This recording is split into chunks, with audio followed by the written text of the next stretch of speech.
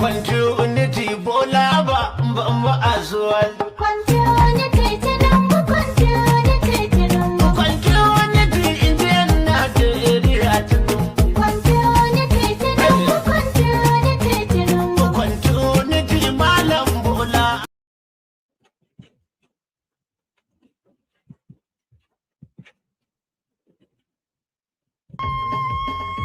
Continuity, Tinubu, continuity. I'm a balloon. Tinubu, continuity. We say continuity, Tinubu, continuity, Tinubu. We love you, Tinubu. We love you, Tinubu. We thank you, Tinubu. We thank you, Tinubu. Awani Tinubu, awani Tinubu. Hey, it is waju Tinubu, it is waju Tinubu. Continuity, bolaba, bomma azwaju. Continuity in the end, Nigeria, Tinubu. Continuity, Malambola.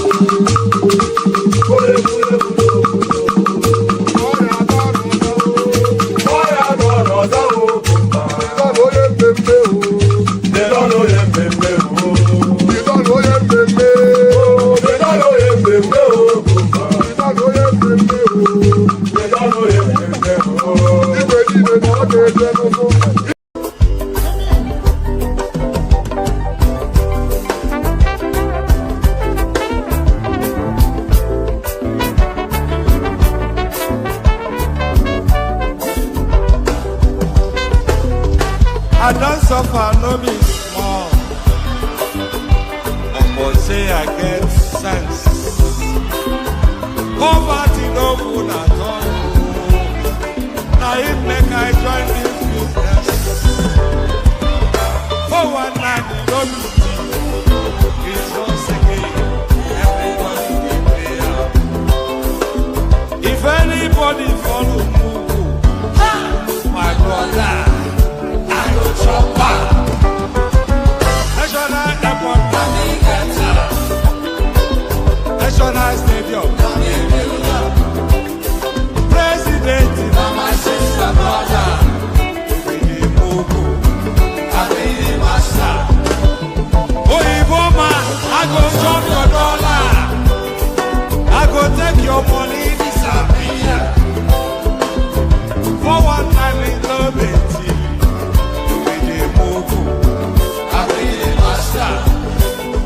The refinery, let me get her.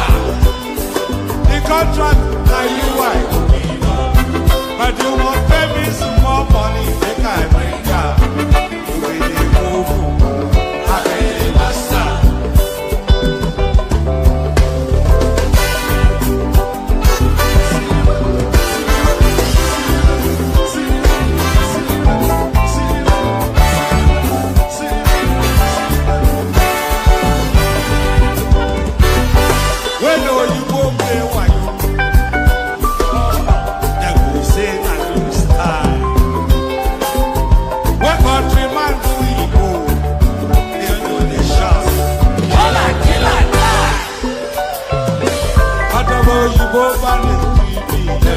I say, I don't see them fire. That's why when they run enter my temple, I go show them fire. National airport, National stadium, President, my sister, brother, to be the master. The refinery, the contract, now you white. But you must pay me some more money than I bring up.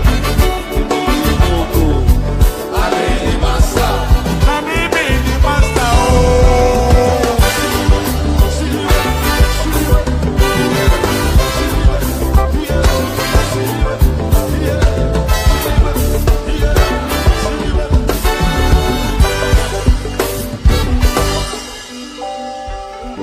When you go to major parts, they live as if they are in the jungle.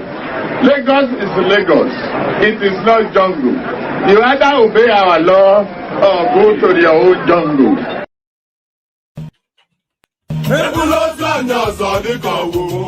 Okay now.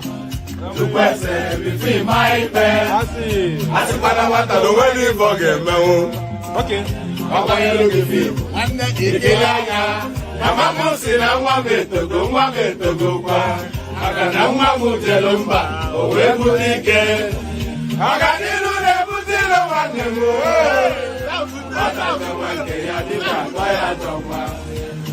Well, here's the video of Bola Ahmed Tinubu muttering those unintelligible words which have since gone viral. Let's take a look. You see the innovation. If we lend ourselves to innovation, we can create wonders. Yeah, it's a successful again, a town hall, different from Blue, Bulaba.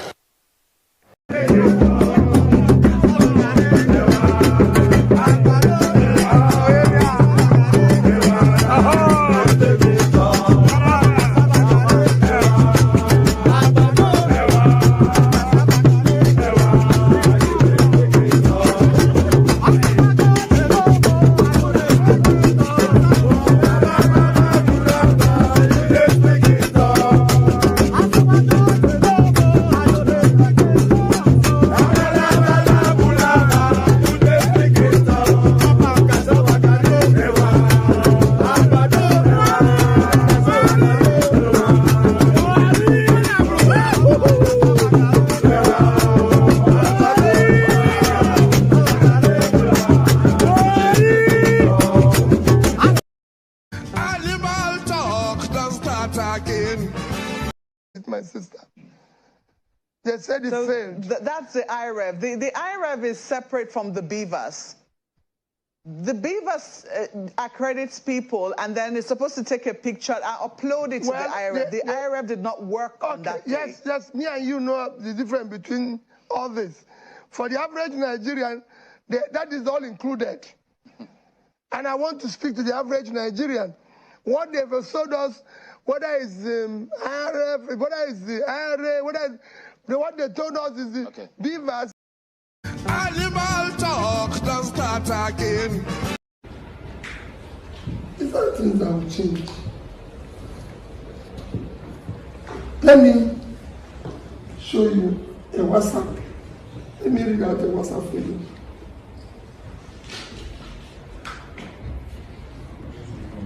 Let me just show you a WhatsApp I sent to someone.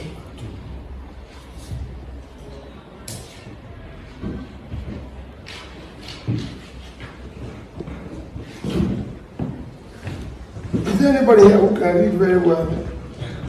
And everybody will hear him? Yes. This is a WhatsApp sent by Tinubu's group. No, read it out. I want you to read it out. Everybody can read. Power glad led. No. Okay. Just read out what it says. Yoruba, shine your eyes on. If you vote for Peter Obi, is automatically voting for seaport in south and southeast, then Igbos will stop coming to Lagos State to invest. Rather, they would go to Delta and River State. They may even stop building houses in Lagos. It will affect a lot of Yorubas. Yoruba Renu.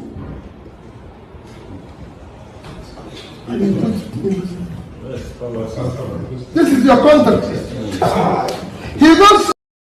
Animal talk, don't start again. And they'll stop it. Sir, 2023, I was one of the people that campaigned for you rigorously in my community. Among my family, only me, I voted for you. But after the election, and when the result was announced, I was mocked. I was embarrassed that, see, you see now, PA to B. Now, I believe that our votes were not counted. I want to tell you that 2027, what can you tell us? Let us know that 2027, our votes is going to be counted so that we will not be discouraged. Because I believe, as you are here, many people here were discouraged that 2027 you will not vote. What do you want to tell us that to make us to vote again and again and again? Don't be discouraged. When you bring a change, you have for enemy all those who live off the old order.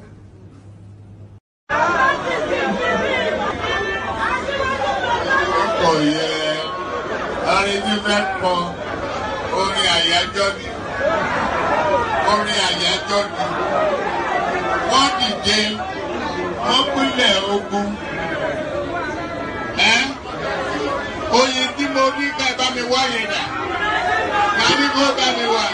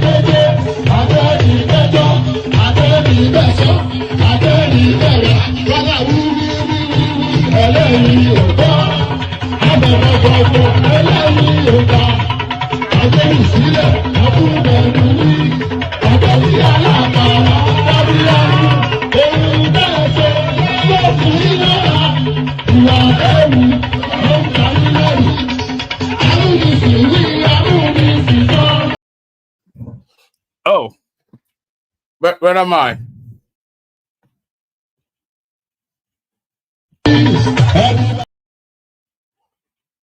Am I visible? What's going on here? Oh, there I am. Oh, brilliant. So There I am. Yeah, brilliant. Hopefully it's not going to be a funky one. The system has already started playing up, but there it is. Good day to you. Good to be in your company. And how are you? We started off with that. Good day to you. Good to be in your company. And how are you? So how are you? We started off as we always started off with a greeting. I hope you've had a gloriously wonderful day, cascading into yet another session. An evening with one man went to mow. So an evening with one man, I don't know quite what time of,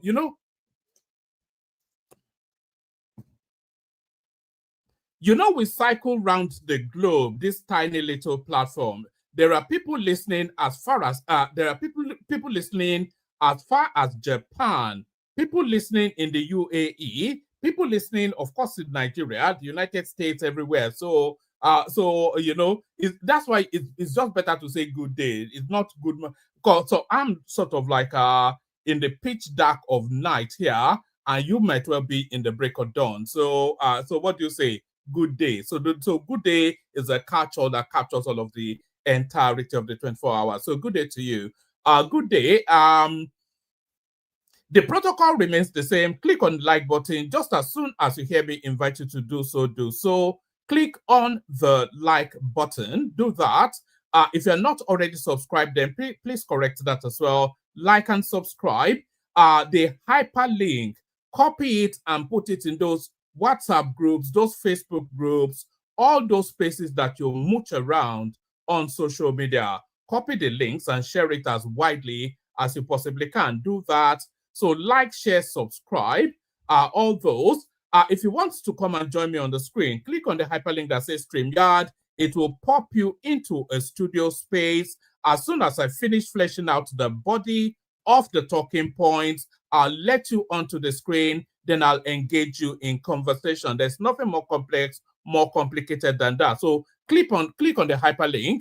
Then you come into what essentially is a green room, a waiting room. So you'll be served tea and coffee and all that. And then as soon as I finish talking all my nonsense, I'll let you onto the screen to listen to your nonsense. So we just come join me so that we can bullshit at each other. How about that? So how about that?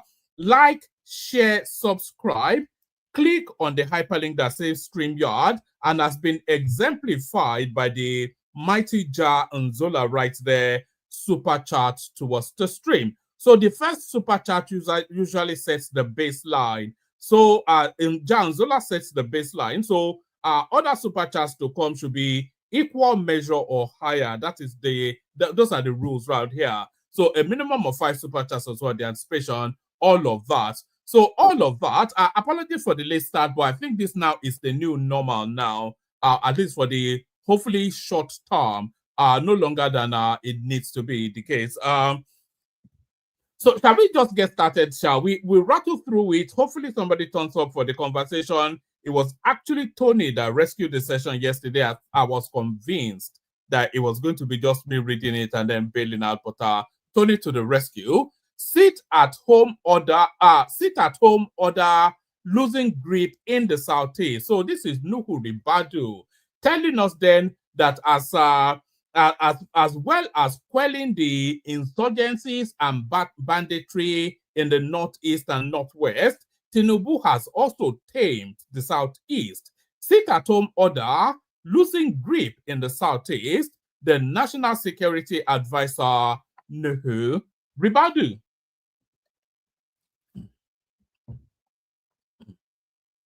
Pardon me, anytime you hear me pause, I'm having a gulp of water because, of course, all this reading and shouting, it dehydrates you somewhat. All right, the National Security Advisor, NSA, Nuhu Ribadu, says the sit-at-home order enforced in the Southeast by the indigenous people of Biafra, IPOB, is fast losing its grip. So it's been a while, actually, since we've circled round narratives of sit at home. So there is some veracity to that. It looks as though then Tinubu has been able to tame. So as people listening from Hong Kong as well, that's just the spread, It's a global.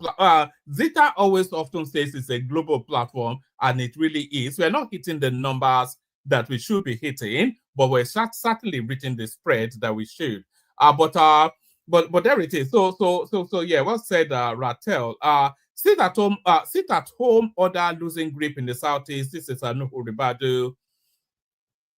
The National Security Advisor, NSA, Nuhu Ribadu, says the sit-at-home order enforced in the Southeast by the indigenous people of Biafra, IPOB, is fast losing its grip. This was, as he said, the security conditions in the region was showing marked improvement. So we need commerce to be able to come into the Southeast, and for commerce, because that is their raison d'etre. That is their shtick. The one thing about the Southeast that is maybe not unique, but certainly peculiar to them is enterprise. And sit at home is anatomic to enterprise. So as soon as we can see the back of that sit at home, the better, especially for our brothers and sisters in the Southeast. Our sit at home order losing grip in Southeast, Nuhu Ribadu. The National Security Advisor, NSA, Nuhu Ribadu, says the sit-at-home order enforced in the Southeast by the indigenous people of Biafra, IPOB, is fast losing its grip.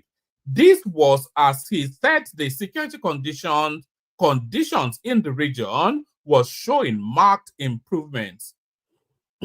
Speaking at the All Progressive Congress APC National Summit in Abuja on Thursday, where the federal government presented its 2-year scorecard, the NSA gave an account of progress made under President Bola Tinubu's administration across key security flashpoints in the country.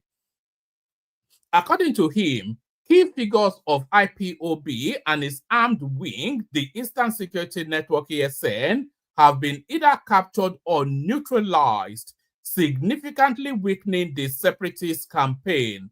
The sit-at-home orders are becoming more and more ineffective, he declared, adding that attacks on security personnel in the region have significantly reduced.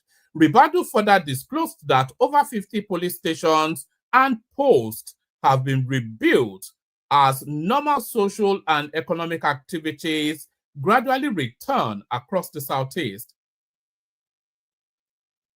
So that is the short and sweet of it. Tinubu finally tames the Southeast. So it was untamable by Buhari, was meant to be a soldier boy, but Tinubu finally tames the Southeast.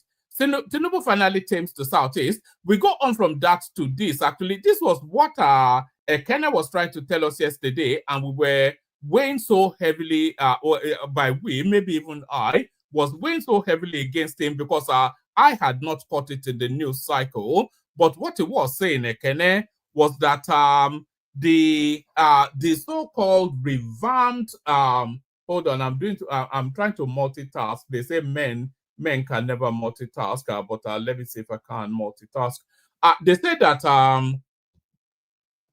so now the headline on your screen then is a verification somewhat of what Ekene was telling us yesterday, that these are much vaunted revamped refineries, NNPC and Port Harcourt and Warri, rather, the much vaunted refurbished NNPC refineries in Warri and Port Harcourt, that after all of the hoopla and brouhaha, they've all broken down. So this is what Ekene was saying yesterday, and I certainly was weighing down upon him, but it looks as though he may well be, right. NNPC announces Port Harcourt refinery shut down for maintenance. So, I mean, this is not really beyond the realms of reason, by the way. But why are they having to maintain it? Something that they spent the better part of $2 billion to refurbish, and they've just now announced that it was operational now. Barely 4 months ago, they told us that they've spent $2 billion to refurbish this thing, and it's operational now, and immediately, barely 4 months later, it's being shut down for maintenance. NNPC announces Port Harcourt refinery shut down for maintenance. The National Petroleum Company Limited, NNPC Limited, has announced that the Port Harcourt Refinery Company, PHRC, will undergo a scheduled maintenance shutdown from May the 24th, 2025. In a statement on Saturday by the Chief Corporate Communications Officer, Femi Shoneye, NNPC Limited explained that the shutdown is part of a broader maintenance and sustainability assessment initiative aimed at enhancing the facility's efficiency and long-term performance. The Nigerian National Petroleum Company Limited wishes to inform the general public that the Port Harcourt Refining Company, PHRC, will undergo a planned maintenance shutdown, the statement reads. This is scheduled maintenance and sustainability assessment. This scheduled maintenance and sustainability assessment will commence on May the 24th, 2025. NNPC Limited further assured that it is collaborating with relevant stakeholders to ensure a smooth and transparent process. We are working closely with all relevant stakeholders, including the Nigerian Midstream and Downstream Petroleum Regulatory Authority, to ensure the maintenance and assessment activities are carried out efficiently and transparently, reaffirming its decision to the nation's energy, reaffirming its dedication to the nation's energy needs. The company added, NNPC Limited remains steadfast in its commitment to delivering sustainable energy security. The corporation anyway, that tells us all we need to know. We don't need to over-label that. Well, they call it maintenance. We'll give them 2 weeks, and if it's not up and running, then we start to call foul. So we give it 2 weeks. If it's not up and running, we start to call. I hope people can still hear me, by the way. Yeah, we start to call foul. Let me know in the comment section if you can still hear me. Otherwise, can you hear me still? Aro Gidigba, hop on. It's been a while since you came on. All right, brilliant. Thank you, Derek. So we're going from that to this. So this one now is a real.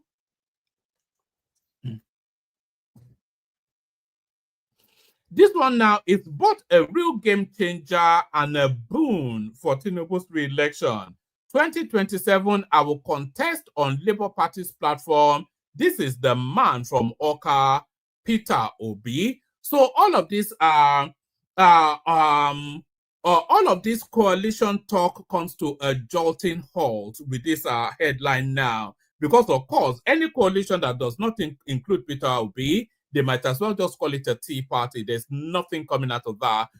So 2027, I will contest on Labour Party's platform. This is the squeaky-voiced man from Anambra State. They call him Peter Obi.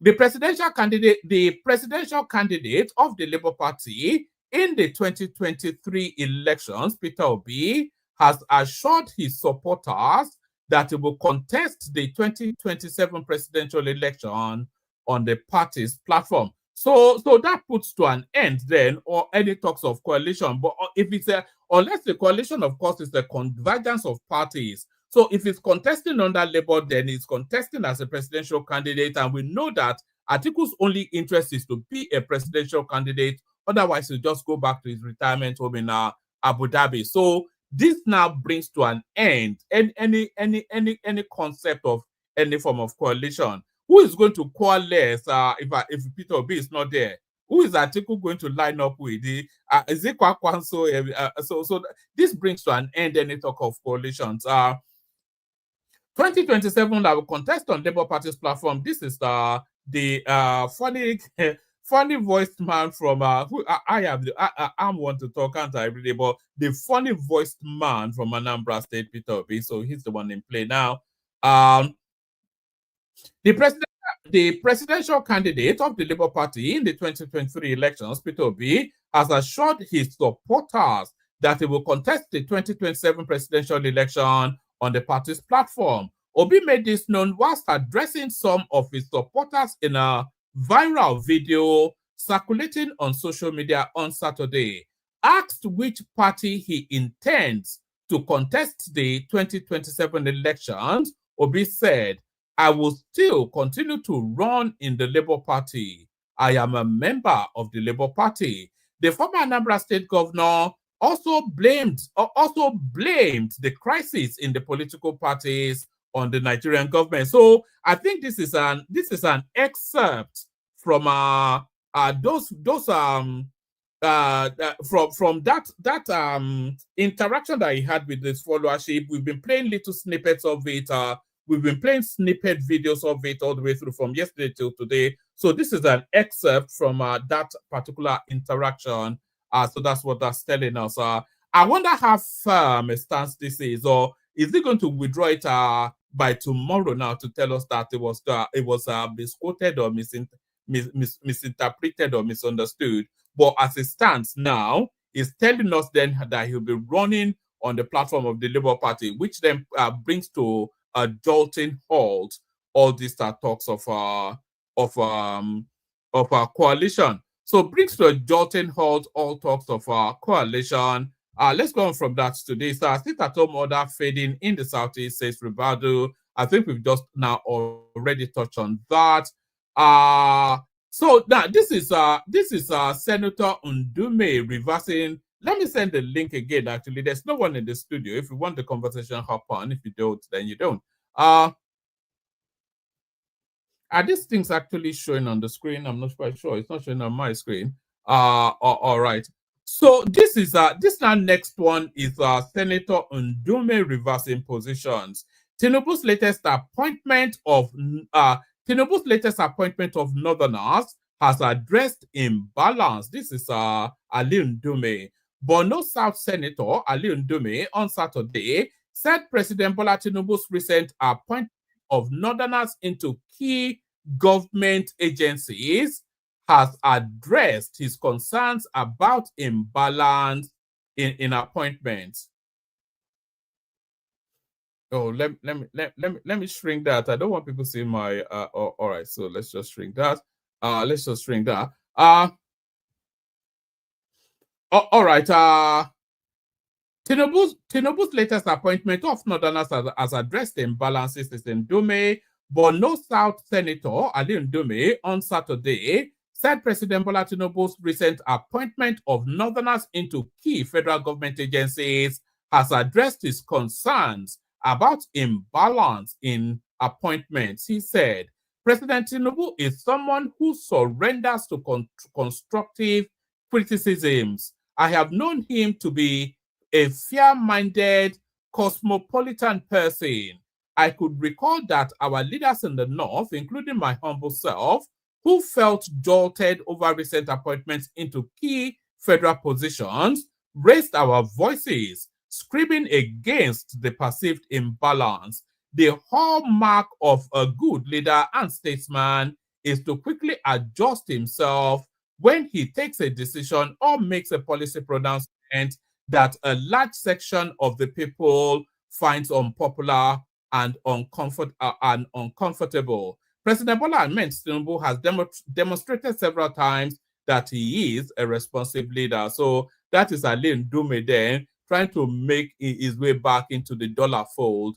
So that's Ali Ndume make his way. So all the headlines to today, they are somewhat weighed against Atiku. Ensure presidency is zoned to the south, group to Atiku's coalition. So this coalition now that Atiku is putting together in order to present himself as a presidential candidate again, not everybody is buying it.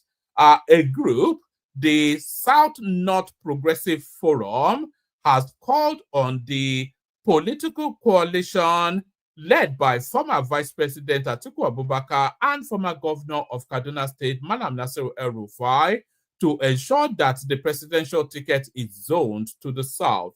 The convener of the group, Onyekwalisi Ikechukwu made the call whilst addressing a press conference on Saturday in Abuja with the theme, "The South deserves another tenure of 4 years." The group, which claimed to be non-partisan, said it has members across all political parties in the country. He said historically, the nation has witnessed a disparity in power dynamics, with the North holding power for 24 years and the South for 18 years since the parliamentary democracy of 1957 to the constitutional democracy of 1999. Ikechukwu noted that it was time to address this imbalance and ensure that every region has a fair opportunity to lead our great nation. He stressed that the federal character principle, which seeks equitable representation in federal appointments and public resources allocation, did not capture elective positions in its equality framework, the convener added. Hence, we propose an explicit constitutional framework for power oscillation between the South and the North. Do we want that embedded in the Constitution? It seems somewhat backwards, actually, to still, should we embed it in the Constitution, this power rotation, so it settles matters once and for all?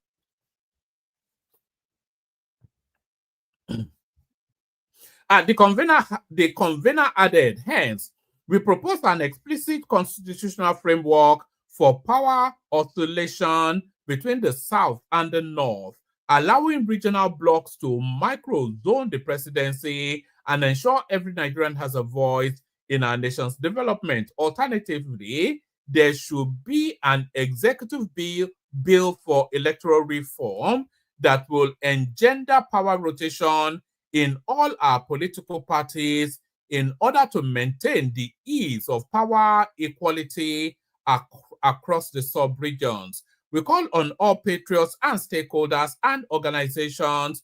We call on all patriots, stakeholders and organizations, political parties, especially the purported coalition platform, to join us in seeding their presidential candidates to the South for the 2027 election, ensuring another tenure of 4 years. So that's the thing. Then that's the one obstacle that Atiku will find very difficult to surmount.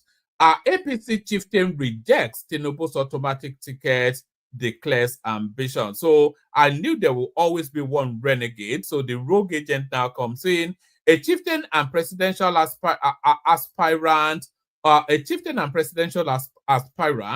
under the All Progressive Congress APC in 2019, Chief Charles Ude Ogaranya, so call him Chief Charles from now on, has rejected the idea of an automatic ticket for the 2027 presidential candidate. He made this declaration following the endorsement of President Bola Tinubu by the party leadership and the APC governors, including the National Assembly lawmakers, at the All Progressive Congress APC National Summit in Abuja.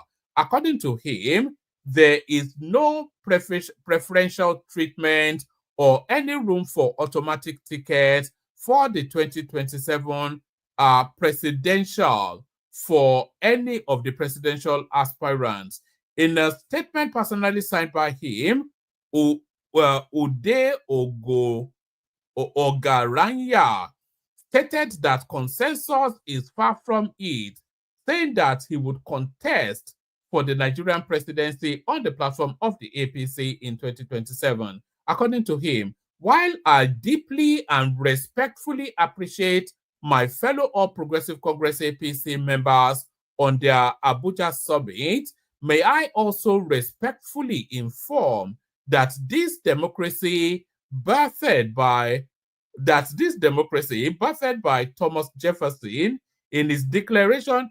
Which democracy was birthed by Thomas Jefferson? What's it even talking about? This democracy birthed by Thomas Jefferson in his Declaration of the United States Independence, 1776, entrenched by Abraham Lincoln. What is it? Okay, so it's just one of those characters that just going on just some gibberish, gibberish tour. Gibberish excursion. All right, so one more and then we'll see if anybody turns up. So one more, we see if anybody turns up. Anti-Tinubu coalition suffers setback as Obi vows to run in 2027. So yes, Obi will run, and but run as what is the thing? The presidential candidate of the Labour Party in the 2023 elections, Peter Obi, may have foreclosed his participation in the coalition that would challenge President Bola Ahmed Tinubu and the All Progressive Congress APC by declaring to his supporters that he will contest the 2027 general election on the Labour Party platform. He said this while speaking to a group of young supporters in a video circulating on the party's WhatsApp platform on Saturday, as recorded by something or the other TV on Saturday. He also said that what appears to be an internal crisis in the two dominant opposition political parties, the Labour Party and the PDP, was the handiwork of the federal government. Responding to a question on which platform he intends to contest the 2027 election, Obi said, "I will still continue to run in the Labour Party. I am a member of the Labour Party." So I think that's just what does this add anything else?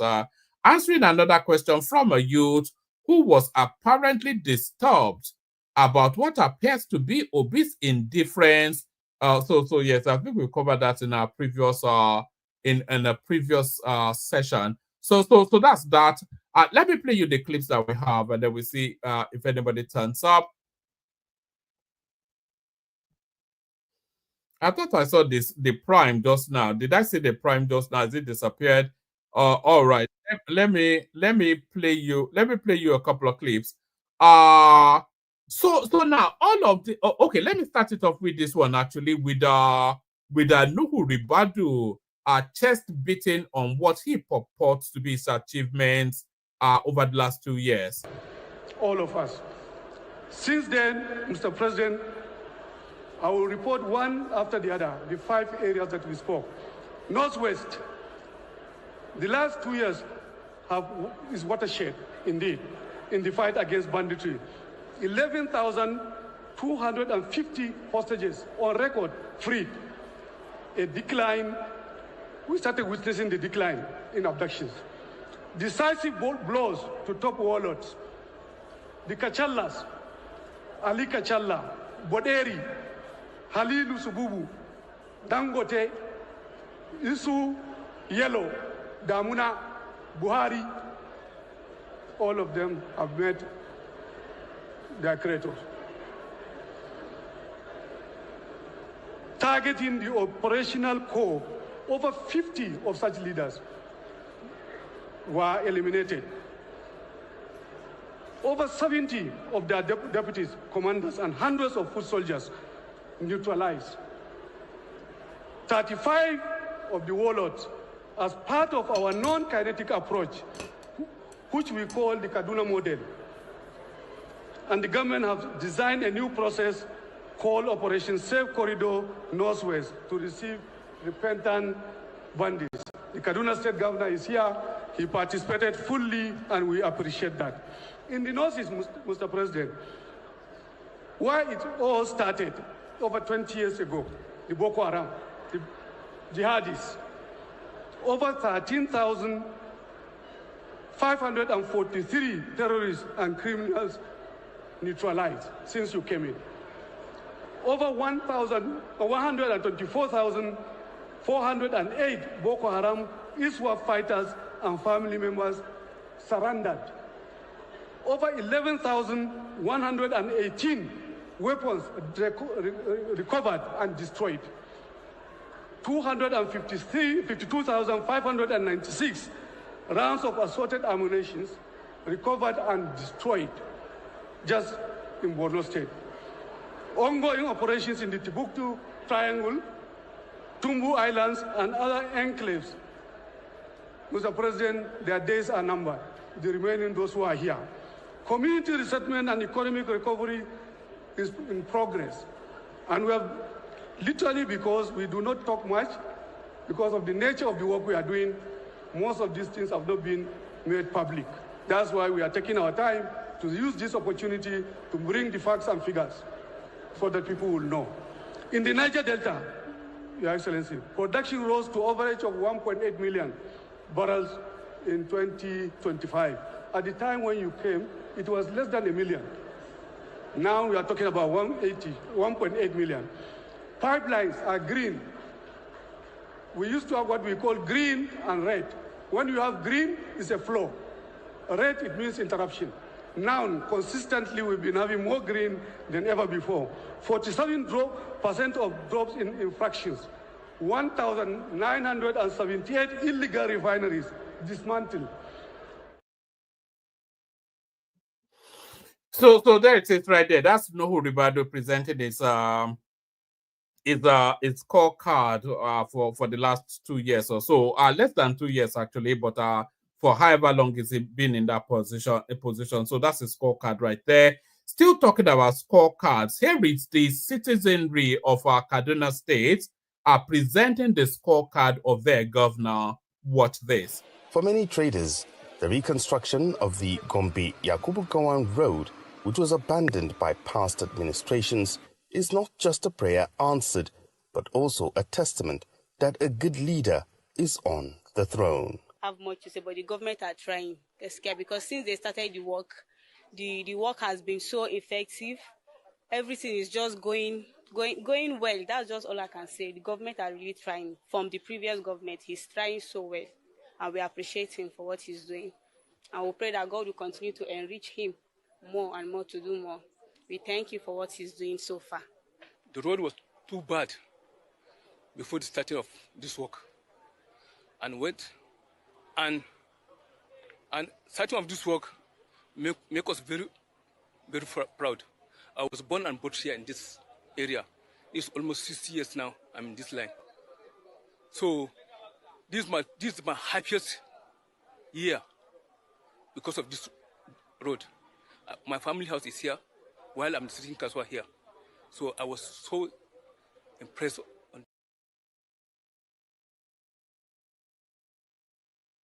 So that is what the governor of Kaduna State is doing with state funds. So you can hear the citizenry, they're all impressed.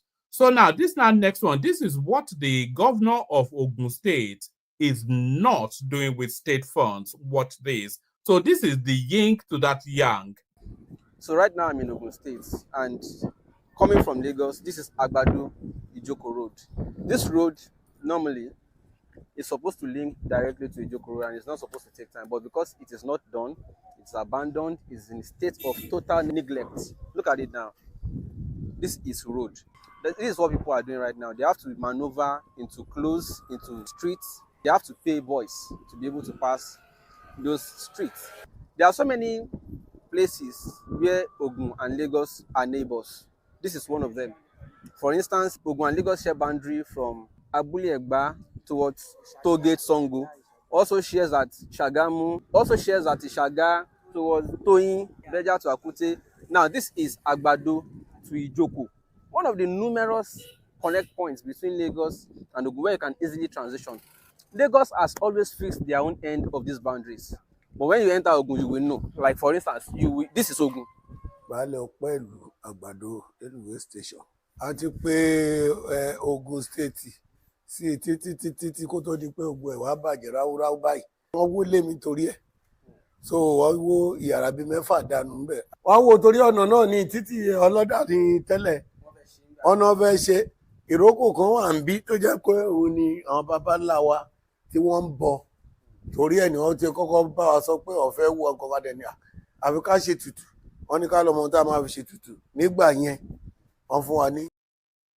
Right, so that is what Dapo Abiodun, the governor of Ogun State, is bequeathing his people. You know, if throwing Agbada all over the place is an Olympic sport, that guy will win a gold medal. If governance was the measure, F9. So that's that. There it is, right there. One more. Actually, 2 more. Do you remember yesterday we were talking about Senator Nwaboye that was reporting to the Senate then that when he's flying into Abuja, there's so many shanties that he sees that is an eyesore, and he was inviting them that Yemsin Wike should go and bulldoze all of those shanties that is offending his eyes as his private jet starts to coast into the Abuja airport. So here is Ruben Abati responding to that narrative. Watch this. That conversation between Senator Nwembonyi and the Senate President reflects the reality of Nigeria. This is a country of massive inequality. The rich looking down on the poor from the heavens, the poor in difficult circumstances on a farmer. And this Nwembonyi, where is he from even? Ebonyi North, a village called Mbeke Isheke in Ebonyi local government area.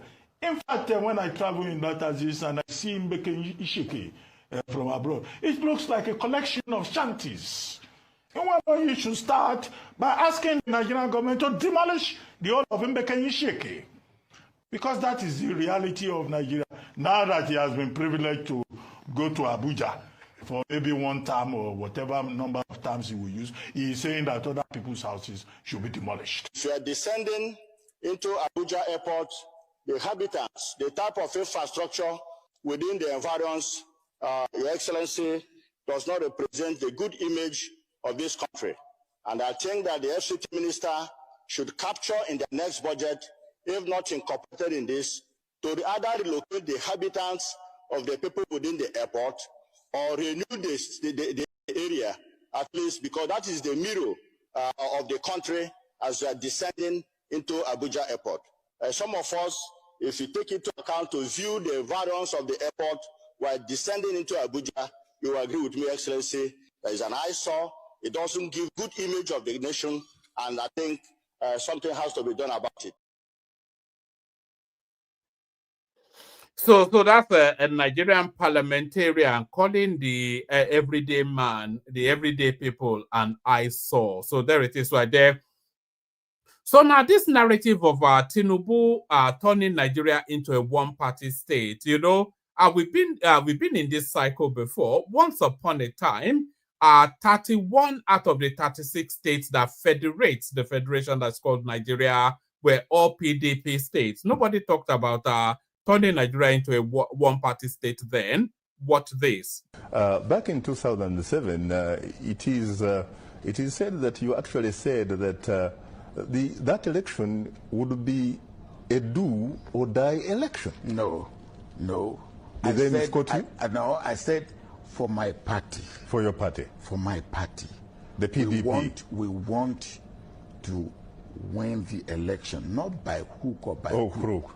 But of course, you know that you know the complaints about that election. Yeah. Now, far from being fair. No, that election was fair. You think so? Oh yes.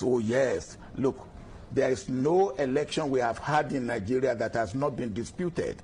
The election was disputed, all right, but the election reflected the will of the people of Nigeria. My party had 28 governors. If you had to do it again, you think that 28 out of 36 governors, where you have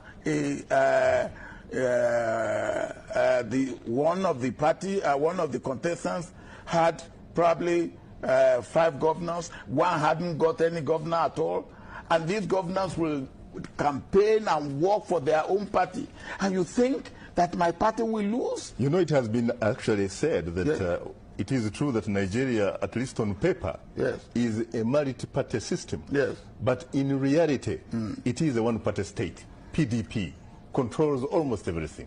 So what is wrong with that? What is wrong with that?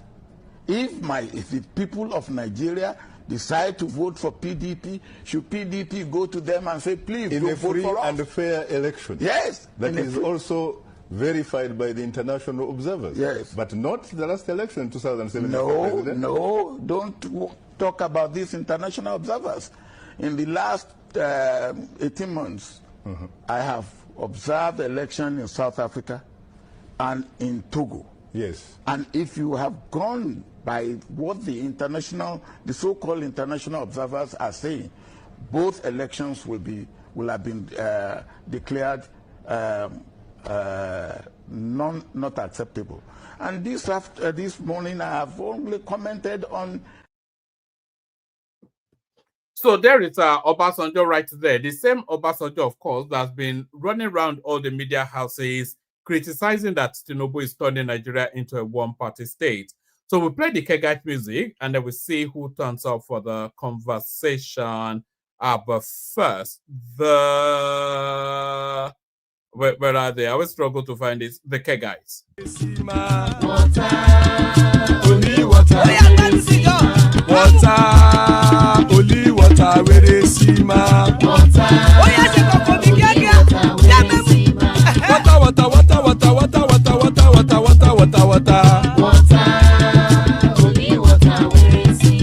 Hapa o naido. Hapa o naido. Hapa you don't come o.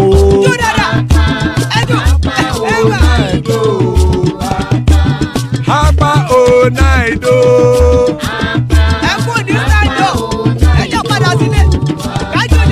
Oro keke elemu ye o. Ide shodi ya keke elemu re o. Obi master keke elemu re o. Chifu faila ti keke elemu re o. Eruku lele elemu de. Eruku lele egbe elemu dodo jare o. Eruku lele Ghana ti de egbe body o. Ọmọ ẹlẹ́yẹ ẹyẹ o òdìlé o. Odúyẹlá ẹyẹ o òdìlé o. Petro Sodana ẹyẹ o òdìlé o. Petro Sodunke ẹyẹ rẹ òdìlé o. Ẹlẹ́kọ̀ ọ̀run mú ìní o.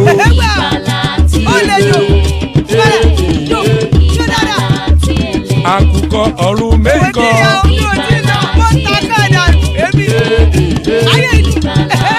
Ikú kò ní ríwà gbéṣe o.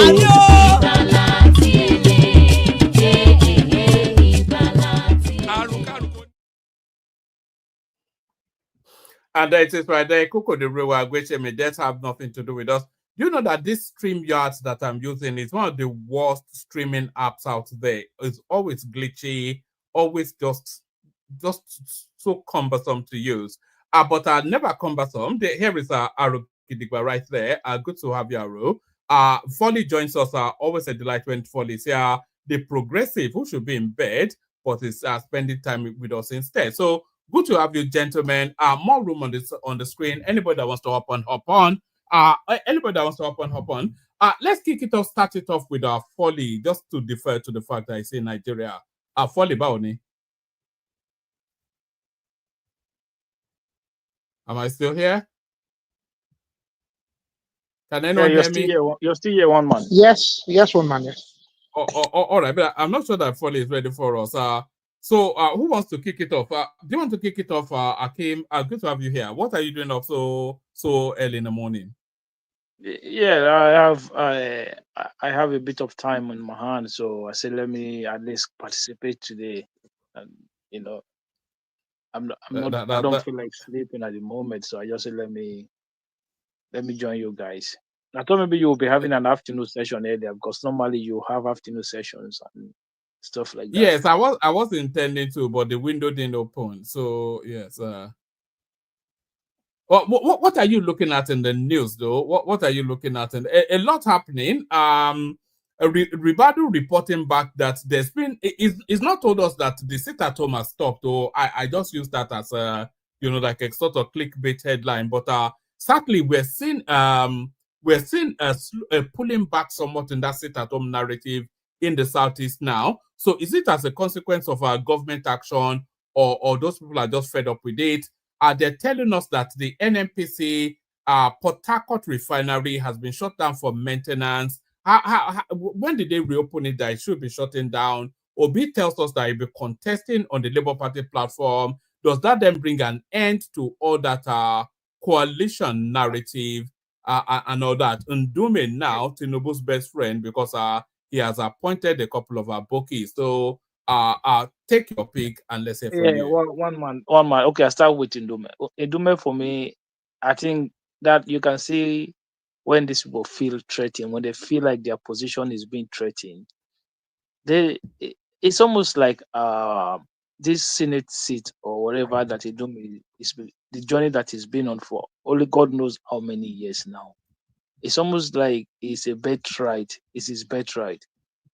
He's looked around. He came out to criticize the government. Daniel Boala went for him, and I think he's been looking at it as and he's seeing signs that the ticket might not get to him in 2027, and if he goes to other party, what are his chances of coming back to the Senate? So what appointment did Tinubu make that he's coming back to say, oh, he's representative? Just make appointment to that as appointment of directors to different boards of different organizations. That's all. It's not like some massive ministerial appointment or something like that. It's just directorship appointments. That's all. And if you look at the list, you have more from the south than you have in the north.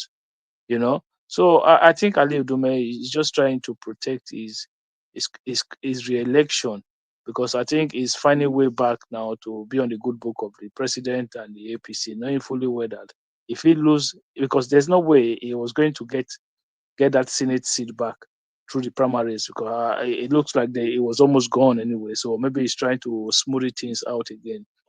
So on the sit at home issue, I think what happened there is, what not naturally happened to all this organization. Take out the head, and the rest of the body dies.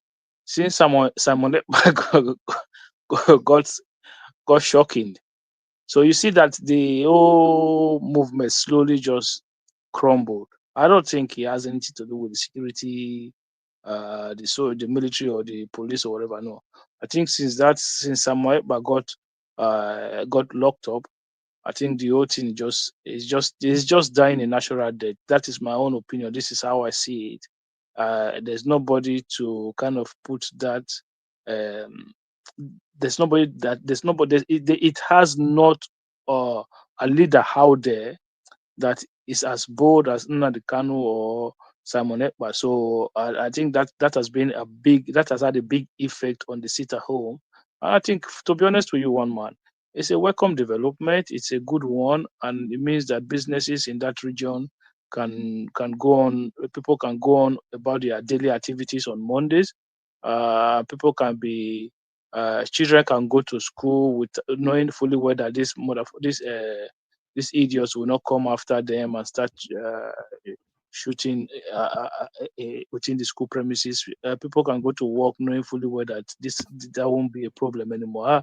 I've not really heard anything about it in a while, so that tells you that it's almost dying this natural death. I don't think it has anything to do with security, the soldiers or the police doing anything about it. I just think maybe because the head is gone and the body just dying a natural death. You think it's a consequence of Simon Ekpa no longer being in circulation? Yeah, of course. I think that was what happened. I don't think it has anything to do with the army doing anything, because I've never heard them arrest anybody since that thing has been going on. I've absolutely never heard that anybody was arrested for actually enforcing sit at home. I've never heard a single person being arrested for it. So I think what happened is the thing it has no directions anymore, and it's just dying its natural death. That's what I think happened. And the issue of the refinery, one man, I don't know, man. That thing, they need to just pack it up and forget about it. It has wasted a lot of money. Now are they trying to get their election money from the maintenance they want to do now? What kind of maintenance are they doing? How can they be maintaining something that they just reopened barely? No. It's not 4 months now that they told us now that after $2 billion spending, the thing is working now. It's election. The election is coming now. And how come Dangote is not shutting down his own refinery to maintain it? Why do you have to shut it down for maintenance? Listen, one man, that is the place where every government gets their election money from. The money they use to run election, they get it from those refineries. They just tell you they put money to. We've been maintaining that refinery, God knows how long. It doesn't work. So that's one. Just have it at the back of your mind that Tinubu re-election fund is coming out from that maintenance money they are telling you about. They're not maintaining anything. They just put the fund there and siphon it one side, and that is the money they're going to use for campaign in 2027. That is what that was. If you remember, during when a year or two towards the election of Buhari, that was how they pump money into that refinery, saying they were doing a maintenance. Every time the election is getting close, you just watch. Then they want to maintain refinery. It's every government. It happened during Jonathan. It happened during Buhari. They all of them do it. They just pump money there and say they want to maintain. They told us refinery has been fixed, right? They are not producing petrol. Like, how long was that? 2 months ago, 3 months ago, and now the whole thing is short. They're shutting it down for and they did it with so much fanfare as well. You know, all the noise they made about it, that look, we fixed it, this, that, and the other. They were asking journalists to come round and unbelievable stuff. I heard that is Mele Kyari on the run. I heard that it's escaped to Dubai or something. Is Mele Kyari on the run?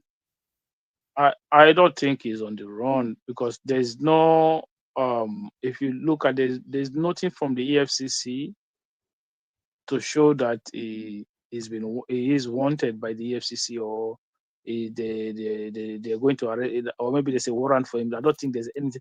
Maybe the man is just go out to relax himself. But in my opinion, he stayed too long in that position when Tinubu came in. I think he should have left the same time with Emefiele. Both of them should have left the same time. And then the same thing that happened to Emefiele should have also happened to Mele Kyari and Malami. And for me, until Malami get prosecuted, Tinubu for me hasn't done anything. That's, to be honest. Like, forget about all this infrastructure, all of this nonsense. It's not nonsense. It's governance and all of this. But in terms of those people who I personally think did some stupidness during Buhari government, in my opinion, Malami is on top. And until that man gets done, I'm not going to be satisfied with Tinubu and his government. I'm telling you the truth now. Because that they cannot allow. I'm with you on that, actually. I'm with you on that. Quite why Malami is working freely. He's not even run out of the country either, even threatening the government, forming coalition and all that nonsense. Forming coalition and all that. This guy was by. Did you see when he tried to run for governor? You see what he did? Yes, and he bought about 250 luxury SUVs for all the stakeholders in that state. Yes. What was his job? Attorney General of the Federation. That was his job. Like, that guy, I think that I don't know what they are doing, but for me, until that guy gets caged, these guys they are not serious, man. He's one of those people in that Buhari government. Him, Emefiele, and Mele Kyari, three of them. They were just running cycles. They were running cycles around Nigerians. If you remember when Kemi Adeosun tried to hold them in the throat when she was Minister of Finance, they went to go and leak NYSC certificate, forged NYSC certificate. All the issues she raised that time, as soon as she got kicked out, they brought the other Malam woman in. Nobody asked questions anymore. Everybody just moved on. And she was saying this NNPC had not remit money to the Federation account. That money must be remitted, and she was holding her ground. All of a sudden, they brought out a fake NYC certificate. Yes, she did her own. She did wrong by forging NYC certificate. But you have to understand, this was a woman that was not born in Nigeria. She didn't live her life in Nigeria. She was misled by some Nigerians to say, "Oh, don't worry, we do it this way, we do it that way, and you'll be fine." Only for her to get into trouble, just because she was holding her ground against those rogue elements in that government. And that was how they kicked that woman out. And she was the only good thing in that Buhari government when it comes to the economic side of it. They kicked her out, and then they start doing ways and means. Emefiele started confiscating naira and all sort of shenanigans, man. I don't know, man. I don't know how those people are still roaming around. Then the Malami is still talking about coalition. How is that man even still outside and not being banged up in Kirikiri or whatever it is? I don't know. It's crazy. It's crazy, one man. All right. Talk to us about Peter Obi now telling us that he's going to run on the Labour Party platform. So that brings to an end. Did he say it, or some people just carrying rumor now? No. Did he actually? He said it at some meet and greet that he had with a bunch of Obi supporters. So, but maybe he said it casually, but it came out of that meet and greet. So he was actually captured on video saying it. Yeah, but I don't know that one. Well, I'm pretty sure he's going to reverse it maybe within the next 24 hours. Because there will be a big problem there, you know. As it stands now, nobody knows what's going on in terms of the leadership of the Labour Party. So he doesn't want to be taking stupid risk with that political party. If imagine they went to force Abure's out, and then Supreme Court comes up with a different judgment to say no, Abure is the authentic leader, then what happened? His candidacy will be gone, will be just down the drain. So he doesn't want to be taking chances like that, be making categorical statements in that manner. He has to be very smart in the way he goes about it. If not, he's going to find himself in this position whereby the APC find themselves in Rivers State during Wike's second time. That was the 2019 election. Because if he doesn't play his card well, he might think he's got the candidacy of the Labour Party only for him not to have anything in the hand. So he needs to be smart, because I didn't think he actually made that statement. But if it happens that he actually made that statement, I think he's not being wise. I don't blame him, you know, because in my opinion, Obi is not the smartest person that I've seen, especially when it comes to political issues. He's not the smartest person that I've seen. I understand that he has people who are his followers, and then they go back and front like the Irish weather, you know. But it's okay. It's not a big deal. But at the end of the day, let's see what happens. But I just think personally he's going to be taking a huge risk if he was to go on that Labour Party. All right. And just one more. This APC chieftain threatening that he's going to contest the APC ticket with Tinubu. Of course, a couple of days ago, they said Tinubu was going to be their sole candidate. So do you align with that guy that says no, there has to be some form of contestation? Of course, he can contest the primaries with Tinubu. You know, I do not see anything wrong with that. You know, if it's a democracy, if they have their convention, and then he wants to come out and contest against the president, he can do that and see how many delegates he can have. There's nothing. I don't see anything.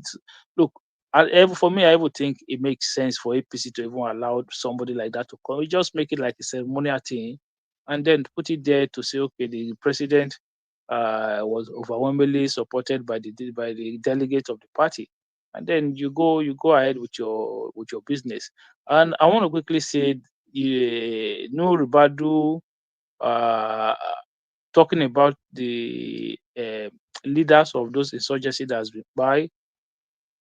I think, okay, yeah, they've done a lot in that area, but I think, in my opinion, one man, let's be honest with ourselves, Tinubu understand what true federalism is, and he was fighting the Obasanjo government then.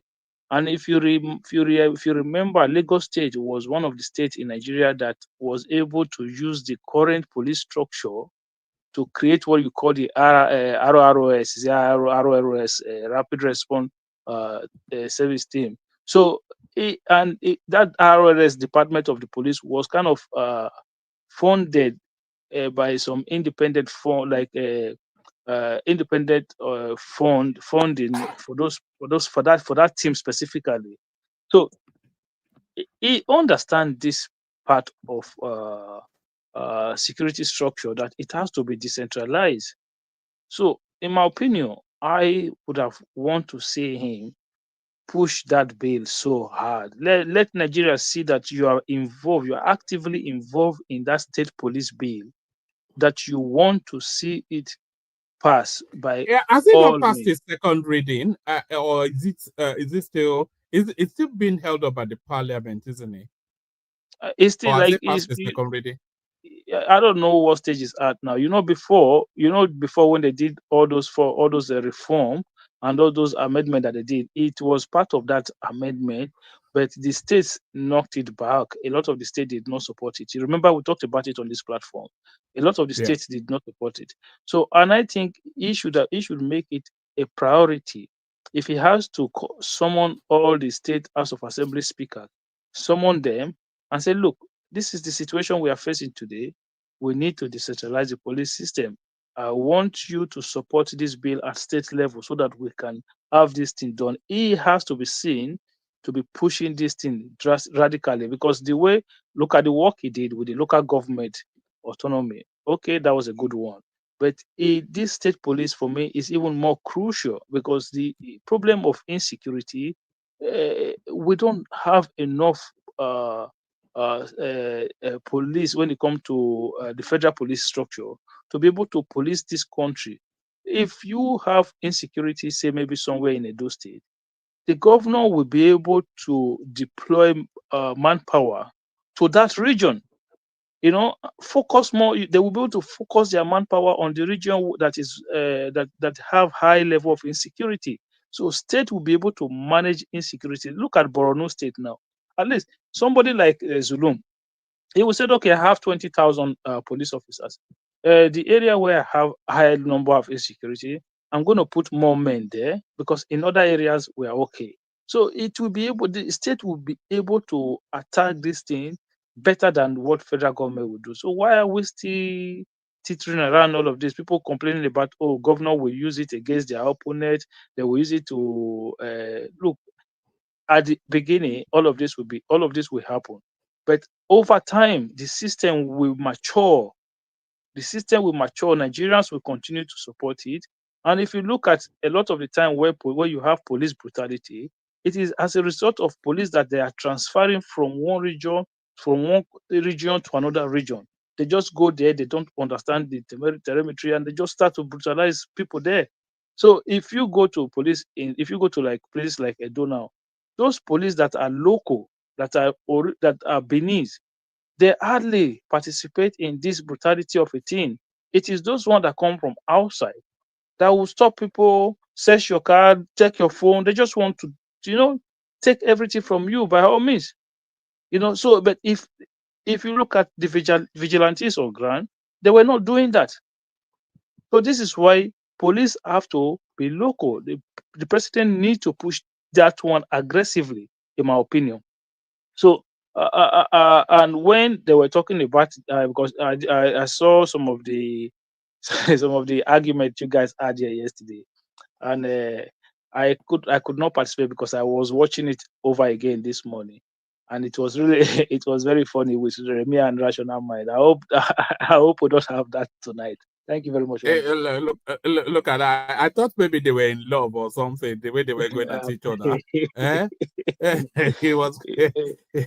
No, the thing with Rational Mind is that if I just think say Rational look, Mind, it likes to poke at them deliberately, and they always fall for it. That's just. yeah, just say look, I'm a Labour Party member. It's not like a Canadian. Everybody know that he's a politician. So when it comes to criticize the government, you can see that he's just fully 100% biased in his criticism. So you can take that because he has not hidden that fact that he's a politician. But Rational Mind will be telling you that no, I don't support this, but it's 100% full on the government's neck. Nothing rational about Rational Mind. submissions. No. There's an IR missing from his name. There should be an IR. Exactly. Yeah. So thank you, Akim. Stay with us. Let's come from you, Akim, to Aro Gidigba, if he's ready. Aro, are you there? Indeed, I am one man. Good morning to you in particular, and good day to everyone. What are you frying? Are you frying dodo this late in the night? No, I'm not. No. I'm on duty. No. I think there's some 1 or 2 sets in the background that's making some funny noise. They always do. How are you? I'm good. Yeah, still trying to put the world to rights, and all that. Yeah. It's a thankless job, What can you do? Yes. Yes. So what are you looking at? Are you even looking at Kemi Badenoch? I think she's having somewhat of a bounce back, because Kemi, she's done for. I don't think she's done. Did you see Sakia come up with this policy, this hardline immigration policy, which I thought was to try and counterweight Kemi Badenoch's narrative? No, that was country Niger Farage, not Kemi Badenoch. Yeah, reform. Yeah, I don't think Farage. Sorry, I don't think Keir Starmer gives much concern about Kemi. I think he's much more concerned. I think everyone in the UK, in conventional parties in the UK, that being the Lib Dems, the Tories, and the Labour, I think they'd be more concerned about reform. They've done very well in the local elections there that just went. So they've been looking at but then you look at Keir Starmer. Keir Starmer is a center and a bit to the right, actually, even though he's in Labour. Is not a hard left. He's a very centrist politician from his heyday. He's not an unknown quantity. He's very well known. His activities there, as a QC, I think it was for decades. So he's a bit to the center. I don't think anything he's doing is unusual. There's still a bit of that in Canada as well, apparently, and a bit of that in Australia. It's just the nature of the times. Do you think it's the Trump effect? Because the world always seems to latch in the direction of American politics. Do you think they're latching? Not really. The world is latching quite to the right because of Donald Trump. Not quite. I just think it's a tendency itself that's been brewing for a while, and I think it's a tendency that's been brewing due to kind of like it's. So look at. I think the nature of. You look at areas, places where Canada, UK, Australia. They've gotten to a break or even position where they needed skilled labor and they also needed unskilled labor to maintain their economy. Okay, and as a consequence of that, they've also had situations such as housing issues, healthcare, other things. Okay, some of the hard right have actually inflated the realities of those things and then used it as and then you put that into consideration as the fact that the indigenous populations are not quite as wealthy as the previous generation. Things are harder in general around the world. Literally, most economies are, the COVID. There's so much happening in the world, and I think the reality for young natives of these areas is that their financial status compared to their parents is not quite the same. And they are also competing with skilled individuals from around the world that they wouldn't have had to compete with on an equal measure previously, maybe a generation before. So I think those things are just some of the things that just really, those are the realities that come up. Housing as well is one big major, because as you understand, one man yourself living this part of the world, one thing when you get on the ladder, owning your own property, owning your own house, owning your own home, if it is, really is the first step taken, on that ladder there to building some sort of wealth and building up really. So, and that really has become something that's become not quite as easily achievable for young natives really of this area. So that's just a global reality. I don't think we should really what happens in America happens in America. America is a different beast of its own really. So. All right, brilliant. Take us to Nigeria then, and let's look at what's going on. Peter Obi now saying he's going to run under labor and all that.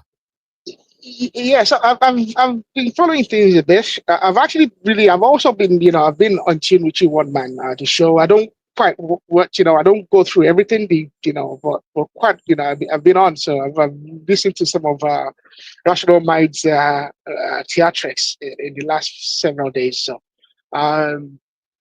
what's going on in Nigeria? I think the endorsement of Tinubu as the sole candidate, while I think it's early, I think it's also not unusual. There's nothing unusual about it. So let's look at previous instances there. We had the endorsement of Jonathan at the convention. It was at 2014, around 2013, and then there's a walkout by what we now know as the is it the new PDP, Saraki, Atiku and Co. There was the endorsement of Buhari in 2018 2018 or thereabouts. Tinubu is the sitting president in APC. The convention, the nominal convention, is that he has the right of first refusal, I think is what they say. So yeah, that's all right. But I think that's a universal norm, though, isn't it? Yeah, it's a universal norm. Yeah, so he has a right of first refusal. Often gets first refusal. Yeah, but however, I think APC should concern themselves with holding a convention first. They've not held one. It was only Joe Biden that didn't get first choice first refusal. It did. It was just a matter of the fact that it wasn't quite capable in terms of his health. It pulled out. Remember, it pulled out very late, and some people even claim that pulling out so late in the game is one of the reasons Irish didn't do quite as well. But that's just by the way. That's not the reason, man. The people just the numbers were there. They were not Americans. But I'm just I didn't say that's what I think. I said some people believe. So so that's what some people claim. So indeed, Joe Biden did get a right of first refusal as well, technically. But I think they should visit themselves with organizing a convention, a credible convention that is seen to be fair, that is seen to be they have some small issues in the party, but like it's always been said, when your presidency is in your party and there's money flowing and there's a bit of job for the boys going around, people tend to be happy. Okay. It's easier to calm trade nerves. It's easier to accommodate people. It's easier for them to say, okay, you know what? We'll talk to the people at the federal. They'll do something for you. So that's why things seem to be calm in APC, and that's why PDP are struggling. They've been out of power for a very long time. There's really not been a job for the boys for a long time. There's really not been any steady financing of the party, especially now that there's no Wike. And especially now that the purse in Rivers has been blocked, the purse in Delta has been removed. So really, is it Seyi Makinde that's going to fund PDP? Bayelsa, well, Bayelsa could, but but at the same time, Dewey doesn't seem to be. I thought he was going to get into a battle with Wike a while ago, but I don't think he puts his money where his mouth is. So that's that. So it's the PDP are struggling because they're not in power and they don't have money. They don't have jobs to go around for the boys. They don't have that. So that's why no one should blame APC for. I mean, it's the nature of politics. Okay, is that politics is a contestation for principle. Okay, this is what we believe. We've collected ourselves together in this particular political party. Although people say Nigerian political parties are not defined by any particular principles, but the main thing is they've collected themselves together. Okay, they're going to try and dominate. That is politics. It's dominance. And anyone complaining about dominance, okay, and anyone complaining about sleight of hand is a fool. And that person has no business in politics. So what Obi was doing the other day in response to that man's question, okay, was rather stupid. You mean blaming Tinubu for him not being able to handle Labour yes, Party? It was rather stupid. It was rather. I had some words for it earlier, but those words just elude me right now. But it's rather. It's like gymnastics, mental gymnastics. Because at the end of the day, you are failing as an individual. You saw Abure, you supported Abure, okay, when Abure had a number of cases against him that had some credibility. You supported him. You supported him in moving the elections. The party. I think it wasn't the party convention from Benin. You moved it to your own state. You supported that right through. Okay, right on to when the treasurer came out with damning allegations, you were supporting him. Okay, so and also you are witness to the assault of some of the Labour Party members that were aligned to the Arab Bambi caucus. They were assaulted in Benin, severely assaulted in Benin, for which this other fellow that was there, their candidate in the Benin election was fingered as having been involved in that. And the individuals accusing you of tribalizing the party. And you have not failed to resolve some of these matters to the extent that Arabambi, who was violently and terribly opposed to Abure, has been able to form an agreement and an understanding with Abure. How terrible, how stupid can you be? And they are claiming that these individuals are funded by APC and the government. These are individuals that have been in the party 20 years before you ever thought or dread that you come and join them. These people have been in that party, lowly party. Yes, they were lowly, but at the same time, they produced a governor, they produced a senator, they've produced House of Reps before you ever showed up. They've dominated the whole state on those states for 2 terms before you showed up. So it's rather unfortunate that Peter Obi will do that, but then I don't expect that from him. I don't expect any less from him. Anyone that has heard me knows that I don't think much of Peter Obi, and that nothing to do with him contesting against him. Very few people do actually, apart from his core base. I cannot. I cannot imagine how anybody with a functioning brain would align with anything Peter Obi. It's just a nonsense space. Yeah, I mean, he's someone I joined. My first foray into social commentary about Nigeria was just joining Ireland. I think around 2010. I think well before the protests anyway. They used to slam him all the time on Nigerian land. He was being slammed all the time. I read about him. I had some understanding of him. The Pandora Papers came out, and then when he went and did that talk at that pastor, what's his name? He does this thing in October 1st. And he gave that talk, and here was this man trying to whitewash himself. I felt the platform. It's called the platform. Yeah, the platform. And then he came out in 2018 or 2019, late 18 or 19, I can't remember. And he had, I know, Buhari and Atiku refused to have a debate, but himself and Osinbajo had a debate, and it was just absolutely. It was just there was this man talking container economics. And then individuals come out in 2023 or thereabouts, and they start telling us that this man is brilliant. No, he's a dullard for all intents and purposes. I mean, what is so keen? I mean, I don't know, really. This is a man that worked under Abacha, by the way, at the Ports Authority. I mean, the unfortunate thing about Nigeria is that we don't investigate individuals. Individuals commit crimes. Individuals do things that are inappropriate, and they get away with it.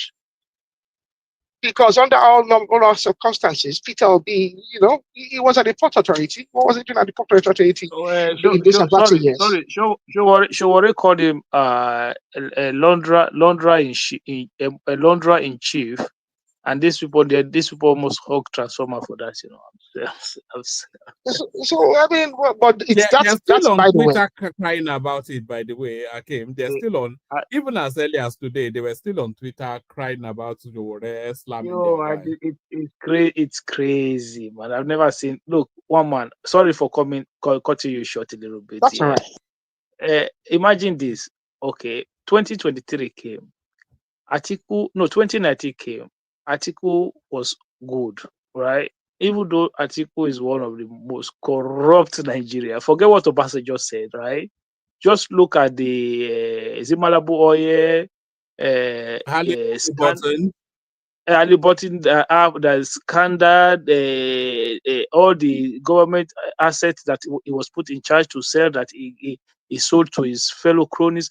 That man is one of the most corrupt Nigerians, right? Oh no, they find a way to excuse voting for that ticket because Obi was under the ticket.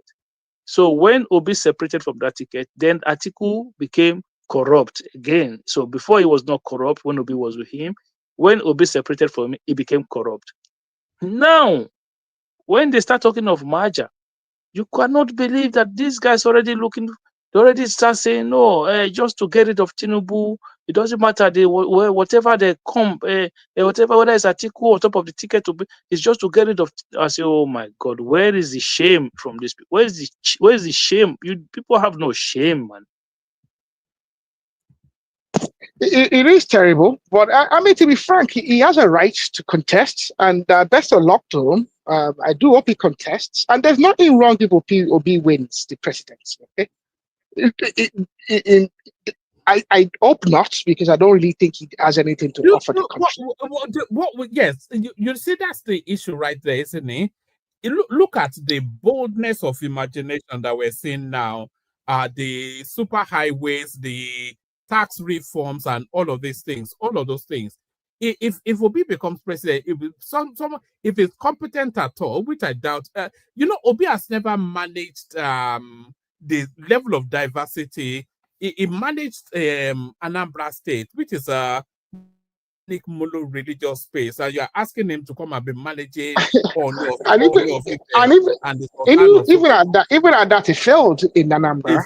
I think he was accused of having tried to implement some kind of identity card, which is not a bad thing in itself, but it was discriminatory in itself. Essentially, he tried to do kind of like a non-indigenous identity card kind of thing, which contravenes the federal laws and the civic rights of Nigerians. So even at that, and even look at Labour Party. So he's been accused of actually being at the root of the issues at Labour Party, and that those issues are actually tribal in nature. So he's epic jingoist, to be frank. And the nature of his run the Labour Party show that he'll do poorly as a Nigerian president. But even at that, he's a Nigerian. If the Nigerian people so wish to elect him, they can, and they will, against all this rancorous talk about political party dominating, and one party state. No, if the Nigerian people truly wish to have Peter Obi as their president, they will elect him. I have no doubt about that. So that's where I stay on that matter. So yeah. What else is there? I thought I saw a Kenna coming just now. Just all manners of. I think we're feeding on scraps today. The NNPC. I thought.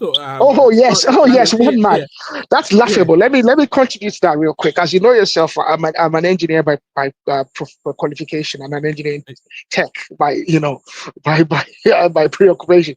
Now, so it's laughable to close down a facility of that nature. Now, I've never really worked in petrochemicals, I can't tell you that I have a particular understanding of the daily operations of a refinery. However, from an engineering perspective, I think I have some gumption of that, and I think I work in a facility that will be sizable, comparable to, 400 acres. I don't know if there's many. I don't know the size of the refinery, but I don't know if it's up to 400 acres. But I work on a facility that's 400 acres large.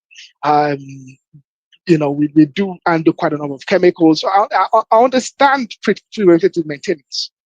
It's rather hard that you shut down a refinery to do a preventative maintenance or turnaround maintenance of any sort. It's rather laughable, is it not? It's ridiculous now. It's ridiculous. They've just they are not maintaining any. They are not maintaining anything. They're just taking the money. They just taking the money. It's rather ridiculous, and I think this. I know Nigerians, we complain around a lot. We are not silent, okay? Unlike some of the other Africans around there, would jubilate because they have some. I think they should just hand those refineries over to. I think they should stop. They should start taking us for a ride, Nigerians. It's absolutely ridiculous. If you are going to scrap it, or just sell the metal, sell it as a scrap. Look, if we sell it as a scrap, we are not losing money. We are making money because the money we've put into that nonsense called refinery, it's a lot of money. So just if we don't, we can never recoup what we put into the refinery. They need to scrap that thing. They need to scrap it. I think as an engineer, under what condition would they shut down completely a plant? Like that's the question. It's even dangerous. It's even dangerous to even think about shutting down a plant, because I don't, because the best, a refinery essentially is a distillation center. That's the simplest way I can describe it for people that don't have no clue about it. It's essentially distillation. Okay. And to the best of my knowledge, it takes quite a bit to warm up the chambers and get things going. So you don't really ever want to shut down. You want to wind down. You don't want to shut down. I can't think of why you never shut anything down, because it's laughable. It's laughable. What about if it's not operating at optimal capacity? I don't think it's operating at all. I think what they're doing is, whatever operation they are doing is they're just doing enough for the federal government not to sack all the civil servants there, send them on their way and privatize it. I think that's all they're doing. Essentially, maybe they were operating at maybe about 10% capacity or less. I can't see them being fully operational and shutting things down. It's even dangerous. It's even dangerous to even think about shutting down. Hold on. Celibi, is that you announcing your? Look at this lady. Karen, that's Celibi. So really, from an engineer, I can't think, because one man, as I'm speaking to you, I'm literally at work. Obviously there's no concern about that, but there's a lot of tool sets in front of me. I can't think of they can shut one down. Well, there's probably 4 other ones operational. In the refinery, they have chemicals. They probably have some chemicals coming in. They have some facility stuff. You shut down. What happens to your water pressure? What happens to your facilities? Nobody does that. There's so much happening. It's quite clear. So if that been the reason, it sounds like there's nothing much going on in that facility. There's really nothing going on there. That's my argument as well. They really do not have anything going down. So they really have not shut down. They've just shut down. They never had anything going on. So whatever, it's ridiculous. I don't want to discuss it. I think there's one or two individuals. They brought in some cassava blending machine just to grind some. That's what they did. I don't know what the topics are, but as Arrow spoken on the South African white farmers being rescued by Trump. I was gonna ask a guy from yesterday, Aizon. I was gonna ask him yesterday, but I couldn't get in. Have you add any opinion on that topic, Aro? Oh, well, I've always had some form of some opinion on it. I'm not familiar with that country. It's are there farm murders? Yes. Have they been overblown and politicized? Yes. It's a country that had the misfortune of apartheid for decades. But the greatest misfortune that happened to South Africa happened in 1993, between the years of I'd say maybe 89 and 93. Where, because of the transition to the end of apartheid, what they did is they struck a negotiation that reinforced injustice and reinforced the injustices of apartheid. You mean people that stole property had to keep the property that they stole from people? What kind of yes. The Truth and Reconciliation Commission was a failure in itself. One of the first people I idolized as a young person was Nelson Mandela, but it's something I've since refrained from. Nelson Mandela was a great man in his personality, but a failure as a leader. And his greatest failure was agreeing to that Truth and Reconciliation Commission. Because what it did is it allowed the SAPs, the police officers, the special commandos, the special assassination units, they allowed the apartheid government, they allowed individuals that participated in the structure of apartheid to keep their loot and to get away with their crime in exchange because essentially what had happened is the likes of Mandela and his co-travelers had been imprisoned, not just as political prisoners, but they'd had convictions. In order for them to re-enter society and be able to partake in the politics, they needed to be washed away and washed clean from what in reality was political imprisonment. And to do that, because remember, when Mandela himself was imprisoned for terrorism, he was imprisoned for being involved in the bombing in which individuals actually died. So to be washed clean, they needed to essentially come into some kind of a deal with their former tormentors, and in doing that, they did.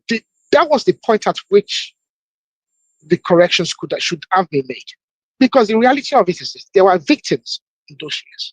1993 is not a long time ago. Some individuals are still looking for vengeance.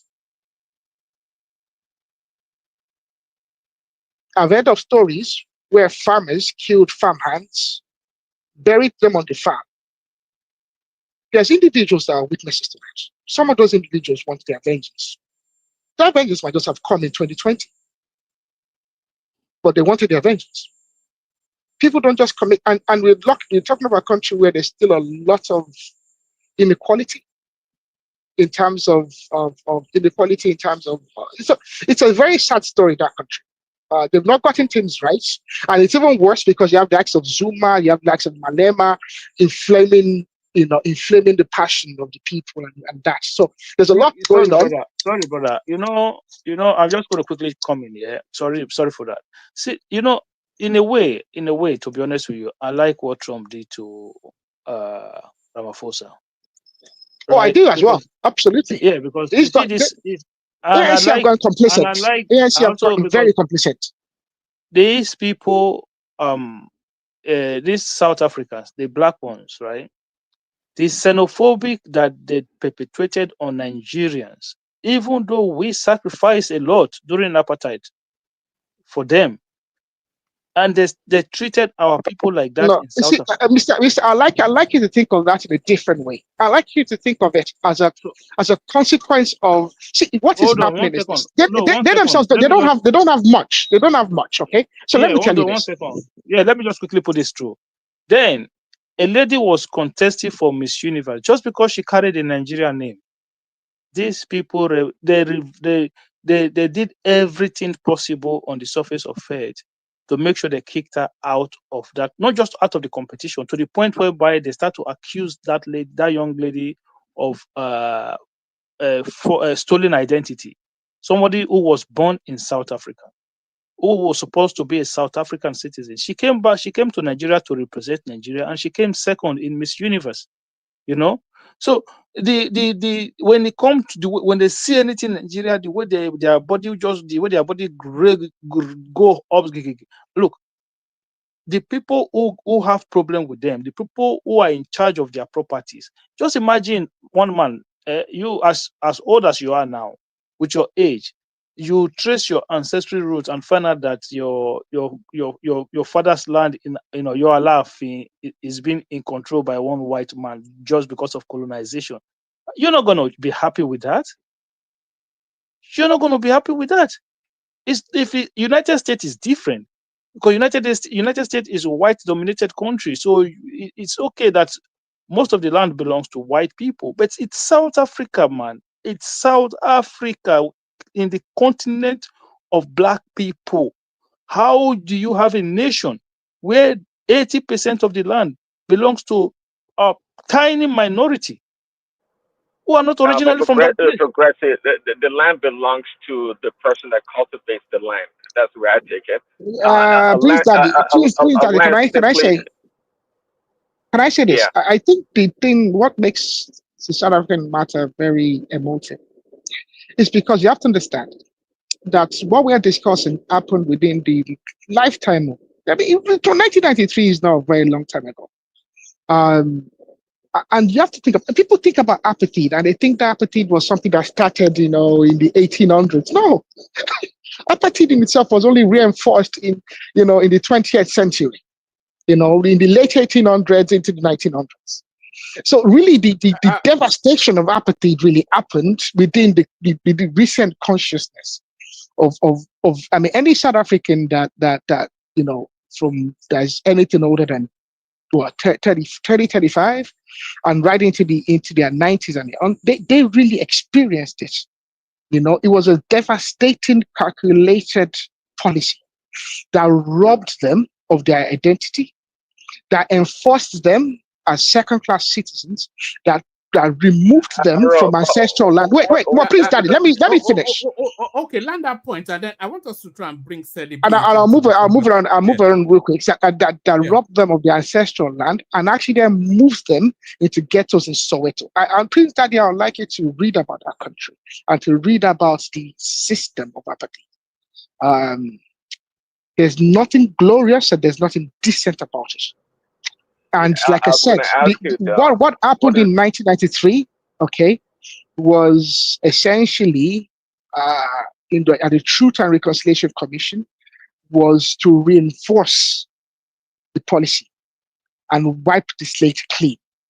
But in doing that, it did not address the victims of apartheid, of which there were thousands of murders, there were thousands of government-sanctioned murders, lynching, assaults. It's not one. You make it sound like it's not one-sided. If now after the apartheid, if they had found a way, that is the black South African government that found a way to integrate their own people systematically into the system, and that would have been better. I think I'll tell you, they failed.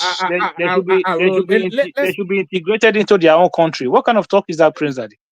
Please, Daddy, I don't want to go about this any longer because I think we'll be here for the whole night if we go into it. But I think you should read about it. The ANC failed miserably. I do agree with you on that note. The ANC failed miserably. They became corrupted. The likes of Zuma, Ramaphosa, even Malema himself, as we finger the corruption, taking contracts. Winnie Mandela, the whole lot of them. Hold on, we've lost Sally. I wanted to really hear from her. Sally, if you are there, sorry about that. Karen. So I wouldn't dwell on that, Prince Daddy, but it's a very sorry story. The condition of the people and their recent history. Going forward, here's my poignant question. What is the what is the big difference to you in between colonialism and apartheid? What is just like racism and tribalism? What's the big difference? Colonialism is an exploitation of resources. Apartheid system is the humanization of the human spirit.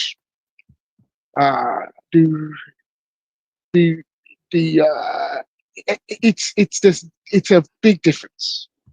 It's a big. I think the fact that you're even asking the question reveals that you don't actually understand, because you don't understand the history of apartheid in South Africa. I think you should take some time to really study it at an academic level, not really academic level, but there's been a lot of academic work on apartheid, the history, and I think the thing about the South African government, the apartheid government, is that they didn't hide. Yeah, they didn't hide the activity. They never hid anything. What other country would you compare to? What other country would you compare to South Africa?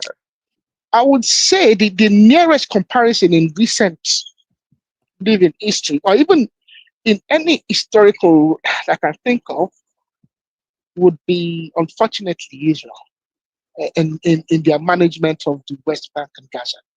Gaza more. Would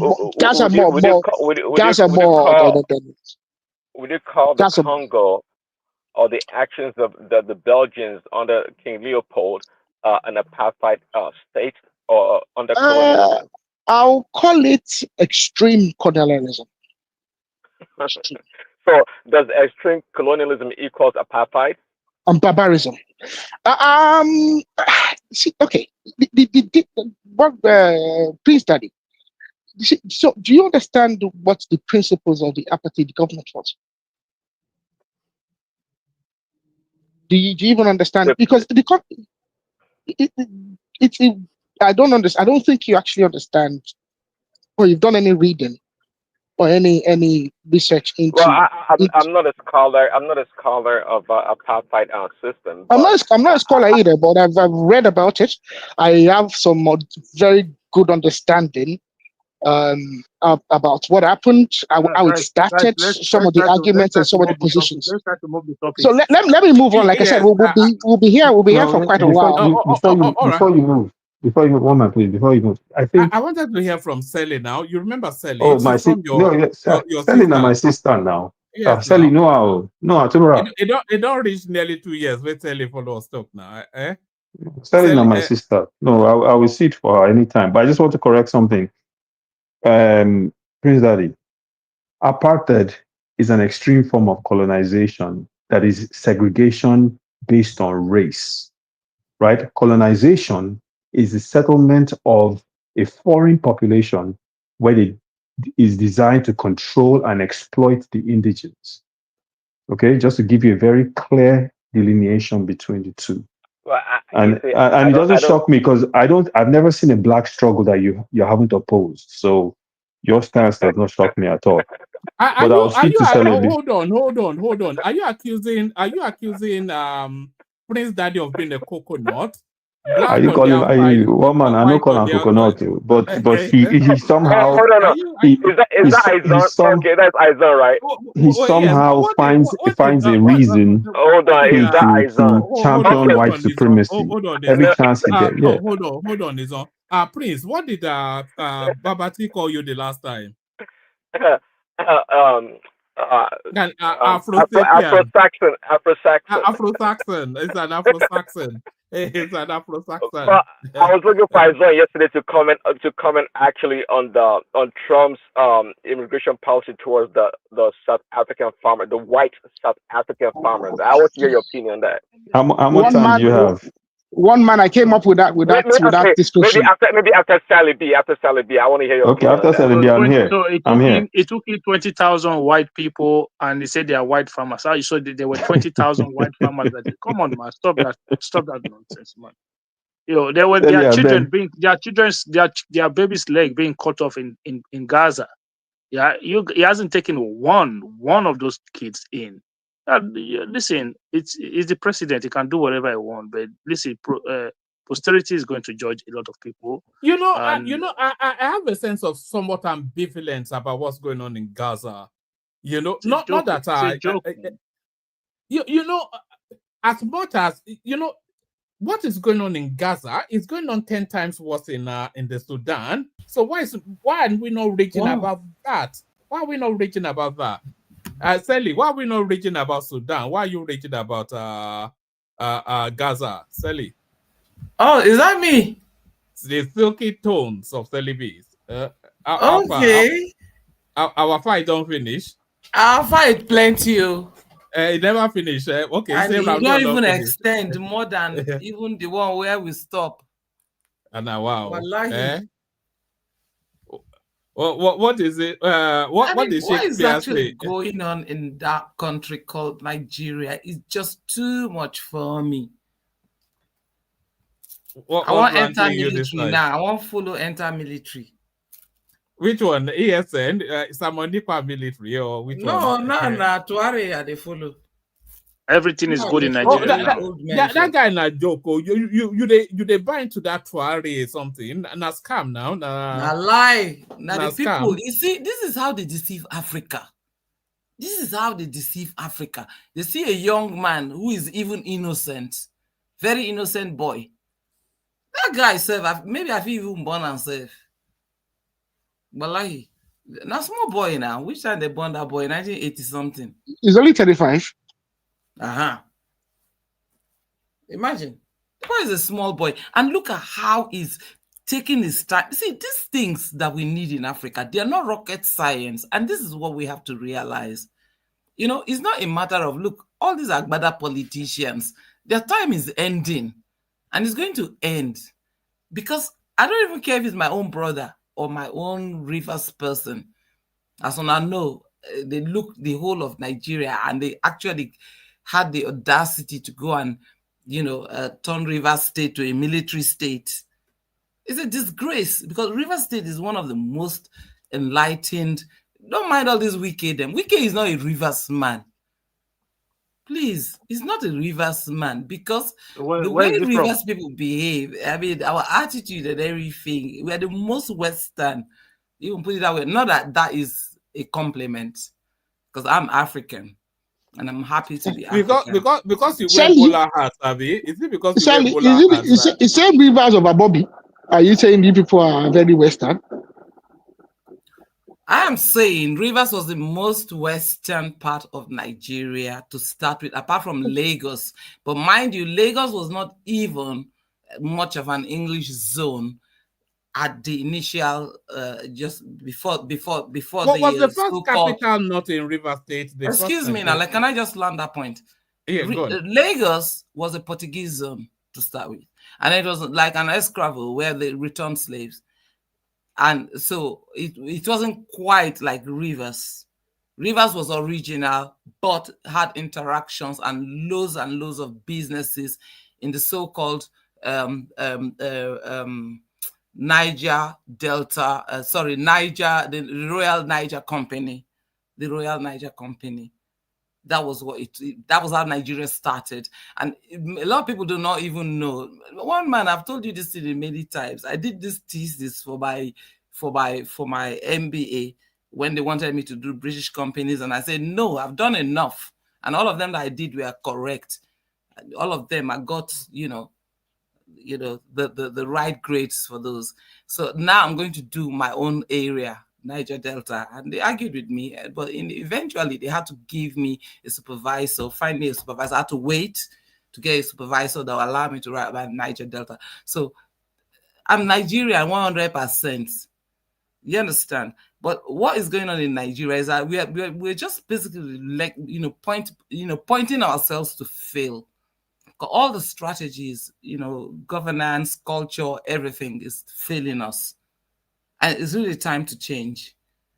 I'm not, because anybody else you put there is going to just do the same thing. Anybody else, they're just going to do the same thing. There's no difference. Does that include your man, Obi? Obi is very different. Definitely he's a different person. is definitely a different person, because from the way he is not a Nigerian. Hold on, please. What I'm saying is not so different from being Nigerian. There are Nigerian aspects of him that I don't even like, and I can spell those out too, because all that one of drawing leg back, all that one of all this church something, that was leading us. Even the Italy that has the what do you call it?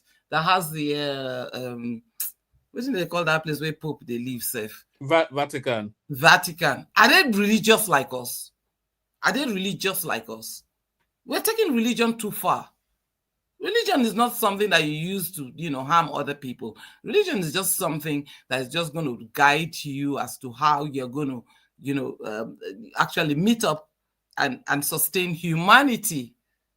That's what we're there to do. We're there to be, as disciples, we're there to. That's what we're supposed to do. Well, people try to change it, or that are speaking in tongues and whatever. No, it's the good that you're doing, even if it's your little community or your little family. I was going to ask you, Sally, did the first Nigerian capital not was it not in your region? The first capital of Nigeria was it was somewhere in Rivers State. Of course, it's the oil rivers when it started. It was the oil rivers, all of that zone, and then it became the something. What is it called? Protectorate. The Southern Protectorate or something like that. But it was originally the oil rivers. So at that time, the British were doing their industrialization, and they were actually getting the palm oil was the major product. It was not even this oil that we're talking about, crude oil. It was palm oil. And so they were trading along that, coast, which, again, I come back again. That at that time the name was not Bonny. It was not the Bite of Bonny. It was the Bite of Biafra. I told you that before. I even saw the stamps and everything that the British people were using. I've got those stamps as well. I've got the stamps from. Yeah. I sent some to you now. One of these days, I'll show it on camera. I've got old Nigerian stamps. Yeah. When you get a chance, you can look up Nigerians, we're not supposed to be here. We know that we're balkanized, so we have separate cultures and all whatnot, and we're doing all sorts of different things, But having been put together, in the way that it is, it's for us to actually resolve and say, it's like a family now. It's for us to resolve and say, how are we going to work and how are we going to just move forward? What will be the strategy for us to develop? Unfortunately, Nigeria has lost this culture. That's the collective culture that we had from the inception. We've lost all of that, and now it's all about money. Everybody's following money. Everybody's following make a difference. I don't blame them, because I wouldn't say that. The whole world is going like that. The whole world is going like that. And sorry, Sally. I would say that the Nigerian culture is more coherent now than it ever was. That's how we're able to present it globally now. So I wouldn't say we've lost our culture. I would say we've finesse state, enhanced state, and globalized state. The Nigerian culture is the most celebrated. There was one time ago when you find somebody lost their handbag or their money or whatever, in that same Nigeria, you take it, you either show it to your parents, I found this, and your parents will now drive to the police station and drop it in case somebody's looking for it. I think that is there now anymore. There was never that Nigeria, or that might well be. That was Nigeria that I lived in. I mean, you did not. That was the community. That was the community that you grow up. Is different. But that is in Port Harcourt, and even when I went to Lagos, they were a little bit, they were terrible. There were terrible things happening, but it wasn't too bad. It wasn't too bad. I was still able to do my youth service, and complete without too much problems. But the Nigeria that we have today is all about the money. It's like a banana republic. Now money, now in the waka. So one man, things have moved on. And I don't put on a man, but even then, Nigeria is still going down. And there are a lot of lies. Would you say that? There are a lot of lies, a lot of Just look at it. Nigeria is a mess. Look at the Natasha incident. That time I wanted to even join you to come and put my own mouth inside it about all these sexual harassment issues, because a lot of women face it. Even a lot of girls face it, even in primary school, even in secondary school. But now they just want to brush all of that. So I know she's like a little bit overreaching, but every woman has her own character. And nothing's so wrong with that. I mean, why are all of them in love with her? So there are a lot of things going on. And if we just have to be very careful about our country, if we want it to remain, the way we would like it to. Right now, it's not about advocating for anybody. It's not even about the politics. It's about the people. One man, are you there? How much are the people benefiting from the politics? And if that is not happening, then it's up to us as the people to sit together and decide how we want our country to go. And we have to act as such. That's the way I see it. But the people are benefiting from the politics is the thing. I'm not quite sure why you would suggest that they are not. There's a continued improvement in infrastructures. The social welfare system is continuing to be enhanced. A lot of improvements are right across the board. That is on paper. That's on paper. That's what they will just tell you. But go on ground, do a blog. I wonder, one man, why you never do blog, go enter Nigeria now? Maybe they see you live, make you tell us all these things. You should have been doing that. Don't worry now. Guy, I want to Maya, waiting. This Ghana boy, where they do him. Yeah, no, that one na guy man now. No, you said you go sweet too. If you go there, big girls they rob you pancake, say that click. No bathing.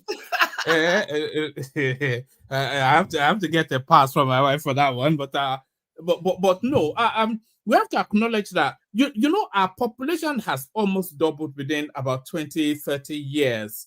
So and that's a pressure on who caused it? Is it not the same bad governance? No, it's the people from the creeks now. They never. It's not the people from the creeks were born rich like that too. Nah, not. They just born anyhow because they want to be in power. They feel that, and then at the end of the day, that's another thing about human rights, because really they're just breeding these children for these children to be killed, because they send them to go and do all kind of work, amajiri, they send them to war, they send them to be Boko Haram, they send, come on, man. They can do better than this. The country was never like that. I went to school in the north. I went to school in Jos. Jos was so peaceful, the most beautiful place I'd ever seen in Nigeria. But today, so much wahala. Every day they are killing people in Jos. Why? No, it's the pressure of the globalized space and a ballooning population. I think that's what it now. Who went and destroyed Libya and then set all the whole arms free? And what for? We have to think a little bit further than the way we think, just like the same way I did. Because I told you, like when I was doing my master's, they're making me do all their companies. I said, no, you don't reach time, I go do my own people too. And that's just the same way. And that's how I see Ibrahim Traore. We need to have representatives that will think about us. Look, we have every single resources that we need to develop ourselves, from housing to anything. We don't need to even borrow any money. I can tell you this for free. We don't even need to borrow any money. We can get all our people housed under a roof at least. Everybody in Nigeria should be under a roof. We can do it. This country is using African resources to put all of us under a roof. Whether we have money, we just have to be under a roof. Anyway, they will not want to see us sleeping outside, except those who are maybe crackheads or whatever, and they will just want to sleep outside. Well, everybody in Nigeria is under a roof now. No, they are not. They are not. People are living in IDPs. Go and see the condition there. Go and see the condition. These are human beings. These are people's children. These are babies. There is no country in the world that doesn't have homeless people. So I don't want to hear that. And Nigeria should not be we should not be so badly underdeveloped. We are all coming here and we're speaking the best English, more than even the English person. So why should we be behind? It doesn't make sense. There's homelessness even in New York. I don't want to hear where there's homelessness. In my village, there was no homelessness. There was no homelessness in my Were they not all living under a from. mango tree? Were they not all living under a mango tree in your village? Now you no, I been live on top of mountain and I get building for where you come from. But Sally, village life, rural life, and urban life is different. Even in you go to every part of the world, Please, rural life and urban life is have to different teach now. me. You don't have to teach me. I left Lagos, and I was living in one of the best places in Lagos at that time. And my parents took me to to village, straight to village. And I stayed with my grandma. And I learned so much. Even there, it was okay. We had huts too. So if I prefer to sleep in the huts than to sleep in the, block houses or whatever they call them now. I preferred the hut because the hut was so cool and everything was different. It was exciting for me as a child to see that. I always wanted to stay by the fire in the hut. I think you're looking at these things with nostalgic eyes. Life as a child is never really. I was never ill. I was never ill. Even when I was ill, they boil some herbs, they steam you. You even enjoy the steaming. So what I'm trying to say is that we've always had the civilization, but the thing is that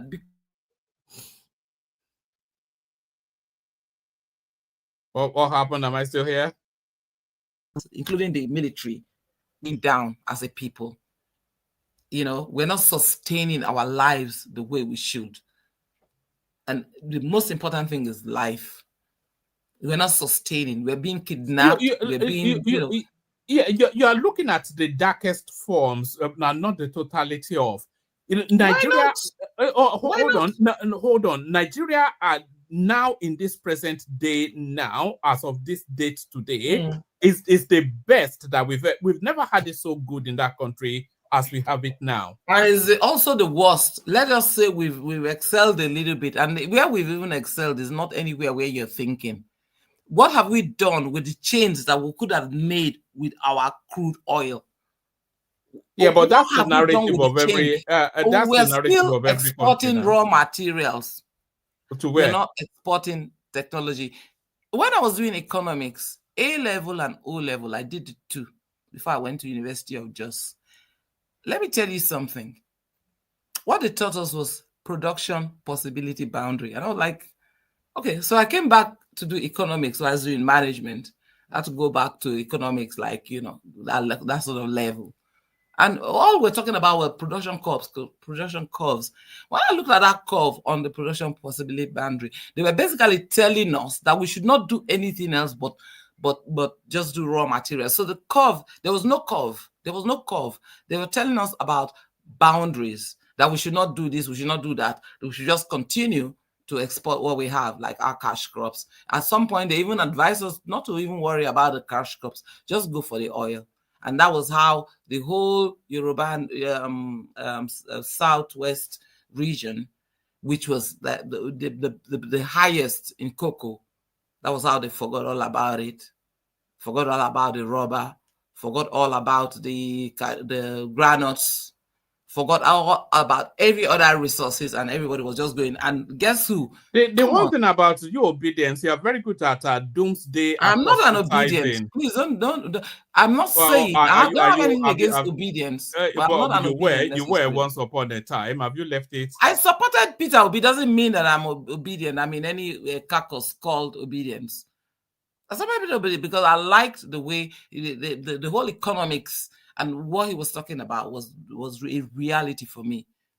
And I could prove what he's saying. I could resonate with what. Yeah, but what he was saying then is being actioned now. Why was it? Why is it being actioned now? How do you mean? But did you not say it? Why is it being actioned now? No, just hold on, Sally. Just hold on. You really have time. No. Everything that Obi was saying is what's being done now. So yeah, if you're talking about human capital development, we all know the educational system that's been set up now. We're seeing infrastructural development. We're seeing economic growth. we're seeing even improvement in One man went to electricity. Mo. Yeah. You cannot be the advocate for government. You're supposed to be neutral in this. After all, No, you're no, the now, but moderator. But you're telling me, what did you see? I didn't wait, see it. I didn't see it. You didn't see what? I didn't see it. One time ago, my World Remit account, I know how much, because me, I'm prudent. I keep accounts of all the monies I'm sending for all my women and all my relations and everything in Nigeria. Right So you now, can even use when the they tell me receipts they to want harass them, 5,000, Abi. I pity them. I still send them about the same money, and it's so much more in number. But at the end of the day, they can't. The next thing, they're coming back again and they're asking for more money. I can show you. I can print out all my remittances to relations, other people. Some people, I don't even know them, but they came to me and I just had to help. You know, it can't be like this now. Come on. It was never like, we were never reduced to the state of beggars in that country. Everybody had dignity. Even when I went to Jos, in that environment, everything was beautiful. When I got to Lagos, my first job at NTA, everything was beautiful. And it went on like that, at least even with the coups and everything, but it went on like that for some time. But now, when I go to Nigeria, I hold my waist too. They hold my waist. Hold on. You're talking about simpler, unsophisticated times. Those were simpler times, and those were unsophisticated times.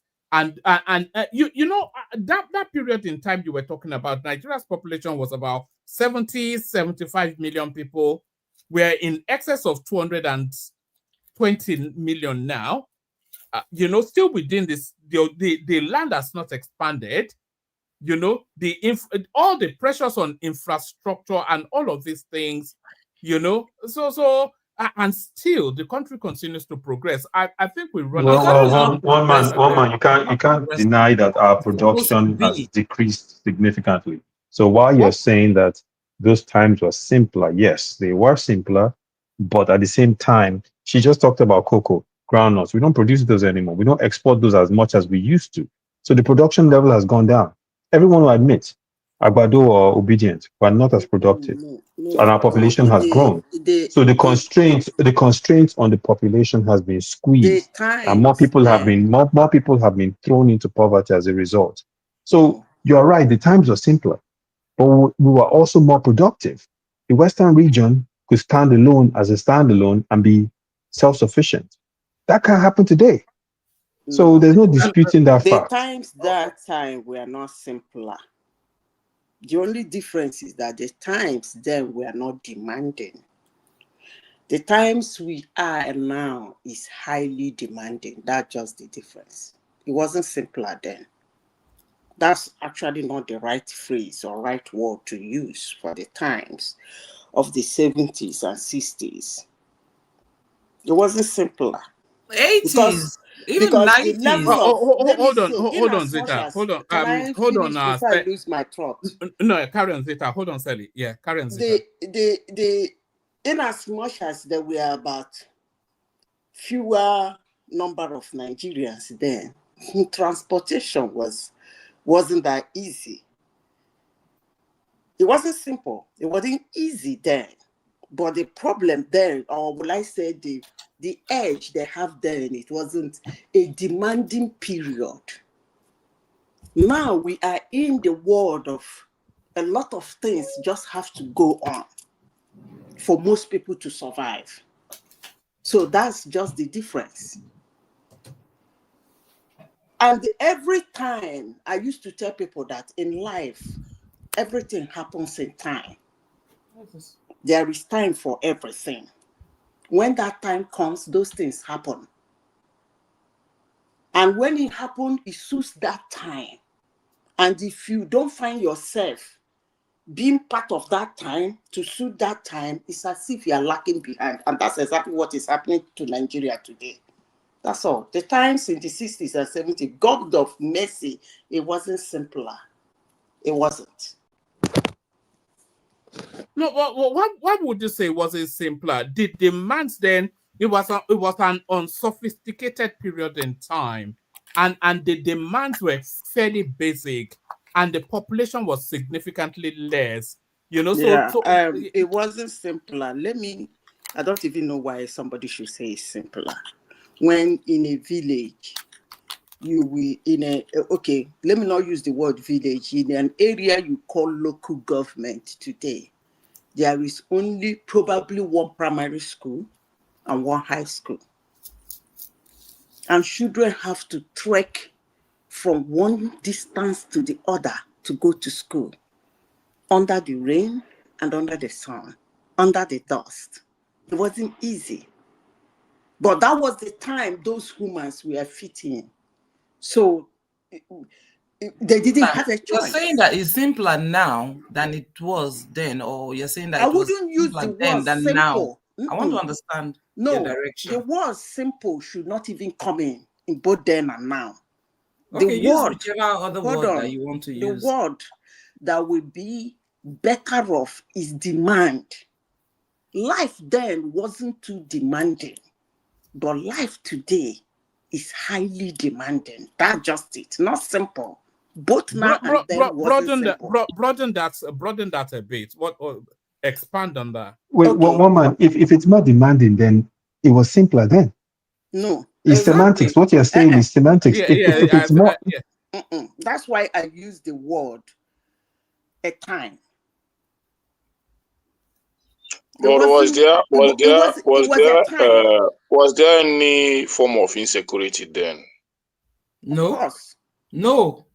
Yes. No. Yes. No, because I checked with my grandmother. Hold on now. All the way from Yanagua to my village, and there was no fear. Hold on. Come on, man. There was no. I think there was no fear of being killed, even if you are traveling from Lagos. Okay. Go ahead to your explanation. Let me answer you.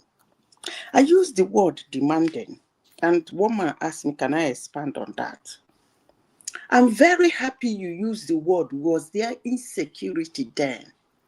Obviously, there were insecurity. But because there was no demand for information, you didn't know. We have social media today. Before anything happened, bam, the next... Your indices are wrong, madam. Your indices are wrong. We're talking about how many people have been kidnapped today. Hold on. How many people have been kidnapped previous? You can't, please don't take us back. Hold on, please. Are you listening You've been speaking. Can I speak, please? Are you listening to what Zita is saying, Sally? Can you? I'm saying that she's wrong in her Excuse me. No, that means you are not listening. If you are listening, you can't disagree. Can I speak? Carry on, Zita. Can I speak? You've laid down your own excuses, your beautiful excuses and your beautiful submission. Everybody listen. Can you allow me? Go ahead, madam, please. Thank you. So, today, if you are in a house and something happened, you have your phone in your hand, you quickly take it out. And the whole world will know about it. It keep piling. It keep piling. That's why everybody will say, number one, the number of Nigerians today, people have multiplied. So definitely, by statistics, crime obviously will multiply. Then, fewer number. That doesn't mean there was no crime. I have experiences as a child. I remember in Umuahia then, a man murdered his brother's son in the farm. They forced him, they put the child I'm talking about the one I witnessed, in a palm front, and told the man to carry it on his head. And then it was only one police station in that area. So everybody stood on the street. It was, look at them going. Everybody come, hey, is that what he's carrying? But today, you don't need to even come out. Before you say, bam, it's on your phone. It's scary. It's demanding. Sometimes it might be frustrating. But the word simple should not come in between any time in life. None of those times were simple. If I was even said... quick question, please. Quick question, one man. Point, Madam Zita, how many people in IDPs did we have back then? Exactly. Okay. You can talk about IDP. No, please, can you highlight, please? Because right now we have millions. Just go to the points rather than going beating around the bush. If you understood what I said, you wouldn't have asked that question. No, the argument is not whether crime existed then. Listen, the argument is the level at which this has gone awry. That is the argument. So I'm asking you, since you are saying that it is more demand, I'm just asking you a simple question. Can you highlight how many people were in IDPs then? You asked a question. Can I answer? Okay, answer. You can't answer and by the way, and be going round and round and round and round and round and round it. You just asked a question. By the way, I was close to a lot of refugees, even as a child in Port Harcourt. And I know the kind of kindness and how my parents, especially my mom, how she brought everyone together and how my father helped so many people to get into work. That can't happen now. That can't happen. Hold on. Let me finish. You asked a question. Whether there is IDP camp. One thing you would understand is Nigeria has never fought a war after Nigerian Biafran War. And I am sure you did not have the statistics and the incidences and situations that happened then. After the Nigerian Biafran War, there have been a massacre in the north on several occasions. And I am sure you do not have the displacement, the story of where they were camped, till they were able to be evacuated. I think you're going for the hold on. I'm going for the Please, for the can I main finish? principles of the point. Because there is one thing I don't like. When you ask a question, somebody is trying to explain it to you. You put in another question and you put in another question. That means you actually did not ask a question for an answer. Well, you're deviating from the point. You asked me a question, how many IDP camp?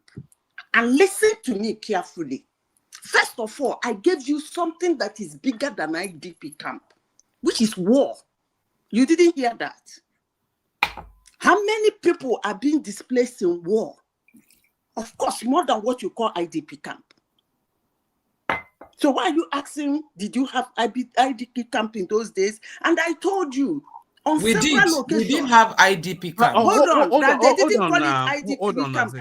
It did not exist. But it did not live for long. They did not. The government did not organize something together for you to go and take photographs and people like Peter Obi and people like politicians to go and visit. Does not mean ID camp never existed in Nigeria before.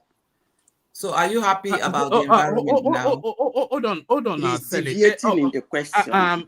This is ridiculous. I don't make such argument. Zita, hold on 1 second. Let me see if I can condense it. So that's why I was asking if people are actually listening to what you're saying, because it's very difficult to disagree with you if people were listening to what you're saying. What Zita is saying is that I disagree with her. I listen to what you're saying. Please don't undermine our integrity of understanding. Maybe listening to disagree rather than listening. No, she went out of the point. That's a fact. No, she did not. She was out of the point. She was going One more, please. Can I say one thing? I was just trying to say something. I was just trying to condense what Aizon was saying wasn't resonate to what is actually happening. If you look at our indices, you can check that out. How did we develop in our first years and how have we developed? Our indices have gone down from even where we started. Like we jettisoned cocoa, we jettisoned the granules, we jettisoned the rubber, we jettisoned all the other cash products we're giving us because hold on. The colonial masters left Sally. Just hold on, Zita. Everybody, hold on. Just hold on. You are moving the goalpost now because that wasn't what we're speaking to Sally. What Zita was saying, because the question was asked that things are significantly worse now. Zita yeah, because other voices want to come into Sally, so allow the space for that to happen.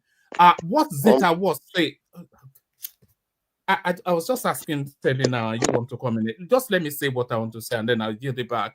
What stay muted though, so that the background doesn't come in.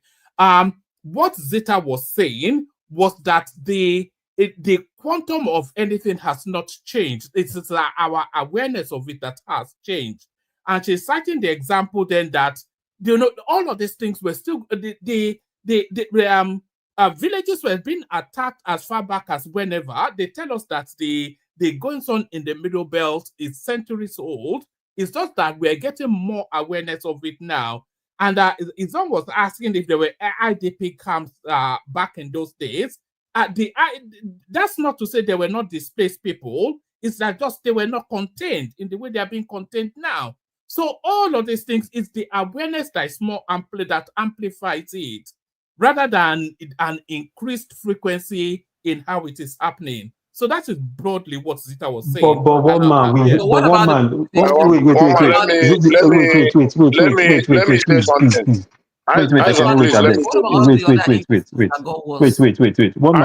please, I want to say this before I forget. Just a second, please. Just a second, please. I will just give me 30 seconds. One man, we cannot talk devoid of facts. Someone cannot say that, oh, it happened then, but I don't have the numbers. I don't know how much it happened, but just because we didn't have the internet doesn't mean it didn't happen. I'm sorry, there's no other way to put it, but that is BS. Because at the end of the day, numbers were calculated for how many people lost their lives during the Civil War. Numbers were calculated for how much the Igbos were given after the Civil War. Numbers were calculated for numerous other things. So for you to come here and say that you're saying that the situation then is the same as the situation now, but by the way, we don't have statistics to justify that. That is, I don't want to use certain words to describe what that is. But we have situation now where we know, according to UNICEF, according to international organizations, we know millions are in IDPs today. So how you can't make an argument justifiably. Wait, one man, wait. No, and you can't say you can't say that.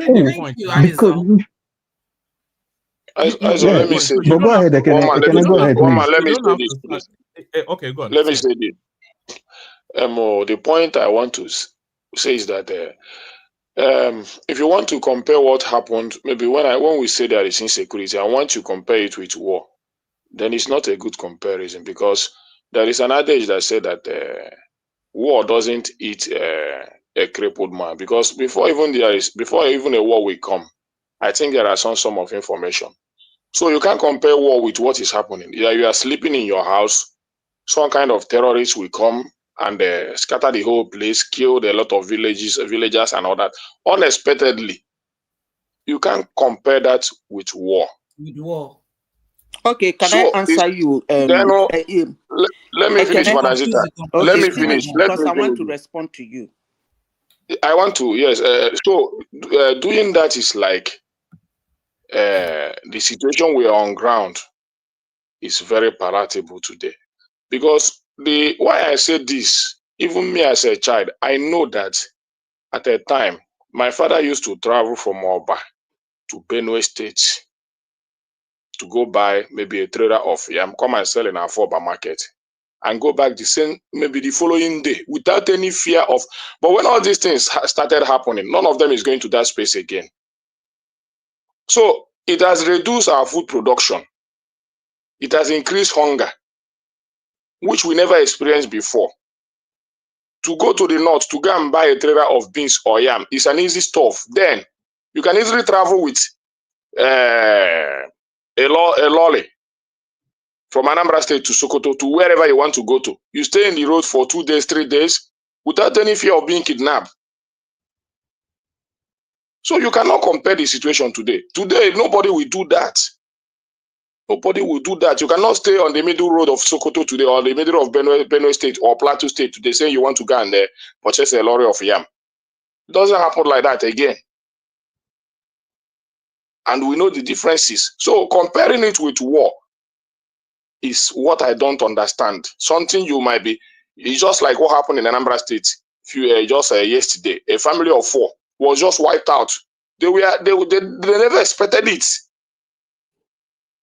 They never expected it. They were just sitting on their environment, and the unknown people just came there and they wiped them off. Just yesterday, family of 4. So how are you going to explain that? We Okay, never can I experienced come such a in? thing before. Can I come in? Okay. Thank you. Now, I like explaining myself very well. I said that everything happened in time and it fits in that time. Why did I mention war? Somebody asked me on this platform, can I say that there were IDP camps in those days? And I used the Nigerian Biafran War. And I said, if you are talking about IDP camp as a name in quotes that the government has given it and put tents somewhere for politicians to go and visit and turn it as a business, then I want to tell you that there is no displacement that can happen to anybody that will be more than natural disaster and war.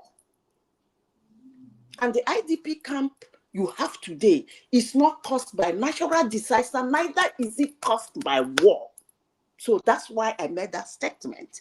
Then secondly, you said that in those days that people used to travel and go wherever they want to be without being afraid of being attacked.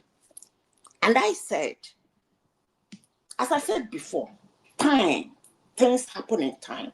In those days, there were fewer Nigerians, maybe 70 million, maybe 75 million. Then I said again, you are in Lagos and you were able to know that people sitting in front of their house in Anambra State was spied unnecessarily, was because of information, the demand for information. That's social media. You have your phone in your hands. Somebody can pick a call and call you, brother, look at what just happened now. It is in your fingertip. You can hear anything. You can see anything. Unless you don't want to hear. Unless you don't want to see. The disadvantage of those things is making the world look very chaotic. Even when it has always been chaotic. Now go back to the Nigerian history. From the inception in 1914, when the amalgamation was done, to 1960, when they gained independence. Then 1963, when they became the Republic. And then come 1966, when they started the first Nigerian Biafran War. If you can trace Nigerian history and go back to the newspapers and go back to the archives, you will see that mayhem do happen. So what are you trying to say? Are you comparing it to now? What is better? Hold That's what on. we're trying to find out. You are not listening. I don't have to listen because you are not listening. You're going around in circles. People don't listen. You're going around in First circles. First of all, I came here and said things happen in time. And I put a number. I said Nigerians were smaller then in number. What am I saying in essence? Thereby, So are you justifying what is going on now? Just say it. You don't need to take us back to history. We have that background already. We are discussing, and you are forcing me to take side. Because the time is of the essence. Just go to the point. No. Are we discussing the situation generally, or you are trying to make me take side that it is worse now? First of all, we started by simple and not simple. And I said that shouldn't be the right word. It should be demanding. Today, Madam, how long did it take for people to resettle after the Biafran, this Nigerian civil war? I don't want to They have not even resettled after. No, how long did it take for everybody to be established, I'm telling you, they have not resettled up to today because the houses of the Igbos that were taken away from them in River State has not been given. That is all you ever remember. That's all you ever remember. But a lot of people have gotten over with that. Okay, so you're talking about resettling.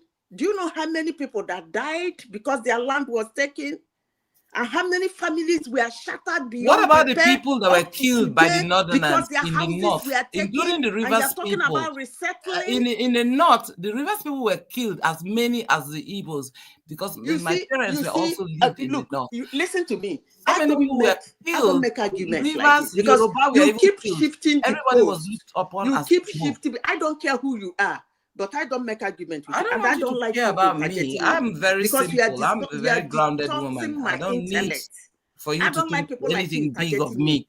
because you just say a one human thing, being. they're trying to clear it. You jump into another thing. They try to clear Because it. you're not You making jump the into facts. You're another not making one. the They academic try to facts. clear it. You jump into another one. Is You're that not how making you the make academic argument? facts. You You're are beating all around over the the circle, place. madam. You are all over the place. We started Madam, this you're argument. Hold on, let me finish, please. us. My brother here. Excuse me. Can you keep quiet? Let me finish. You give the You've been indices. You have to talking. give the indices. You just can't go and keep us. You're not here for your lecture. Excuse me. Can you keep quiet? Let You're not somebody here talk. for us to give you a lecture. You give us a lecture. Pushing the goalpost. Zita, hold on. Give us the logic What kind of human being is or the this? metrics. Don't just go talking. We're not here for you to motivate us. Hold on, Sally. Zita functions best when she's not being badgered. So, I function best when people are talking out of point. No. Hold on now. You cannot be pushing the goalpost for me. Okay, go on. You cannot be running around go on, keep discussion. Talking. You cannot be on about the whole place. That's not the way to discuss. You are on about the whole place. That's not the best way to discuss. You say something, I try to clear it, you jump to another thing, I try to clear it, you jump into another one. Now you are, how long did it take them to recover? And I told you, some of them never recovered. Please, I have a lot. And it's a war that is more than 50 years You're old. going on about. Some people have never, you are jumping into another from one thing to the another. What the heck is wrong with you? Madam, I've been listening to you a long time, even when I didn't join the show. Most of the time, you're out of point.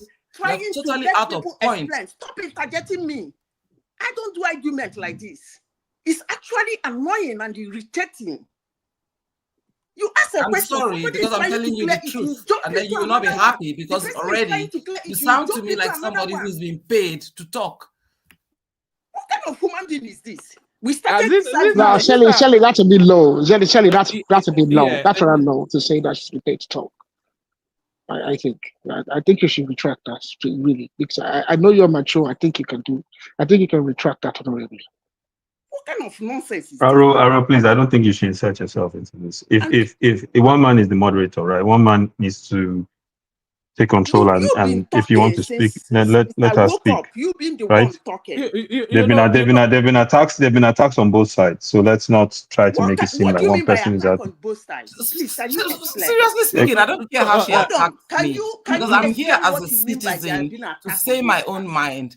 But I'm not going to allow her to give me a lecture all night talking out of point. What you mean by there have been attack on both sides, please? Can you explain? Out of point, baby. We learn every day. Can you please explain what you mean by attack on both sides?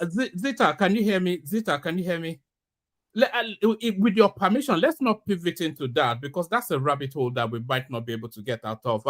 But let's stay consistent with the conversation.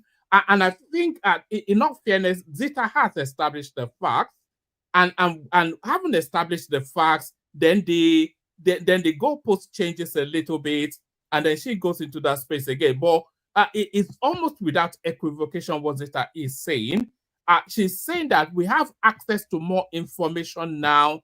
So what seems to be the situation seems to be alarming because it's a lot more amplified. Because we're a lot more aware of it. So the quantum of it might be bigger now, but it was always a situation anyway. We used to have bomber narratives back in those days, and all of these things, we heard it in whispers, but now we're seeing it in technicolor, and that is what she's saying. So it amplifies. We see gruesome images, people being slaughtered. They were being slaughtered back in those days, but we did not access it. But the information we're able to access now amplifies it, but it's always been the situation. People have always been displaced. Whether they are now in IDP camps is different, but there was never a time that people were not being displaced in Nigeria. There was never a time that the I don't Fulanis were not. know, one man, I don't know why you always like to moderate for, speak on her behalf. You had the whole angle where we were going to. We know all of these. Now, we're talking about the extent of our development. Is it commensurate with how we started? What are the indices? And this is what my brother, Madam, please, let me just make one point. Another different I'm not insulting you. Let me just make my point, please.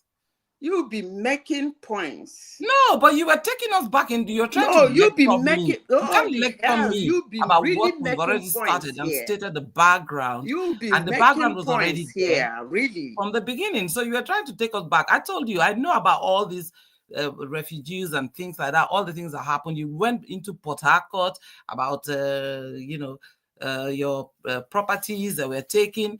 That's all been said. I have suffered that. When I went to Jos, and that was the first time I had to go to school with a lot of my counterparts and my sisters, my Igbo sisters and Igbo brothers. And then they wanted to take that, they wanted to get to me because of that particular issue. It was not my fault. It was nothing to do with me. It was the way that the military operated and decided to seize those properties and all the things, all the shenanigans that went on during the Civil War and after the Civil War, of which I, as a person, is not happy with.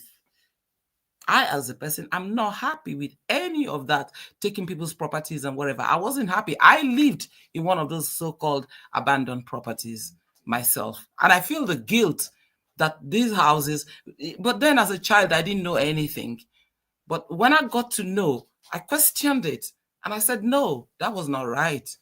Do you understand? So, but the Rivers people were feeling, oh, well, they were dominated by the Igbos and blah, blah, blah, blah. And so it was just too much for them. Well, I said, well, the Igbos, why I like them is that, and why I have a lot of Igbo friends, is that when we're doing business, they move fast. If you don't move fast, they move faster than you. And you will now be thinking that, oh, they scammed you or whatever. But the truth is, we Rivers people, we have a slow leg. We always look at everything with way circumstances. But Igbo, they get excited when it's business, money, they go for it. Sorry, and I have anything wrong with that. Just said there. Because I like to be like that too. Sorry, repeat what you just said there. Did you suggest that the people from River State, which includes Aizon's place, are you suggesting they're a bit slow-witted? Of course, we're very slow. We don't like. You don't hear that now. It's on slow. We don't like jumping like that. Everything we just jump. It's even people like Wicked. They're an embarrassment for us. They're embarrassment for us because that's not the way we behave. That's not our attitude. That's not our courage. Not the way that we get to do things. And so you just think about it. We weren't meaning to like hurt anyone, but at the end of the day, we like to look at the spirit, the frequency before we move. But the Igbo, when my Igbo friends, once you say business, money, they're moving. And if you start doing that, you're short leg. They've already gone and you're not blaming them. Oh, they went ahead or they dominated you. Yeah, they will dominate you if you don't move. And that's why I tell my people, we're too slow. Look at Sim Fubara. They cannot, which other person they can remove like that? And just put a state of emergency in their state. It's unheard of. In a democratic government. But Sandy, you work for NTA now. You work for NTA, so I'm sure you know that Obasanjo, it did a few things of that nature as well. Well, Obasanjo is like, it's like a father now. Whatever he did, I think he's repented his sins. Really? So Tinubu will be washed of his sins as well in the future, I guess. No. They were not the same background. This guy was a soldier, a disciplined guy. He did his job. He served his nation. You cannot compare him with somebody who just use a baga enter. Did Obasanjo impeach a number of governors? The Gige fiasco, did that not have Obasanjo's he tried, but Anini still maneuvered him. No. I'm not with that. The Ngige fiasco, the Ngige fiasco, the kidnapping of a sitting governor. But you know, was that not with the brother, consent of Olusegun Obasanjo? You know, the two elections that brought Obasanjo in, they were significantly worse than the election that brought Tinubu in. So if you're talking about Baga, of course now. Obasanjo was picked from prison and made president. There was never an election. Tribal bigot, man. Is Obasanjo not a Yoruba man? Not being a tribal bigot. Me, I have nothing against Yoruba. I was born in Yoruba. Yeah, so how is it a tribal? I'm comparing Obasanjo with Tinubu, so how is that tribal bigot? Why all this Tinubu thing? I mean, you're supposed to be like neutral. Sally, answer the question. How is he a tribal bigot in comparing Obasanjo? Pardon? You called him a tribal bigot. He is a tribal bigot. He knows. For analysis of him, but he is, you know. For analysis of Obasanjo. I mean, basically. Oh, no. Okay, yeah, that's fantastic, Sally. I don't think I should dignify that statement of yours. I have no problem with Yorubazu. It's most unfortunate that you're in a public forum. You open your wait, Sally, please. You let me land, okay? I think it's most unfortunate for you as a mature individual who claims to have lived across Nigeria and experienced Nigeria to open your mouth and say that most Yoruba people are tribal bigots. That's most unfortunate. That's reckless. That's most unfortunate. That's most unfortunate and very reckless of you. No, I'm not reckless. I'm telling you the fact, and you might not like it. I know you're wearing fella there, but you're not behaving like fella. Oh, that's foolish of you to even say that. Foolish, but you're wearing fella status and you're coming to talk about this. Sally, you can't quarrel today. Now everybody. I come to quarrel. Sally, the silky tones of Sally B. Are you here with you talk now? So I go enter this show now. Now fight to carry. I know my tones are not so silky today. Yeah, well, they were silky once upon a time. Our country is in distress. And we're all distressed. Me, especially as a woman and as a mother and a grandma, I'm very distressed. I want my grandchildren to come back to Nigeria and live the way that I walk the streets of Amadi Flats in Port Harcourt, and I had no fear. Even in the night, I go for my prep and I come back, I was safe. It's not like that today. And that's my worry. So I don't want us to beat around it. I want us to go for action. Whether we want to call up on our president, Tinubu, to do better, then let's do so. Don't come here and give me no propaganda, because I'm not a baby. I grew in that. One man, what's the topic you people have today, please? Yes, yes. I think Prince Daddy hasn't actually spoken, so we had to ask Prince Daddy to give way so that we could hear from Sally. So that's the inimitable Sally Beats, by the way. So Sally Beats is one of the big champions of the platform from back in the day. So yes, so we're the beginners. Remember when you came here? Remember when you came here with your cousin or something and you started to blow grammar and we had to get the dictionary? So where is she, that girl? What's her name? Do you remember when you came here? I think you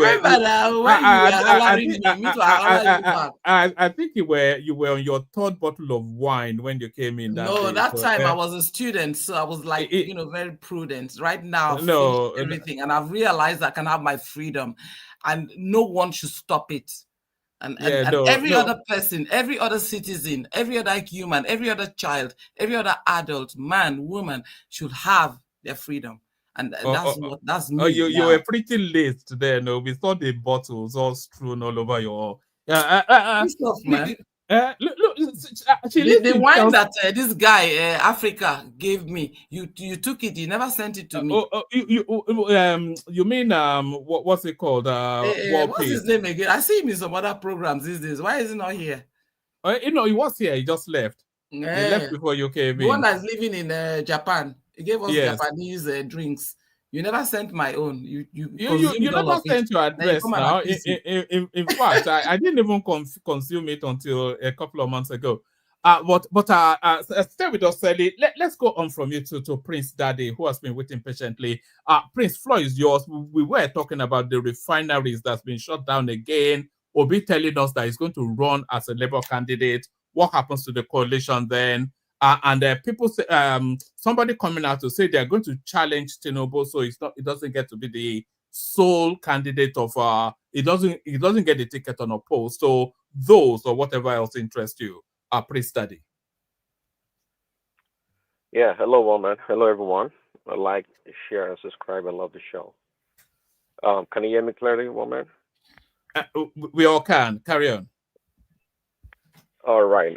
Yeah, no, I was asking earlier about the refinery being shut down. I don't know much about it, but I was just trying to see a scenario where a refinery can be shut down. So, but just like you guys said, or somebody said, it's all about the same old thing, just another way to get money, you know. And when I say every sector in that country is corrupt, don't blame the army if the army is not putting in all the efforts, you know, to fight Boko Haram. They're not stupid. So, you know, everybody, you know, eating their cake. So, you know, it's the same old story goes around. So, no big deal. Peter Obi, what do you say about Peter Obi? Yeah, you know, at Kenya and Co, you know, I've not heard again. Man, Joel of Nashville, you know, I think, you know, they are more than happy to accept Peter Obi as a second fiddle to Atiku, you know. All they care about is Jagaban out of the door. You know, they don't care. They, they just don't like Tinubu, no matter what. You know, even though they've all condemned Atiku in the past as Atiku thief, this and that, but you know, as long as any combination of a northerner, even they would take air fight today, if it's possible, just to get rid of Tinubu. So that's the game. We all know that. And Tinubu, again, one of his good qualities is patience. The man is patient, and the man is very calculating. He's like 2-3 steps ahead of these guys. He's a master politician, so not a big deal.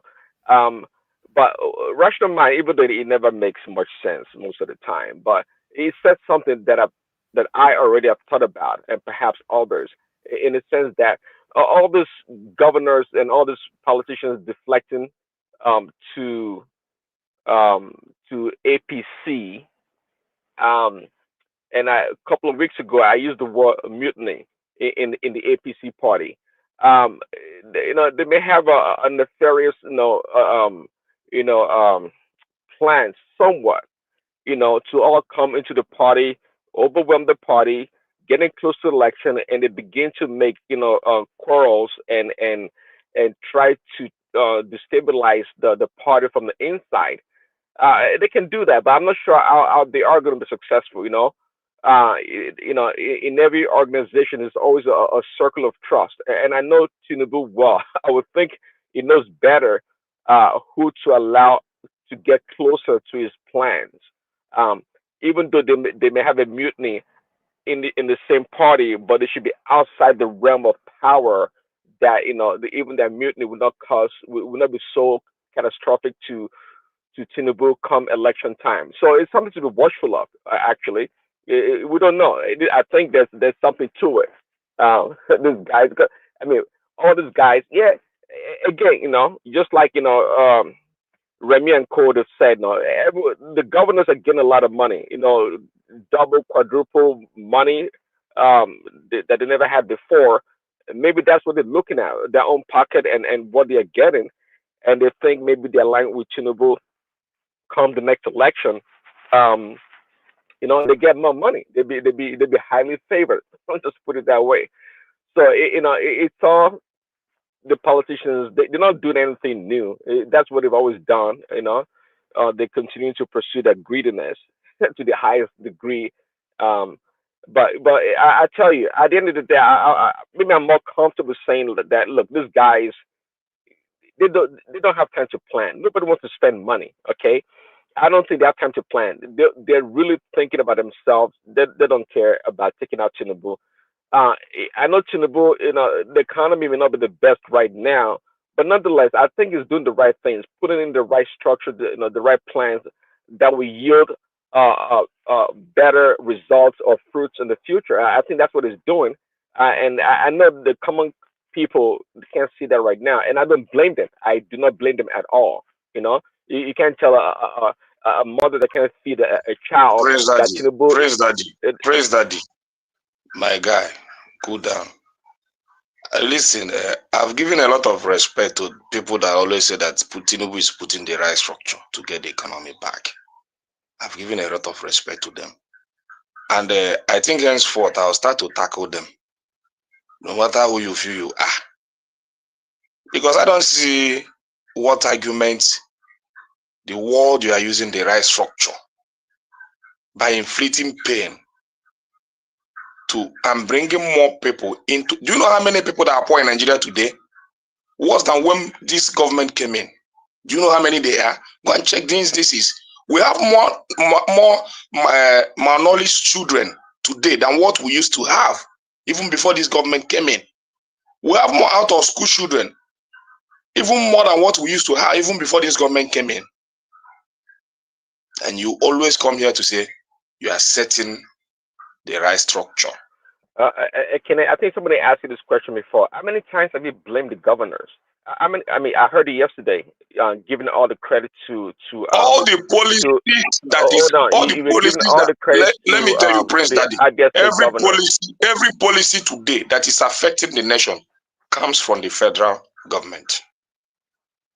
But did you just hear me now that I said that? I said this is not the first time. Governors are getting a lot of money.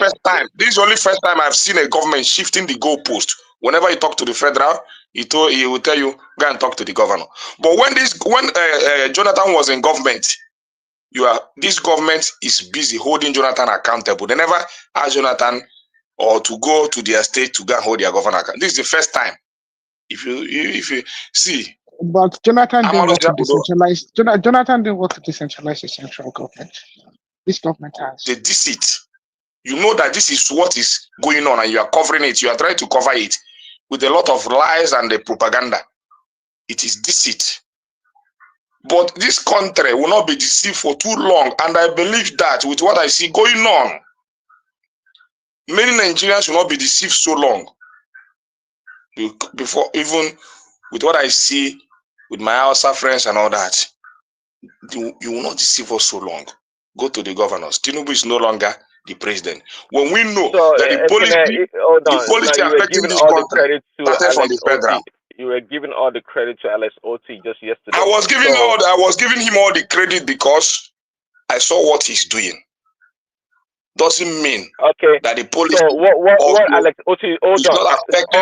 It's not affecting the entire economic structure. What Alex Oti is doing has nothing to do with Tinubu, right? It has nothing to do with Tinubu. It has nothing to do with Tinubu now. We are talking about federal government policies. So where is Alex Oti? Is a master class. Let me respond to you. Alex Oti is a master class on his own. Let me tell you, me coming to this platform now, I'm not coming here to discuss policies. I'm talking out of my emotion, and I will be using emotion instead of politics. How I feel. That's what I will be saying. What I have known to be a lie in this government since the inception of this government.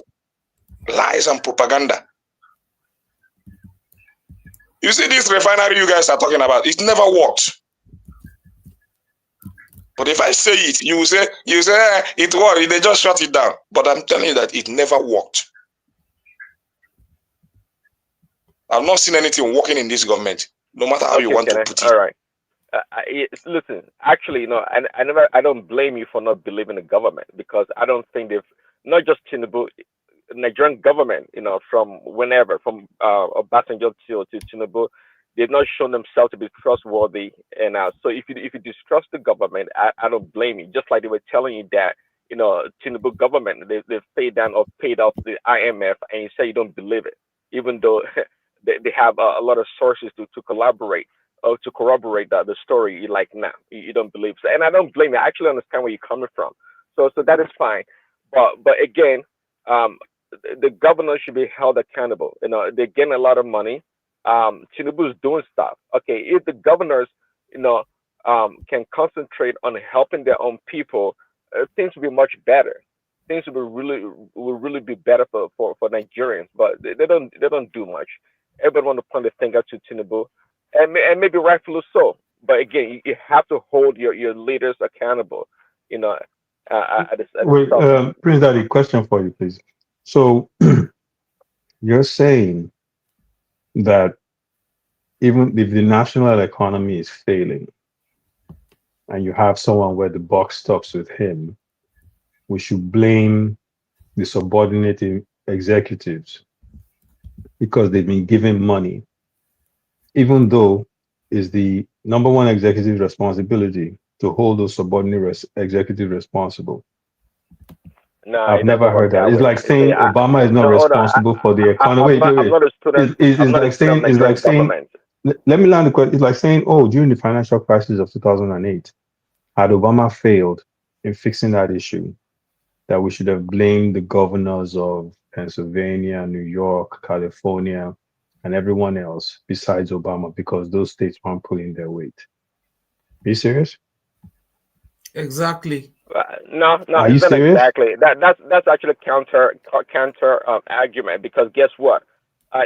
Many of the states, including Wall Street, guess how much they got? It's called trillions of dollars.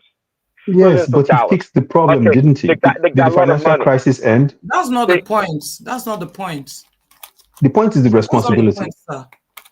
The point is the They got buck stops with the they got a lot president. of money, and when they were allocated a lot of resources, and they have the responsibility, to allocate the resources accordingly, to help the people in the state. Who holds them Now, accountable if they don't? nobody accountable. I don't Who, understand. who, They who, can't. who holds the governors accountable in our country? If they mess up, if they're stealing No, see, funds. see. The Listen, state I assembly hold on. now. I've We had heard this of many. conversation yesterday. The state assembly. Sorry, carry on, The Prince. state The assembly state and assembly holds them the accountable, but governors, yet they the have federal doesn't provide any oversight. So therefore, the president in is what way? absolved. Just like people make an argument that all these governors buying the Land Cruiser and this and that, like they should hold Tinubu responsible for that, which is Excuse me, ridiculous. sir. Excuse me, sir. Wait. Prince Daddy, didn't Tinubu Mr. give our Prince, what entire about the legislature? Didn't they president give our buying entire yachts that legislature he doesn't cars? even need, not He using bought the a yacht. Nigerian-made He bought a cars? private plane. Tinubu, Hold on, I He Tinubu can't spent hear cannot you guys. 21 legislature million. Hold on, cars. He spent Tell me, what did $21 you million say? What did dollars.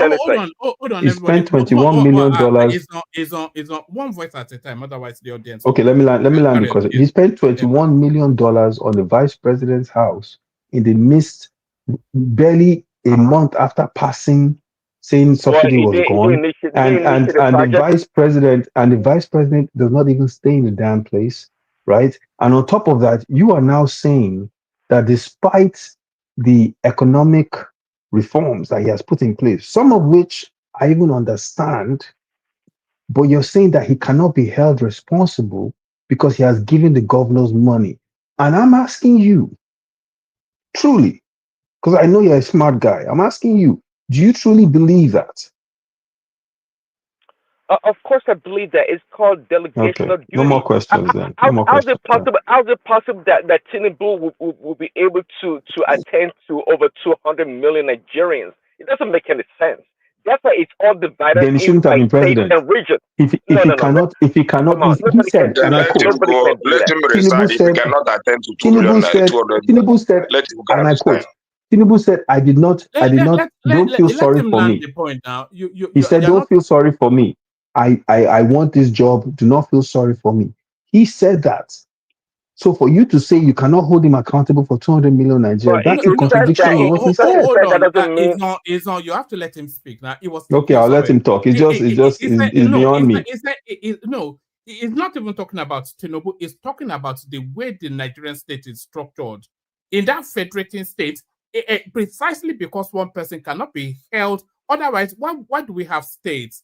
Then why do we have a president, one man? We might as well do away with the presidency. You don't even want to listen to a counter No, argument. I know where you're going, but I'm saying, like, why? What's the point of a president? Let me go there now.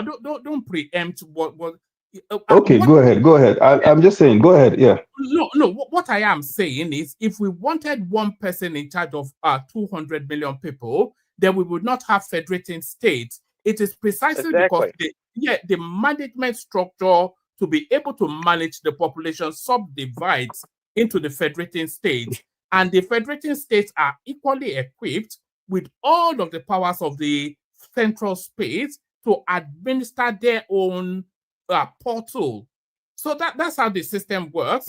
So my question to you, and democratically, and it's not even Tinubu. No Nigerian president is meant to be accountable for singularly for the entire country. Okay. So when the economy was failing during Buhari, it's meant to account in collaboration with all of the federating states, not as yes. Well, I understand the system, one man. But what I'm saying to you is, if the national economy is failing, who is responsible? No. You look at the policy. If Tinubu no. It's a simple. The buck has to stop somewhere. If the national economy is failing, okay, where I work. Wait. Woman, where I work, I manage 3 departments. Okay. Now, people in those departments sometimes don't do what they're supposed to do. But my higher ups, I have meetings with. If those 3 departments are failing, they don't talk to those people. They talk to me. I am accountable. Do you understand what I'm saying? And that's how every system works. The president has chosen to embrace this job. The national economy is failing. We cannot hold the governor responsible because the buck stops. The national economy is failing. The buck stops with him. By what metric? It's failing because most Nigerians, we ask them, well, is their lives better today or was it better 4 years ago? You get the answer you need. And that's all you need. Forget all the other stuff. Their lives are worse off today than they were 4 years ago. That's a fact. And that's all we need. We don't need anything else. Well, we can do all the Hoover. We can say, and I gave him credit for paying off the IMF debt. You can give credit, but it's not translating to the lives of the people. And as long as it's not translating to those people's lives, their lives are not better. It is not. But their lives are better. No, it's not. How their lives better? Please explain that to me. We've gone through this whole myriad before. No. I want you to educate me, please. I'm ignorant. Right. Please educate me. How are their lives better? All right. Infrastructurally, their life is better. How is it better infrastructurally? Because of all of the infrastructural upgrading and like what? Like which one? I can get. Look, let's start with infrastructure. Let's name the ones that have been finished, please. I'm all ears. What do you mean the ones that there's an abundance of ones that have been finished? Like what? We've got. Give me an example. No, please. I want you. You can't say something and not give me an example. You just carry on. It's not about carrying on. You made a statement. I'm asking you to validate that statement. So give me an example, please. To be able to validate it, then I have to have the room to speak. I'm giving you the room. Yeah, but you're battering me. Okay, sorry. No offense, right, please. Go ahead. Let's get back to Prince Daddy. Prince Daddy, Floyd. Okay. Carry on. Okay, no, we've circled this conversation too many times. I'm asking you to validate it now. If I make a statement like that, I will give you examples. All right. Let's Prince Daddy just carry on. Prince Daddy, back. But you didn't allow me to interject. I was asking. Okay, go ahead. Yeah, go ahead. So, Prince Daddy, I mean, the way you're sounding, right? Like my brother said also, of course, you're my brother as well. So I'm not discriminating. It's not your brother, it's a Yoruba man. Remember that. Yes, I was born in Yoruba land, so the center was dropped somewhere there. I don't know. Yeah, remember, Prince Daddy is a bloody tribal bigot as well. While he has it. But I think you're well, who is saying I'm a tribal bigot? Is that you? No, I didn't say you're a tribal bigot. I'm telling you that Prince Daddy is a tribal bigot, according to yourself. I'm not a tribal bigot. No. I didn't say you are. You didn't claim to be. But you claim that Prince Daddy and his Yoruba compatriots are, so I'm just reminding you, just by the way. Yeah, I don't mind. But all I'll say is that I have to have a voice. It doesn't matter who we are. We're all Nigerians at the end of the day. That's the passport we're all carrying. So what he was saying, like my brother said, Aizon, is that he's not giving no indices. He's just saying, oh, he did that, he did this, he did that. But then when we look at the indices, we see that there's more poverty than we ever had in Nigeria that is going on.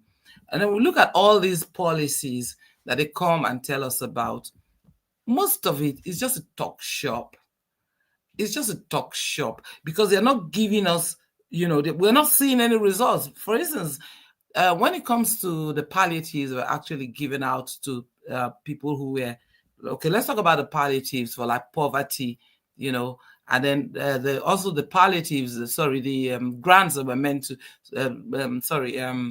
what's it called again? Loans that were meant to give to students, right? We can't even see anybody who's collected those loans. And most of those loans have been siphoned outside the country, which is a disgrace.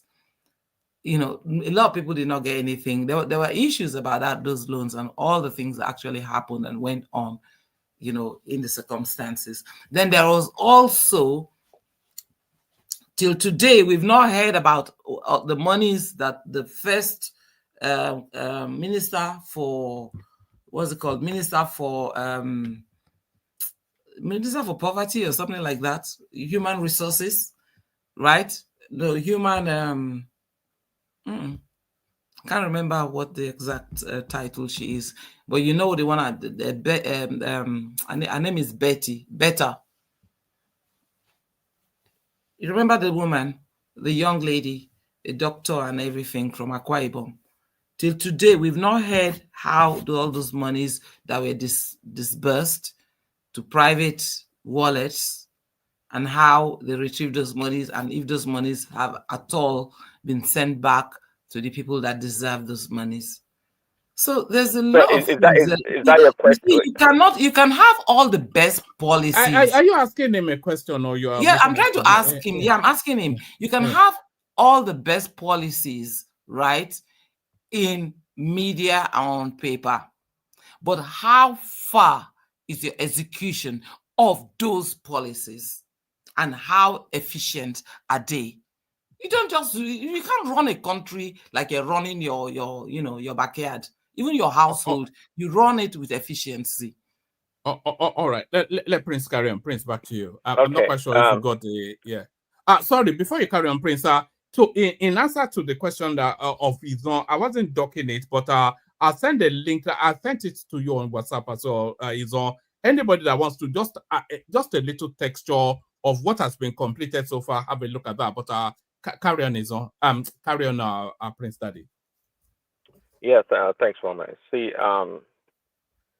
Izon, see the I think Nigeria's government structure it's more akin to that of the United States. Okay, I don't know if you saw an incident about a couple of months ago in the White House when the governor of is it Maine? The governor of Maine, Trump had a meeting with the governors of the state of the different states, and something there was a banter between Trump and the lady governor of Maine, and Trump said something to her. Oh, it had to do with transgenderism. That the federal programs would not be responsible for funding anything, any school or institution that has a transgender program in it. And the governor said something back to Trump in a skirmish way, and Trump said something back to her, and she said, "Well, I'll see you in court."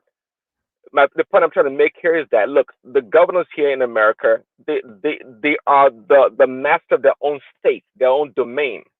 But believe it or not, many states also, they rely, just like in Nigeria, they rely on government funding.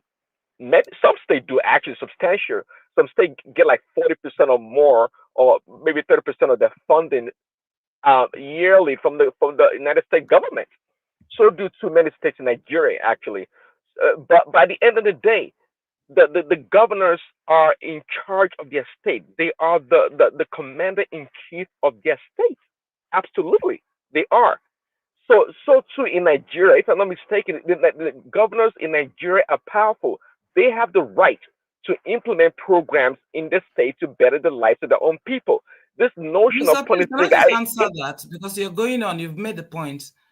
Can I just answer? Sorry, I'm not the moderator, but you made the point. The point is, let me point out two governors, two situations, two scenarios rather. Rivers State, right? As far as we were concerned, our governor was doing well. Now, what is the reason why that governor was removed? Because the governor was not answering to his godfather, who is the FCT minister, and he was not remitting. In fact, after Wike left, we're getting about 26 billion naira in IGR, whereas during this time, all he was submitting was about 15,000. So where was that excess money going to? And this was one of the issues, right? The guy was going on doing his business. Sally, you have to let no, I just want to make this point because this point is made. No, you will not be fair if I don't make this point, because I want to make another point about the governor of Imo State. Yeah, but you've had the floor now. Let he made a point. Then I cannot just go. Then it's no point. It's not a conversation if I cannot make the point back. Yeah, but if you're going to be expansive on every Port Harcourt Road with his own money, right? He has established, in fact, he's going as far as wanting to get a seaport. He has even done the electricity and all that kind of Abia State, not Imo. Yet he's the most hated by the APC governors. Now, the governors who won the work, they don't like it. Even Natasha, I could see how many projects she did as a member of the Senate. Sorry, Prince, have you yielded the They don't want to what kind of I've not yielded, but I got a couple more minutes. Is one thing. I've not yielded. Let me say okay, Celebi, I think I get your point. It's only on paper. The human Prince wants to carry on. Nowhere. All right, thank you. Are not adding on all right, thank you. All right, thank you. No, Sally. Let Prince carry on. Prince, back to you. Okay, I know.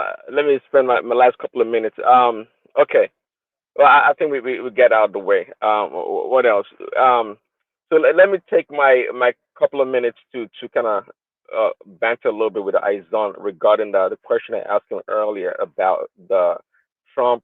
But the reason I'm asking the question actually was to make a point that a lot of people or some people what you calling it? Tonight just said, Trump's action about trying to evacuate or help the South African farmers, white farmers, is important to say white farmers, immigrate into United States. It was kind of racist. I couldn't see how racism came into play, quite frankly. But the reason I'm asking the question and bring it up is to say that, look, I have no problem with Trump being a white person, helping if he sees trouble with white people around the world and extending a hand of friendship or assistance. It doesn't matter. It doesn't matter because someone brought it to his attention and he felt the need to do something about it. We had a black president in the name of Barack Hussein Obama, right? A lot of black people, especially in Africa, I would say, had high hopes that this man was going to do something for them. But I don't. During Barack Obama's tenure, I don't think he ever brought any serious issue about helping Africans. Of course, Dan, just like you mentioned the other day, Aizon, when you threw your hands up, that, oh yeah, it destroyed the most prosperous nation in Africa, that is Libya, and killed Gaddafi, right? That's a black man that did it. But the only thing I can remember Barack Obama in connection with Africa is attempt to strong harm or to spread transgenderism or LGBTQ in Africa. That's what your black leader Barack Obama did for us. That's all he was concerned about. He never talked about economically trying to link America's market and give African market the opportunity or bring about some initiative in order to. He never did none of that. But people want to point finger. Today they call me names Afro-Saxon and all these things. But today Trump is doing something to help his own white people, and people have a problem about it. Aizon, what do you have to say about it? Okay. Well, first of all, bringing up Obama in relation to what Trump did, I don't see the relationship. I agree with Niger. I think it's what he did was racist because, President of the United States has access to tons of information. One of his oligarch billionaire friends brought it up to him that, oh, look, white South Africans are getting killed. They're attacking white South Africans. There's a genocide happening in South Africa, white South Africans. All he has to do is just talk to his consulate or embassy people, and they'll break down the entire situation from him. So he gets the full picture of what's happening. And then when they do tell him that there's a lot of crime in South Africa and more blacks are being killed than whites, and he still proceeds to say, I am going to just focus on the whites. That is where the racism comes in, right? If a true leader of the United States that wanted to reduce the crime on whites would have tried to reduce crime overall by working closely with the South African government. In fact, Ramaphosa said it to him during the meeting that we use American technology to try to fight this crime. And as a matter of fact, we would like to work with you to get more of that technology to fight the crime. But he wasn't trying to have that conversation. What he kept going back to is like, the farmers are white. The white farmers are getting killed. And he was stating the facts to him. On this platform, we like to talk about facts, right? So let's highlight the facts. More blacks are being killed by crime than white farmers. Fact, including black farmers, right? So when you're presented, wait. You asked me to answer your question. You brought me in. Let me answer it. So when you're presented with facts of crime and the demographics of what's really happening with crime, and you choose to ignore and focus strictly on race, that is where it becomes racist, because you're making it about race. Trump made it about race. Even when they tried to explain to him that it wasn't about race, it's about crime in South Africa. That is the problem here. This has nothing to do with Obama. I'm not a fan of Obama. I've criticized him. It does. Wait. I'm not a fan of Obama. I criticized him. And if you want to talk about Obama, we can talk about him. But this isn't about Obama. This is about Donald Trump and what he did in this situation. The point I'm trying to make is you can't ask me a question and argue with me when I'm trying to answer the question. Take it along. If Obama, back when he was the president, if Obama had concentrated, let's say, on an African country or a tribe and tried to help them specifically, and maybe even bring them, immigrate them to United States, for example, would you have an issue with it? Would you call him a racist also for making it about a black issue? So here's what I'll say to you. If you're going to use an analogy, try and use one that fits. Okay. You're saying if you're going to say if Obama had focused on a tribe, first of all, the word tribe is derogatory, right? It was used to diminish us. Ethnicity is what's better. If Obama was going to focus on an ethnicity, right, that would be different. Now, the proper analogy would be this.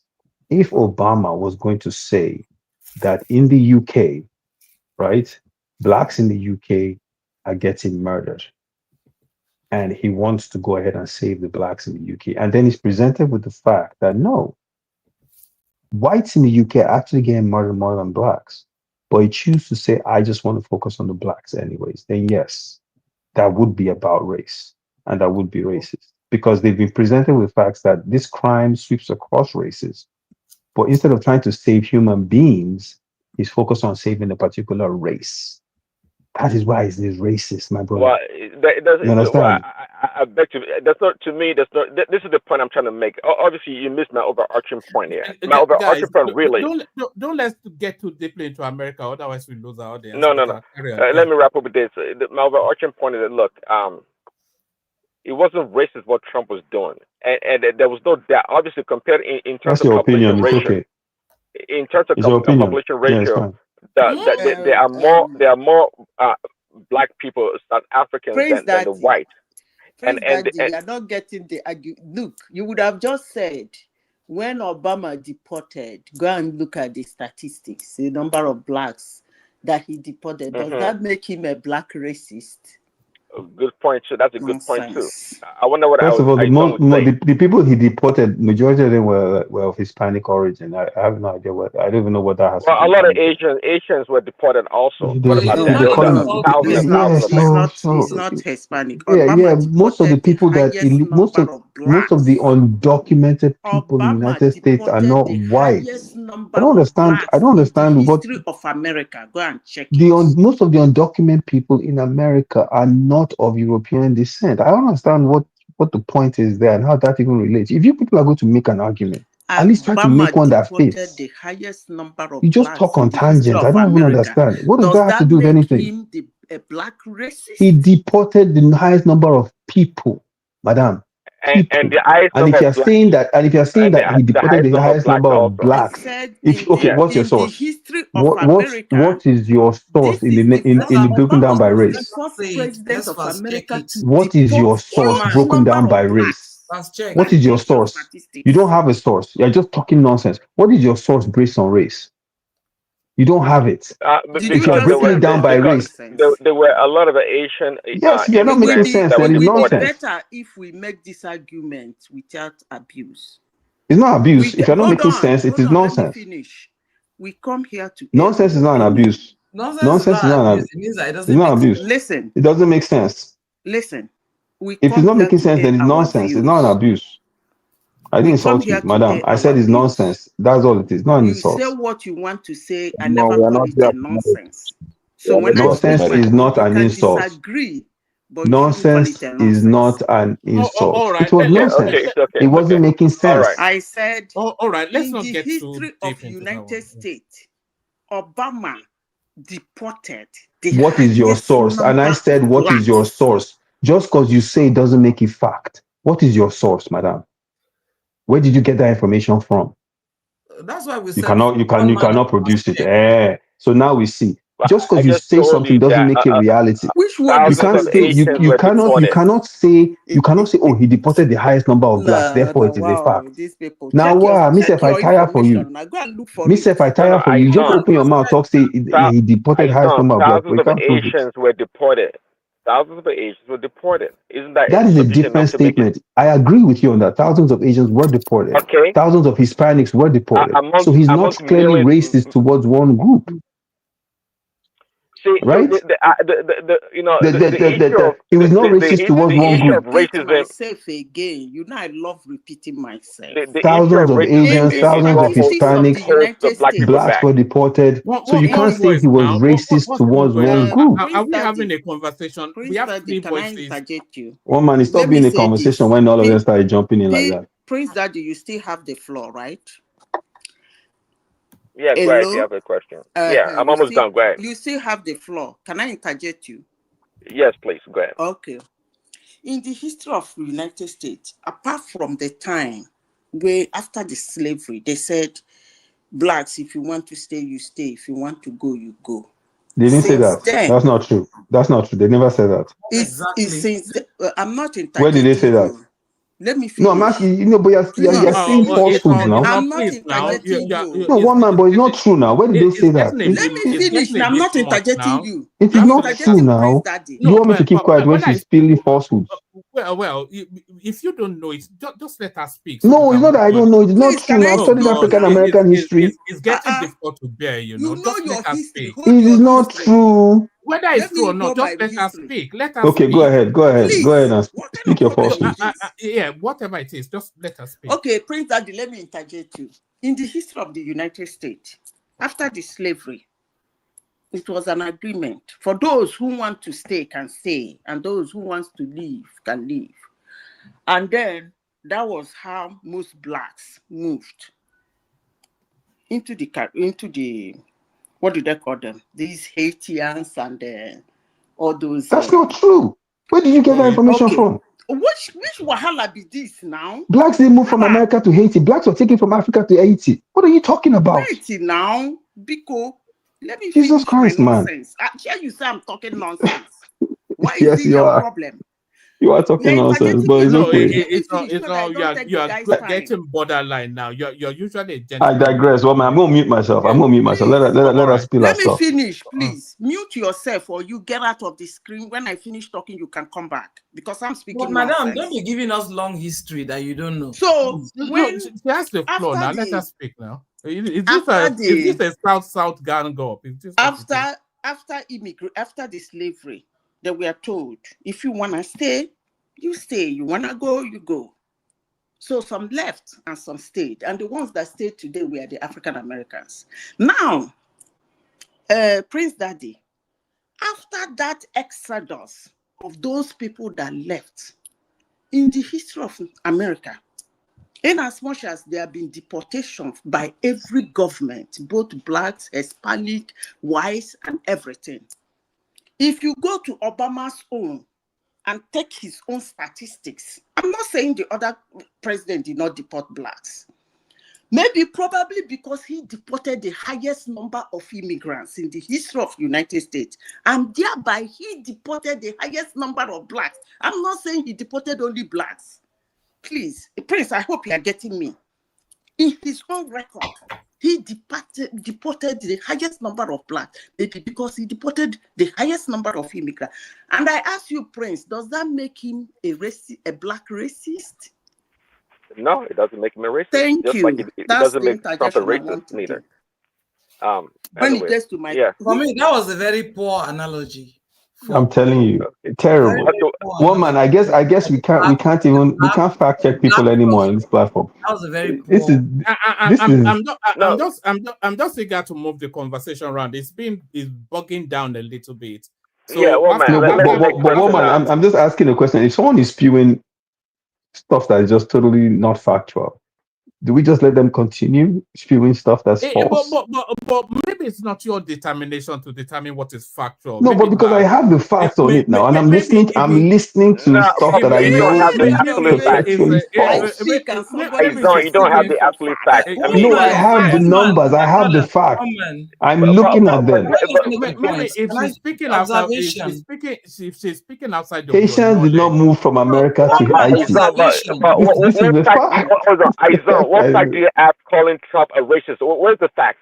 It's not subjective. I'm calling him a racist because he made it about race. Oh, really? That is fact. Make a point, please. He made it about white people. Is that not a fact? Please, can I talk? He did not make it about white people. Did he not make it about white farmers in South Africa? Because if a police pulls you over, he made it about race. He didn't make it about South Africans being murdered. He specifically said because they were white farmers. So he made it about race. When South Africans were killing Nigerians, did he make it about race? Did he mention race? Did he mention race in the description? No. Hold on. Two more minutes. Bring it to Prince, and then we move on. Thank you, man. The problem you have is because he invoked the word white to describe the farmers. He made it about race. Once he mentioned white, it became about race. It's not about race. So don't speak as if you have absolute. Once he said white, it became about race. It became about race once he mentioned white. You're making a subjective argument. No, it's not subjective. Did he say, your president said it, not me. He said white farmers. And even when they told him that blacks were getting killed more, he said white farmers. So what are you talking about? What are you talking about? But white farmers. What are you talking about? He said white farmers and killed. The white farmers. But that's not true. It's been disproven. It has been disproven.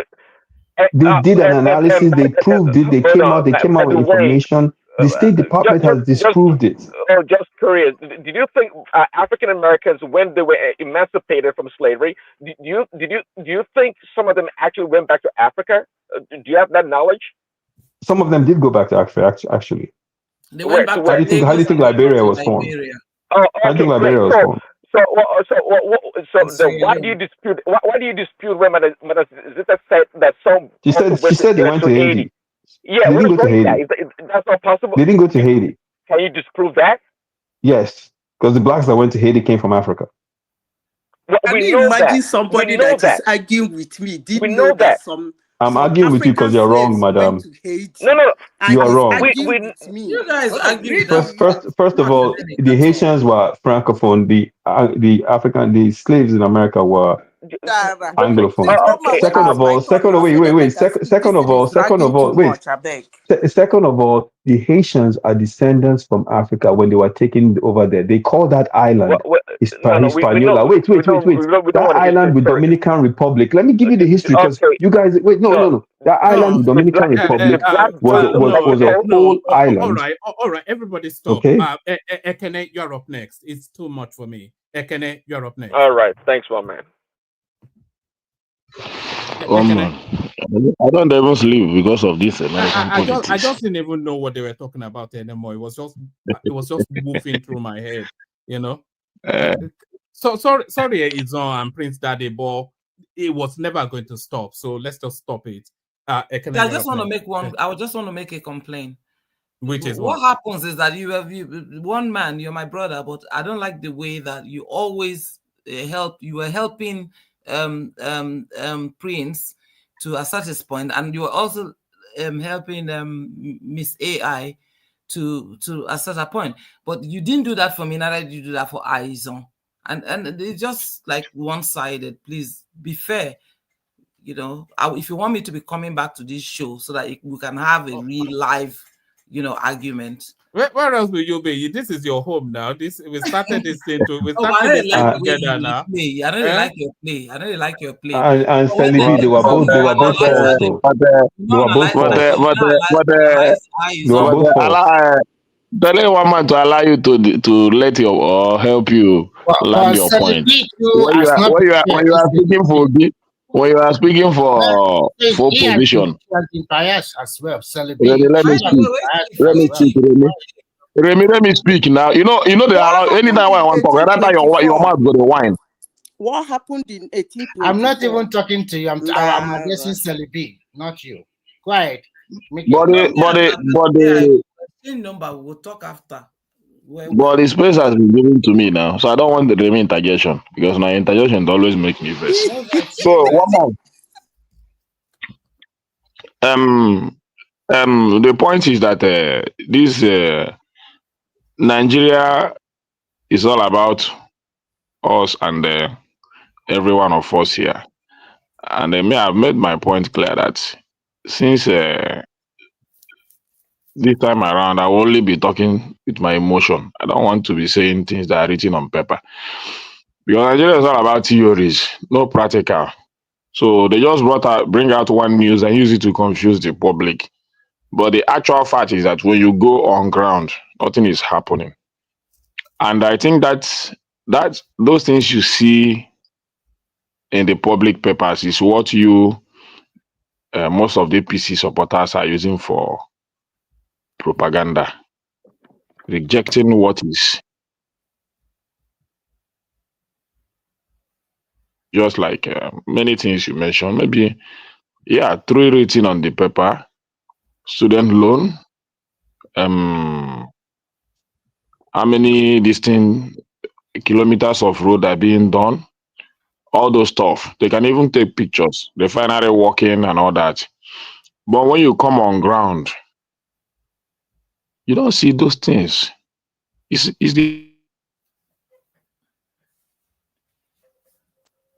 to forget whatever I see on the space of the news every day or Vanguard, whatever. I speak with what I see. It's just like when we are discussing about Benin or a road few months ago. You guys, we are bringing in pictures. This. See. But then what is happening on ground is that there is no work going on Benin on a road.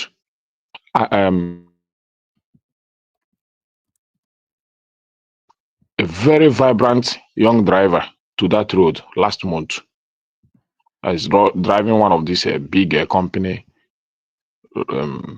big boss lorries. We lost him to that road. Why? The other side of the road by going to the east was not good. So they are using one way. When they get there, they turn to the other side and use one way. So what happened? When he got there, for him to put his head because it was a night journey, to use the other lane to cover up maybe and divert it to his normal lane.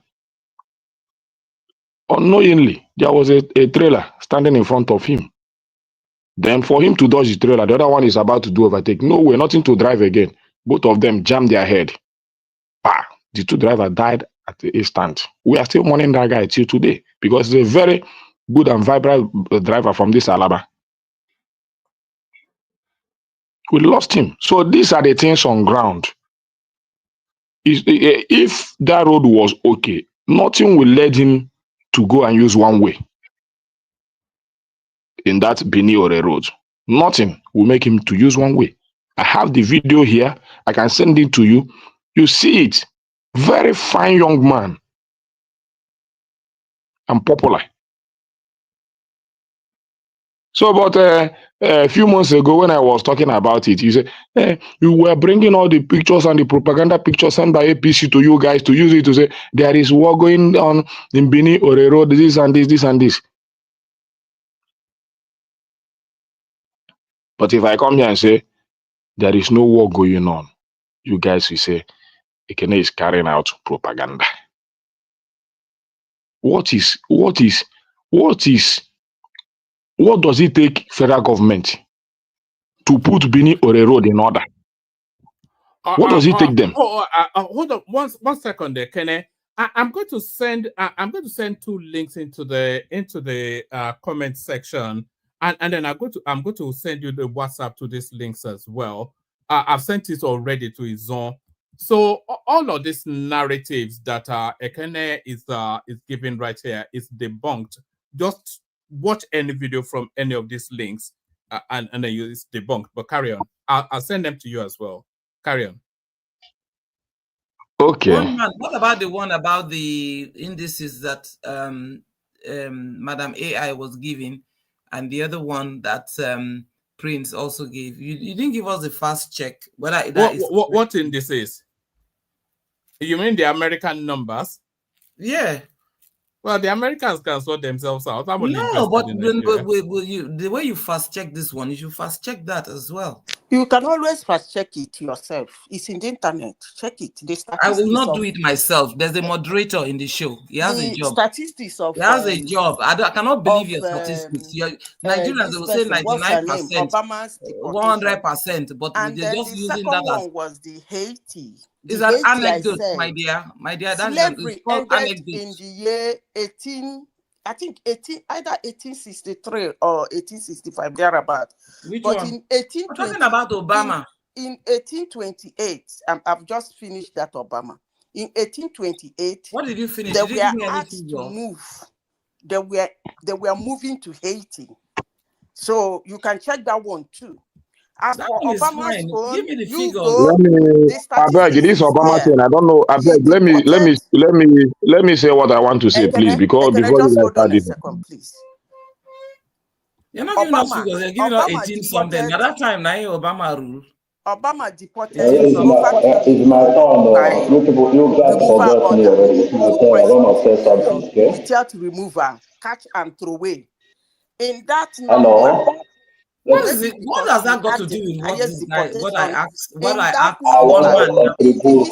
What has that got to do with what I asked one man now? One man, send me to the other of my phone, please. What you are sending to the other of my phone.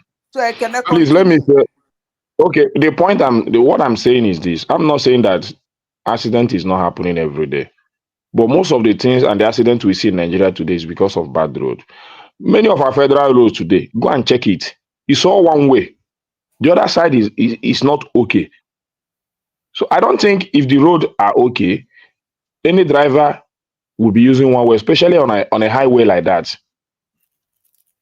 You understand? But when the argument was made about the coastal road and all that, this money can be used to maintain the existing road so that the transporters will have easy access traveling here and there. Well, you said no. Now that one might be the cocoa, that coastal road. Maybe when he finish it, all of us will divert and be using that one. I don't hear anything about that I don't know where that one will be leading us to. The fraud. So the issue still remains that Nigerian government don't have the people they are governing at heart. The only thing they would like to do is what will benefit them. If it doesn't benefit them, they will not do that project. So once there is no trillion, once there is nothing to inflate in the contract, that contract will not go on. And a lot of us know here, there is even if there is any war going on that coastal road, you know there are a lot of fraud. But you know that the president's son is one of the contractors. It's one of the yes, that's what I want to say. So what sense I does know. that make? So it doesn't make any sense. And that the contract was never given out. Normally, they will bring out the contract and people will And pay. it was not even budgeted at all. It was never captured in the budget. Nothing. You just rolled out money, trillions of naira. But if there is any other, if that is another individual, now you start to castigate that person. You start to lay accusations. What other individual did that? As if that is another individual, maybe let's say it's somebody like Goodluck Jonathan that did such project without capturing it in the budget. That All these APC guys will not. Fraud in Nigeria. I've checked it out. I've gone through it. It's the biggest fraud. So, but let us. But you say Nigerians are getting better. But when we raise the issue, use this money, give us our existing road and put it in. Is there not what we hear every day from the Tinubu propaganda? If in Nigeria getting better, why one man still in London? Supposed to go back. Abio. So, but the point I'm making is this: many things that you guys enjoy abroad, if we have half of it here, I don't think any Nigerian will be complaining, because I've seen a lot of people. You're not happy. You want to come home, and everything should be normal. Maybe other guys are happy, because I have seen a lot of people here, a lot of people that live in other countries, that maybe a lot of them that came to Nigeria during December. It doesn't take them time to go back. Why? They will tell you no light, no this, no good road. I cannot drive my car. I cannot do this. In abroad, he can. These are the simple things. So look, there's a lot of bigotry in this particular government, much more than even the Buhari's government, and I'm sick and tired of it. Nobody, even the learned people that I know, they cannot speak truth to power anymore. But I totally disagree with you. I can see you are totally. We are going to end up in a state capture, and a state capture. You people want to be like Cameroon, totally biased, and all the things you have been trying. It's not even time for election. Excuse me, sir. Let me finish my point. Let me finish my statement, sir. Let me finish my statement, sir. I have a right to speak. Let me have been speaking. Let other people. Allow me to speak my statement now to finish my sentence. You have been speaking. You are not the moderator to tell me what to do. Other people also. You're not the moderator. You cannot be wearing your last spot and come and start talking another thing here.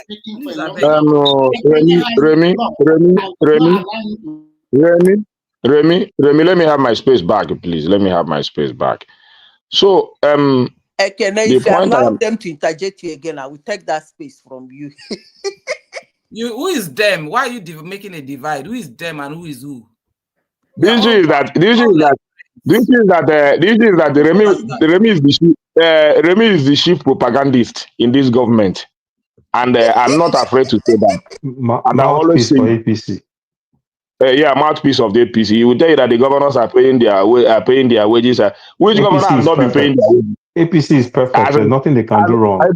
Tinubu is the second coming of Tinubu is the second coming of Jesus Christ. So he is going to save Nigeria. Why did you not go and proscribe them out and then give them a state of emergency? So, like I am not a drug launderer that no one can find out which secondary school he went to. Now we have 4 voices. Now 4 voices. No, APC have more governors. Hold on. Let me say one thing, Sally. The one thing that I want us all to bear in mind is that we're not just we have an audience listening to us. So if there's so many voices coming in, then they're not really hearing anything. But carry on, yeah. So the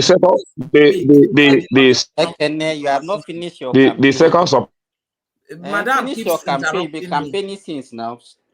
When we stop, then another person campaign now. You be all this your rhetoric every day. come Akotikuyo, all these bad news that you normally bring. So you are Ekene, not carry tired of on, it. my brother. They enjoy your talk. I beg, Eh? continue. Continue, Ekene. They enjoy your talk. I I go. don't, You I don't, like as I bad don't see, news. as I don't I'm see, enjoying as I don't Ekene's see. talk. Ekene is telling us what's happening on ground. So, the point still remains that the government don't have the mind of the people. If they have the mind of the people, it's very easy to govern. Put the existing things in order. It doesn't take much. The trillions you budgeted for the coastal road can put most of our federal roads in order. But instead of doing that, they will go and video some things and be sending to one man. One man will be sending to us and say there is war going on in Benin on the road. But he never traveled to that road. I don't think one man has traveled to that road, maybe since he was born. But I'm not, but somebody that is traveling to that road every day by day is telling you this is whatever happening in that road. You say, no, rather you want to believe a picture. So, but every one of us, if you want to tell yourself the truth, you should know that most of the magazines, which by myself and what I believe, knows that most of the magazines in Nigeria today are being used for propaganda. Just like what they did with the refinery. It's very easy. They have the money, they have the power. They can organize them, take videos and all that. You understand? And push it out there. And they will tell you the refinery is working. I just spoke about it yesterday, and the news broke out today that the thing has stopped working. But I'm telling you that refinery never worked. I'm telling you, with what I believe with this government, the kind of propaganda they are propagating against the people of this country. That refinery never worked. But if you want to believe it and be using what you are hearing on the papers and all that, the theories you guys are using to deceive Nigeria, then you can go on. But for me, living in Nigeria, see, since I was born, I have never heard that any government policy has come to anybody that I know, especially in this government. Since I was born, talking about student loan, talking about palliative, I've never seen anybody that have received anything that is written on paper about this government.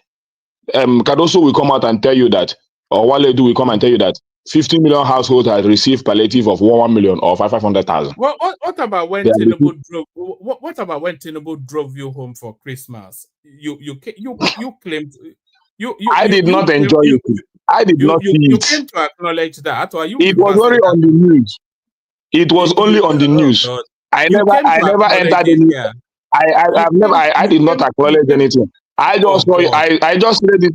I was enjoying your news then, how you were pushing it out there. Even you were saying that you were discussing it with your dad, and your dad was saying it was a clever move. I remember now. And he said it was a clever move. Does not mean that I entered it now. But I'm telling you, I've not used. You lie a little bit. Something you said. No, you don't know that however you want to put it. One man, however you want to put it. He just my father. My father said it because the man knows how to capture the mind of the people. He will just put it out there, and at the end of the day, you will not see anything. I'm telling you that I've never entered anything or no palliative about this government. We are just on our own. We are just on our own in Nigeria. The little things, even as a businessman, you have to enjoy in this country. Just access loan, do a little business, have a little profit. To your tent, O Israel. Government doesn't look into it at all. But these are the things, the macro business that if you make things easy for them, you can have a number of employees, you make it maybe 2 or 3 people working for you. You'll be paying them. You understand? When it is easy to, it's not the idea is there, the business to do is there, but to access the capital is very difficult in Nigeria. You have to do a lot of things to build capital in this country. It's not easy. Let me tell you, if you think that it is easy, it is not by speaking English or coming here to talk every day. Come down to Alaba, let's build capital. Then you will know that this government is dealing hell out of Nigerian people. Come down to Alaba, let's build capital. But these are the simple things that when you guys are in abroad, What the government need is your idea. It's your idea. Only your idea can give you access your capital in abroad through the bank with good interest. You do any business you want to do, pay it on a very comfortable the only way they want to do it. But here in Nigeria, even if they manage to give you that loan, 6 months, 1 year, the kind of interest you will pay, you will not even make that money. So it's better for you to manage what you have and be building it up. And still we are surviving on it and telling you what is happening. But you say that APC, so even during good God, Jonathan, it is easy to access good capital. With 1 million naira, 2 million naira, you can do a good business and enjoy your profit. Even a little bit under Buhari. But in this government, if you try it, you close the one you have, you close it on. You just close everything up. So how do you want me to assess a government? Is it not by all these things? Is it by what you come here to tell me every day? I assess the government by all these things. What I feel. I have a question for you, please. Yeah. So, will you say that 4 years ago, your business, the cost of food, your transportation costs, and everything else that you used to pay for was more affordable, and it was easier to do business 4 years ago than it is today? Very easy. Can I use that question to bring it home, and then we go on to Zita? So it's very easy to do business 4 years ago than under this government. You understand? So even since they did the subsidy is gone thing, so within the last 2 years, it hasn't gotten better. See, everybody that wants to tell you the truth will know that doing business in Nigeria today is like going through hell. Because are you talking about the cost of living? It's very high. If no matter what I pay to have access to light, both in my shop and in my house, even if you guys that are abroad say if you give Nigeria electricity, can they pay for it? It's even more than what you are expecting. Are you on band A? Are you band A or which band? They get that one are just English. Forget about that thing. They'll just bring any bill they want to give to you. You understand? So, but even at that, you don't even see the electricity. You still have to burn gas in your shop. A lot of gas every week. You spend thousands of naira to buy gas to power your shop. The house rent in Nigeria now, the way I'm seeing it, more business will close, more shops will close, because at a point now, people will not be able to pay with the kind of the little we are earning in this country, the cost of living, what Nigerians are earning. Very soon now, nobody tell me, tell me which because I am very sure that the civil servants are cut off from the system automatically, except the ones that are stealing from the government. But the real civil servants that are earning genuinely, they are being cut off from the system. So tell me a genuine civil servant. 2 more minutes. Yeah. Okay, tell me a genuine civil servant that can afford a two bedroom flat, no matter how you want to convert it, but a naira of 1.2 million naira today in Nigeria. Tell me a genuine civil servant that can afford it. Civil servants, they make like what, 70K? How much do they make per month? Their minimum wage is 70K. So I don't know what other things they are making, but no matter what you are making, you cannot make up to 400,000. Even with 400,000 naira, family of 3, can he afford a flat of 1.2 million naira a year? Oh well, I won't do it now. How you want to do? What's the magic? What are you going to use to do it? So and these things increase within the space of 2 years. These houses I'm talking to you now, a 2-room and parlor under Goodluck Jonathan was 150,000. The highest you can get is 200,000 naira, and the civil servants are affording it very easily, doing good on their own. It increased a little bit. Can we preface that by saying that under this administration, it increased. I'm talking about local areas, so I'm not talking about Can I preface it with the location so that we understand? Preface it with the locations. I am talking about. Bring it home though. We have to go Okay. to it. Okay, I'm talking about local areas like Ojo, like you do all these local areas. I'm talking about them. I'm not talking about Lagos. You're not talking about Nigeria. So let's be very. Even Lagos, go to Asaba today. Go to Anambra State. Many areas today in the country, all around. I don't disagree that things are hard. I don't disagree that things are hard. I appreciate what you're saying. But I just want us to be very careful that when we speak about Nigeria, that Nigeria is beyond. I'm not being careful. I have to speak about how things are, because the only fear is now. Yes, the only I understand. The only fear I'm having now is that if things go beyond this, maybe if this man wins 2027 and things go beyond this, how are we going to do it? Are we still going to survive? So what's your alternative? Who's going to win? My point, one day, Remy will now come now. Remy will come back and tell me to endure. And So I'm you are waiting for him. canvassing for Bia. Right. No, I've not started conversing for anybody. I'm saying what is happening on ground. During 2027, once the campaign starts, you will know where I stand and I will make it known. For now, I've not started campaigning. And the only thing I'm happy is that I've never supported APC for my life. Even when I know that good law government was somehow insecurity manipulated, but I still believe that he's still better than what we are going to have under Buhari and the Tinubu. And that is what we are seeing today. I've never expected that Nigeria would buy Naira or we have dollar to 1,500. And when Aizon was telling you that things are even, that we are decreasing from what we used to be. Before, with the whole story I heard in the 70s, nobody travels abroad because the dollar was okay. The economy was fine. The amount of electricity. That's a lie. That's a lie, please. Let me finish. It can be a lie to you. But we have more electricity in the 70s than what we used to have today. Even with the band A and the band B, you don't even see light anywhere across this Ojo. I don't know about any place here, but in this Ojo, as I'm talking to you, no light anywhere. Everywhere is in darkness, in total darkness.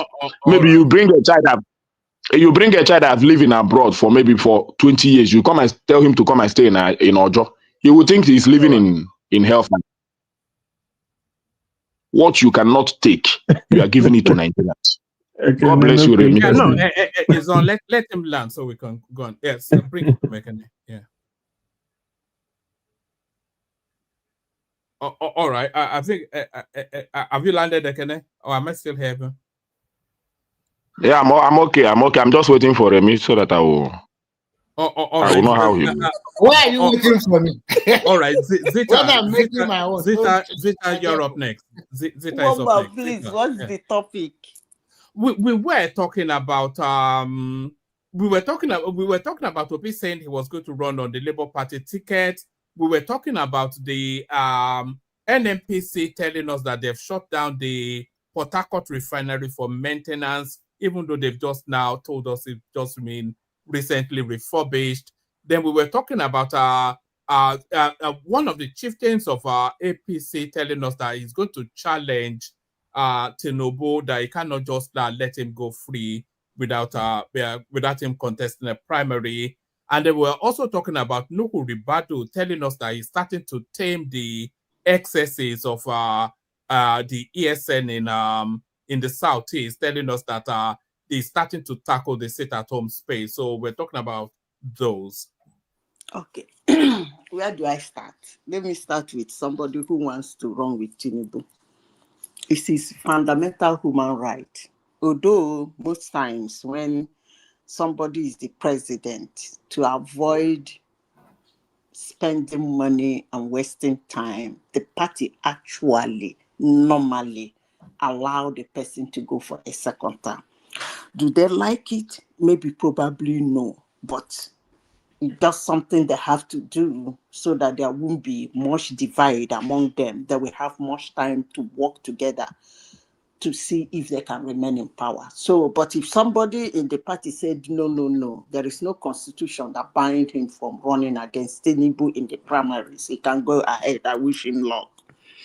Then the second one is Port Harcourt Refinery. I told people that that refinery was never working and it will never work. I said that several months ago. It can never work. It's a money-making machine. It can never work. And I've said here severally, if Nigeria want to survive with their oil money, NNPC has to be shut down. I'm not talking changing the administration, wiping out, renaming them. I'm talking about removing anything NNPC and anything that looks like it from Nigerian government. That way, Nigerians will be able to enjoy the money of their natural wealth called oil. I end my case there. Then the second one is you said about the guy in Ribadu trying to stop ESN. I don't know what he meant by that, because that thing has turned to a racketeering business. That's what I would call it. It is become, as I said before, nobody can stop it except the Igbos. Hate me, like me, I do not care. But you see what is happening in the southeast. The only people who can stop it are the Igbos. And the day they rise up and say enough is enough, I can assure you enough will be enough. It's as simple as ABC.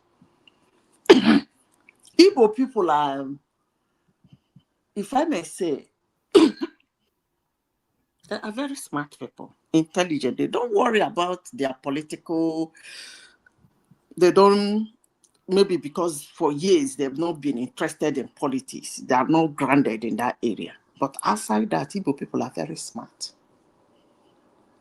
Whatever that is happening in Igbo land, they know who is happening and who is not happening. And the day they have enough to their neck, they will stop it. When Owerri was raging with using human powers, people were disappearing in Owerri. There is nothing, even the military government. The time of Ike Nwachukwu and co, Ikwecheri them, people were, they are military governors. They couldn't do anything about it. They couldn't. They run this way, those people run this way. In fact, those people actually became kings. But the day Igbo people stood up, it was a mayhem in Owerri. They gave them what they wanted, and they, to an extent, it ended for several years before this iPod came up again. Now, back to Peter Obi. I don't even see any reason why that guy is not holding that Labour Party. It's actually very unsmart of him for not taking that party and making it what he wants it to be. That party was given to him in a platter of gold. I don't know any other party in Nigeria that he will be given the opportunity that he was given in Labour Party. So if he says he's going to run with Labour Party, I don't even know why he wants to leave the Labour Party in the first place. Because that is a place he has 100% control over the finances, over the people supporting him, over everything. He's at the Alpha and the Omega. No party in Nigeria will allow him there because all the existing party already are being guarded by some group of monsters. So that one is his party. I can say he's almost running late. He should get it together, arrange it, put it straight, and run on the platform.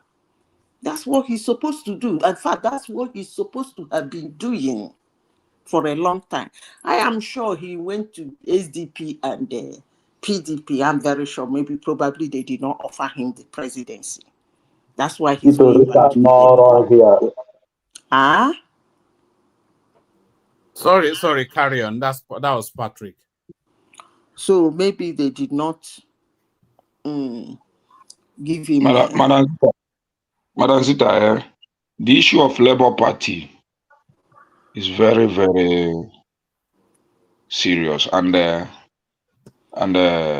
somehow, the way the Labour Party has to be structured in order to make inroads in the north, the people holding the party don't want to allow that. You know, power is too sweet in Nigeria. Anybody that happens to get a little bit of power, you know, that's why I don't blame Tinubu alone. It's in every one of us. Once you climb up there, you don't want to come down, even when it means the progress of the nation. So every one of us here knows that the national chairman of that party needs to go to the north for Obi to get what he wants. What he wants in 2020. See, let me tell you, Kene, politics is more of, when it comes to the core manipulation of politics, it's more of negotiation than what you are talking about. Obi have to develop that capacity and capability to see somebody down, to negotiate with that person and convince that person to follow him. Anybody that have that is called a grounded politician. That's when you know that you have mastered the art of politics. When you can sit some group of people who don't really do like you, but you can convince them to come to your side, even when they don't like you, then you are master of the game. So, but you already have that now. He was from the south, and Abure was from the south. He got 6 million votes. Honestly, sincerely speaking, to say the fact, I am anyway, I know him before now. But sometimes when somebody says do something, you will think the person has changed or the person has learned a new thing. But from what I saw, I don't think he changed or learned a new thing. For him to get 2 million votes, 6 million votes, when the chairman is south, he is south, he would have leveraged on that immediately to start his negotiation. Not what he's doing. Sitting down people to talk to them. What do you think about me? This is what I have to offer. What do you want from what I have to offer? How can we work together even when I know you don't really like me as a person? Some people call it deal making, but I call it negotiation. When it comes to politics, I call it negotiation. If it's business, I can call it so he would have made those inroads with his agents and people on ground in the north, in the 6th geopolitical zone. He would have started talking to those people that made him, even if it's for him to get 1 vote from some certain areas. But Madam Sita, I want to ask you, do you think in the last election, do you think that any prominent, apart from the few, maybe Obasanjo, but have you seen any prominent politician that made Obi got the 6 million vote he got in the last election? Yes. As of course. Okay, let me which person? Okay. Prominent. I mean, not all these my politicians. I just want to see. I just want to know. A lot of them in Igbo land, they were silent about his situation. Some of them campaigned for him. I have a lot of people even in Enugu, in Anambra State. Most of them said, in Igbo land, they said we should support him. And some of them, even when after the presidential election, they were still pushing for him to go and vote for what they call it, governor, so that he will have some people again to help him, even if he wants to come out again. Now, yes, a lot of people, prominent. What about, what's the Lawal? What's his name? The one in the north. a lot of prominent politicians came out and spoke on his behalf, not to talk of Peter side. And even he went to negotiation with Wike. Have you forgotten? On several occasions. And he wasn't able to convince them. He went to, in fact, he went to this gangster, what they call them, these monsters that call themselves PDP 5 or whatever. He was the first person that started negotiating with them before Tinubu stepped in. It was when Tinubu found out that he wasn't making a headway, and people started talking to Tinubu. Maybe these guys are waiting for you to come and tell them what you have for them. That was when Tinubu started going to Spain and everywhere to meet them. He was the one that started the negotiation. In fact, they wanted him to talk to him. But when he came, he couldn't make a headway. I don't think he actually mastered the act of negotiation. I don't think he have it. Because from what happened in Labour Party, let me tell you, from what happened in Labour Party, you see all those people that you are saying that didn't wanted to go to Shaman, to go to the north, all those, what do you call that, Yoruba men? Those two Yoruba men that were making trouble. Such people just want to be important.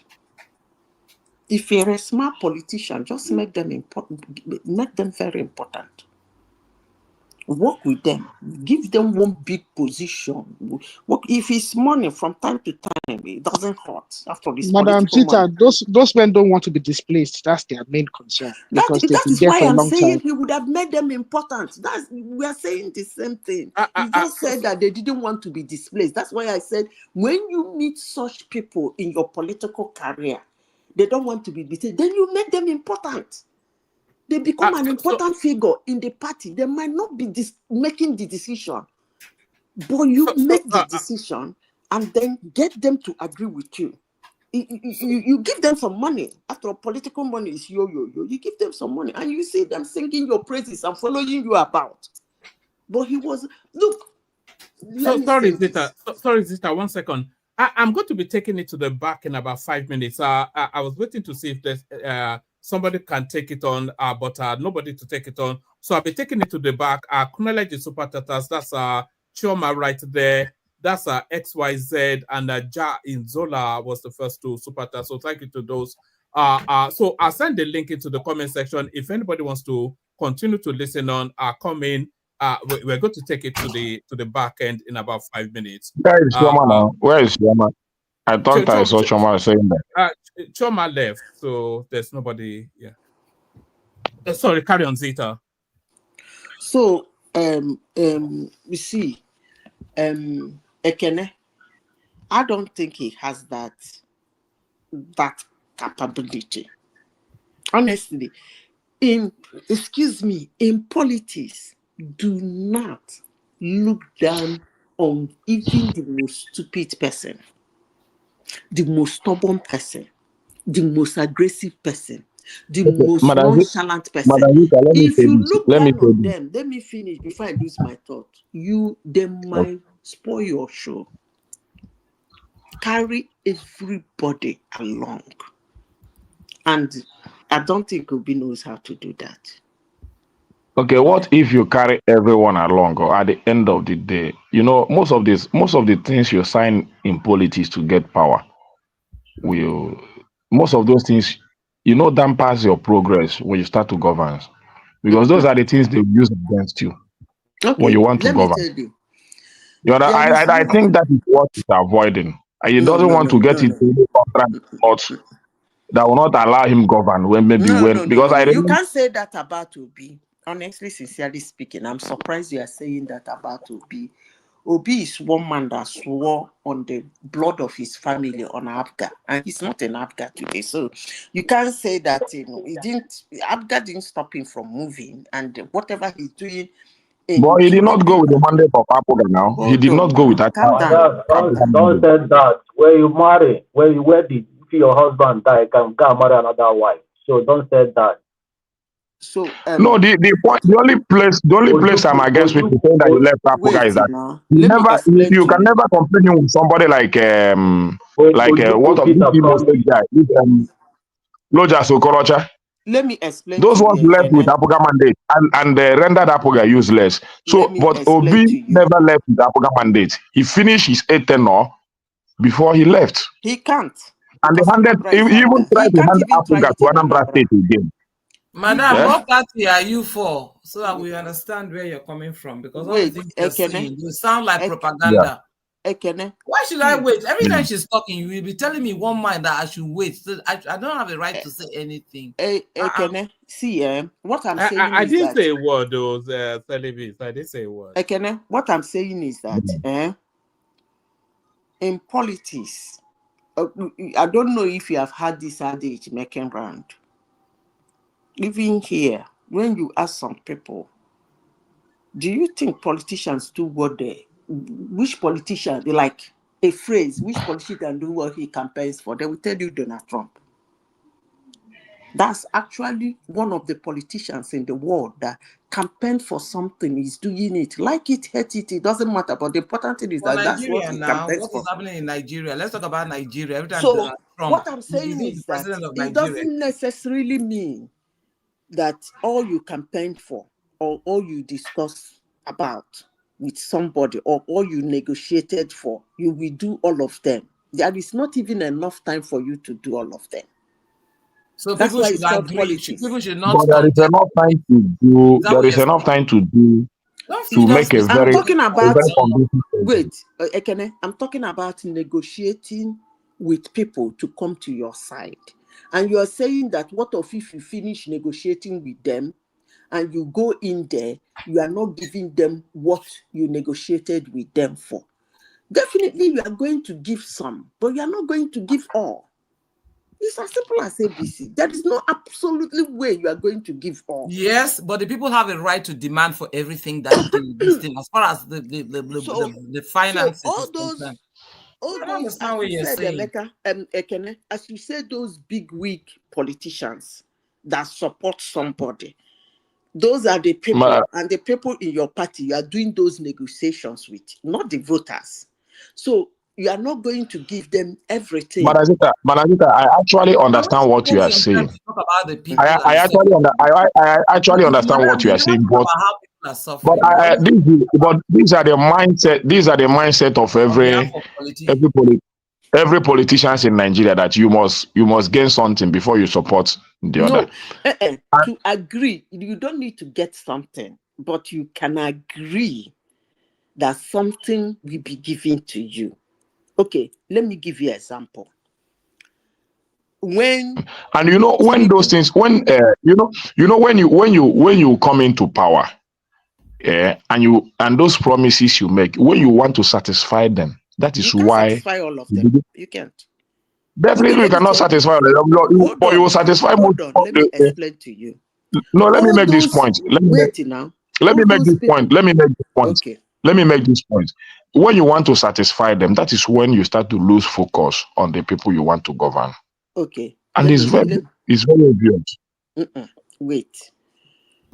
The people you govern is different from the negotiation you make. Honestly, sincerely speaking. And until, as a politician, you understand it that way, then you will not be able to fly. Now, let me give you an example. All those people around Opi that time, let's assume he went into negotiation with 4 people. He said, this one, when I win, support me. What do I get? I will make you minister for health. This one, I will make you minister for education. This one said, no, he wants finance. You say, can't you take... Is that not why you have catistocrats everywhere? Wait now, calm down. After the election, you have made the negotiation. After the election, you will actually know among them who has power to fight you. That's how it works. You don't just agree and then I agreed with you, and then after the election, you will actually know among all those people you are moving from one place to the other, negotiating for them to come to your side, to campaign for you, to support you, to endorse you. And immediately after the election, even if you win, you will still know among them who actually have power that you cannot play with. And those ones are the ones you cannot identify to work with you because you need them for your second time. And you need Madam, them why are for you the teaching us stability. corruption? Why are you teaching us corruption? So, Ekene, that's how it works. Election work with negotiation. One man. Otherwise, Actually, what you will do is for you to I run the way. understand everything. I understand everything you said, but the Obi I know, which you also know, honestly speaking, I don't know him for that negotiation. Even if he had, there are some areas Let he me will have. tell you I that feel he has negotiated in the ones that he has interest in. You know, I yeah, follow there is something area, there is areas Listen, let me there tell is you, area I when he know. did his first time, hold on. When he did his first time, he had a quarter with Leto Ojukwu. You forgotten? Yeah. He went back, second time he went back to negotiate with him. He negotiated. In fact, the man refused to give him audience. He has to pass through 1-2 people who are very close to Ojukwu. And those people helped him to convince Ojukwu. Ojukwu came out and said, whether he did that thing he promised Ojukwu or not, it's no longer a business. He has won his election. So for you to tell me that he doesn't negotiate, hold on. For you to tell me that he doesn't negotiate, the only thing I will tell you is that even if, like that of Ojukwu, the man refused him audience, he has to get 2 people. I don't want to call their names on this platform. Of course, you know, Naikene is your state, and you said you know the guy that took him there. They were the people that enabled the negotiation. So even if he cannot negotiate on himself, he can put people around him who can follow him to do those negotiations. But let me tell you honestly, hate it, like it, don't like it, election. That's why some people don't like democracy. It's all about election. It's all about negotiation for the people, of the people, by the people. So you have to run around these 3 things. Let me say a few things, Madam Zita. Let me say a few things I know about him. I know the point you are trying to make, but hold on, Ekene. Sorry, Ekene. Before you say those 2 things, let me bail out. Choma is here now, so I can bail out. So thank you, everyone. See you tomorrow. Choma, over to you. Choma, I'm going to bring Patrick Uche in, but he has this tendency. So if you're showing those tendencies, you can just remove him. Thank you, everyone. So Madam Zita, easy to talk. Good morning, everyone. Hello. Whose turn is it to speak? Can you hear me? Can you hear me? Whose turn? We can hear you. Whose turn is it to speak? Yeah. I said, madam, you are talking since morning. You are talking since morning. Allow me to. No, please, Mr. Patrick, let's Ekene finish, please. Sorry, Choma. Hold on, Ekene. Choma, Zita has the floor. After Zita lands, I think Ekene is interjecting Zita. So once after Zita comes Remy, and then Dewale and Royo came in after them. So that's the order. Thank you, Choma. Okay, can I ask your question? Then I'm done. So, the point I'm still making about Obi, I know you know how he came about to be a governor. The only person I think that supported him or endorsed him was Ojukwu. Yeah, and you know how his campaign went about. But there are a few things I think I know him cannot do. For I know. support you in Anambra, do you need any other person to support? Can you talk like this? Even though Ojukwu supported him in Anambra State, they still manipulated that election against him. You know that he was not declared winner of that election. It was Ngige that was declared winner. It was his tenacity and his this thing to go to the court that made him recover that mandate after 3 years. even though Ojukwu supported him. So Ojukwu supporting him did not make him automatic governor of Anambra State. He still need to fight through the court process to get his mandate 2 times. If he didn't win, he cannot get that mandate even from the court. No, so we are saying the same thing in a different way. If they want him not to, if they want him not to get that mandate, or if he didn't fight for it, he might not get it. You understand? And I've known him all the time to follow the court process, even after the presidential this presidential election. He still follow the court process. So, and even this Labour Party issue, he is still following the court process, no matter how corrupt you feel the court system is. But he still follow the court process. Wicked, then why did he go if he doesn't do negotiation? I can know they talk like this now. Let me say a few things he said after some of his negotiation. Most of his negotiation when he was visiting governors, he was begging them to allow him a fair praying ground. That was what he said. He said it in one of his interviews. He was not telling them, I'm going to give you this. Let me quickly stop you there. Stop it. Obi had a... What's that?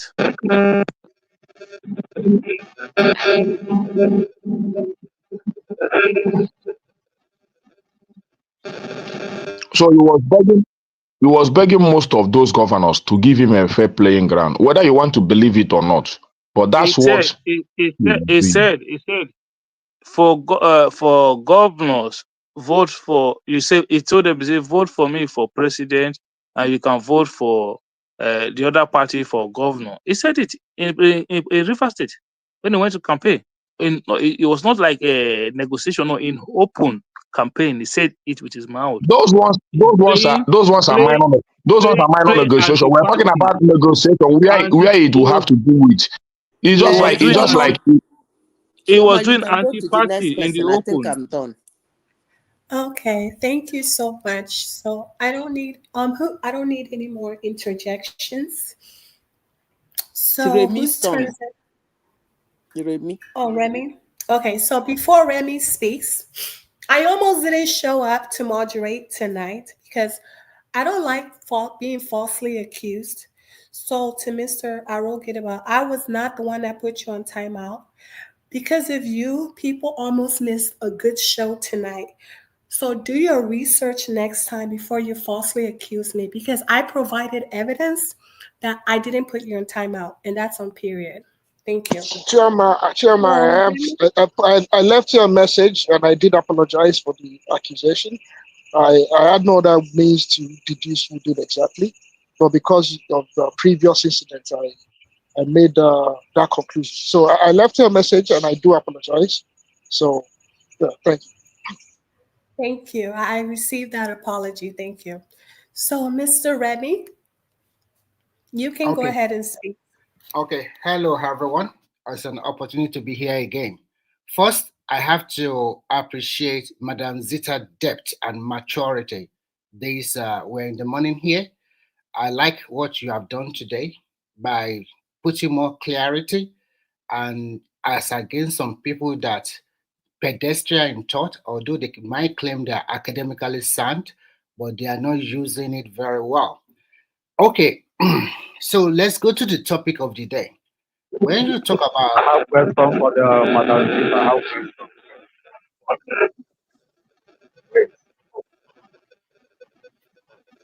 So when we talk about... So when we talk about coalition, we were just talking about it yesterday, and my thought were very simple. I thought Obi, having gained about 6 million votes in the last election, is supposed to build on these successes. But what do we have today? He frittered it away. And he is not consistent with his actions and thought. As we are reading in the newspaper today, he was saying he's still going to contest under Labour Party. He's not going to join any coalition again. But like 2 or 4 days ago, he was with them having a meeting and they claimed it's an agreement. So what kind of person is this? Is this the man you thought, or people think can really govern a complex country like Nigeria? It's But not Ogaremi, can I just say that Obi, I don't think Obi ever said he signed any agreement with them. It's no, other individuals that suggested. it's not Obi, it is Erufa and Durek that said they have Yeah, signed. so we can't lampoon Obi. We can't lampoon Obi for that. That's not Obi. That's not No, Obi's I'm not doing. accusing. What I'm just trying to say is very simple. This is a man that went to a meeting, and this is a man that talked about the coalition himself. And then, voila, after 2 or 3 days, We are in that meeting. We are in that meeting. Can you let me finish first before you ask your question, please? I beg We you. are in that meeting. You will just come and spin everything. Can you We are let in me the meeting where he said he will do this, he will do that. We are in the meeting. You will just come and spin everything and they lay it upon Obi. This is a man that say he wants to govern. He go in the meeting, he go this, he go this. No more interjections, no more. I think we are in a civil platform. When you were making your submission, I did not interject you at all. I was listening, and you took a long time and people were. I did not. So please, I beg you, you can keep quiet. And when I'm done, if you have any question, you can ask me, and that is how you're supposed to do. So I'm just reading. This is my personal opinion. I'm looking at somebody who is not consistent with his thought and action. So he doesn't know where he's going to be. And the party that really launched him, that he got the 6 million votes, where are they today? They are factionalized to like four different types. If you cannot manage man and in a short circle of a small party, how can you manage a population that continues to grow? We are over 200 million people with so many complexity, with so high division, especially among the 3 major tribes. So, but today we are in a region, and every region have to play their politics right. So forget about North and South. Every region is playing their politics. What you are seeing that is panning out in the North is again 2021, because the Northeast and the North Central want to have the presidency to themselves, especially the Northeast. So the fight you are seeing from the Northwest, that is the fight for now. You don't fight until when 2031 will come. And when you go to the South as a region, they're also playing a very good politics, putting themselves in a very advantageous position. Come 2027 or 2031, probably they might get the VP role. And by the time you switch it around after 8 years of the North, then they might get the presidency. So that's what we are talking here. If as a region, you have to play your politics right. It's not a policy of bitterness or probably trying to say, okay, this is my man, this is not my man. And when you are trying to compare people, you are comparing somebody that just spent closely to about 23 months, comparing with somebody that spent 6 years or maybe 8 years. That is not a good comparison at all. Even if you're academically sound, that's not a good comparison. From this space of 2 years, we have seen that this is a country with a lot of trouble for more than 4 decades or 5 decades. And we have seen what we have, where we stand before the last election, where everything has turned its ugly head. People cannot access their money in the bank. A lot of trouble. And today, we have seen that we are started laying the foundation. Which government is that? Is it not APC government? Can't you just exercise patience? At least, please, I beg again. Do fast. I want to respond to someone. The thing where they do You cannot control my thought. I did not control yours. So you have to keep mute, and then when I finish, you can do whatever you want. So as we stand today, 2 years, we have seen a level of achievement, and we have seen a very good foundation. So if you've not seen that, because actually, sometimes some of these things, some people might not really understand it unless you do your homework. As we talk today, Nigeria is in a good state, although we still need more improvement in terms of insecurity and other area of human endeavor. But when you now talk about, okay, it's not doing anything, I think you are being economical with the truth. I can understand maybe you fall into a political, I know that you like this kind of person, fine. But when you criticize objectively. Not every time is negativity. And when you want to compare Nigeria to the rest of the world, to some other developed country, Rome was not built in a day, talk less of a country that does not have We don't have a national plan. We don't really have any plan since independence. And you want El Dorado. And you want him to turn everything to like, even this place we are living in Western world, don't they have their own trouble? And when they have trouble, do they go to Nigeria to solve their problem? I don't understand an average Nigeria, the so-called academically sound. When you have trouble, you are calling America to come and help you. You call UK to come and help you. If you ever live in this country, they even have more wahala, more trouble than Nigeria. So sometimes I think all Nigerians should come together. If you really love your country, you should like wish your country good luck.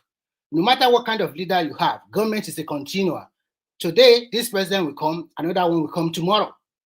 If government is a continuum and every one of us, we want our country to be a better country, why don't you continue to look at our institution and let's strengthen them? But when you lose an election, it's like they rig me out. You accuse the judges. But when the judges favor you, they don't. You do not say they did not do a wrong judgment. But when they are against you, then it's they are paid them. I don't like this kind of person.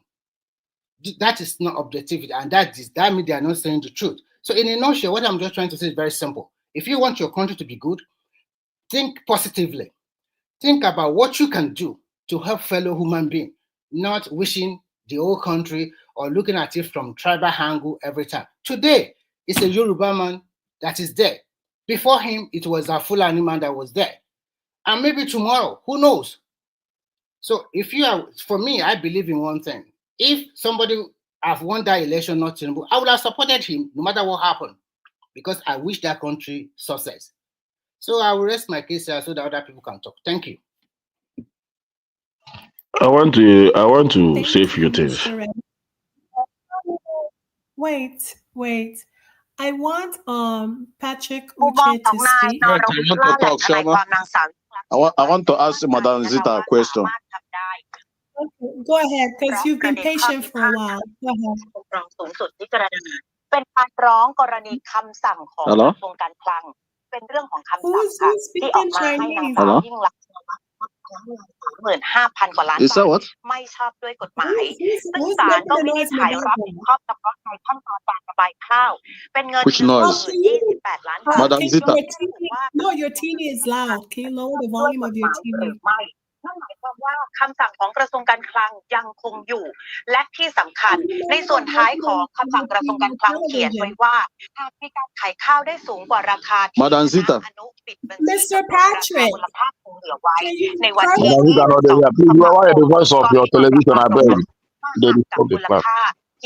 Madam Zita, the noise is not from me. Mr. Patrick, can you turn off your TV, please? Don't call me honorable. I am not Mr. Patrick. Please give me respect. 5 seconds, Mr. Give Patrick, me respect. I'm not so Mr. I'm honorable. Okay. Are you gonna mute your TV? It's not my TV. It is. My TV. Okay, so whenever I muted him, the noise stops. So it's definitely your TV. You're watching a Chinese television. I have unmuted you and I'm hearing your TV. It's distracting, sir. Is it that television or radio? Whichever one. Awesome. So you can speak now.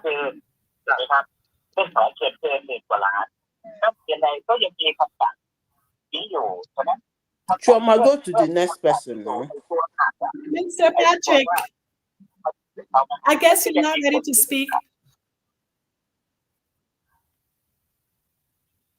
But let's just forge ahead. I think it's listening to 9.9 ล้านตันนะคะมีการทยอยขายไปตั้งแต่รัฐบาลพลเอก Okay, so who's next? Let's see. Okay, so Mr. Kene, you can go on with your interjection. Okay. What I wanted to say, everything Remy is my friend, but I like opposing him so much because he's the chief defender of this administration. So most of the thing he said about Nigerians and the politics. The only thing you come here to talk about is politics. This one Hello? getting You it. can hear me now? Yes. Yeah, I want to ask Zita, Mr. Madam, question, please. Okay, go ahead. Sorry, I can. Madam Zita. Madam Zita, good afternoon. I'm listening. Ask your question. I'm still on the. You can see me on the platform. So ask your question. I agree to.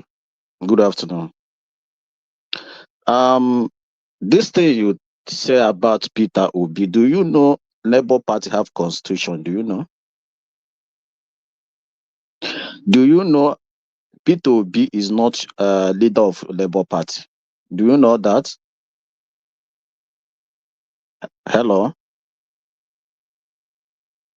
Madam Zita. Is it a question or a submission? Are you following me?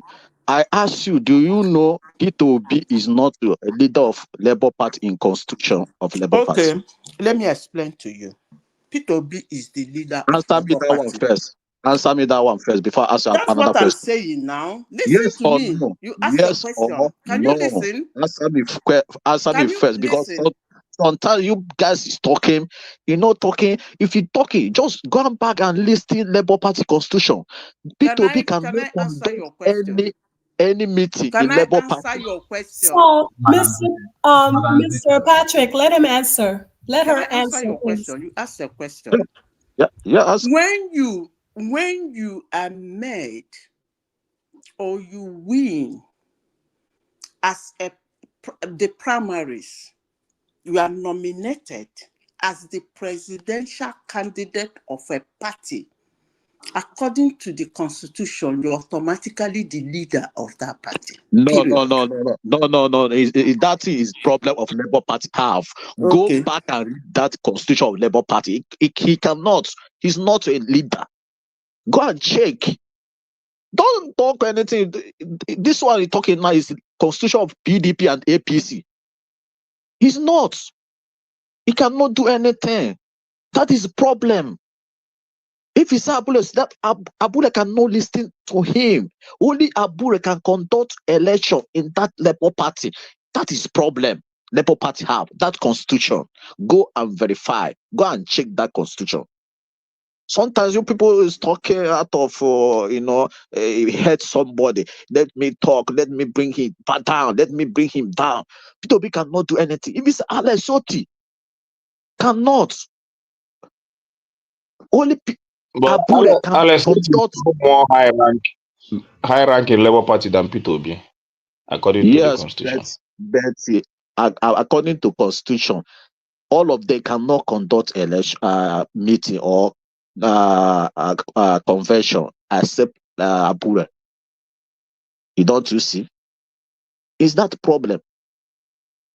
That is problem. So you cannot blame Peter Obi. The young man tried his best there.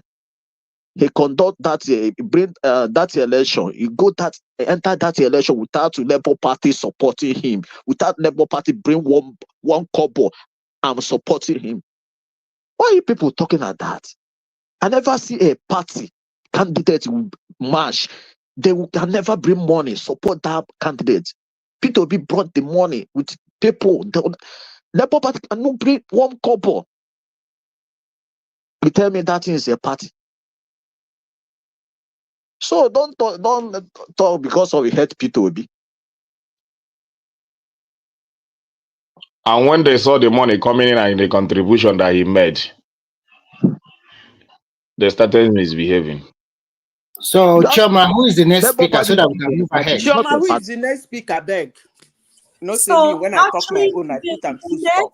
the next speaker is supposed to be Mr. Patrick. Are you finished with your submission, Mr. Patrick? Okay, seems that he's finished. Honorable, no, they use Mr. Shomana. Honorable. I have to see the title first. I don't dash title to just anybody. I'm sorry. I have to see it first. The next person that will be speaking here tonight, Has Progressive spoke today? No. And Adewale too. And I think it's supposed to be Adewale and Oroyo. No, the Progressive, you can go ahead. Because he was here first. Mr. Progressive? Are you there? Mr. Progressive? Okay. Now, Mr. Adewale, you can speak. I know you won't call me, that's why. You have to go to all those people first before you mention my name. Because I'm fair. Because I'm Man, fair. you are so mean and wicked. This platform. You are the most on this platform. I've been listening and watching and hoping that she would first say, "Oh, it's my name first," before she went to those roundabout people. I don't know if they're in China or in Japan. I was hearing Chan Chon Chin Chon. I was like, what the heck is going on? So after those people disappointed her, she now decided to come to me. God knows your address, John. I'm choosing people who have higher chances of making it to heaven, Abby. Your own regime on one man show is, I don't even, it's even, in fact, worse than even Thomas himself. But we'll manage it. You make everyone make our bench small, but we still love you anyway. So, good evening, everybody. I've heard, Madam Sita, you did a good job tonight. One thing is this: when you are making an argument with some of these obedient people, always have it at the back of your mind that you can't win some of this argument. One, they've already determined that whatever you say in defense, even if it is factual, it's not fact to them. So just have that at the back of the mind. Okay. I've learned that long time ago, and I've decided to save my sanity because Remy and Adewale, thank you. Obedience, they're my people. I was once an obedient too, but I was in darkness. Now I'm now in the light. So we're expecting the king to join us. Speaking of refinery, Before you start this thing, Adewale, I want you to start with this. Are you happy or disappointed in the administration you give to I'm Nigeria? more than happy. I know you'll be happy. I'm more than happy, and that is a fact. I am more than happy. You see, Nigerians are the most. How do I put this now? You know, they're like a little baby or children that once you take their biscuit away, they will cry. But once you give them that biscuit back, you are their Lord and personal Savior. Look, except those who are uninformed, who say that Nigeria was heading to the El Dorado. We all knew Nigeria was at the point of tilting. You know, Nigeria was not rich. I mean, we all said it during Buhari's administration when they were going to the ways and means, borrowing from it like no tomorrow, and there was so much money in the circulation, and they were covering up, recurring expenditures and all that, simply because the government ran out of innovative idea. But we have a government that took it upon itself to do what is painful but necessary. And yet, Nigerians are saying, crucify him, is incompetent, or the administration is incompetent. Yes, we'll look at it from that angle, because if you measure it based on where you live or your own status, possibility that you may even miss it. Please don't speak in parable. No. When you say Nigeria, no, let me put so that I will understand you more. Don't speak in parables. When you want to say that Nigerians are, you take away their sweet, or you say that he made the painful decision and all that. I want you to, as in, put it in a very country where you were living before. The country where you were living before. Your previous Nigeria, the Nigeria that you know under Jonathan or under what's his name, Buhari, was a Nigeria that was faking it to make it. They were patching it, they were being benevolent. And we have a country where what is there under Jonathan that Nigerians are enjoying that they don't qualify as a The citizen of this country? intervention of government in every strata of life, be it in economy, be in anything. You all know our government, once government have a hand in something, it never works. When you have a government that was subsidizing and encouraging importation, one, you are killing your future. And that's what we'll be having in the past. These days, and that's why you affected Okay, the let me Kenya come there. directly, Let me actually. come. Hold on. Before, when you used to import, you know how much government, Government men deliberately, and supported. I just want to ask you a question because you just made a point. I want to be following you bit by bit. When you said government that is subsidizing and encouraging importation of certain goods. Are you there? We can hear you. Okay, great. So I'm glad it's not, you can't hear me. So I'm glad. The point is this: when you have a government that was being benevolent enough to subsidize importation of certain goods that ordinarily should have been manufactured locally, then that is a sign that we're heading into a ditch. Now, in the past, we have a government that was more or less not just controlling, but directly involved in, when you have an exchange rate that was not real, that was not actually based on any fact and figure, but, attempt by the government to make sure that things looked real but not unreal. When you have a government that was subsidizing, exchange rate, of which the goods and services being imported are, not something that is actually affecting life or should have been able to affect production in Nigeria and also create job, then what we're having now is a government that is serious but decided to tackle economy from the point of, market I still have standpoint. a Now, I have a when question. you have, hold on. I have a question for you. What is your I have question? don't go far because I will not. You I know, will you know not. why you will continue to question my submission tonight is because you felt you haven't really said the impact of the economy, but in the larger No, picture, it's not about seeing the impact. It's not. I just want to ask you. I just want the to point ask you is, based on what you said about the manufacturing that your government is working on. I just want to ask you, what are their policies to encourage manufacturing? Do you think that these government policies is even you know that I just read it in on the with Vanguard. what you said? Actually, More manufacturers, more Ekene, companies have left Nigeria Ekene, under this administration. There are Ekene, millions of manufacturers that why have left you, this country. Listen, Ekene? Okay. Whenever I'm moderating, you should never let anyone interject without my permission.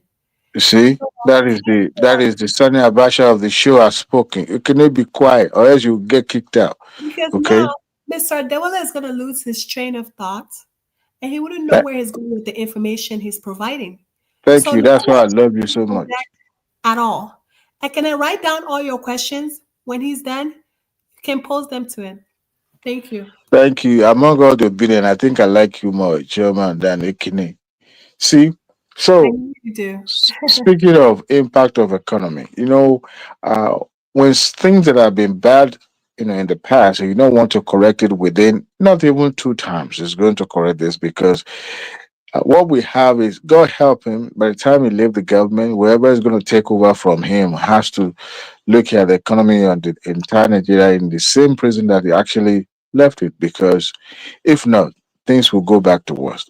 What we are used to is a government that is more benevolent, that is more of handing, the crumb, the peanut to the people in the names of we are being at the service of the people. No, where you have an economy that is run by the people themselves, by the market, now you will have stability. Everything government was involved in the past, but this time around, the government decided, you know what, we'll let it, the market dictate. And I'm so glad we could see the evidence. Number one, in the agricultural produce, I mean, the price of rice, I learned that it's now 50,000. You guys remember when it was going at 90,000, 80 something thousand, even almost 100,000, when it first took over.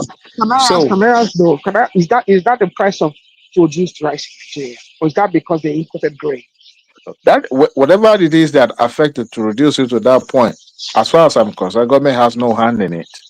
But So are we not just dribbling ourselves? Because if we're importing grains rather than improving our local productions.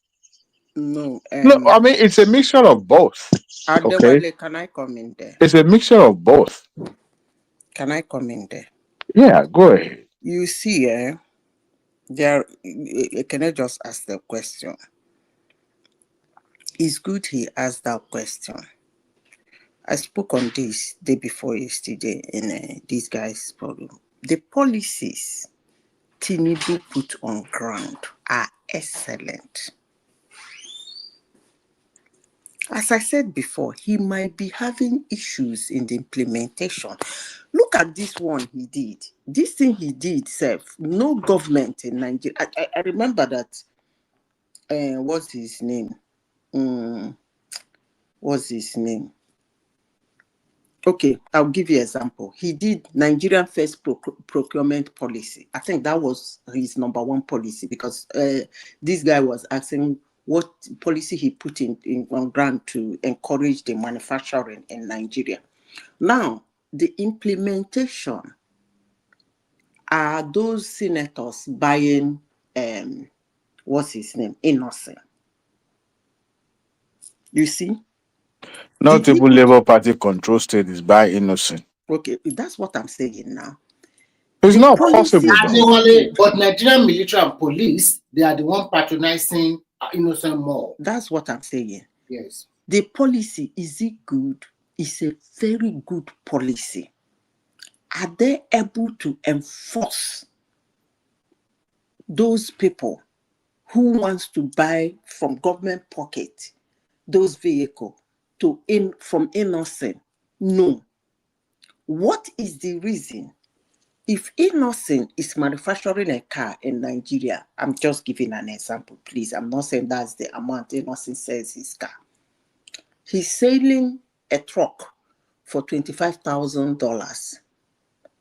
And Toyota, which has made a name for himself, is selling that same truck, tested, agreed, works well, better than Innocent, is selling that same truck, $25,000 US.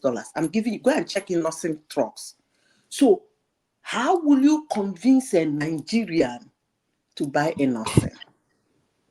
You see where the implementations are having issues. His cheapest car is 22 million. So just tell me which category of Nigeria can afford it. By the way, is Innocent producing the car locally? Is the engine produced in Nigeria? Let's even assume that the chassis and the parts are made from Great China Wall of Beijing. Okay, what about the engine? It is 70% Nigerian production. Okay. And no company. No company can. Example, because me, I speak my own direct. Ekene, is the Innocent car engine produced in Nigeria? Let me make this second point. Ekene, it's a 70%. Yeah. What constitutes that 70%? I keep saying the policies are excellent, and I will double down on it. This man put in 200 billion for an MSME. During the time of Obasanjo and Goodluck, that thing was called SME, but he made it MSME. He's enabling those local manufacturers and small businesses. He's giving them loan that most times they don't pay. Actually, it was Buhari that started that thing. At what interest? That is the problem, madam. At what interest? Do they actually do payback? You are asking a question. Do they actually? Which? I don't see any business. I don't see any serious business who have never paid back his loan. I don't see any serious businessman. All the serious businessmen I know pay back their loan. Yes. Anyway, I don't want to talk about that. Let me just. Sorry, Adiwali, just a minute. This kind of loan or grant is not through the commercial bank. You have to go to the Nigeria Industrial Bank or Nigeria Agricultural Bank. There are some selected government finance house or company that does this kind of stuff. So if you want it, you can communicate with The issue is that we the only don't thing even you can criticize the government the system will for is frustrate that you. maybe The there's system not will much frustrate you. awareness. Even the I don't even know what we are saying. The only bank that is easy for us to access loan is the commercial bank and the microfinance bank. No, So if you are Ekene, telling me, no. if you are No, telling me Ekene, no. let me No. finish now. If you want to do something, you do it the way it will benefit the people. Not just do Ekene, something that you let know me you will ask go you to a Abuja question. or Ekene, let me ask you a question. First of all, did you register your business as yes, MSME? yes, Are you sure? yes. I have a And business then name and a business account. It's registered now. The certificate, I have it. wait. You know, Ekene, it's easier to dispute this. If you don't know the information, you say you don't know. And I'm sure Nigerians are guilty of such. Even the government, maybe they haven't done enough to put that information out there. Okay? Because people like you and I Because were not used to such things. the plan was reversed in April 2024. So are you part of the new plan? Because this thing you are saying that you cannot get loan. If you are under the SMA, whatever they call it used to be SME, whatever they call it now, I don't know. But he reversed that plan April last year. We were listening to him when they were making that policy to reverse it so that it will benefit more people. And he put 200 billion into that thing. Are you part of the SME? Madajita, if you listen to me when I was speaking here, I said that most of Nigerian works or the achievement of government are in papers. So whenever I want to speak about Nigeria issue, I speak with what I experience every day and what I go through. No. It cannot be in papers. All of them are not No, in let me papers. finish. It might not be moving as fast as you Because, think, but the they're reason not why in I'm saying papers. that is I'm not the only one doing business at Alaba. And I know this They were system. like, hey, back your Even time. if I don't get it, Mr. Madajita, even if I don't get it, I hope my neighbor or my next neighbor or from other line will get it. Do you understand what I mean? I don't But think when I that don't, see, Ekene, you are doing buying and selling. You are not doing manufacturing. These people, this money I'm talking about are those about boys that make leather shoes, leather handbags, all those small businesses that couple, those ones that make a little wheels and all those things. It was what's his name? Obasanjo that started that thing. They were being empowered. You come and present your business. the ones that are It's not. yes, It's not for you to go I and borrow know money. Hold on, please. Now let me finish. even as we speak, It's not for you to go and borrow money from the bank and go and import goods from China. That is not why he put that money. Please. Let me Can we even educate people when that very is well? not why Those I'm telling you on the businesses, see, before they give you that money at that lower interest rate, you must present your project. You must. that is I have a even where person who what is, I'm saying. hold on. I'm even saying this. I have somebody. Do you know why I'm saying this? I know of somebody who just started Gary Meal. He benefited from that money. He buys cassava on the people who have farmed cassava already. He has a mill. He makes Gary. He makes what is it called? Gary, and what is the other one? He makes from cassava. He's not selling that. The moment he said this one, clear his loan, that he's going back to get for machine to start selling so that he can import them, like little sachet of Gary. So before he did that, he showed them what he did with his local I have machine.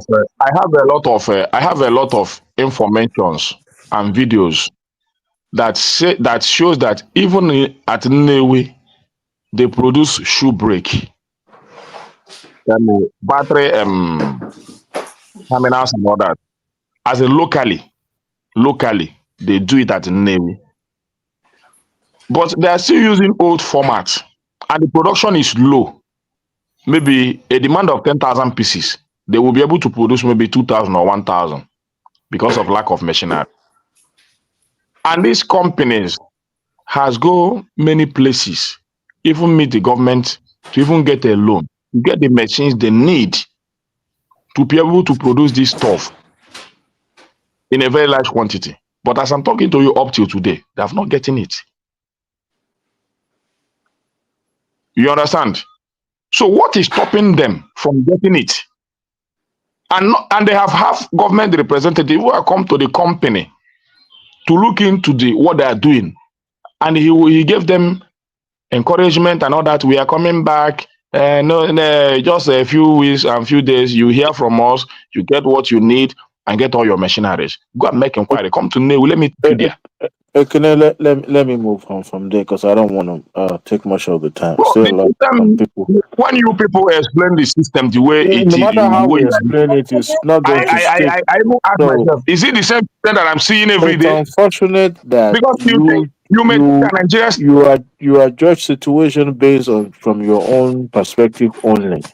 If you Again, I aggregate want it, to you realize understand your Nigeria is argument. making a Adewale, wait big stride. first. But if Adewale, it's please. not, Please, well on your side, that means it's not well with on every part of Nigeria. Adewale, let me clear something with Ekene. Ekene, are you saying... Excuse me, wait, hold on. I'm sorry, Madam Zita. I really want Adewale to finish, and then you two can square it out. Okay. So, Mr. Adewale, So- go ahead. Your submission. So people like Ekene is easier to condemn and say things are not working. As we're speaking right now, Ekene is a big man when it comes to financial status in Nigeria. He's a big man. You know how long he has been online with us? How many Nigerians can afford to stay online? So things are not working right. Ekene will not be able to afford it. I'm not judging your pocket based on that, but it's a fact that you've been online with this show for a very long time. So Nigeria is not good. You are not making money. You complain every day, but yet, you are not doing badly. And Nigerians are found to be. I've never seen a Nigerian that would tell you, "Oh, I'm rich. I'm doing good." They won't tell you. They will never tell you. They always tell you things that are not. Half a cup is empty to them. But simply because we don't live in Nigeria doesn't mean that we don't feel what is going on back home. But I think this administration will be well appreciated by the time he leave the government, and Nigerians see the impact that it made or the foundation that he actually built for his successor to continue with it, because Nigeria was actually broke and going for was almost collapsing to the point that Nigerians will have wake up one day and there would nothing that would be in their bank account. That was where we were heading to in the past. But thank God for this administration. We will not see it now, but we will appreciate him when he left. So speaking of Obi, Obi saying that he's going to contest from Labour Party platform, and I wonder which platform is he going to contest in the first place, if not Labour Party? Where is he going to go? They're talking about coalition that has not even taken stronger root by now. They are still talking. They still ironing their differences, and it's already too late because this is 2 years to this Tinubu's term, and yet they won't be able to conclude whether to form a political party or to form a coalition. And we'll have people like Obi, they needed him in that coalition if they really want to take a stronger route. But he said that he's going to contest from the Labour Party. And somebody said, well, he doesn't control Labour Party because, it's supposed to have people that manage the affair of the party. It's unfortunate. If you are contesting on any political platform, automatically you become one of the leaders of that party, if not the de facto head of that party. But because Obi is known to be what you can call an usurper, when the food is done, he like to bring spoon and join and eat and bellyful. If he had built a party from the scratch, or if he had remained with Abga, but also in coalition and alignment with other political parties, maybe by now he will have built more influence. I'm not talking about those people that follow him blindly, that they call that as political capital. I'm talking about those who matters when it comes to Nigerian politics. But he was jumping from one party to another. Now, for him to say he's going to contest on the Labour Party, now that is not just a sinking ship; it's a completely decimated ship. So him remaining on that ship, thinking that the momentum he gathered the last time, will be able to realize that, that honestly, that would be like a dream. Now, if he goes and align with his former boss, which is Atiku, he's going back to his vomit, and he will be called out on that. And he will decided to pitch his stand with the El Rufai. I know some obedient wouldn't mind. It's about even holding their nose, hopeful that he'll be made the vice president. Now, what is the point if he's made a presidential candidate? What will be the gain of this region where he comes from, or those who are following him blindly? But unfortunately, he has not really made much calculation about his political future. So him even coming out public to say that, oh, he's going to remain in Labour Party and contest on that platform shows that, one, he has limited his own influence, and two, maybe he has foreseen that, well, he's not going anywhere. So to save face, I'll just remain here, and I would continue and contest for the presidential election. I don't know how they are going to do, even the coalition. I say Atiku going to the likes of Aregbesola and those who doesn't even matter when it comes to politics. Sorry, Adewale, if you permit an interjection. Okay, briefly, so that I can run it down. What is panning out is very easy because Atiku himself is also confused. He's saying I'm also part of PDP, but you are trying. The problem now is that the coalition, the arrowhead of that coalition is Atiku and Obi new. But the problem of Obi is that Obi also wants to be president. You cannot be president and VP at the same time. He knows that if he joins that coalition, he's going to play a second fiddle. Nobody will tell you, okay, I'm going to bring you on as a VP, and in the next 4 years, you will be the presidential candidate. That's a blatant lie. So, and unfortunately for him too, his house, he didn't put it in order. Labour Party already fashionized into 3 or 4, right already. And you, if you are a party member or if you are a Labour Party member and you are seeing Obi fraternizing, doing this, doing that, do you think this is the sort of leader you want to support in the next election? No. You cannot destroy the house that give you opportunity. And then you watch that lining outside anyhow you like. And then you now come back again and tell, give me the ticket. Who are you, for God's sake? I think if he didn't play his card very well, he might not contest that election. Isn't it ludicrous for the likes of Atiku to be thinking of going to ADC in the first place? For a party that's not just unknown, but completely like a dry land. How is going to revive it? And I was reading one article on Vanguard. Vanguard is anti-Tinubu anyway. Majority of the media houses in Nigeria are anti-Tinubu.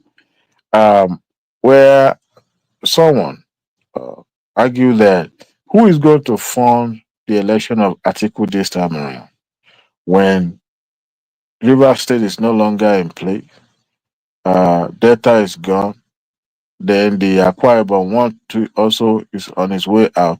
Now, which state now is going to decide to gamble his state revenue and decide to... He can cut Bayelsa now if he's still in PDP. Bayelsa, as a matter of fact, he can't call Bayelsa because Bayelsa need the money more than any state.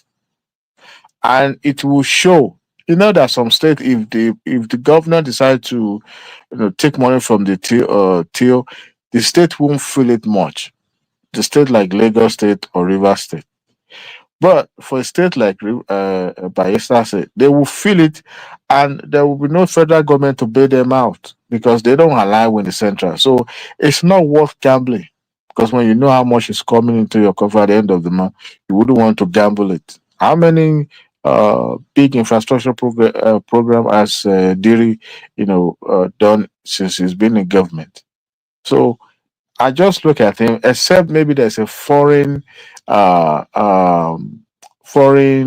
support, and I wonder which government, any sovereign foreign government that will want to put. I mean, they don't even do that because it's not advisable and it's not profitable. Why should I be putting my money on an election that can go any direction? So, to me, it's just like let's just keep doing this. Maybe we'll gain track. But they know that there's no way out. They are not making any headline. And for those who argue that Nigeria is, tilting towards one state party, I beg to differ, because the definition of one party state, I mean, is it not the same country where we were when we had all the political parties in Nigeria endorsed one head of state? That's what you call a one party state. Or when the head of state decided to change the constitution by personally sponsoring the member of parliament to change constitution for that purpose alone. But in Nigeria, none of that happened. But people say, oh, some argue that they were being harassed. How many people can you harass? How many people can you send EFCs after? What is even the resources of EFCC that they will be threatening all these people jumping ship? They could see those people jumping ship, they could foresee that, the 2027 election will be all about coalition. Who can form coalition the best? And people don't want to be left behind. So they rather stick and choose and pick side now than to be left behind. You guys remember during the APC primary where some people had already made announcement, I mean, during their speeches at the convention ground, the likes of what's his name, Dimiji Bankole, and so it was a Akpabio turn that he changed the narrative and decided, asking his followers to vote for Ashiwaju Tinubu. And then those who have spoken in the past now started coming back to say, well, their supporters should vote for Tinubu. But for then it was too late, because then they realized, wait a minute, even the person that has more delegates is now yielding the floor. So who am I? And the same thing with those people saying we want to align with the center. Is how many people can you cajole or threaten? And for those who don't know, Nigeria, when it comes to political movement, there's no much ideology. It's about personal interest, and you want to align with where your bread is going to be buttered, and you can't blame them. Ola, You can't blame them. can I just chip in something, please? This is not Allah. This is Adewale. Adewale, sorry. Yes, and Yeah. even then, after Adewale is your turn. So, Mr. Adewale, are you finished or? He said he want to interject me. I'm rounding up anyway. So if you still want to interject, or you want me to finish my I just want to. No. So I won't have time to speak. I won't have time to speak. Let me just interject. I won't take time. Because it's Can your I? turn. Because Can I go on? next. Okay. No, I don't want you to go. No. Mr. Adewale, I want you to finish your submission because it's too many interjections. Okay. Thank you. So that is that about that. And Nuhu Ribadu now taking the fight straight to the doorstep of the it's ESPN. What do they call them? I always say ESPN. I think it's something that should have been done before now. They let it linger for too long, and unfortunately, the elders of the region, or the political elder, let me put it that way, because those who are the elders at the community level are more or less powerless. But those who when it comes to the politics in the southeast, should have stepped in and nipped it in the bud. Now we have life being lost. I heard that I read that one of the members was shot, or maybe by in the process. I don't know, and even some federal government troop member was also injured in the process. And I think it was they allowed it to linger for too long. You can't have a militia in a country that is, that is, they're supposed to be governed by the people. It shouldn't be, and all these Boko Harams and other likes like that. The government shouldn't have allowed it. But I guess everything has been turned to politics in Nigeria, whereby you want to wait for people to intervene and see if it's going to, stop it, but eventually get out of hand. But I'm glad that Ribadu is able to take the fight. People complain about what you call it, the checkpoint. I guess it was more or less okay. Let's control this. With maybe the presence of the federal troop will, stop those people from harassing innocent southeasterner to conduct their business and all that. But this time around, it's fire for fire, and I commend them for that. Anybody coming out to say they are campaigning against government for doing that, I think can consider those people as enemy of the state, and if possible, take them out with them. But I think it's not too late, but I think it should have been done, earlier as before. So thank you. Any other person can come in. Okay, thank you very much. Mr. Arroyo, do you want to speak next? Is your time to make a submission? Okay, Madam Zita and Ekene, I know you wanted to tell Ekene something, right? Madam Zita, are you there? Ekene, are you there? Where did they? Okay. Where did they all go? You are sleeping when you're supposed to be in market. My belly. No one listening again. We're all still here. So, okay, Madam Zita wanted to ask you a question. Can I wanted to ask Ekene, when they say they're doing something for SMME, you mean everybody who is SMME must get it? Is that what you're saying? Is it not a small scale business? That's what I'm saying. So You mean everybody will get it? It's supposed to be everybody now, because there is nowhere in the world that it happens like that. When the president was announcing during the first year of his administration that he's rolling out some billions for businessmen, he talked about manufacturers, which their money I think is even more higher.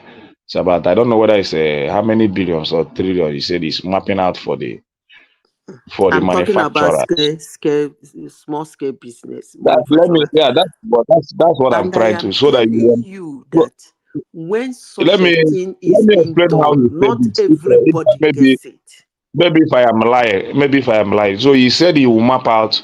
I don't know. I could remember the billions he talked about the manufacturers. Then about SMEs, that's small scale businesses.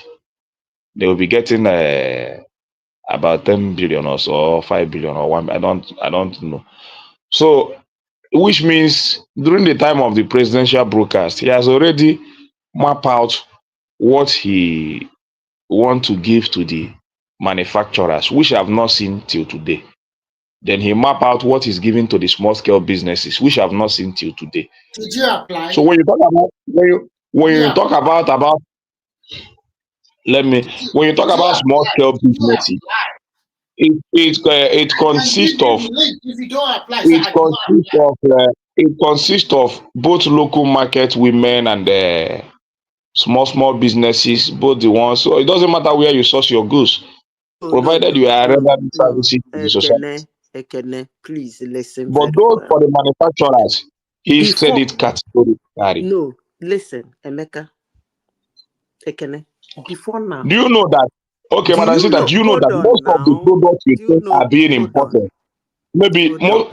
I want to give you clarity. Story. Wait, let me finish. Number one, if government put out something for a particular set of people, it's not everybody that applied will get it. The disbursement is still being done with some criteria. If it is in the West, they will tell you some conditions may apply. That is the easiest way to say it. Yes, we are going to give you this thing, but some conditions may apply. So that means that if you apply for this thing, you put it out that the condition, you force put it out that the condition must be productivity. Hold on.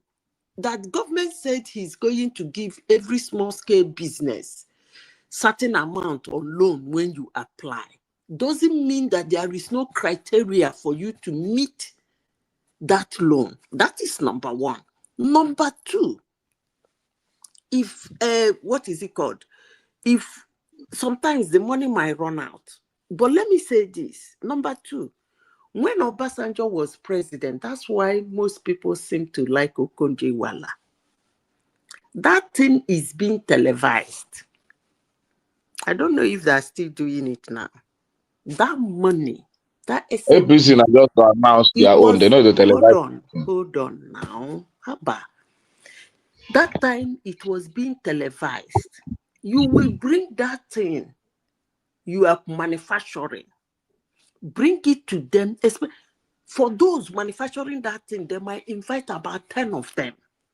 They will come, make a presentation, show them what they have done, how far they have done it, how much they spent getting to that level.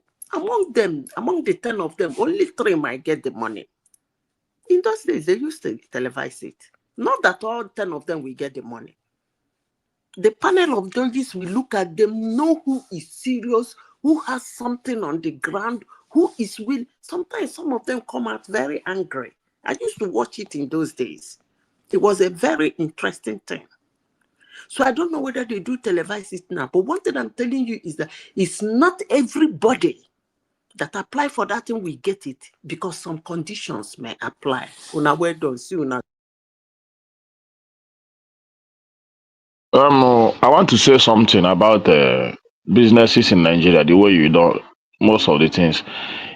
You know, most of the product today, you talk about, you don't, Adewale talk about importation. Do you know that the government is now giving the Chinese spaces in Nigeria to bring in their goods? And most of the things you say, you think that being imported is not being imported. The Chinese import them themselves. The wholesalers here go to their companies to buy it and sell in the market. So you are still encouraging importation in one way or the other. But because they are Chinese, you are rebranding it and give it a better name. But I go sleep. Shoma, I continue. Finally, I didn't know you can get tired. So you don't know how to do does anyone else have something to say on this? I didn't know you don't know how to get finish. tired. Yeah, I didn't know you get tired. I have to get tired now. I don't know what to say again. You were just interjecting all through.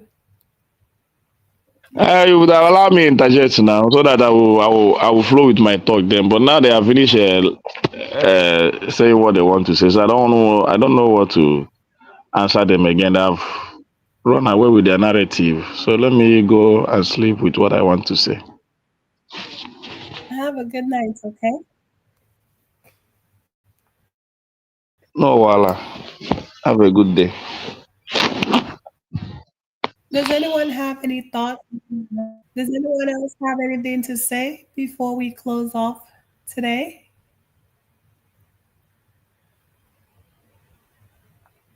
Does anyone have anything Prince else? Daddy is still Prince Daddy on the show. Is Prince He was Daddy? here earlier. So he ran up with his tail behind his leg, right? Yeah, they were talking about Because Trump and Barack Obama. yeah, he was making comparison for no reason. I don't know why he was making that comparison. He's you also a Trump follower too. His support, his blind support to that man is baffling in a way. Honestly, I'm thinking how we're barely into his administration, less than a year, 6 months, half of a year. I wonder how the next 2 years to 4 years is gonna look like. Can't any of his followers can tell me sincerely that they are in support of what he's doing or what is going on in America today. There's no when it comes to rule of law, there's no people don't follow the rule of law. People don't So want to how do is what is it right. affecting you? How is it affecting you right now? Well, the point is, if it's happening somewhere, it is none of my business until it happens in our backyard. That's where we will feel the heat. If the level of abduction, this is not a third world country. America has a way of following the law, and to abduct people that spoke out against your government, as a dissent voice, and yet you abducted them in a Gestapo manner without following the due course. Even when the court of law make a pronouncement and you petition that and you decide to do what suits you. No, that is not America that I know. And to be honest with you, that is not right. Anyone that is found, running foul of immigration law in America or even civil law, you have to give them the benefit of the doubt to face the music and account for what they've done by giving them a chance to explain, their sort of story. I rewatched the Marco Rubio, the Secretary of State's testimony today at the Congress. To be honest, I cover my face in shame. This is a person that once criticized Trump and predicted what he would do if he's made a president. Now, Rubio is not just following blindly, is enabling Trump to continue to do that. You could see the arrogance in his speech, in his face. The way, of course, he was once a senator, so he believed that there's no trick that his former colleague will bring from the book that he would not be able to counter that. And every of his assertions were actually weightless. As a Secretary of State, he was more or less a de facto vice president, if you look at it in terms of his position in the cabinet. Now, he said he can cancel a visa simply because he can do that. That visa is a privilege, not as a right. Absolutely, it's not a right. But when somebody is on American soil, that person, by the 11th Amendment of the Constitution, you have a right, one, to be treated like human being with dignity. And every 50 states in America, including the Samoa and the other territory, has to treat you with dignity. You don't just get abducted simply because you spoke against government policy. And he was asked about what law did they break simply because they speak up. You can protest. Haven't we seen American students protesting in the foreign land? Now, every of the higher institutions, a reputable one in America that have been doing an exchange program will no longer do that because the way it was waging war against them. It's quite unfortunate. In this century that we are, and you still have somebody who decided to close the door against international students. How do we learn if we are not open to other culture? How? It's unheard of. All the American allies, I don't know who is seen as an ally. Is it Russia's ally? There's nothing wrong in befriending Russia. We can't continue to be enemy forever. But the bottom line is that you don't treat your friend, with disdain, and you expect that in the future they will come in your favor and support you. No. The damage that is causing is going to take America decades to correct. Because how is the Allies going to take the word of American, for what they are in the first place? It's baffling and it's heartbroken at this point. I don't expect any Nigerians whether you're a first generation or third generations, we can follow, but we can like somebody, but we don't have to follow blindly. You can't tell me when you have somebody, a foreigner, that is subjected to this kind of inhuman treatment, and yet you want to follow that, you want to support that. No, we're all immigrants. We're one way or the other. We found our way into this country called United States, and yet somebody that have benefited from this same system saying that no other person will come in. And Peter was arguing about the white Afrikaners coming to America and trying to justify the reason why Trump decided to open the gate for them to come in, where we have other part of the country of the world that actually deserve to be given asylum. Come on, man. And those who came to the United States of America are the lazy bum among the Afrikaners, because the hardworking one among them, actually in South Africa, they can't leave. They won't leave. Anyway, it's just 4 years, but I just imagine how that 4 years is going to be. A tomato 4 years, and I wonder how it's going to end. Because possibility of some of these administration personnel will end up going to prison one way or the other, except God give them a blanket pardon, because I don't see, because some of them are breaking law like no tomorrow.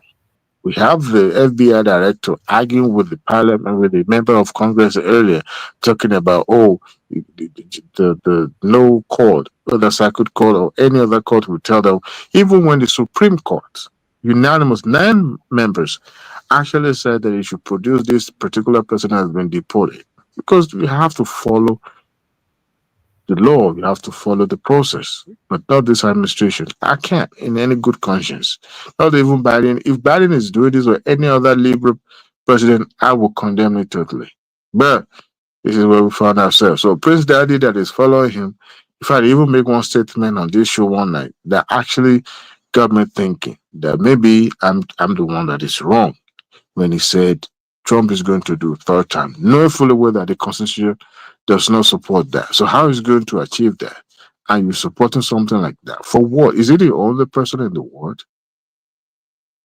We will see. We've seen cases like this in the past. We've read about them in the book, and the history is not always on their side. So we will see how the hand is going to look like, because this 4 years is going to be quite interesting. And it's already turning up that way. Thank you, Shema. So what happened with the visit of I think it's the South African president in the White House? Yeah, it shouldn't have taken place in the first place. Ramaphosa shouldn't have even shown face in the first place. What's the gist on that? Because it seems So, like they had a problem with Trump. He seems like No, he was cordial. Actually, both of them have the same interest. Ramaphosa is a friend of Putin, okay, but because of the influence of the port head in what is it called, Elon Musk. So Elon Musk was able to convince Trump to grant asylum to his people from South Africa. One, there was a law in South Africa that redistribute land.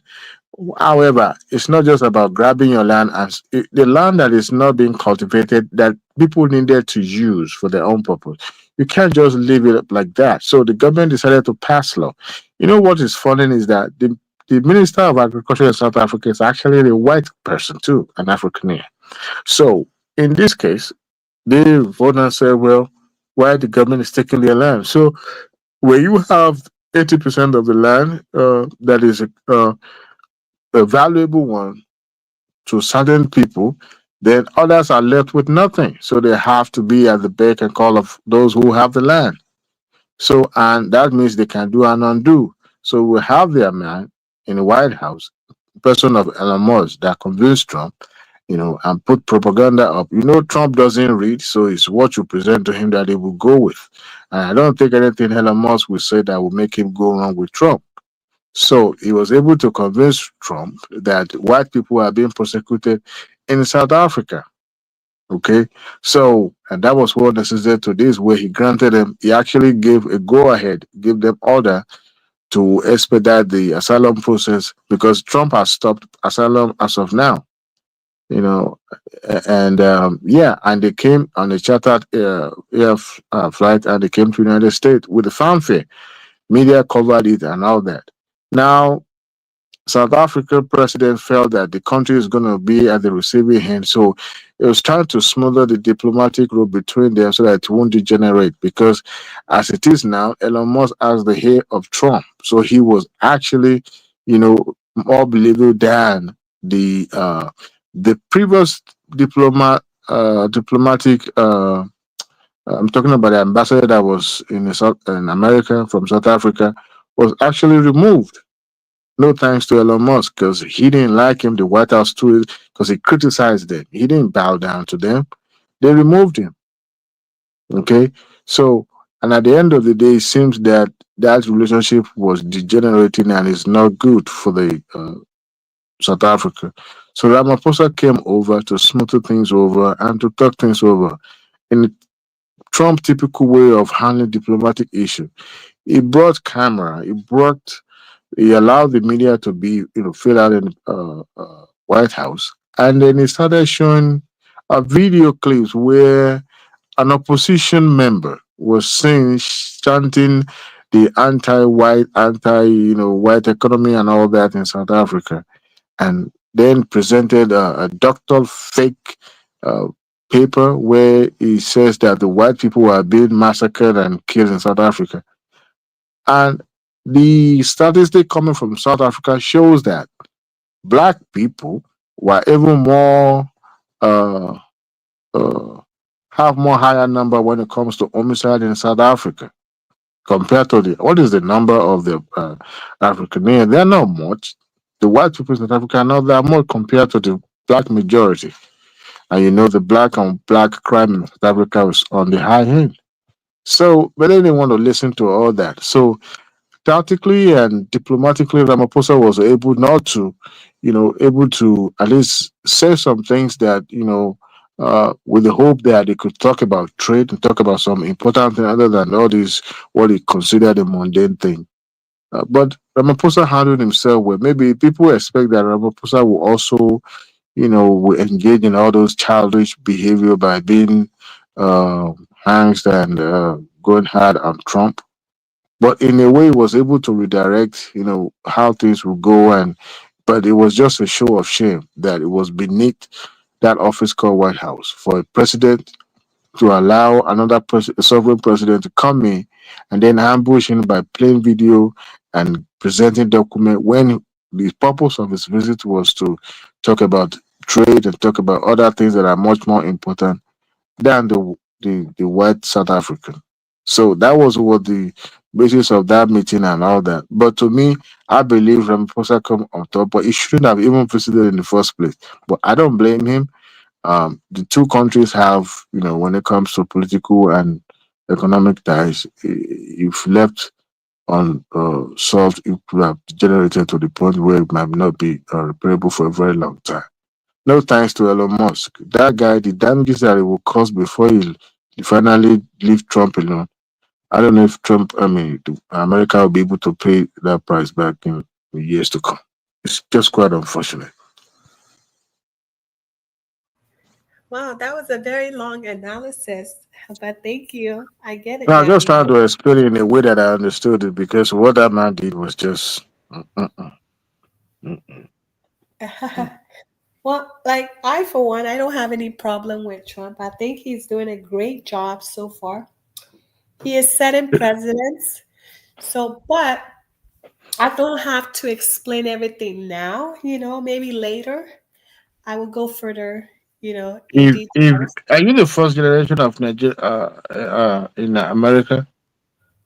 Um, I can't answer that now. Okay, Maybe good. in the future I Because will answer if that. if you were still in Nigeria and you were planning to come to this country, by now you would have not even well, don't let me say it. But the point is what allowed you and I to become who we are as in America it probably wouldn't have happened if Trump was the one in charge when we and I became an American. That's just what I'll say. Because he doesn't want you and I here, regardless of your love for him and all that. He wouldn't want you and I to be here in the first place.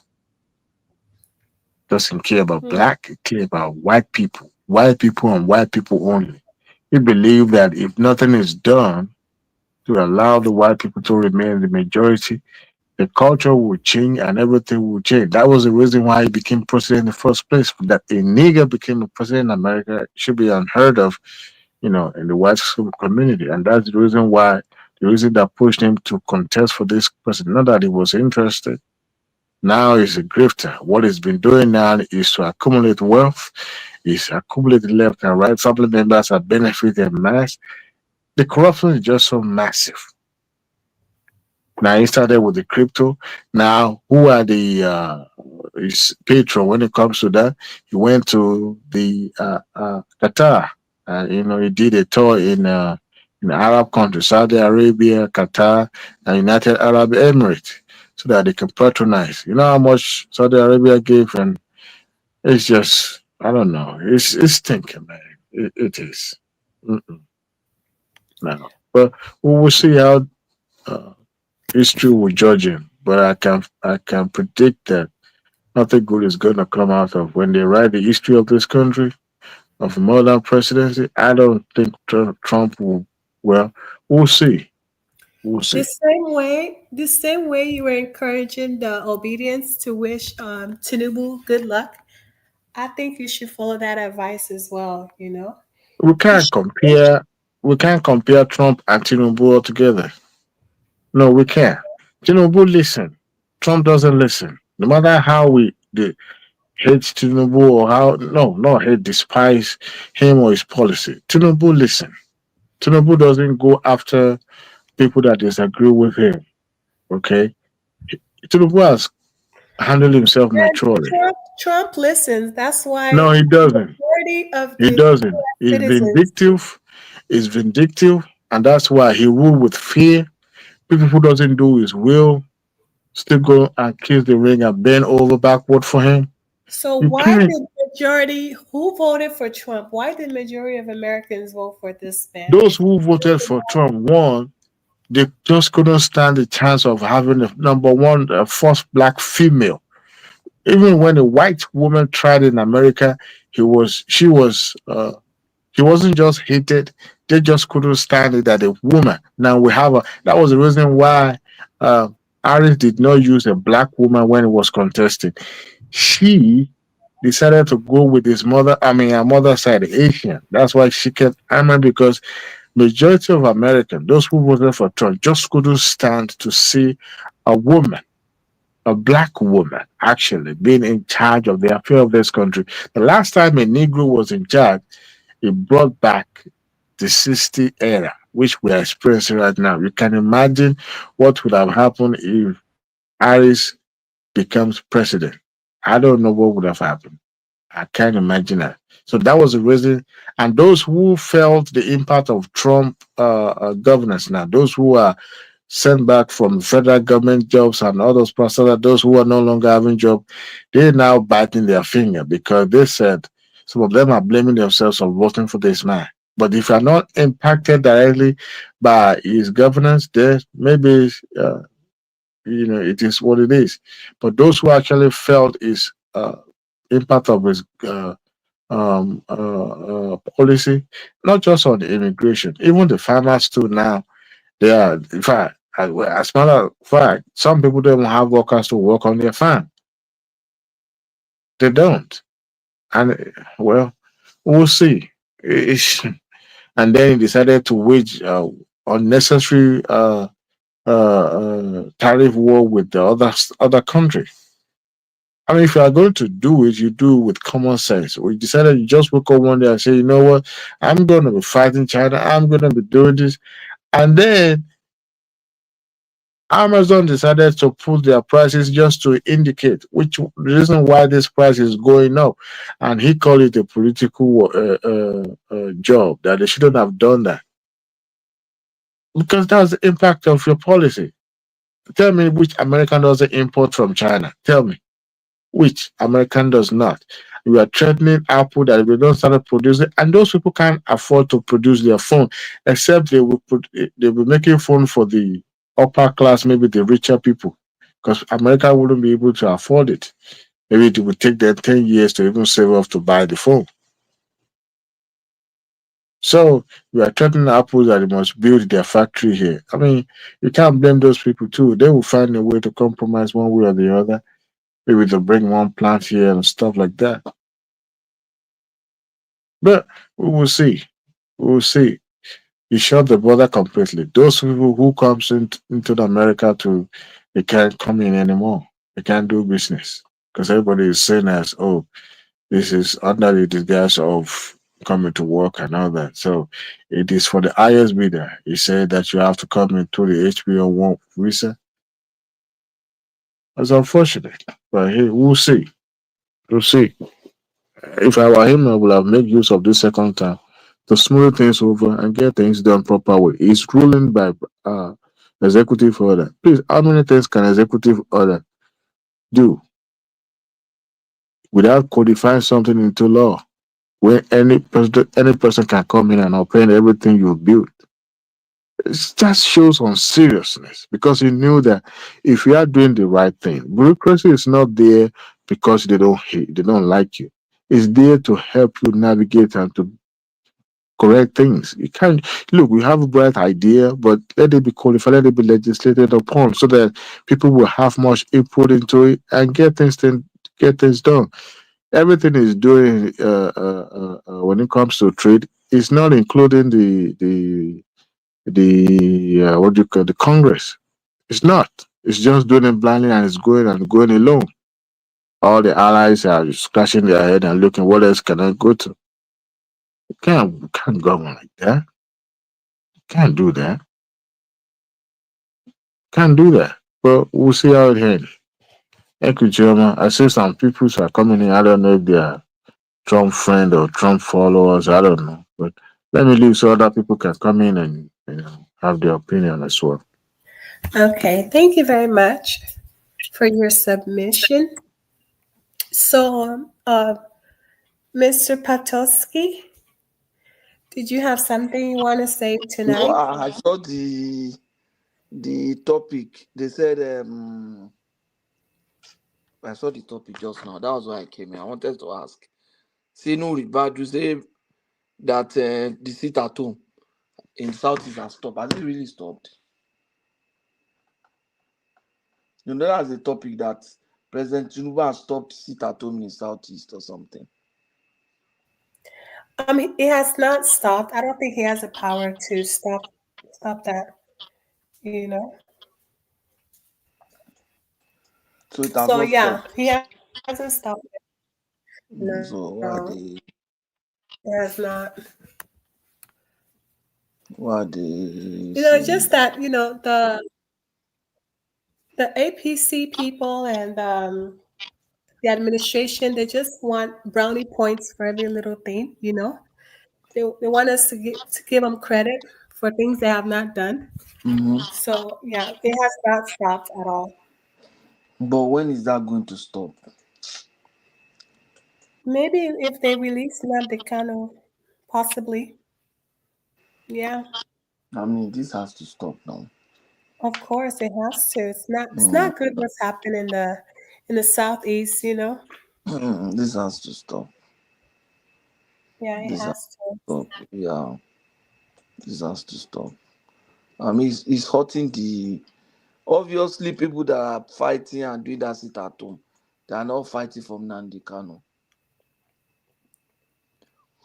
They are not fighting from Nnamdi Kanu because I'm sure Kanu. If I'm Kanu, I would be aware that people are dying because of me. That's true. I would have told them to stop. If I know that people are dying because of me, why would people die because of me? I mean, it's not. Except that the guy is mean. He doesn't care. So that's Nnamdi Kanu. Doesn't care. The way he talks, you will know that he doesn't care about life, other people's lives. He doesn't have a conscience like that. He doesn't. The way he talks about all these people, Fulani, go and kill them, go and put them to rest and stuff like that. He's not. And he has he hasn't. He shows no remorse. Oh, that guy will stay there for long. Of course, he has to. Tinubu might just leave him there, and they'll be on that case till he will finish 8 years. Once they finish 8 years, another Hausa man comes in. That one will just forget him. Exactly. That guy spent 8 years there. That's already 24 years. If he had 24 years to his age, what is remaining? The guy should be close to 40 something now. I think they could release him on probation. Which probation? They can carefully monitor his movement. Nigeria doesn't have that kind of law now. Which one is probation?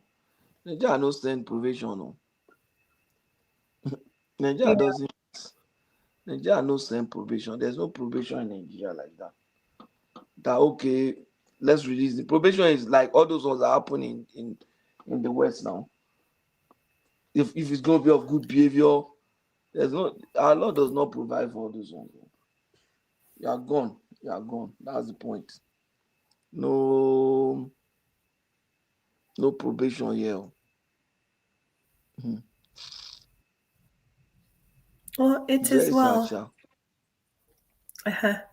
Amen. Um, Because people they are mhm. just losing their lives. People are just losing their lives. You don't allow for that. Then Adewale. Is Adewale still there? Okay, Adewale is gone. I wanted to ask him about Trump.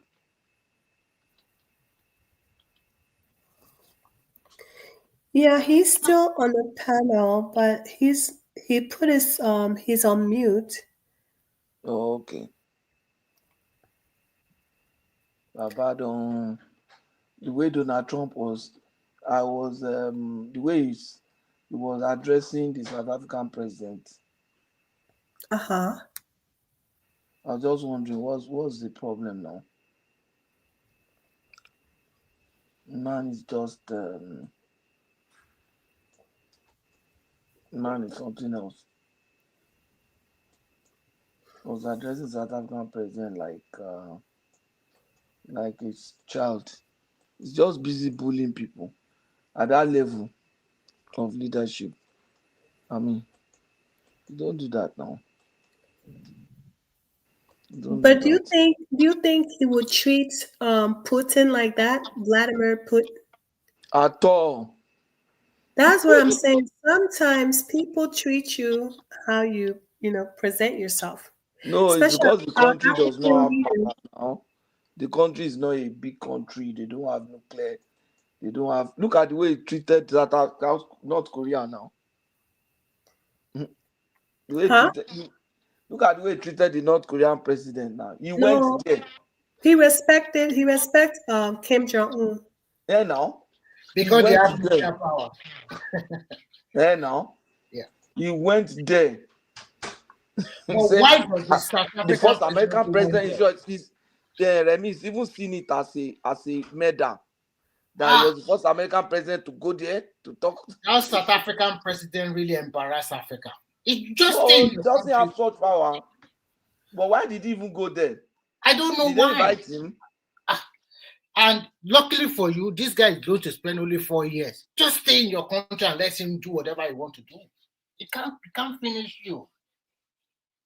It just embarrassed. I think he just felt he needed to correct some wrong impression about those white South African farmers and stuff like that. It's not correcting anything. And those 49 that went to America, we learned that they are not even the one they are not even farmers, okay? Those ones just use the opportunity to jackpot to America. That's all.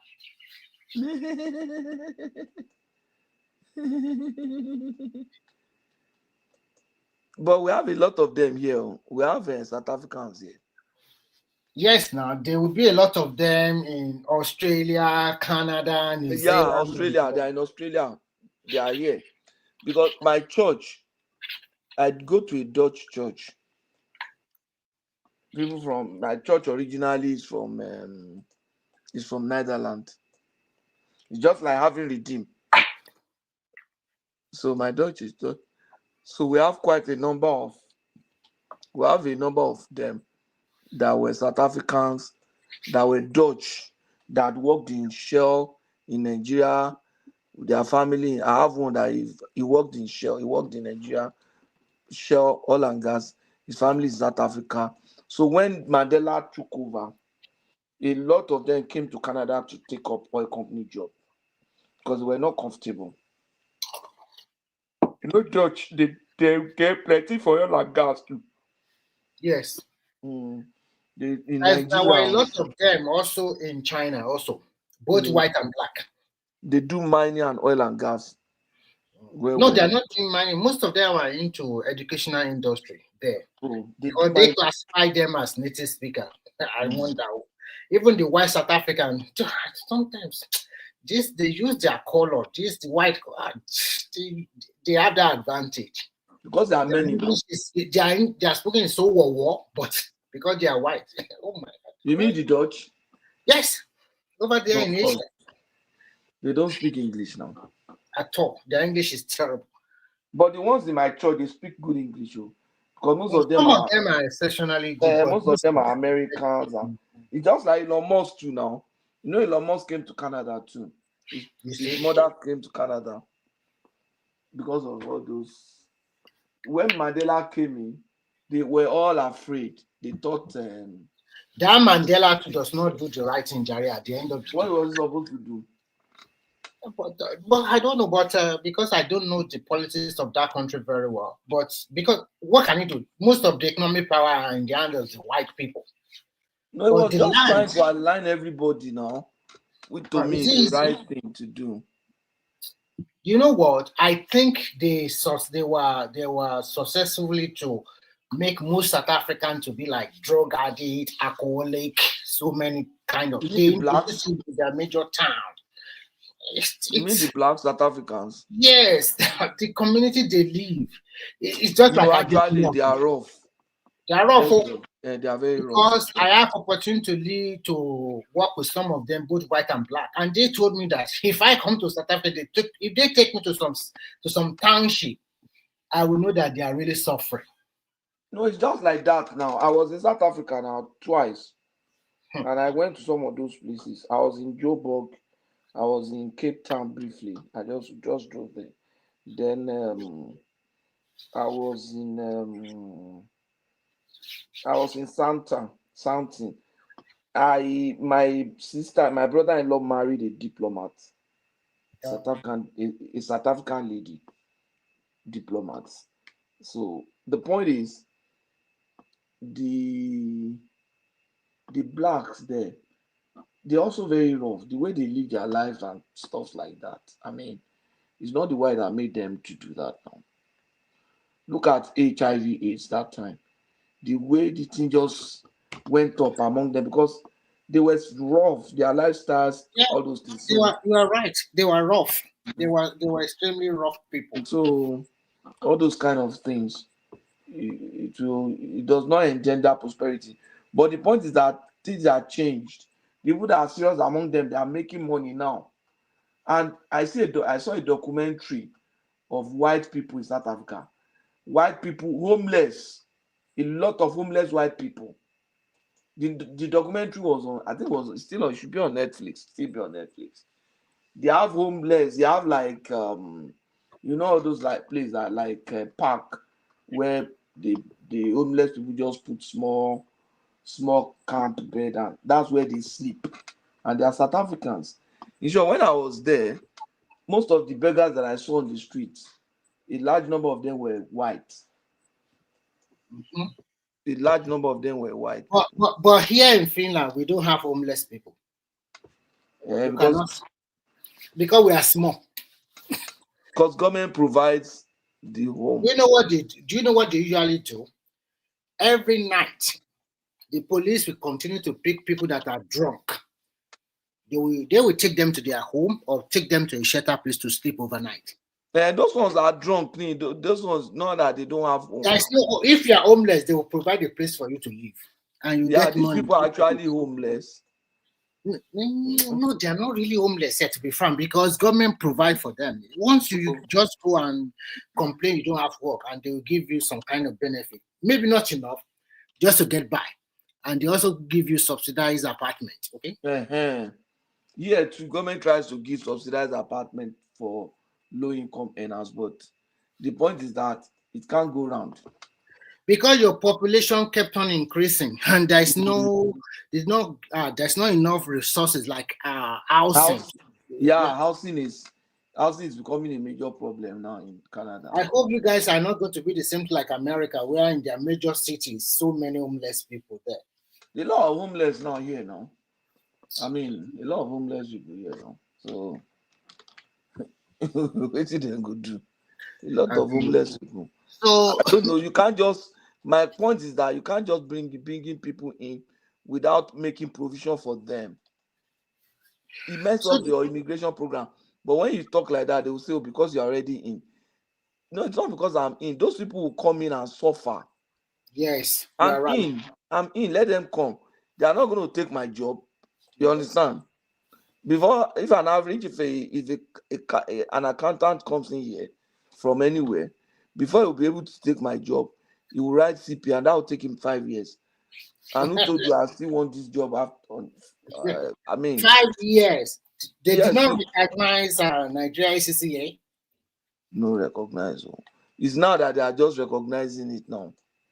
They just gave them exception that okay, you can write. There's a stage of the exam, CFE. They say you can write CFE. CFE is a 3-day exam. One exam, one paper. You write it. Why for they 3 make days. it so difficult like that? CFE, one paper, you write it for 3 days. So when you look at all those kind of things, you say, I think the point is that if you are well established in Nigeria, it's even better to come abroad. yeah, when you You don't need to worry yourself, because when they talk, they said, you are enjoying abroad. Have you ever asked any people or people that are living in diaspora, how do they pay their bills? What tax? Everything. The money they take away from you is not a child's play. If you introduce this kind of system in Nigeria, Nigeria will cry. Nigeria will cry now. They will cry. In fact, that president will not last 1 month. That go year one in. But when you want to explain, people will not let you They explain. say there's no light. There's no. I say light. The easiest thing is light now. If you are ready to pay the same thing that I'm paying, if you are ready to pay the same thing I'm paying for light, it is the same company that is giving me light that I'll come and do it. The irony part of it is that even the Lekki Ibro area, they put them to band A. They are having 24-hour supply. But when they bring the bill, they don't want to pay. They say 40,000 is too much. But you can spend 1 million, 3 million, 300 million Rolls Royce. But to pay your bills of NEPA, where you have AC in your duplexes, everything, you don't want to pay the bills. They don't want. They don't want to pay the bills. Can I just say, Pato, let those people experience it, and let's see how what it is. You said what? Let those people, let them experience it first. See all these Japa people, all the people are doing Japa. You do know that they complain as well when they land, they see the reality of it. They don't. When they land there, they complain, Abi. They should go. Because they don't scam. You have to pay your bills. It is what it is. Yes, and no one's gonna pay it for you. No one's gonna pay for you. We have growing homelessness fire as well, though. Homelessness it's ridiculous. In the UK? You know? Yeah, now, rapid growing homelessness. Because, and these are normal people, because when you think about the cost of living is so high in the UK. Yeah. And in Ireland. It's ridiculously high. I mean, to buy a house now, to buy a 3-bedroom family home in the likes of Cork, Dublin, London, you are looking at well into 400,000 euro. 400,000 euro. Yes, sir. That's about the same thing, unbeknown. Now that's a starting 3-bedroom family home. But I think it's not so high like that here, because I said before, the appreciation level of property is not high. Year in, year out, just the highest you can get is about 1.5 or 2%. Sometimes you also lose. So if you have like 250,000 euro, you can purely even buy a house, maybe outskirts of the city. But if you want to buy an apartment, you can get most of them are between maybe from 120 to 170,000 euros. So, because they bridge the gap very well. But every country have their own way. How many people are here? Even rent is not now. Rent is a lot as well. Yeah, rent is also high here, but it's not as rent is high, but it's not as high as those small room in London. Small room, not up to 10 square meters or 15. They were telling you 700 pounds, 800 pounds. But the thing about it is this: if once you are paying more than 50% of your wages in rent, you are poor. Yes, of course, you are right. You are right. And how much 50% of your wages goes into when you are technically poor. Like here, the average income for most. Disposable income is one of the lowest now because tax will be almost 50%. Of course, because the average income is about 2,200 to about 2,500 euro in a month. Per week, per 2 weeks or per month. Per month. 2,500 euro. Yes. That's almost 3,000 plus. Average income, be minimum wage also. No, I'm talking about average income totally for most people that have that kind of maybe 6 or 8 hours job. Average middle class job. Yes, the reason why they do it like that is so that'll be working class, so not middle class. Working class. That is the working class, and not middle class. Working class. Average middle class. But the middle class or upper class, like I learned that the highest salary they can get. Most time people here that is like pilot or maybe a medical doctor from 7,000 to around 10,000 euros. But it's also taxable. By the time they remove the tax, that's even poor. It's poor now. 7,000. Yeah, oh my God, 40%. Oh my God, 50%. 7,000 50%. Oh my God, 50%.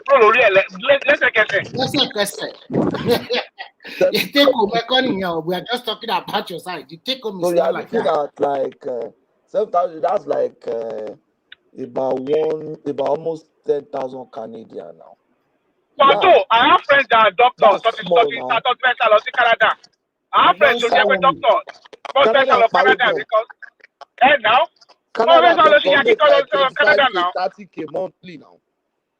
Canada, there are lots of doctors here. Once they qualify, once they write their exam over here, and they settle one channel to Canada and they straight. Yeah. Because I have doctors that don't want to work. They don't want to work overtime because it becomes more shelf and what my jego here in the street. Oh, Tony, you are right. I don't do overtime anymore. Why should I do overtime? If I do overtime, I don't earn anything. They will cut your salary. They will cut it more. No, but tax not high DMB depending on your income. Imagine me doing overtime and actually earning less than I would if I didn't do overtime. Imagine that. Because for some of us, we pay almost 40% now. Depending on your income bracket. And the income bracket I'll be now. So I don't do overtime anymore. Some of us they pay like 40% now, normally, even without overtime, without anything. You understand? I don't know why for this day now. Nigerians, they just told them 6% to increasing to just 50%. 6% increasing to 50%. See how they were complaining. 50% tax. I mean, really? So we don't. What is your VAT over there? VAT is 27% over here. How much? Either 23. I think either 23 or 27. I can't remember. It was 27 before, I think. How much is VAT? No, VAT. Yeah, it was 27. No. It was 27. What they 23. Not income tax now. VAT. Yeah, VAT. Yeah, VAT. Value added tax. 20%. No, it can't be 23. Also, we pay 23% in the value added tax. It was 27%.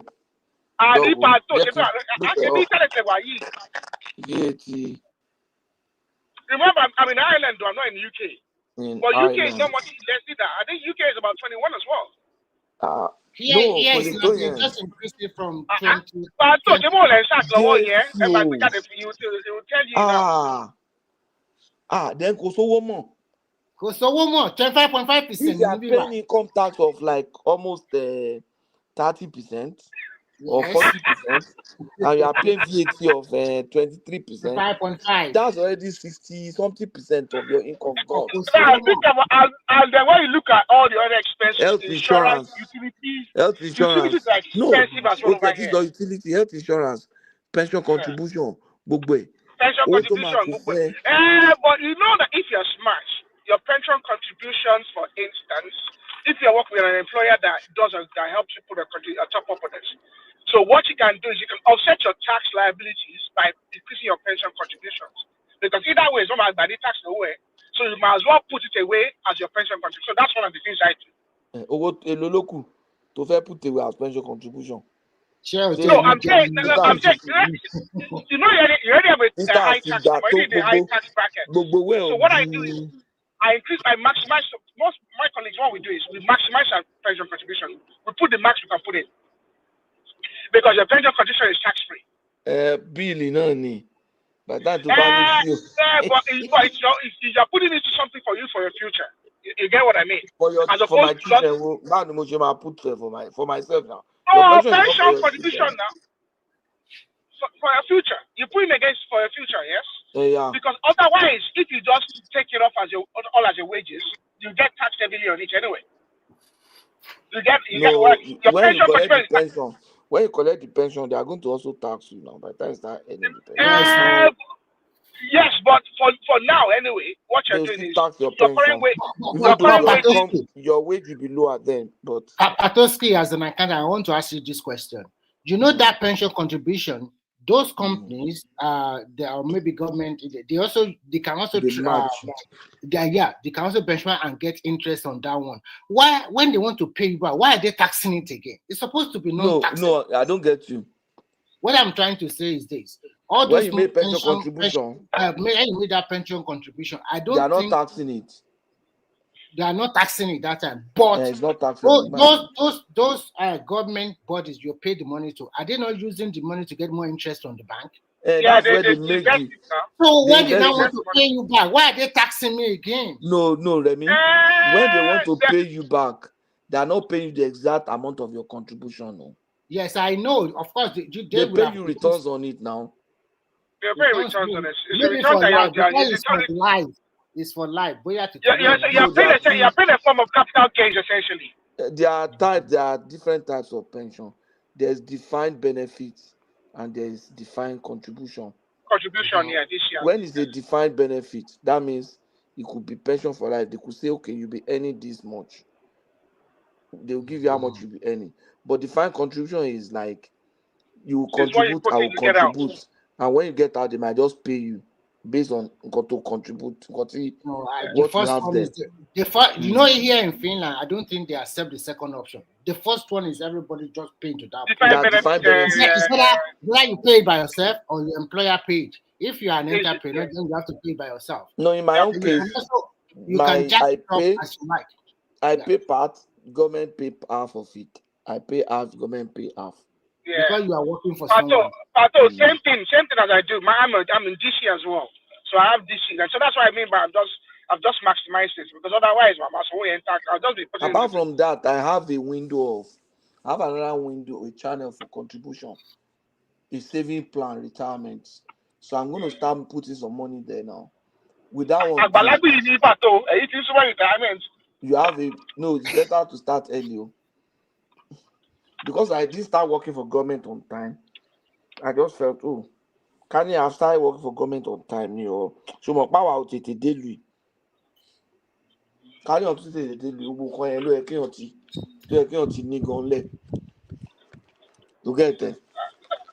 And anyone that wants to jack out, they are welcome. They are welcome to come and experience life. If things are tough, much. It's better they come home. But if they are okay, there's nothing to or for some time. But you know one funny thing? There's a lot of people I know that actually passport. There's a lot of wealthy people that I know that do they're not, I'll call it soft japa. So what they do is this: they are wealthy, they are okay in Nigeria. They don't want to relocate. They're not coming here to come and work or do anything, but they just want to be able to escape to this, Canada or Europe, and be able to stay for a year, stay for 6 months. Exactly. They just need the passport. They want to be able to travel. Yeah, they just do it for the passport. But the point is that some of us that relocate to BNC. In most cases, you can't even afford to travel.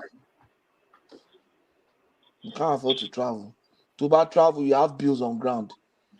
How long do you travel? I travel 1 week or 2 weeks. Nigeria, you can't afford to go to Nigeria for 3 years. For 3 months. I know guys that are self-employed that do 1 month too, but to be frank, you're not more responsible to be frank. I see people that go for more than 1 month. Because you leave Everton, the remaining what you have left is leave without pay. Yeah. And Yep. basically, so you go the hustle. I've not gone to Nigeria in 5 years. I mean, the niche. I've not been And to it's not because I Nigeria 9 years.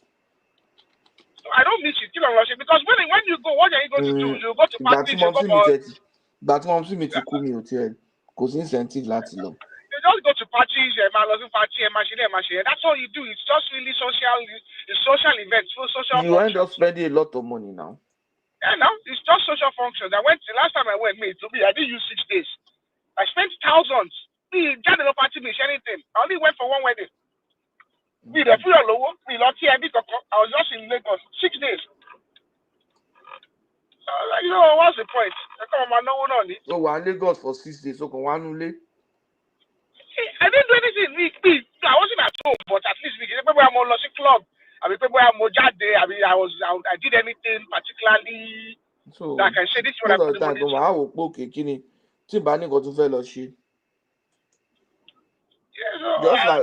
Just like when I was in Nigeria, I wasn't really coming to Europe or London. London me travel. What time moved if you want bank me travel? Only travel. I went to China, I went somewhere. But the point is that I only expect making travel but you think got to now I'm here to go to Niger. I don't know because me didn't go to fellowship Niger. I used to go off to the one. Only my command load that down. Like I used to every year. Like between 2015 and 2020, I was going every year, literally. And I love my enjoy. I mean, my giant because you think about it. I grew up a bit over here. And I didn't go to Nigeria for a long time.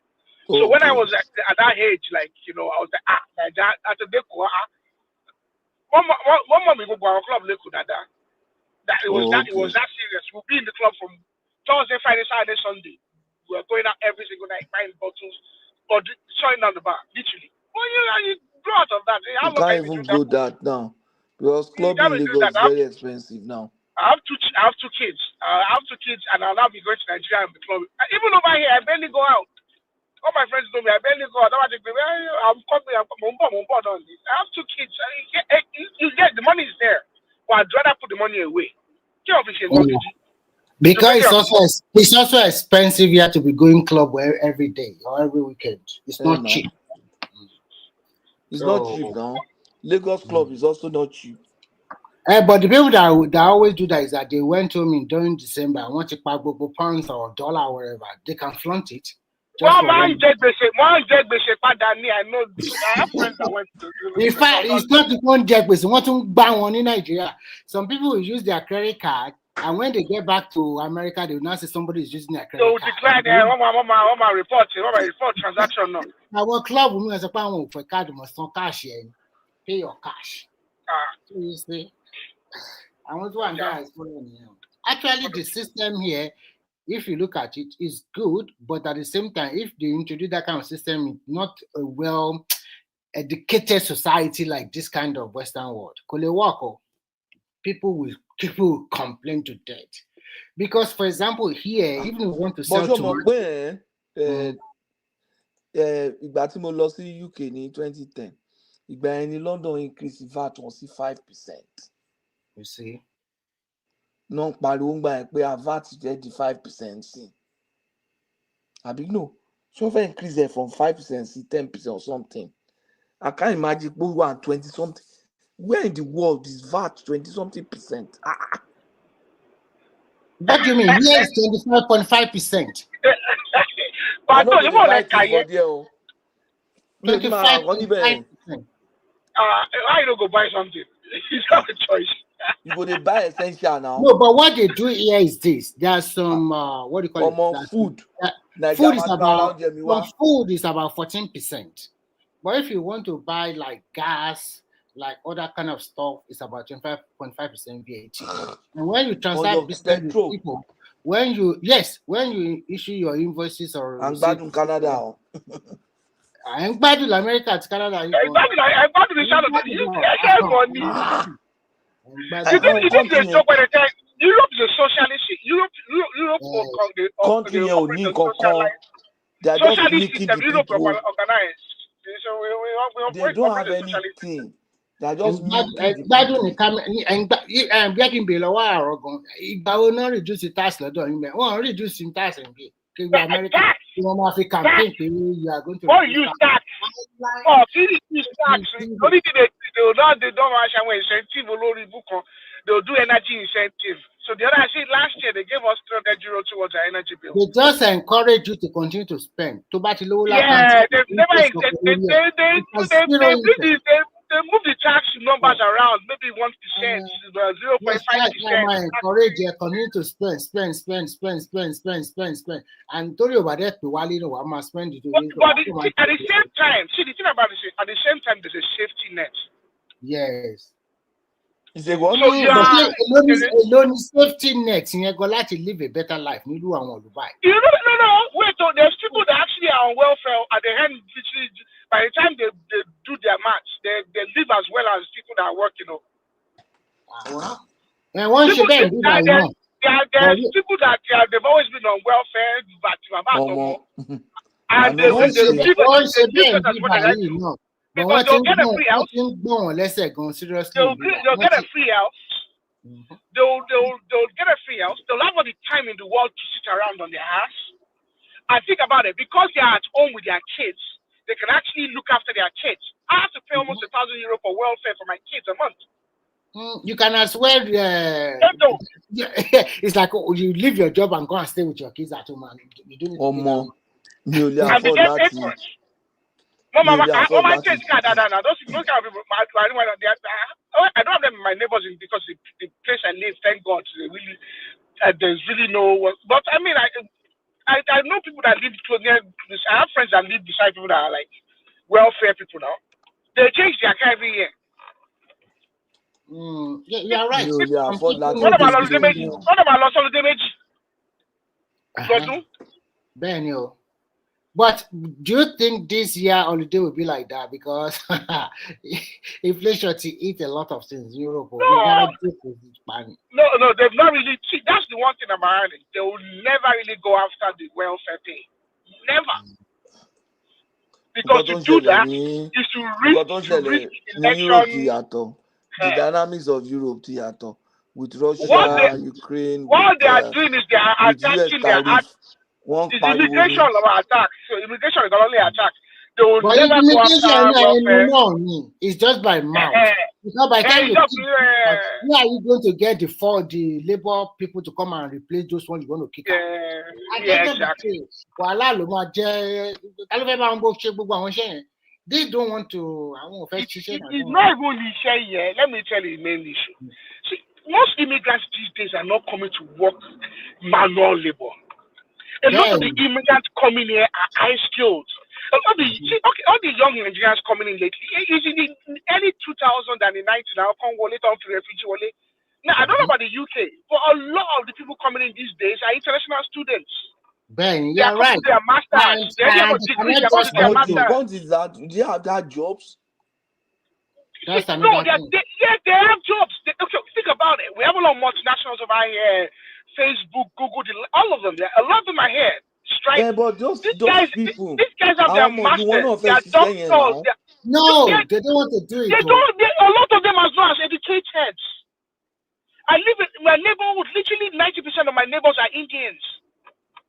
To buy a house in my neighborhood now, 4-bedroom house, you're looking at well into €600,000. So I barely have indigenous neighbors. Àwọn Indian They're highly skilled, well employed. And the reason why it's offering for immigration is the fact is they can't compete. Another thing is this: those international that are coming in now, once they get their certification and they continue to also get more professional diploma along with it, they cannot stay in this middle-level job. They have to step up. And some of them, they can find their way and go to Canada, America. Why you stay in a system that does not give you that room to into the inner? So at the end of the day, and those ones, I see so many people with PhD here, and the job they are doing that is not the job they are supposed to be doing. So, but because of family and the rest, because they have family and the rest, they cannot just take decision and just move to Canada. There's no job in Canada again. No. I heard they're changing the standards for immigration. Yes, skilled because there's no job now. People are to one leg on share. I want to lost school be 30 protect to a you understand? They have school there to a con do share one share.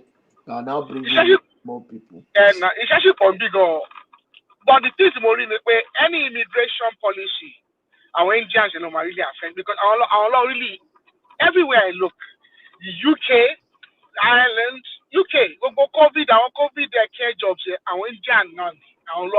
In fact, they were abusing the system. If you know, our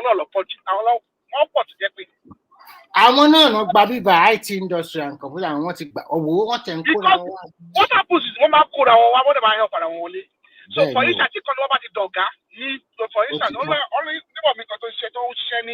one very large multinational company, military company. You can't know how VC one or can VP one or Indian guy. Why is it to the amount of Indian guys? So where it facilitates visa one, vastly. Now think about it. It's facilitating visas for young Indian graduates from that country. They're coming to high skilled jobs over here. The consequence of that is that they're gonna be coming into they'll be able to set up and live a comfortable life. Yes. So I did they are now giving it, they are outsourcing it to India. It's so cheap. They are outsourcing to India. They don't stop at outsourcing. They not actually facilitate the transfer of those people here to be getting full pay. More help. Me and me, 90% of our neighbors are only now. 90%. Because in your living one. What are they going to do? Send them away? In your living one, we got them only. So Talua replace the one. I don't know. They don't have alternative. That's just the point. Because their own people are not as highly skilled as those people. Yeah, no, can't wait now. I said it one time, it's only about 51. Madam Dita was saying no. Only about less than 40% of people here have a college degree. Less than 40% have a college degree. And what do you do when the job requirement is a college degree? You know? And they look at Indians and Africans. Everybody looks at masters is not even the basis these days. To watch a party school because I look at masters. Like that's almost the standard. Do your BS and do your masters. That's the standard. And don't have a girl PhD. Then exactly. Because you work at a PhD in some courses, could you need opportunity to break into that? You want to just you be extraordinary to really extraordinary to really compete with them. Yeah. The high sciences and the high tech, PhD level is really where you become a peer, and really where that's when people start really recognizing you in the industry. Wow. So PhD, I don't have 3 years. God. See, 4 years of sacrifice. I don't even know how people. Well, I think if you are young, you can do. I think PhD is for young people. I don't know how old that people are still on that age of 22 to 24. You can go for it now. So why? You can go for it now. Because think about it now. You'll be well employed now. That should be the target. To bash turning to graduate in first degree in 22 to she master's straight 23 24 could allow PhD. By 27 to Paris could have more. But you know the problem. Most young people don't want to do that because most young people don't travel. Most young people, they do what? They want to travel. From where? They want to enjoy life. They want to enjoy life. They want to travel. They want to go out. They want to go and spend 1 year in Thailand. They want to do backpacking. They want to do the backpacking in Asia for 1 year. Yeah. Australia for Dukan. They want to go to Bali. They want to go to Bali. They want to go and want to do Indonesia. Call us Indonesia. Cause they're backpacking. They will be upping from Indonesia, upping all the islands. Do that for 1-2 years. That's what they want to do. They want to travel. They want to come back. They want to come back home and be going to some weekend, some festival in some Belgium or Germany every weekend. That's what you want to do. The more they can't wait. No, and then what I would just say about those ones that if you are extremely beautiful and you have the shape, you have everything that can attract a lot of middle-aged and young men to your side with a lot of money, then you go for it. But if you don't have the face, you don't have nothing. Don't trouble yourself. Just go on that academic line or whatever. Because what I see is that when they package themselves very well, there are some young, whether Yahoo or no Yahoo that want to throw the money anyhow. So they can be taking you all around the world, enjoy your life. Because even as a backpacker, it's not easy. I don't think most of them really want boy go hustle. Our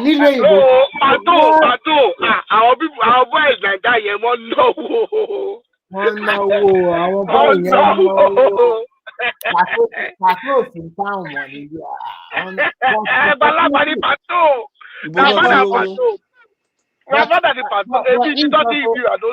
It's also right. Like here in Europe, because London boys are spending no, Remy. London boys are no. That's the question.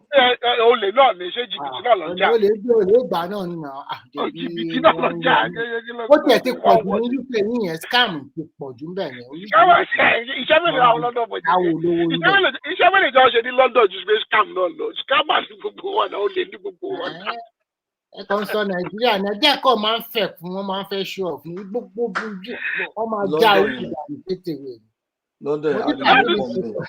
tó lọ ta sí stọọkì ìgbà tó yá wọn tún sọ pé stọọkì ẹ ti wọ 10,000 kó tún kówó sí ó tún fi another 5,000 euros wọn ní stọọkì ẹ ti wọ 20,000 ọjọ́ tó ń gbèrè fẹ́ withdraw ẹ̀ báyìí 0 ni wọ́n ti wọ́wọ́ ẹ̀ lọ́dà.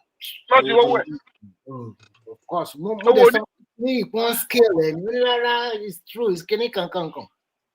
He lost about 10 grand.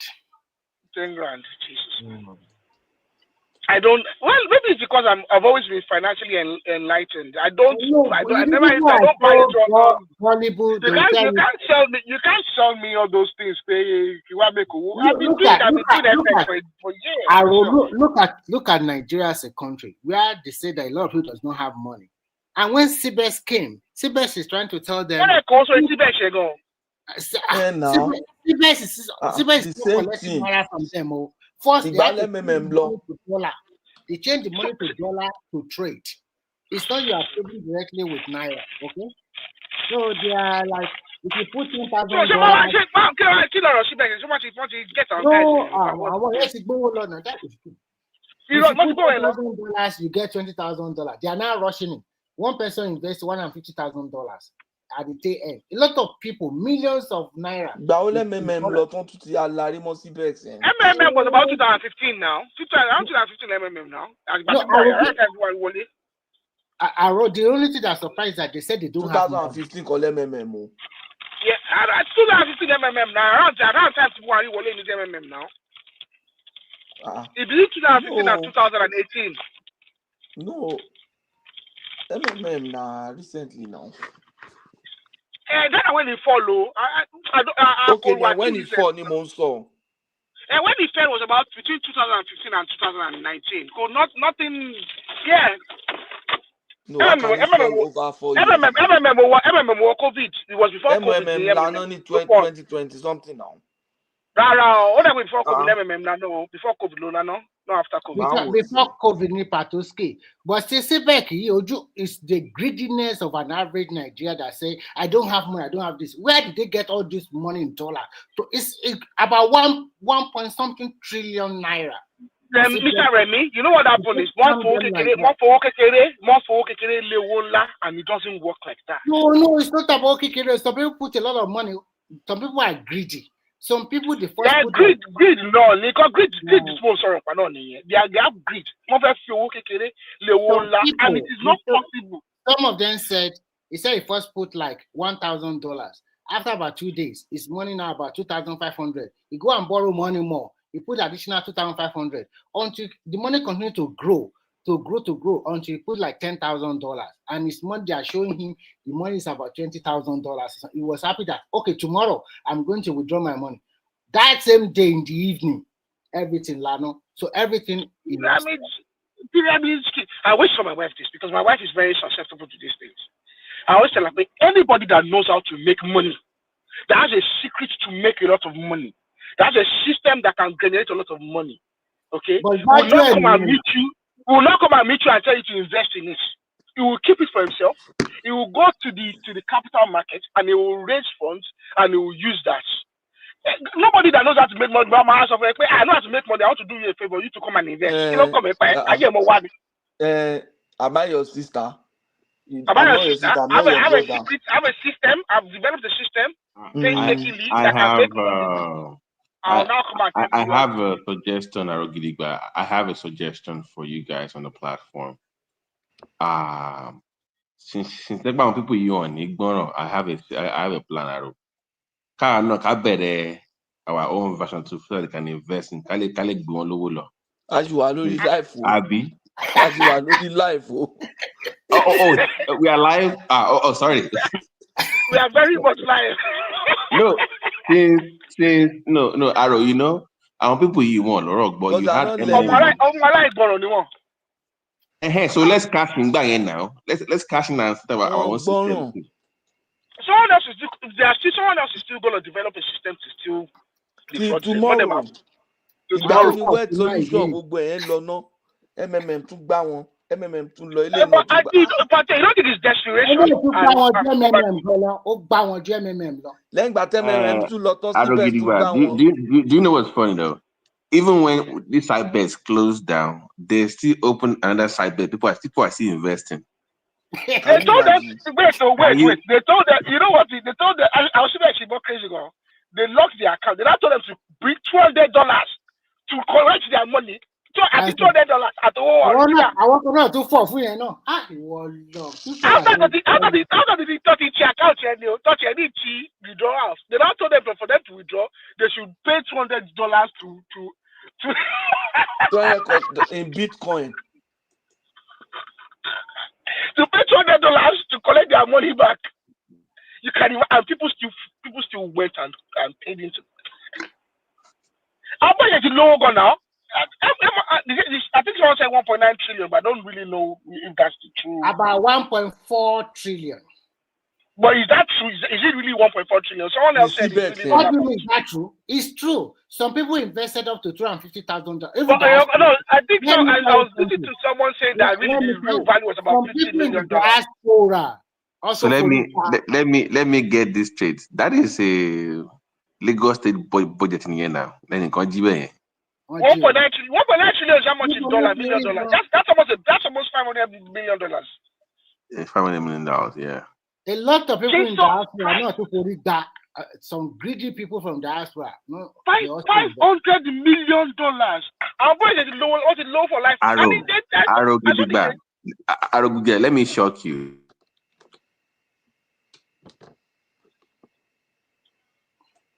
Here in diaspora, also investing in that back home. I could not believe what I was hearing. People here, professionals. My wife told my sister-in-law they lost about 10,000 to one of these pyramid schemes recently. $10,000. So why is somebody living in America investing in some scheme in Nigeria for what? Because they lose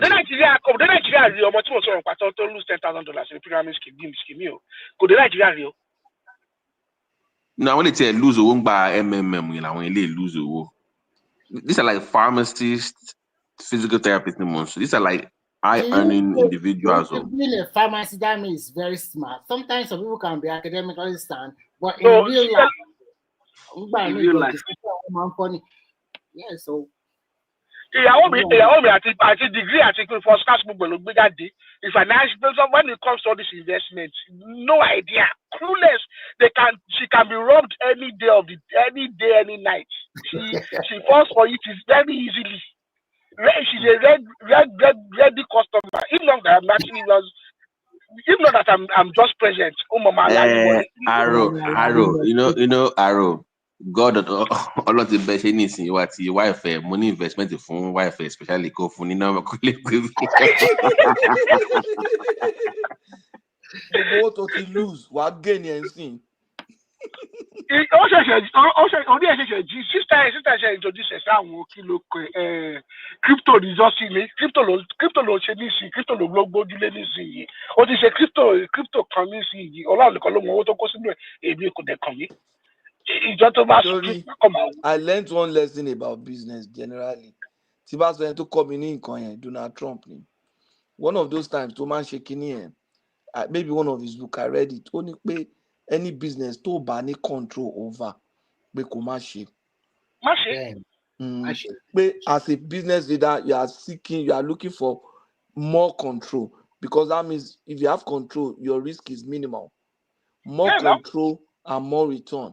But so on fetch a business influence price, influence a lot of things. You have to be waiting for market forces, waiting for. She fake money, crypto. You just put your money there. Anything.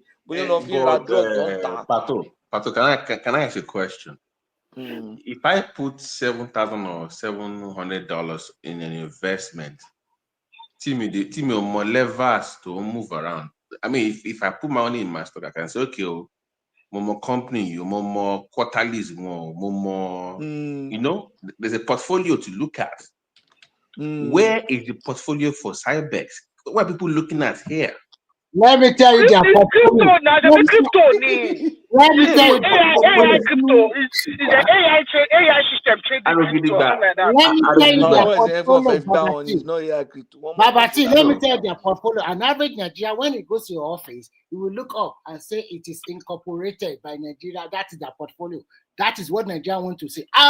It's well recognized. So can company to more invest in kidney business model? No, one is registered. It's word of mouth. It's registered with CAC. It wasn't registered now. It was registered as something else. It was registered as something else.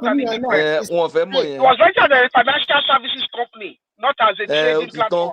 But it's enough for an average Nigerian. It's enough. One year is registered as CAC as a financial company. So Pato, let me get this straight. You don't know what they are buying and selling, and you're putting your life savings. People are putting their money there. Okay, I see what's going on. Pato, why would you even go and put when the Nigerian that government bond is how much this is? They want 10%, they have 12% government bond. 19%. When government bond is 19%, guaranteed money, 19% government bond. I don't know if I don't get Cybex, but government bond is 19%. Return 90% return guaranteed for house of platform to my Isaac. Okay, to conjure there's one investment. Cybex ló ṣe o, but láti join just Cybex o. Kò padà wá àti kò padà kó wá just. To sọ pé ma connect wa. There's one thing. He has not come back since that time. There's one investment. Cybex, but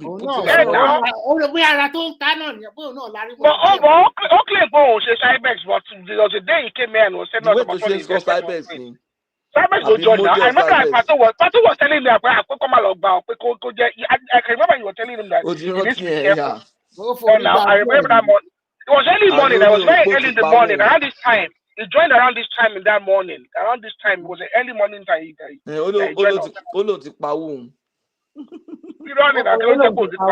Isaac and mo because you're not here. Maybe just on join. Tani go fún one number tó ní unlomo kan tó invest there. That's why they make you go and bring your relatives and put your relatives into it as well. What a shame. What a shame.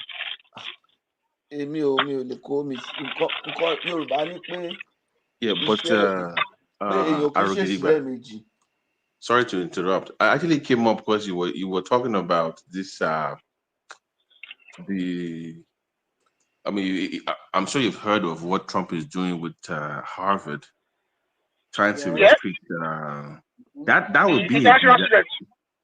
would be a disaster, because the economic impact, like we want to say, nobody is telling him the truth here. Those 18% are not just regular students. Half of them is to say they are coming from big institutions from different countries. They come in with millions of dollars. I think they are taking him to court about So that. no, they are not, clearly, because if a billionaire sends a child from China to study, you can watch all these reality shows on Netflix. When they come, they are buying those kids $10 million apartments to even stay in to go to school.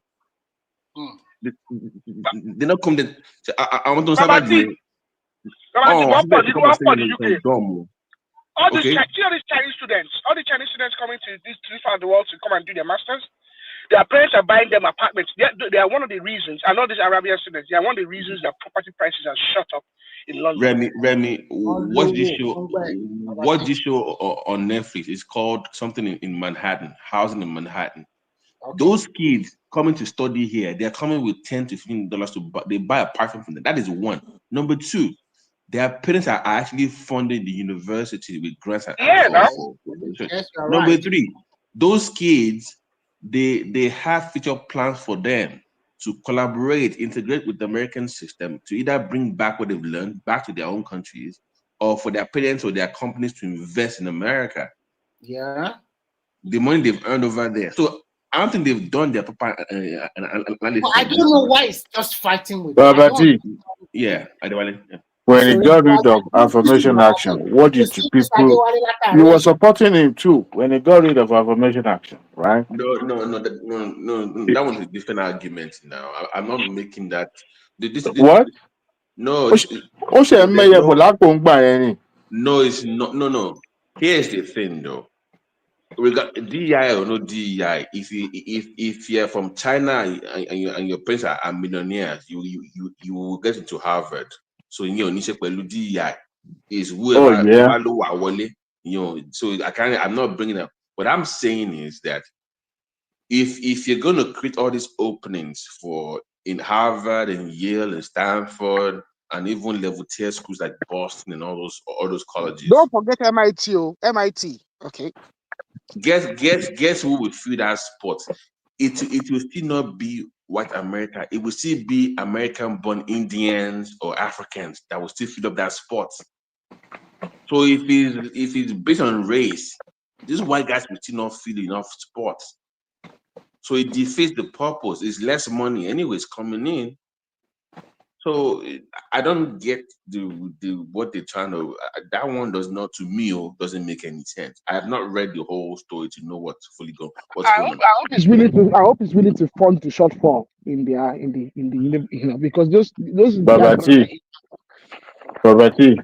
Yeah. The Republican make their own bed and they will lay down on it the way they lay. I don't feel bad. Like I told you, I'm a selfish voter. So far, it's very good for my own portfolio. So they voted for this thing. Yeah. They knew when you are stifling a public institution like that. I don't know, this isolationist agenda of a thing that is pursuing. I don't know. It's selfish in a way. You just mentioned. It's good for us all. How is it good? How is it good when the whole world is becoming more global? How is it good? You just mentioned one domino effect of his stupidity. You just mentioned it, Babati, just now. Once he actually, you don't think that he's gonna, the influence, the social, that influence of America on culture is going to be gone. No, but let me disagree with you on this one. You can't, because Harvard takes money from the Middle East, Qatar, and all those countries. Then you show up there and they give you a plane for $400 million. So that's hypocrisy now. But Babati, the 50% of it is still coming from the government, actually. Remember, they have research and all that. They're actually, sponsoring and all that. So, right. But it's cutting funding to that as well. Yeah, but research doesn't work that way now. Sorry, in science, in medicine or whatever, you might be the one that starts something. Doesn't mean you'll be the one to benefit from it in the long run. Of course. So don't say because they're Chinese or whatever. It doesn't work that way because you don't want them here. Oh my shot here.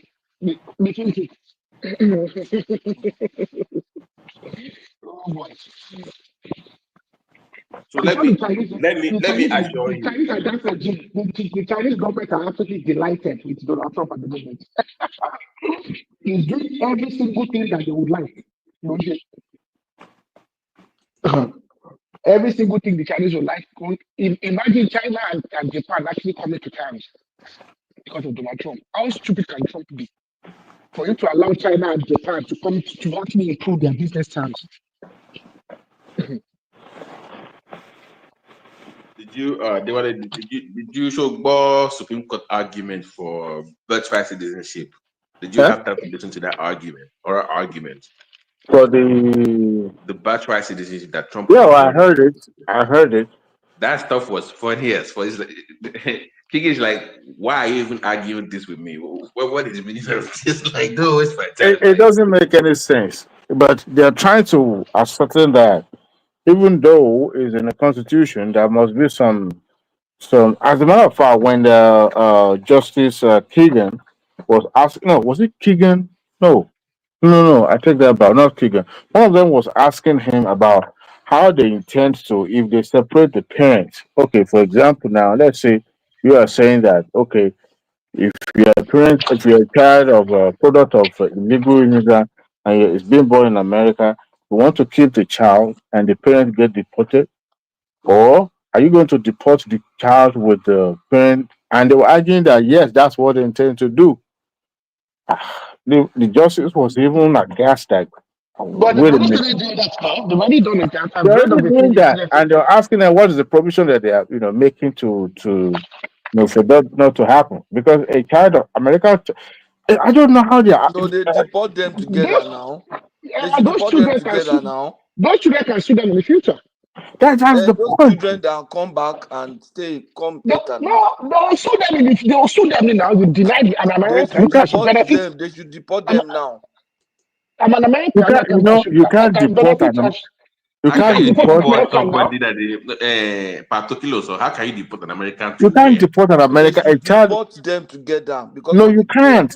You cannot. You can't because of you your violate. you violate amendment. Listen. Arrow, you can't because you have a child. Let's calm down. Pato, let's ask you some questions. So if I'm born on the soil here, where are you going to deport me to? No, if you are a child that cannot stay on your own, and your parents are here illegally, I'll deport the parents and they will take you with them. No, but by law, it's like you don't understand. The law is not an automaton like that. You can't because you have a child there. You are not an American. You don't know the essence of this thing. You can't deport an American child. Now let's talk.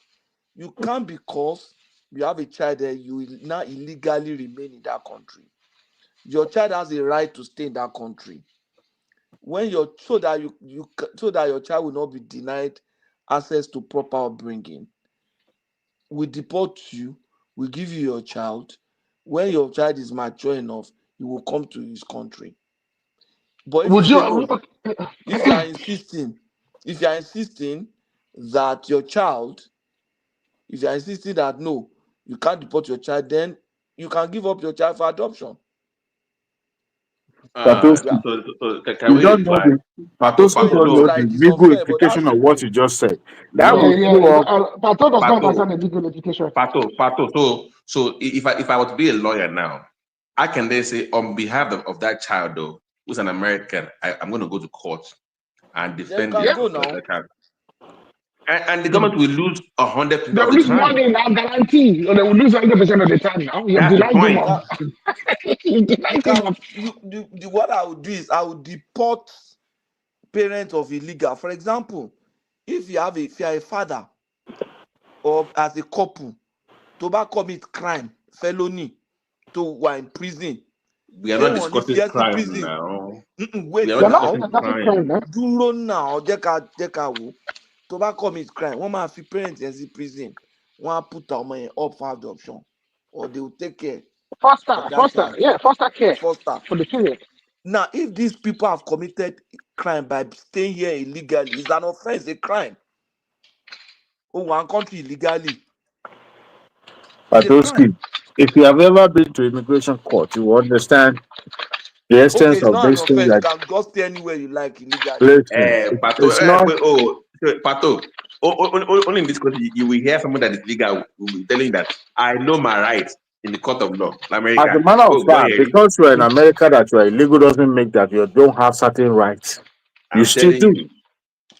You have to understand that the nature of America is different when it comes to immigration because of the nature of the No, let historical them nature go of the and test country. it in court now. You know what this new should have done, is to work with Congress to find an amendment to that constitutional portion. See the loop. I see what Pato is saying, but there's a loophole that one you exploit. It's called the anchor baby thing that happens in Abuja. The best way to get rid of that is to change the constitution that redefine what that particular portion of constitution says. Exactly. But when you don't The work with issue is that Congress, you're working with the he executive order. cannot. Okay, here's the issue. If it goes to Congress, nobody will get pass approved. that now. He See, knows that is that why now. that some of these things are. But did they not say that what are the Republicans likely to do? How are they going to do in the midterms? But because Babati Omongotimoro, a country at a point, open border, fine. You must be able to at a point say no, let's slow down. If not, you have a society that is difficult to manage. No, You cannot rush into a peace like that. Pato, listen to me. Pato, listen to me. I agree with you 100%. They've always been doing that shake thing, both sides. Yeah. Biden just took it to the next level where you just freaking open the guy. It wasn't that bad before. See, Biden went crazy with it. That's the difference. Everybody has been doing the same thing. They went crazy. They were literally calling people to come to America and busting them in. No. You remember when the vice president went to Mexico and told them not to come? You remember? Forget Mexico. We're discussing Venezuela and all those other countries. Forget Mexico. People don't go away. Are they not coming through the southern border as well? No, it's not new now. It's nothing new. Is my point. But not that many in modern history. I've always seen the interest of people in their millions until Biden showed up. That's what I'm saying. Okay. You remember in the 80s when Reagan decided to grant amnesty to those who are already in America illegally, right? Now, both parties already have a bill to take care of all these things. First and foremost, wanted to give recognition for those who was already in the system that can establish that they've been in the system maybe 10 years or so and so on. However, the way forward would have been very a lot easier. All this deport mother, don't deport child wouldn't even matter anymore because America would have been able to come up with a concrete plan that will put a stop or minimize the influx of foreign immigrants to America. However, it's the same man, Donald Trump, that told the Republican in the House, specifically at the House of Representatives, that do not consent to this Democrat. Actually, it was a Republican that came up with that bill, but he said, "Do not until we come to power. They will do something." They already have that partisan agreement among themselves, but he chose not to. Now look at what he's doing. So immigration is not a clear cut, especially when you have a country. Can I ask you guys a question? Pato, can I ask a question? You know, That's what it Nigeria. makes it America. You know, Nigeria does not have birthright citizenship, right? Yeah. I know. Your at least your grandparents have to be Nigerian for you to be Nigerian. Your father, especially, particularly. Exactly. Yeah, And number two. they changed it. I think they changed it recently. No, they have not. Though. They have not changed it. I think either they've changed it. They have a law in place to. No. What they changed was the 15-year wait period. No, for the women, I think they changed it. No, they are still working on it. We created a boss now, but they haven't changed it yet. But what they changed, what they your changed, mother is Nigerian, Abi? Yeah, it has to be your father. Your father has what to they be changed. Sorry, what they changed was the 15-year wait period for legal residents of Nigeria. So what I'm asking you guys is, how come we come to the West and we want them to do what we will not do in our own country? I don't want them to do it. I don't care about how they do how they run their company. But wait to Patoski. When my youngest daughter recently moved by NIM phone, and it was the mother's NIM and information that we use, not even mine. So did that make it illegal? But I mean, it wasn't my information; it was my wife's information. What does the name got to do with? Anybody can be any name. On now. First name is Yoruba ni. Yeah. Kini last name Yoruba. Now in Nigeria. So what has that got to do with it?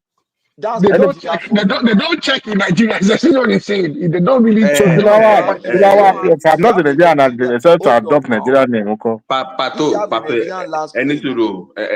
Pato. I saw a news report from CBN on Ireland a while back saying that they are now issuing like a non-INI thing that you can open a bank account in Nigeria now. Internationally, yeah.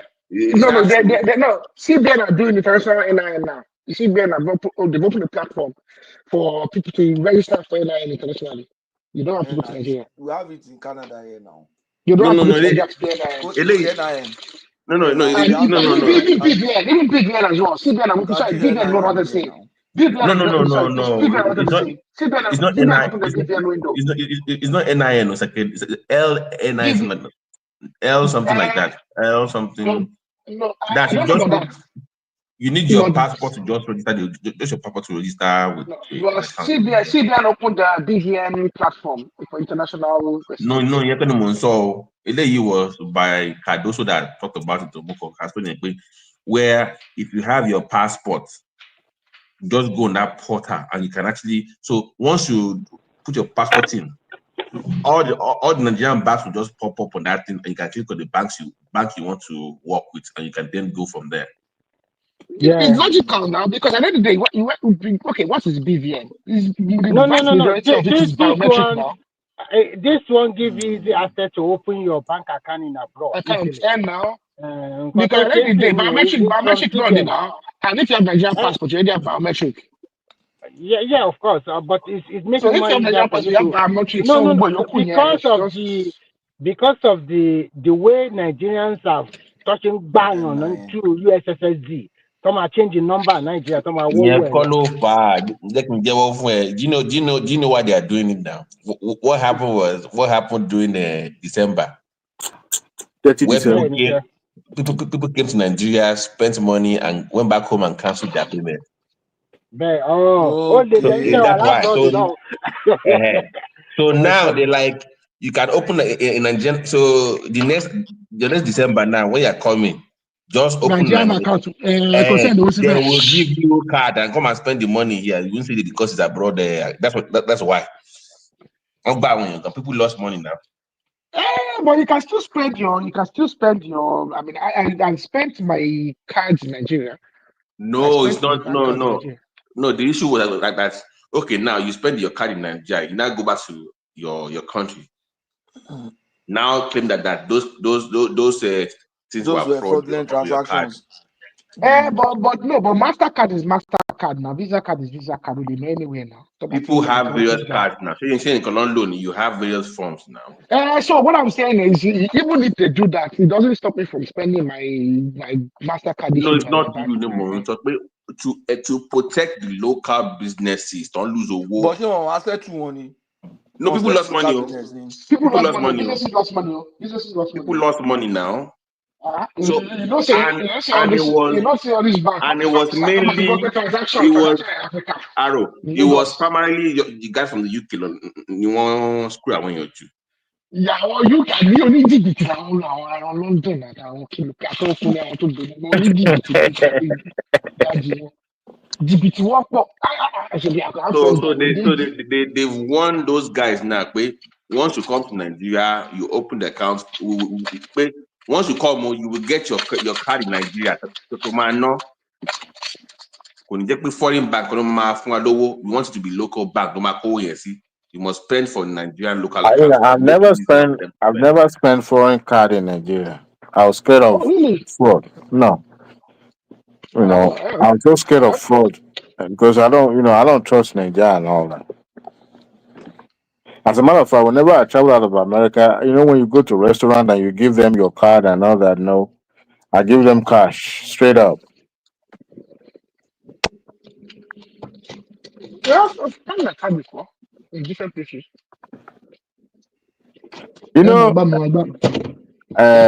Babatini, the domino effect of Trump's decision on this immigration of a thing.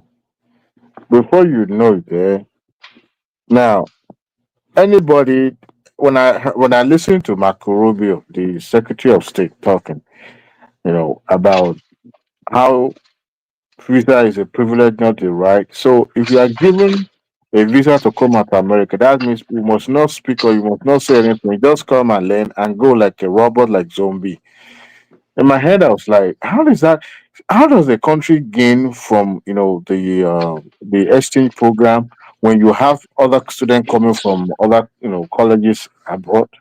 How does the country gain if they can't speak or they are scared of being arrested and sent back to their host country?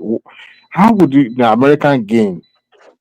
And it also has to do with they don't forget what happened during the Palestine thing too. They were protesting. Yes. Within the campus. I am not against protesting, but I think they are taking that into consideration too with the way. So I want to target they're from those countries. Remember, they even took out this doctor that medical doctor when they brought to American, and it turns out it's because of something that she was posting online about supporting Palestine. Let me tell you one thing about it. You see, once they stifle freedom of speech, one thing about it is this: they think they are doing there. They think they are having a great grand old time at the moment. They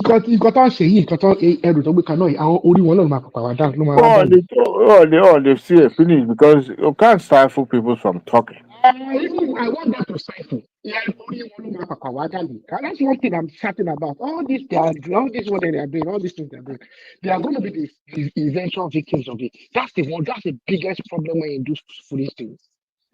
People are getting stopped at airports for online posts in this country now. Oh, but and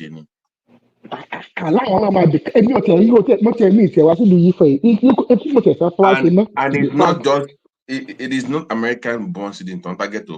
Whether you came here young or you came here in your teens and you nationally it's not by birth. It will be and you became an online. What's your online warrior? Now, while you guys were talking earlier, I was watching something posted on Instagram. So those immigrants that showed up to the immigration court for their appearance, like almost 20 of them, they rounded up and arrested them, which is something. I mean, despite that, some of them doesn't even have deportation effect in place. They were rounding them up.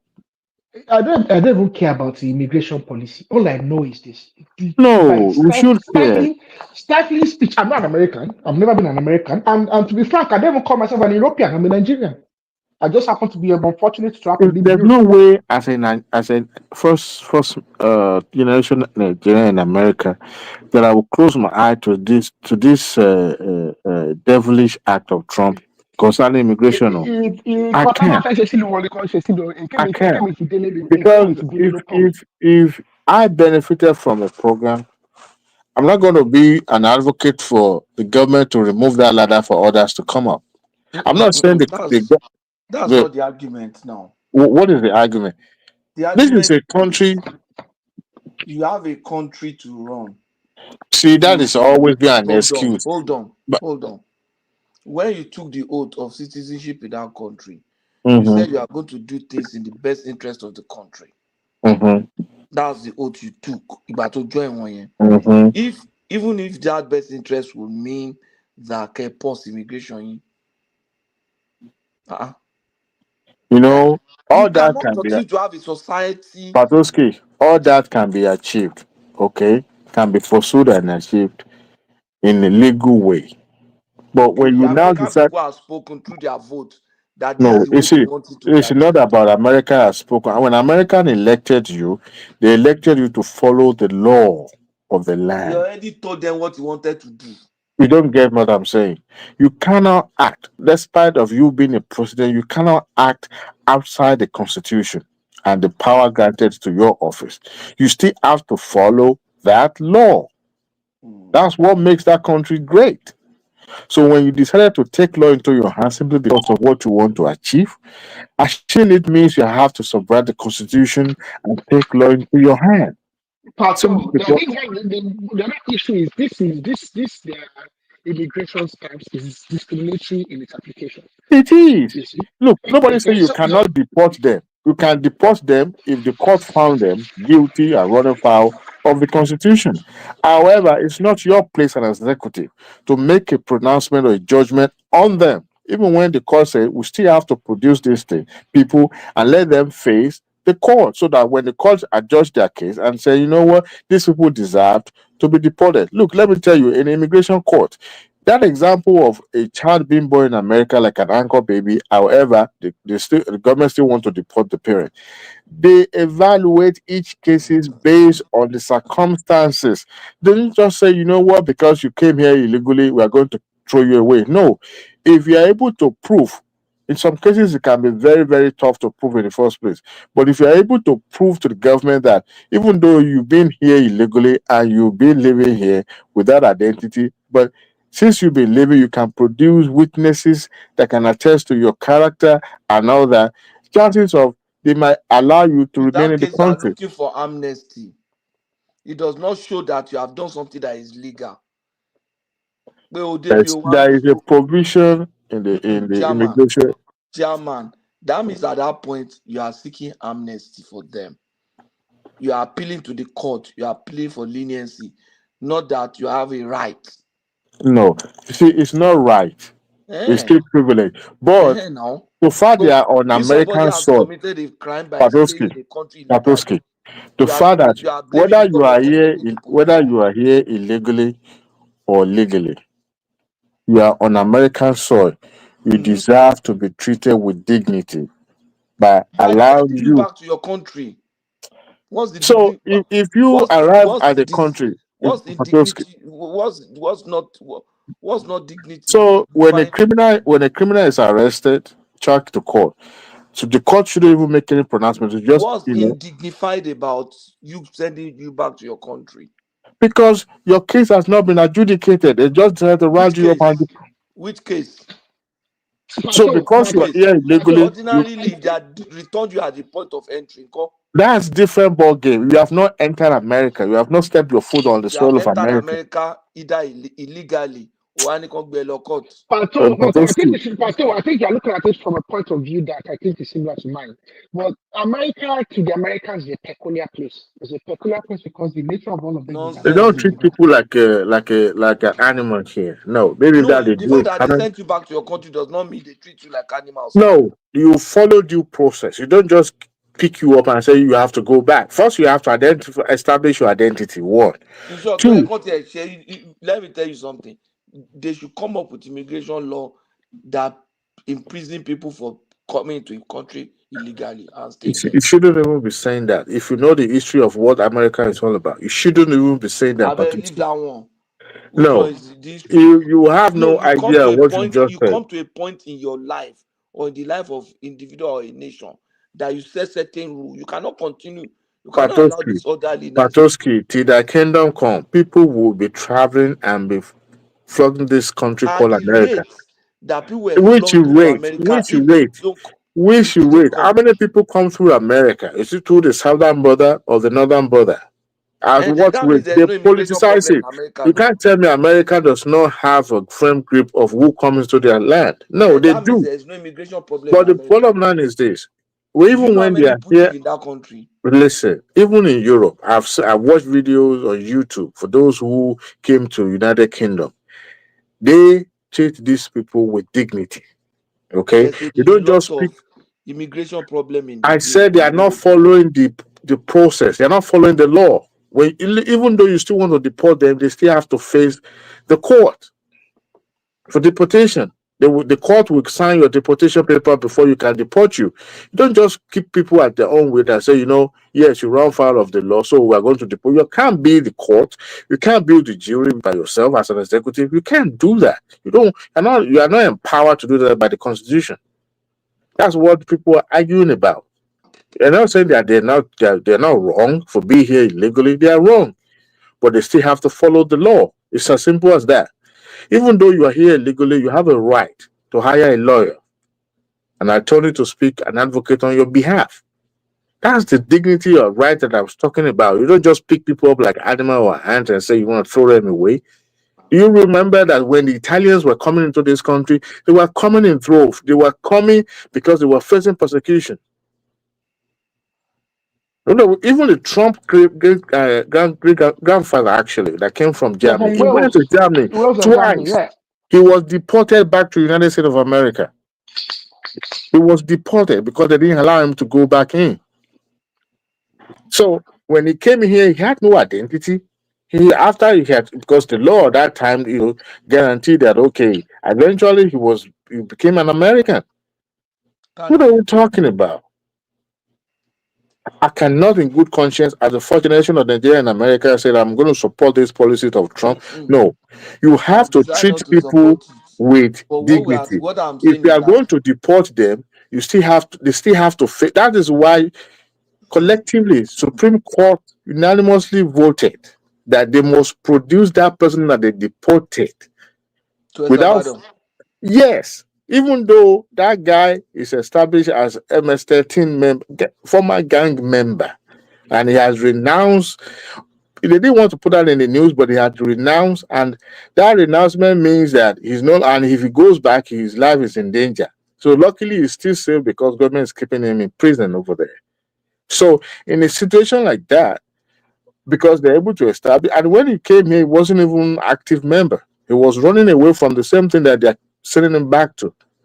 All right. So in a way, you don't just run people and say, you have to go back. You have to fit. That's why they say produce this, and you say, well, you're not going to follow the certain court, and that was the reason why the justices were very much surprised that you can imagine an administration saying they will not follow the court directive. It's not done.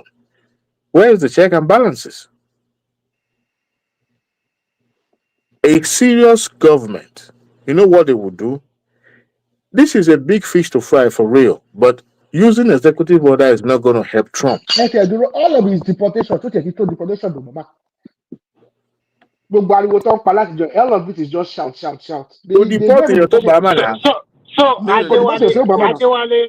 they produced that guy? No.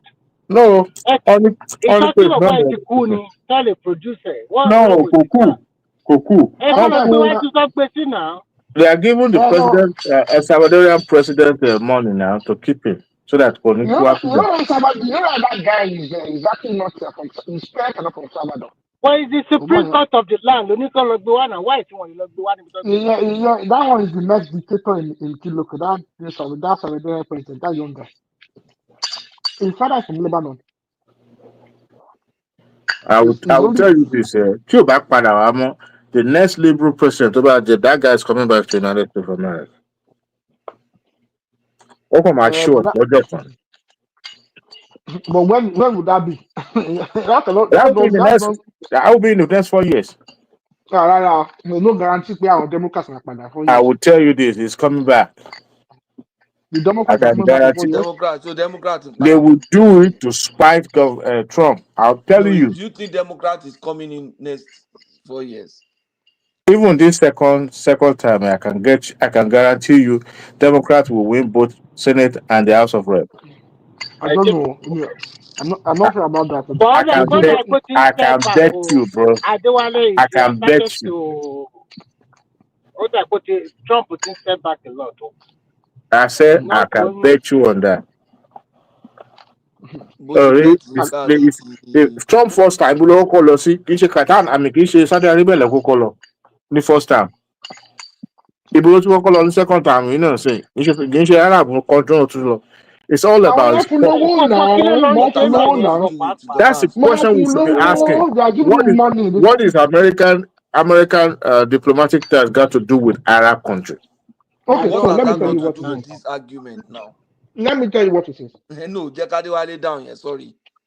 What has that is stripped to Arab? What has it got to do with this argument? It's about his pocket. No, I want you to answer that question. Conflict of interest. Immigration. We are talking of deportation. No, this time is to move on from immigration. Immigration colonial Qatar. No, I'm citing some of his infractions. What he's doing wrong. Batoski. It's not a threat. No, it's not a threat. We're talking of immigration. We're talking of second term. But when you're pada, what's talking about? The next only look at the way he went to Qatar. Who can't do any? But Trump is going to be your third term president. No, I say third or the fourth term now. Your term. That will be civil war in America if that comes to be. He himself has debunked that he's just bluffing. He knows. Okay. He's a new king. What you like the Pope did you see? What is the Pope? You see, that's on a serious being. That's how you know until serious. It's not possible. What he's trying to do is this. I want to let him plan he will deliberately allow Democrats and lunatics, those people. Antifa. You see, Antifa itself is they are not as what he described them. Okay, they are not. They were actually anti-fascist, like anti-fascist. Yeah, I know. So, but he tried to make them look like, they are the next terrorists and all that. But the point is this: he's going to deliberately allow things to degenerate, where there will be protests, there will be chaos, and then he will now use that to say he's declaring martial law. And then try.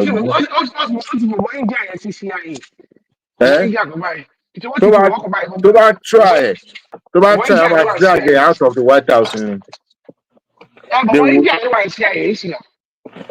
India, no, FBI, FBI, okay. But why is she now? Why is she from that? Go after all the local. It's going to say FBI cannot operate without the support of the local police now.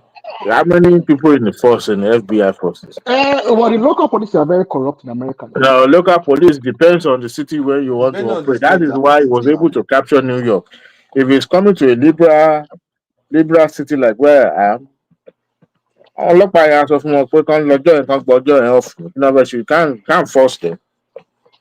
You can't force them to be on the job. You know how much they pay them for them to do overtime when the president is coming to a particular place outside Washington? Well, the force you want. You see, all these things they me. I know for a fact. Trump shall they wallow job at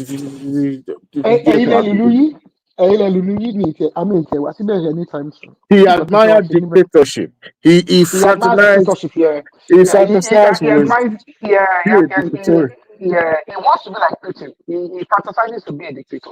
Putin is smart. That one is for sure. He wants to be a dictator. He wants to Yeah, be a king, like a yeah, king. He wants to run the country like a king, like he's a king, yeah, like a king. Where he has absolute authority, yeah, a fiefdom. yeah. You know, ẹ̀yin tẹ́ ń gbé So lamẹ́ríkà àwọn wíwájú náà ni àwọn wèrè pọ̀ ń bẹ̀ gbogbo nǹkan tó tẹ̀ ń ṣẹlẹ̀ bẹ́ẹ̀ ń sì ń yà mí lẹ́nu I can't believe it. I cannot live in that country. Tell me about the títẹ̀ iṣẹ́ ọ̀rọ̀ bọ́ ni mo ti ń rò tó bá sọ pé great country like that wọ́n lè disrupt institution yín bẹ́ẹ̀ yẹn máa jí wọn. Of course, why not?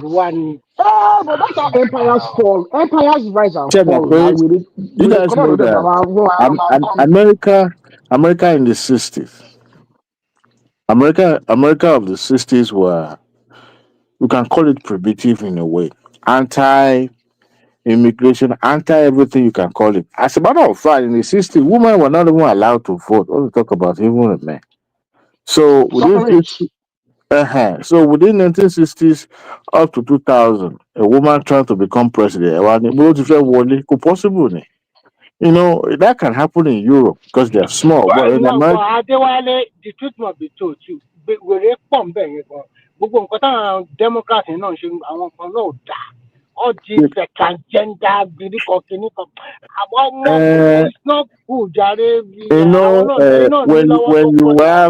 when you have a country that is that is about rule of law, look, the right of every American is important, and that's why. But why are you not extending those kind of rubbish to your children? It's unfair. No, ẹni tó bá fẹ́ràn nǹkan bẹ́ẹ̀ ni irú àwa tá a wá from more of conservative. Now you're conservative. Now it's conservative, Abby. No, my whole conservative is not about the kind of green parties in America. I'm talking about religion, conservatism, or cultural. The point Remy was making. The point Remy was making, which I agree with, is that nobody cared about that until somebody said that was when the issue when I bet should have left the kids alone. Well, it was the Trump that signed into law of allowing kids to have hormonal. He did. Yeah, could not say protocol bill, something like that. It was the one that started it. But the point is, our lifestyle barrier is not my cup of tea. Everybody fellow will from my bank consider come my bank consider. But you see, I saw all the when they talking about freedom of individuals, and when this one is claiming right, the other person too will say, I'm also entitled to get married to my car. So okay, Diwali, hold on. Diwali, let me make this very interesting. So guess who is one of the front runners for the next presidential election in the Democratic Party? It counts California governor out. No. The former transport secretary. No, count him out as well. He's gay. He's not going anywhere. But he has a right in that. Clyburn has already told him that if not because he was gay, he would have stand a chance. But because of that, America won't vote for him. It's as simple as that. Remy, but boy, in the former Secretary of Transport, America, he's a member of the community. But that is not it's not an elected post now.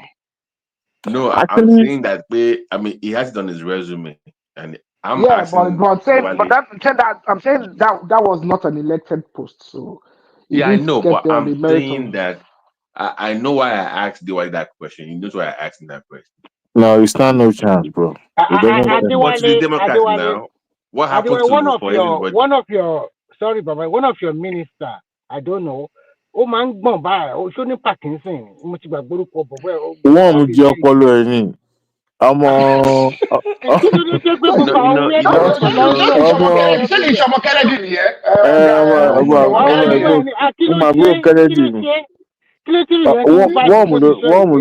He said warm heat up part of his brain. So that was, Okay, I say think lo ṣe ń sọ̀rọ̀ báyẹn. no, he has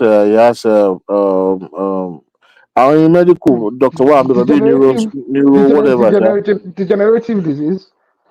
No, I think it has to do with his brain or something like that. But I think it also has to do with Parkinson. But he had said it several times. Even the guy is a lunatic. He's But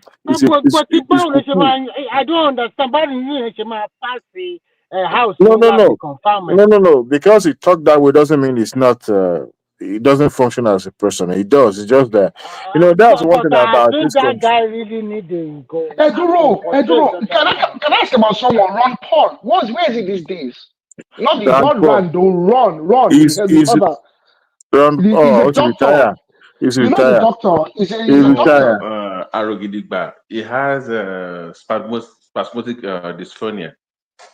Really, Ron Paul was quite a fellow, So it's not Ron Paul. It's like a shaky. Not Rand, though. Not Rand. Ron Paul, the father. Yeah. Ron, the father. Now Rand is the son. Yeah, he has retired a long time ago. So, I know he retired on the senator. But I'm saying, what is he up to these days? Because he was quite very. He's a libertarian now. The libertarians want to join the Bernie Sanders movement. I want not to vote for Trump.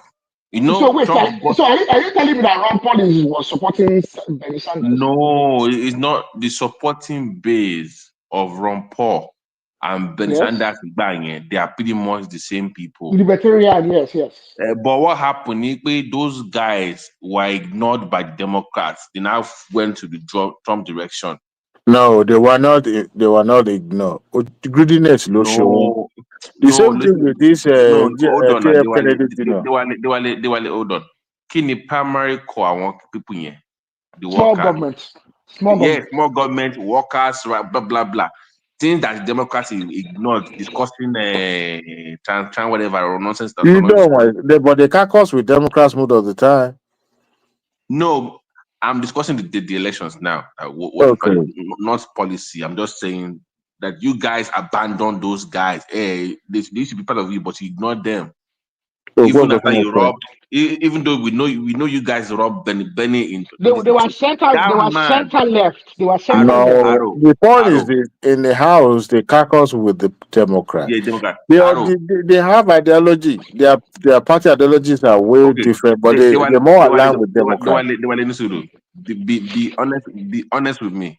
In 2016, Benny was leading Hillary before you guys pulled that super delegate nonsense. It was superficial. No, you see, that is one thing about media hyping stuff. Bernie Sanders has nowhere. It's a social. He embraced social. That's not the point. And American system is no shit. Wait now, American system is. But Bernie is a multi-millionaire. I mean, you can claim he embraced socialism, but the capitalist strong too. Don't, because he has been in the Senate for that long doesn't mean that he's a multi-millionaire. No.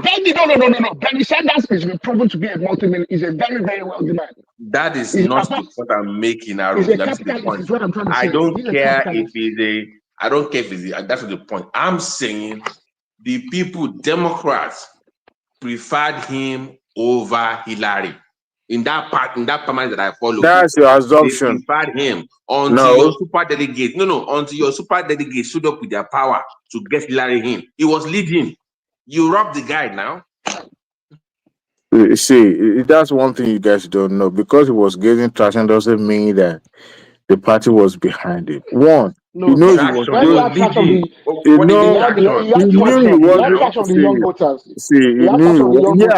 was popular among the young voter because they were embracing some of the things he was proposing, but he knew it wasn't good because the country at large wouldn't have, settled for him. They wouldn't have even, listened to him in any form of shape because what he was embracing was more of, we're going to redistribute the wealth, more or less like the extreme of the Libra in a way. So because you believe that hold on. So because you believe that the country will not embrace him, you now robbed him to avoid the embarrassment. No, see, this is raw politics, Babati. You could be gaining momentum at a point, but that may not transform to the bigger picture when you get to the bigger stage. And you Let could me, see what happened. before I go off, let me ask you, without the okay, let's remove the super delegate. Will Elijah beat Bernie Sanders in that primaries? No super delegate. You know, super delegates serve a purpose. Oh my God, this guy, man. Look, it didn't just come up from blues. This is something that this is, like I said, this is raw politics. And Bernie Sanders knew he wasn't robbed. You see, Bernie Sanders cannot come to the media and said, I was robbed of that primary election. No. The same way Hillary Clinton lost to Obama gallantly. She can't prove that. She can't claim that, oh, I was robbed. No. Because whether super delegate or no super delegate, that was raw politics. Okay? That was raw politics. And he knew.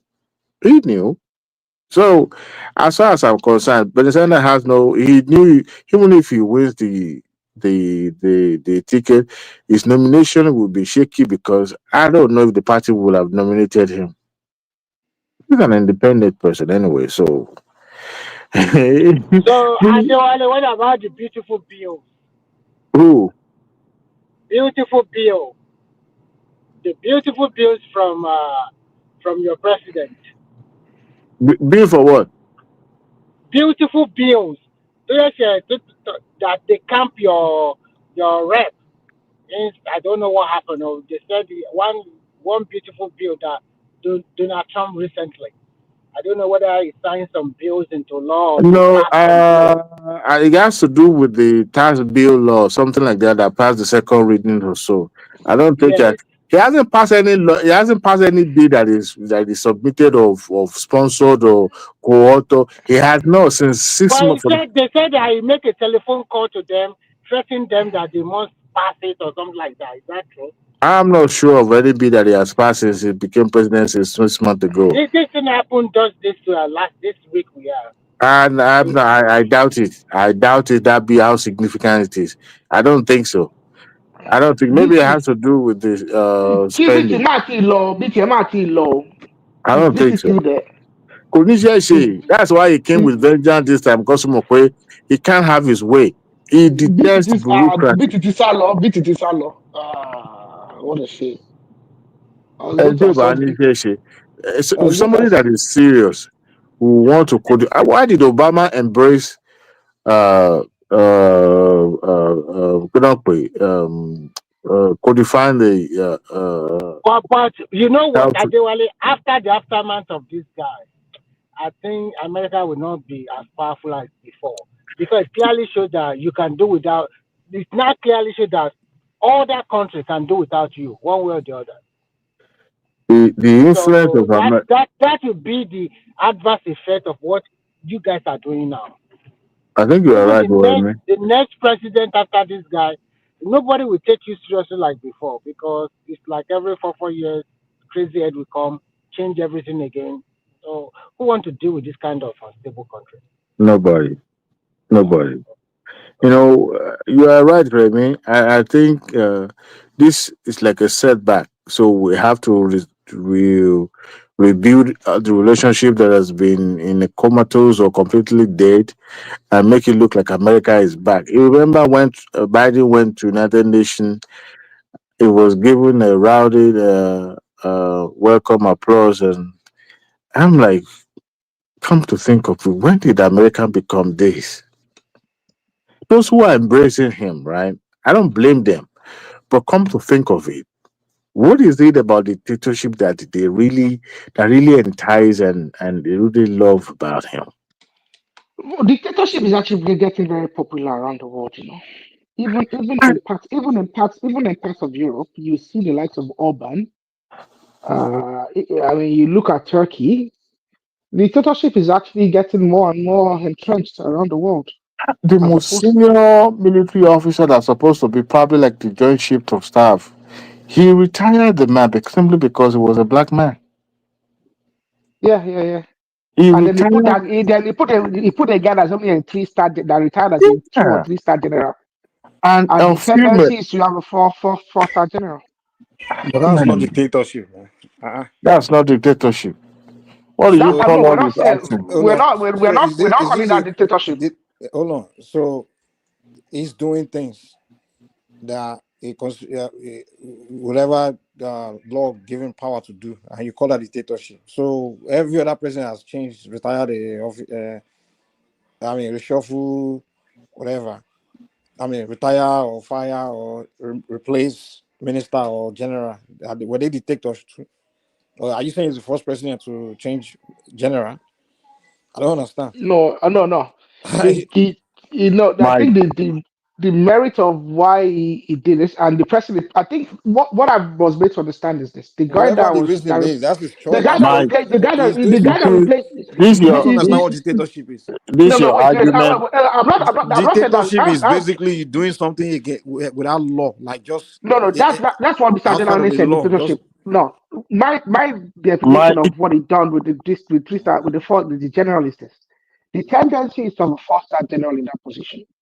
His argument was the individual it that doesn't make replaced. it dictatorship if it doesn't Yeah, feel no, like this general has performed. I didn't call that dictatorship. It's that, I'm not calling that Exactly. dictatorship. But I what I'm call saying it is this: dictatorship. I do call it his dictatorship. rationale was that that You go individual was and not check the qualified. definition of Okay, dictatorship. his rationale was that the individual wasn't qualified. Okay, and that was at the height of his DAI rhetoric. And what did he do? Even He put when an individual. He put an individual that was very unqualified. Okay, was a 2-star general when he retired. Was the individual that replaced him. And the tendency for that office is that it's always been what is the occupied by qualification of the someone. Secretary of Defense It's actually?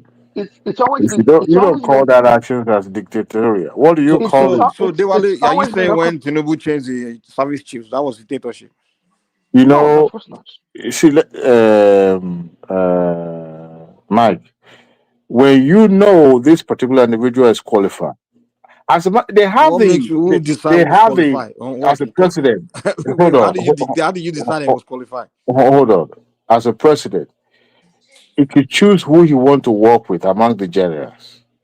But the way the president has been set, when you have somebody who is already in that capacity, number one, Which capacity? there was what is the name? This woman as a commandant, a female commandant, I think Of the in Navy, Greenland yeah, or something. the naval Yeah, commander, yes. simply because that particular, not because she was even a woman. I read that she disagreed with. She gave some instructions So that so what the guy when that was doing that their vice Greenland, president, when the Let vice Anybody president finish? I'm trying to hear his point. when vice president visited or something like that, he gives a different version of the instruction to them, and they recall that woman. Now, to me, even though you have the power and the authority to remove and replace and will do whatever, but when you are doing that, knowing that the underlying factor, the reason why you are doing that is simply because you can't work with people that have not the same color with you, But or did he tell the you that that's the tone. reason why he did it? Listen, the tone and the manner of which you remove people at will simply because you can't work with them because number one, they are people of color, tells me that But you are a how did you come to dictator. that conclusion? First of all, I come into that conclusion because I haven't seen people that have color this is that are. speculation. Then it's just he You himself. could call that Hold on, speculation, he but didn't that open has his been mouth the to say feature of the administration. hold on now. He didn't open his mouth to say I'm removing this person He because he's doesn't black. have to open his mouth Yeah, and he didn't say it say to it. the public. So you can't. If you look at the future of his administration, how many people of color are actually working with him directly that are in this It secretary doesn't matter. at the He's level of looking for secretary? who's best. Okay, he's looking Who for is whoever is best? best qualified You to be want the to best tell me person. about who is best for a position? He He doesn't surrounded believe himself in by the this best. DI family for this crap. You can't tell me See? that Trump will see a black man. That's Hold on now.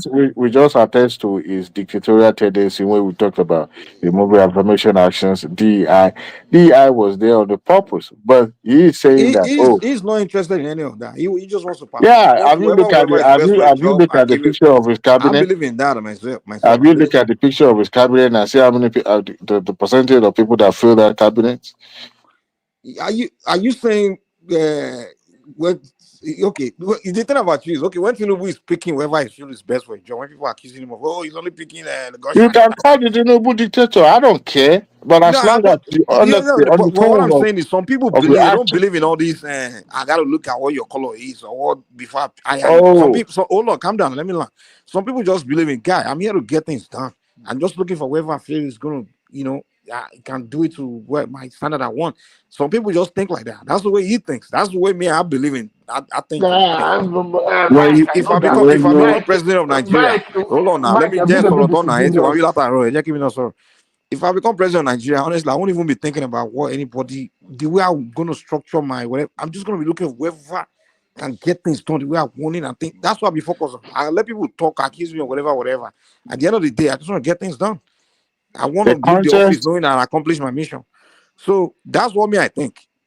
You the know, context of these two different administration operate are not the same.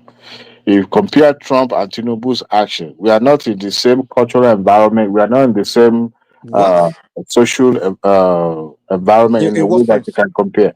In what Because sense? in Nigeria, it's a multicultural, whereby reference are being made to the ethnic, tribal, and all that. In America, it's either you are black or you are white. There's no What do you tribal. mean? It's not you're black and white. However, Hold on, when hold you on. No, no, have, no, no, no. America is not just you're black and white. We have many other cultures and my races. brother, when you have an Are you saying America administration, is only black and white?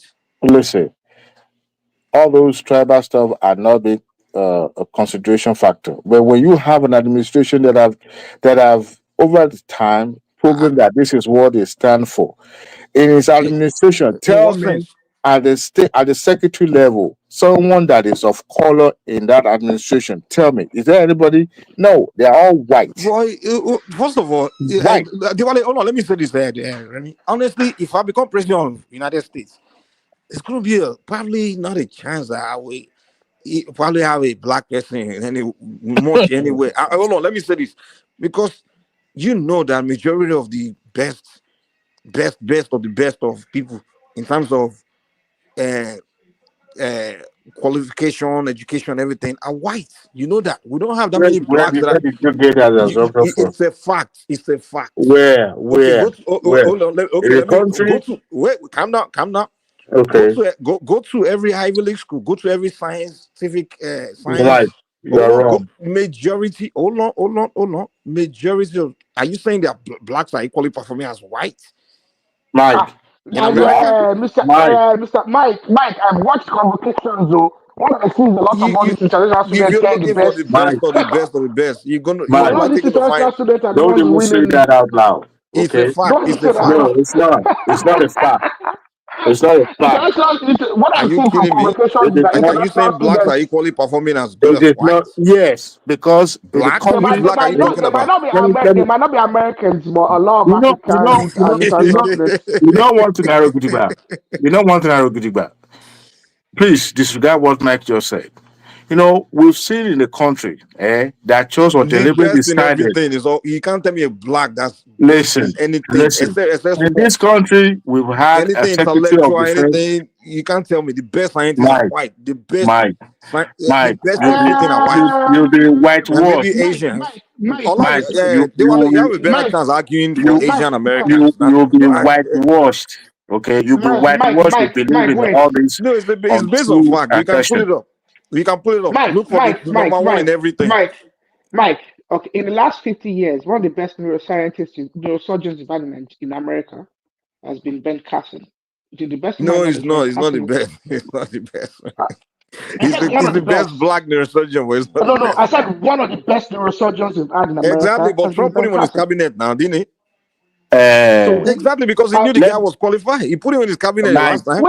Mike, let me Because let exactly, he let's found him establish. because of his qualification. That's what I'm saying. Let's establish something. What is the But it percentage of black in America? percentage of black, maybe Yeah, about 13%. 13%. What is the Mm-hmm. percentage of the white Caucasian? There are more, and now you're making my There argument are too. more. So So when you have a system that deliberately suppress the performance of this minority class, that but make them look as if they are not actually up to nothing academically, in any form of shape, This notion, this assertion that you just put out there now will now become the fact to some people, which is totally We are wrong. presenting different arguments here. If you go to colleges, you will see black professors. You will see them in academic. You will see them No one is saying blacks are medical. not doing You will anything see. good. But Well, the we are fact telling that you said the fact that they are not represented in politics. Mike, your statement was that you will never find any black person excelling in any area I and never endeavor. said that. I never said that. No.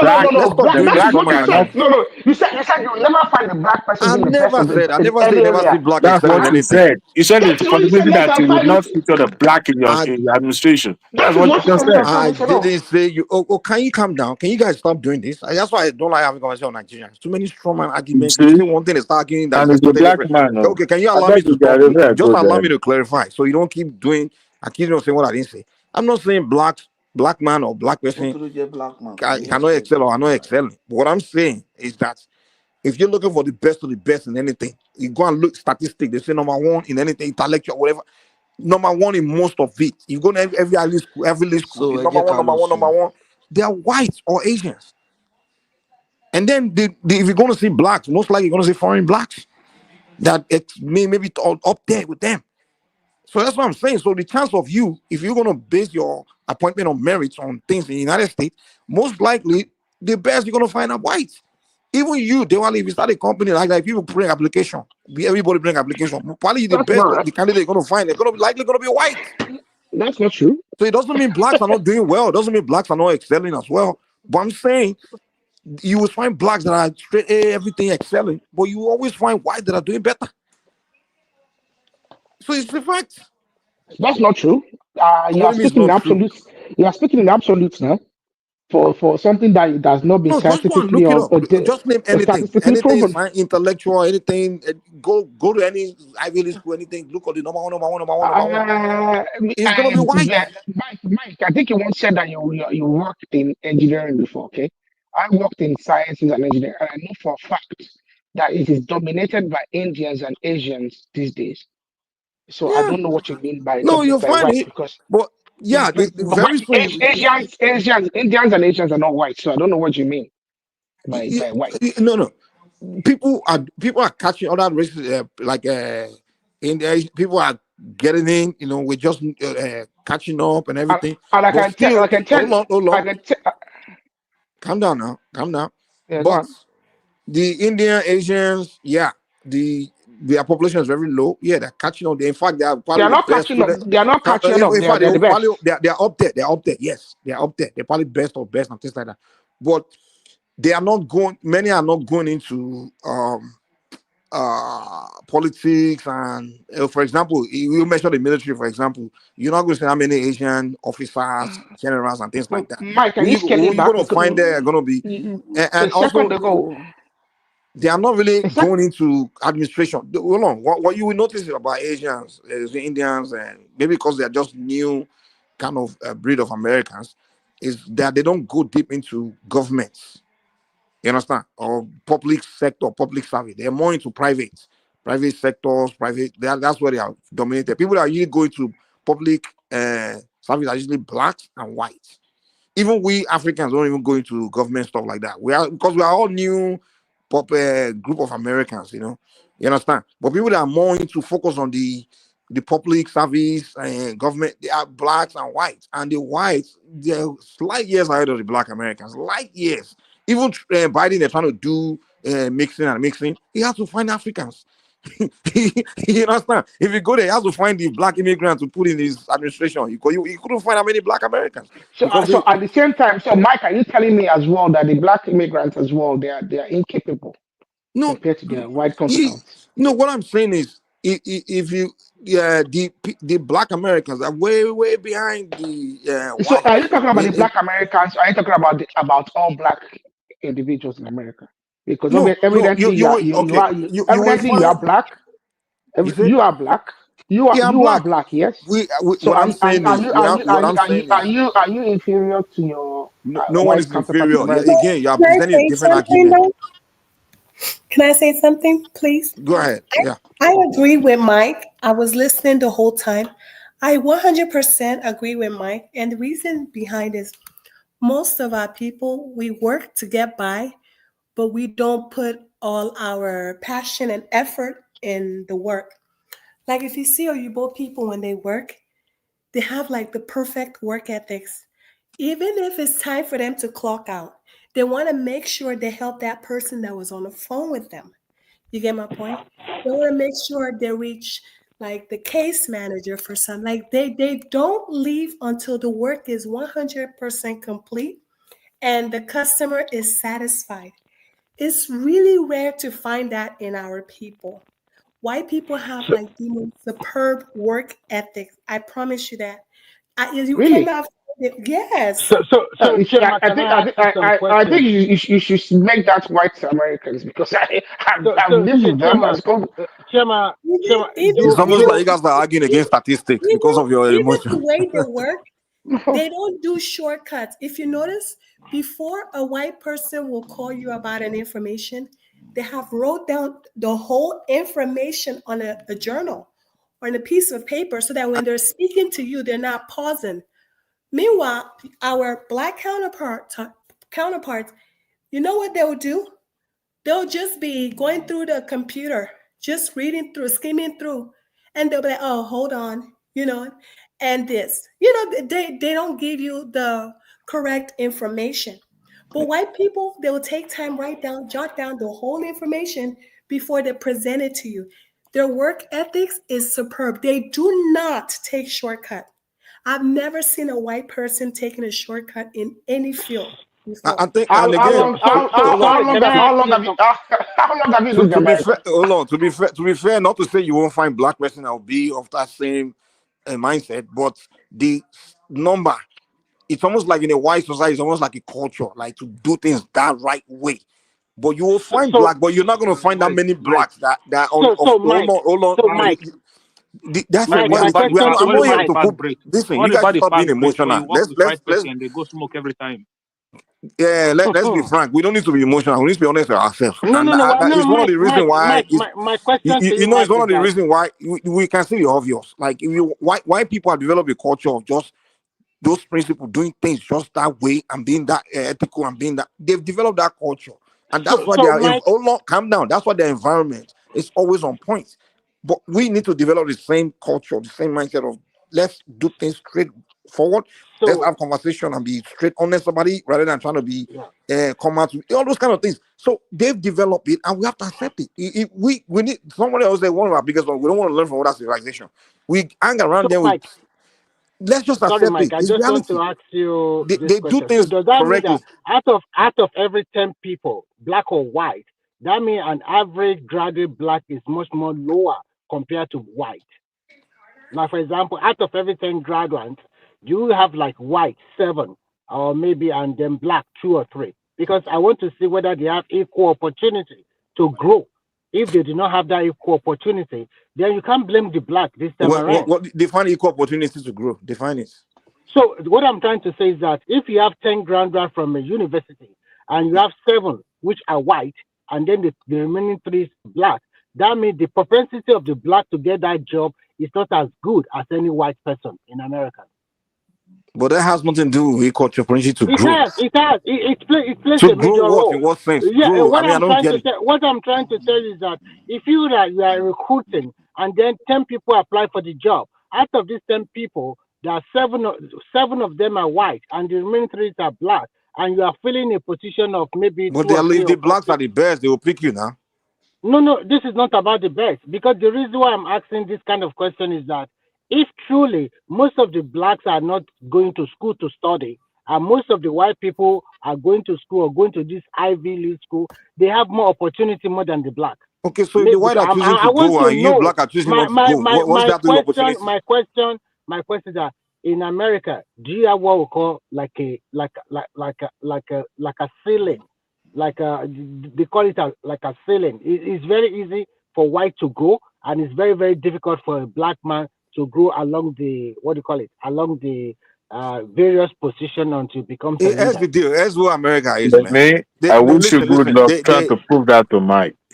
Mike will never subscribe to that notion that the black are not being given such opportunity. Explain about which opportunities are you talking about, Dewale? Let me just give you an example. There's a You know, ceiling you're not where clear, but a black person can ascend to in this society, and you are blinded to that. You don't think that blinded to what? You see, that's the that problem. there's a You see, limit. Chama, you say again, having conversation with a black person is always difficult. They're trying to, You're adding very emotion to it. manipulative. They won't be straightforward about what they're telling you. So It's that way, not when you respond, emotion. they will say, It's "No, not that's a, not what I it's, said. It's something this is else." very it's not emotion. You're It's this the is using a very reality. emotional straightforward blackmail. question. It's It's not. You emotional guys It's have not. been blackmail. That's what it whitewashed is. in a way. Telling me It's that unfortunate. one number of people means more opportunity. No, it's not. Let me tell you Opportunity is there something. for hold on, hold on. You can't tell me that a white person have more opportunity than me because there are more white people. They do. Okay, No, let no. me ask Listen, It you listen. The this does. way. opportunity is there for everybody to go grab. See, Let me ask you that is this an way. illusion. What do you You know mean is Let an me what ask you illusion? this Are you way. one man said? okay? Why am I doing better than many white friends I have? Because Let me ask you. in your How many of little you are corner doing that you better? found My little yourself, you corner. think, Here we go. oh, Okay, I'm I not trying have to one minimize your question. success, but in the little corner that you found yourself, okay, you think the world start and end there, okay? The You what? celebrating your own success, thinking that this is what America. Instead, American dreams is something that you have to dream with your eyes wide open. It's an illusion. You think What do you mean is an you, illusion? to I'm to living the you, reality. Okay, I'm to living you, reality. You're telling me that my reality is an listen, illusion. to What are you you, talking about? to To me. you, you may say, "Oh, I've reached the pinnacle of where So I'm supposed to reach." my achievement is an illusion, right? It's not reality.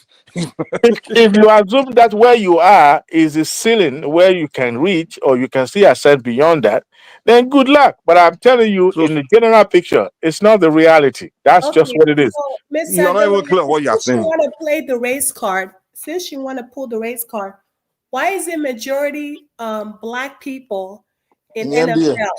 Why are NFL, they NBA, making exactly. NFL?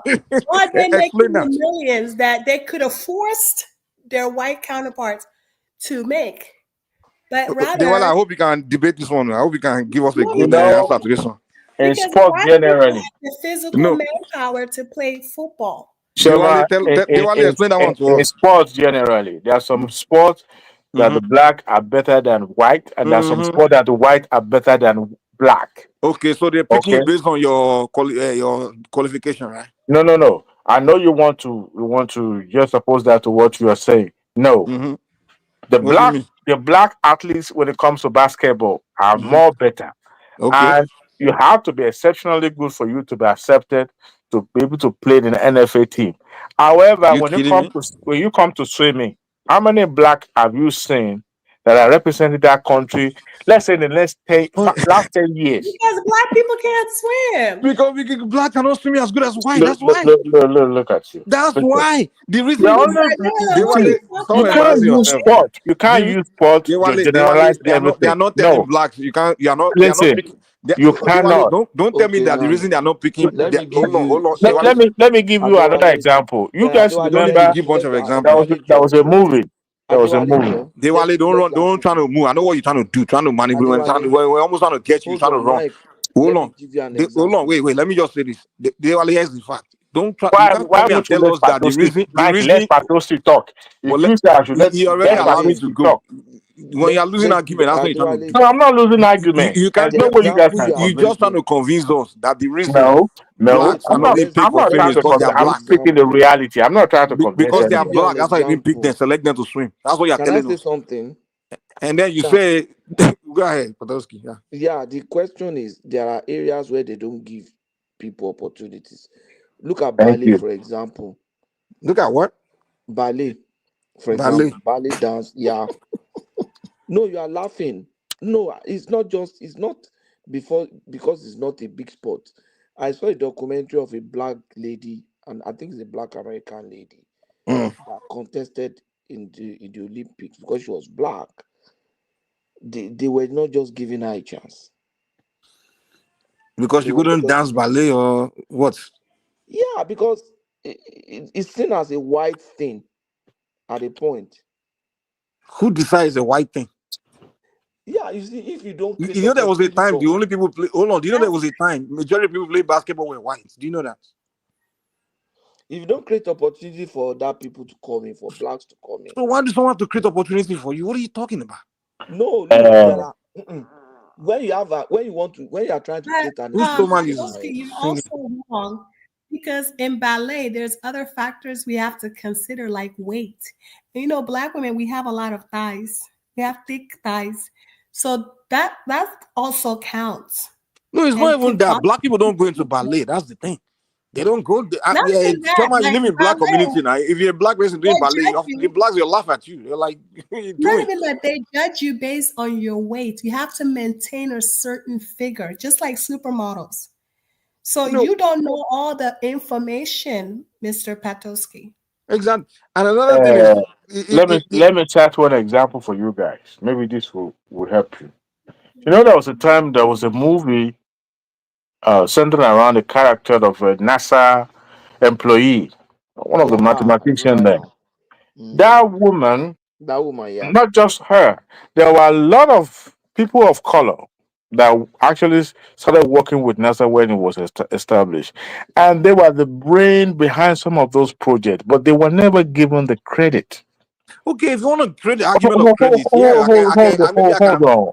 Hold on now, Mike. Hold Go on. ahead, Don't just finish. Yeah. jump into conclusion. Okay, finish. Yeah. What necessitated such movie to be, to be crafted, just to shine light on people like that have been a factor, or they have been the one, driving some innovations, but they were never given credit because, number one, they were people of credit.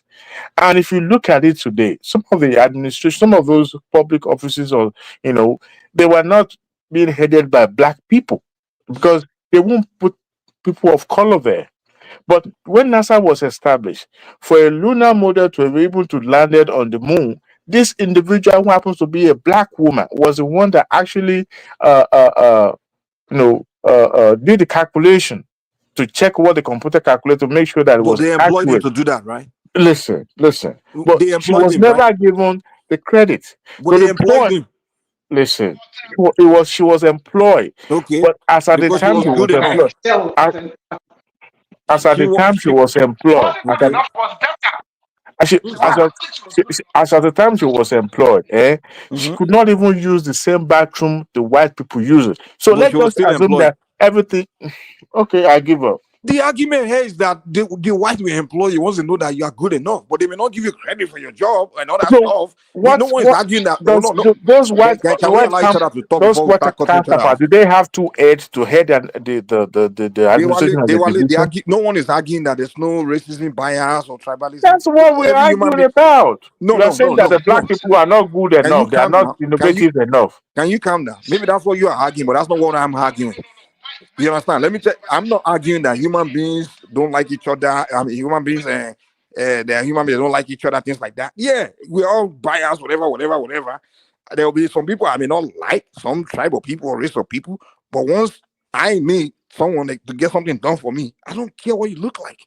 I will employ you to do that job for me. Then after you do, I will not give you the credit, but I will employ you. So the argument here is, are they seeing blacks that are the best and they choose not to employ them and go and employ white that's not as good? It's a lie. And that's what I'm telling you. That's what the whole argument was about. It started with Trump saying, oh, he's not employing black. I'm saying, no, he's looking for the best. And if you look at everyone in the room, you find out the best person that can get the job done for him to achieve what he's trying to achieve is black. He's going to employ that black person over the white person. At the end of the day, he may not give the black person the credit, but he's going to employ him. So the argument I'm making is that if you're black, if you're good enough, you will get the job. You may not get the credit, but you get the job. That's my whole argument. You may not get the credit, but you get the job. What kind of assertion is that? What are you it's trying reality. to prove? If you It are doesn't mean I good to do support the it. job, you're also good to be the head and the controller we of like the whole white people guilty of bad behavior. No, I it's see the black. same, Oh no, calm down. mentality that you have. The same mentality Nigerians, when they see white people, they say, oh, they will do a better job, they are better than us. We shouldn't. No one is saying they are. Yes, we are saying currently they are outperforming us statistically in terms of number. No, because we're not given the chance. Bro, We're not given the in this opportunity to planet, shine. so it's white man that will give you opportunity. So who gave the white man opportunity to become what he became? You have no idea. Wait. See this mentality we have as Africans. You We have believe no it's idea. Oyinbo that has to come and hold our hands to make us great. Maybe you have no idea when Who it made comes the to Oyinbo? generational Wait. wealth. Dewale, who made the white man great and who made the Chinese man great? Did another race of people come to make them great? We are the only people that sit around crying about somebody didn't come and give us chance to be great. You know what Martin Luther said when he was Oh, interviewed in the no history? You know wonder. what he That's why said? you reason why you're reasoning. Those are the people you're No, following. All these activists. if you decide to jettison the history, then we are failed to You do. guys should start following all these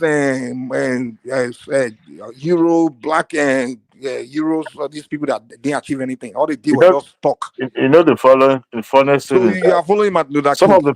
of the privileges that the people of colors are enjoying today are the what Martin Luther King stood for when he was alive. To forget that Okay? thing, man. That's No, not but true. it's not about forgetting anything.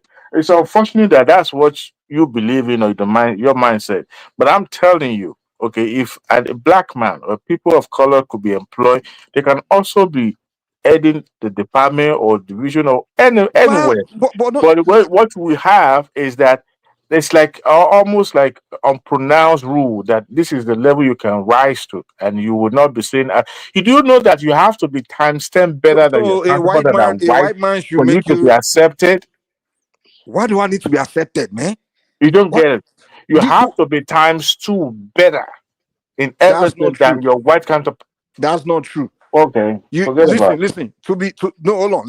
To be employed or to be accepted. Which one are we arguing? Why do they have to ask you to go and do tests of English when you are coming to American college as if you don't know how to speak or learn English when you are in Nigeria? Why? But is he limited to you, or is he limited to your race? If somebody comes from Ukraine, don't they give you the same attending to learn English too? Or do they say, oh, okay, Ukraine doesn't okay, because you are Ukraine white, you can doesn't speak speak Ukrainian. We English. don't care, English right? is not their general language, but general They don't language speak in English Nigeria is in Ukraine. English. First of all, our English is bad. First of all, hold on. You can't It's say, hold on, always an calm excuse. down, Our I'm calm down. just English is arguing bad. with you, Jerry. Yeah, Dewali, first of all, they know for a fact that English, yeah, on paper says the official language, but they know that most of these people, they are the official language, majority of them is a tribal language. They know that. It's kind of like people from in European countries, of course, many of them they learn English too, they learn, but they know that they are most of them their official language is not English. So they come too. If you come from Germany, they're like, oh yeah, take the English test. But if you're coming But from that's England, not the hold on, if you're official coming from language England, now. which is all England, they don't have any other language except English. So of course they know that, oh yeah, it's English. His first language is English. But if you're coming from Africa, there's no way they can determine whether your first language is English or not until they test you, because they know the fact is there that No, you have a most degree, and they know that your language of instruction is English. So what is the issue? well they prove once you prove, but I don't think them testing has anything to do So with American racism. embassy in Nigeria does not know Nigerian teach their children in English. All High school, Nigerians. So hold on, you tell all high Nigerians speak school, secondary school programs are not taught in English. Undergraduate, Patoski. Are you telling me everyone in Nigeria speak English? bachelor degree programs are not taught in Patoski, English. Patoski. Are you telling me everybody in Nigeria speak proficient English? You should speak sufficient English than average a black American that lives in the US. If you go Now I'm to not talking about me and you. In fact, anybody that do you goes know to that university in more than Nigeria, 80% of Nigerians can't speak proper English? It's a fact. anybody that goes to university in Nigeria should be able to speak English that will be able to Even that will Nigerian support graduate, I know them. Nigerian professors, they shoot arrow because they don't speak English all the time. They only, they speak in their house. Sorry, in school, but in their house is their tribal language. But that doesn't mean Well, that let's leave it. I don't think it has anything to do with racism. Let's stop this. It has nothing to do that part. Let me tell you something. The fact of the matter, every human being is racist. That's just a fact. But when it's time for business, no one is racist. People just want to make profit, get things done. That's what they care about. The most racist white man. When it's time, I'm just telling you. And this mentality of, oh, they won't employ me because I'm black. I don't. It's a very low IQ way of thinking, man. No one is thinking. Can No, the man has. Hold on. Listen. No. I'm trying to tell you something. Someone that wants to employ is a business. The reason they're looking for someone to employ is because there's something they want to get done, and that's their main focus. That's the mission.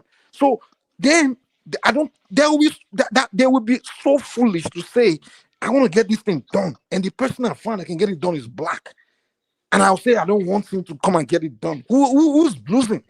Why people are not that foolish now? Who's going to lose? Is it you that you are calling? You are not going to get the job done for them, or them? You go somewhere and get it done for someone else.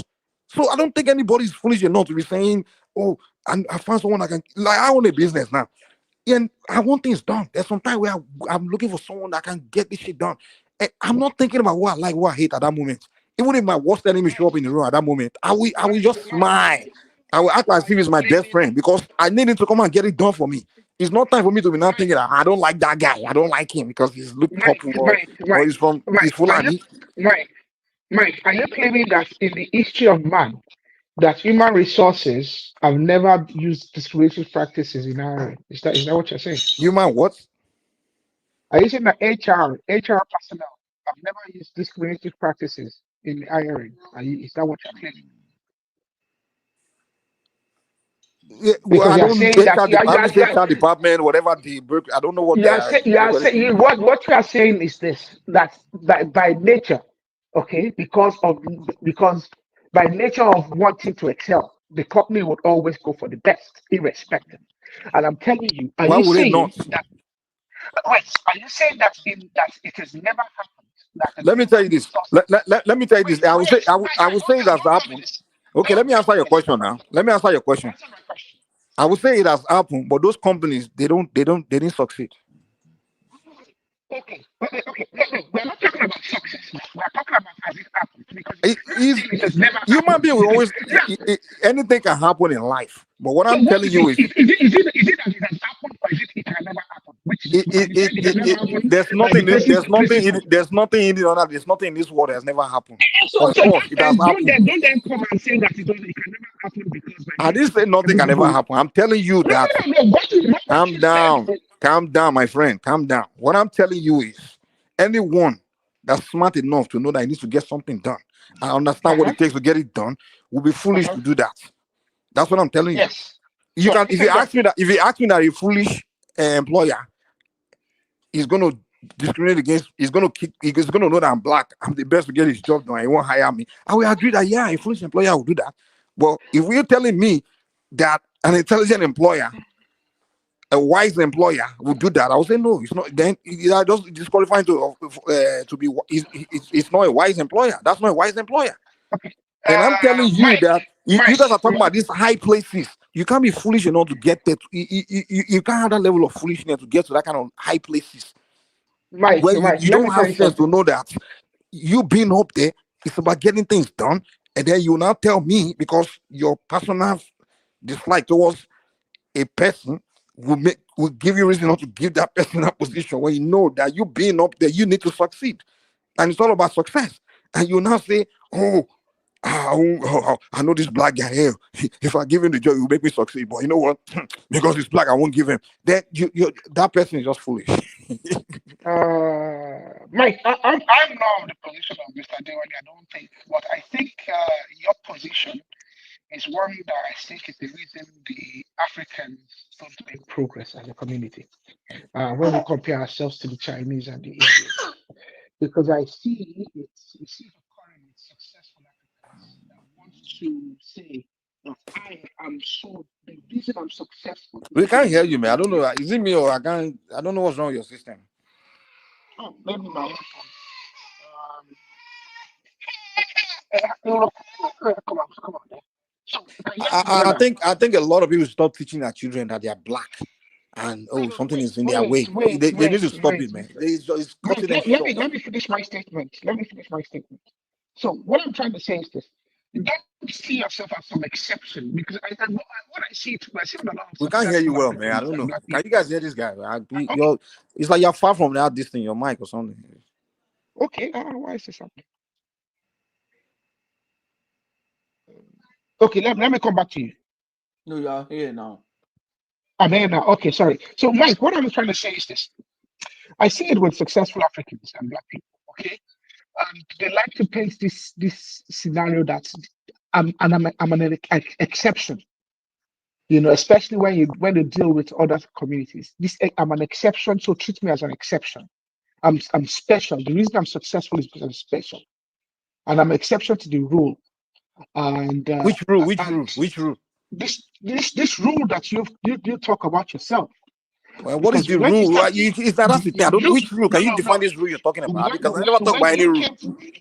I never talk about any rule. I don't know. You're not making or you're telling me about a rule now. I never mentioned any rule. This is still on the live show, so we can look back at this. When you came to this conversation, what you said is this: that's by the norm is that the white individual is better than the black individual. And I you didn't said say that why by what? I can't hear you well, man. essentially what you said was that the white individual, okay, in the professional field is always going to be better than his black I didn't counterpart. say And in that. fact, I didn't say that. you will not find an adequately suitable black individual for the I position. didn't say that. That is exactly what you said. And you Okay, let me clarify what I that said. if you were the president, that everybody in your cabinet would be white because I say it's likely going to be white. likely or I don't essentially you make Let it me very clear. You made it clarify what I very said clear. again. So let me And then clarify what I said again. Let me clarify it.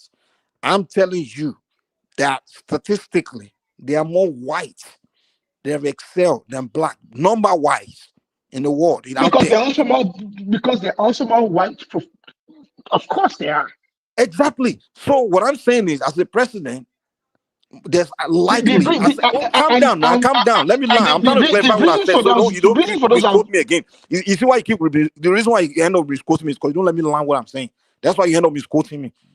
I'm trying to clarify exactly what I said. I'm telling you, they are more white that have excelled in the society than blacks. I am more. So if I become president, it's more likely that I'm going to find more whites than blacks that have excelled. So most likely, yes, it's a fact that more whites have excelled than blacks in terms of number. Define excellence. In terms of more whites have graduated from Ivy League schools, more white, there are more whites are working for. Where are the Ivy League schools? Where are the Ivy League schools? In the United States. Okay. What's the population? What's population dynamic in the United States? Where there are more white than blacks. Yeah. Okay. What's the percentage of the black population in the United States? 30%, I think. They are less. Whether it has to do, whether the reason has to do because there are less population or not, it's irrelevant. Wait, 30%. Wait, Mike. Okay, don't let us. You are making my argument for me, sir. You are even helping my argument. I'm not making my. I'm just. Okay. That there are no more whites that have excelled than blacks. They are okay. So thank you. So what's the argument here? We've established that there's more whites. What you want to present is the reason why. Okay, now, yes, which I understand that you do as well. So I don't know why you're trying to be, that's the given.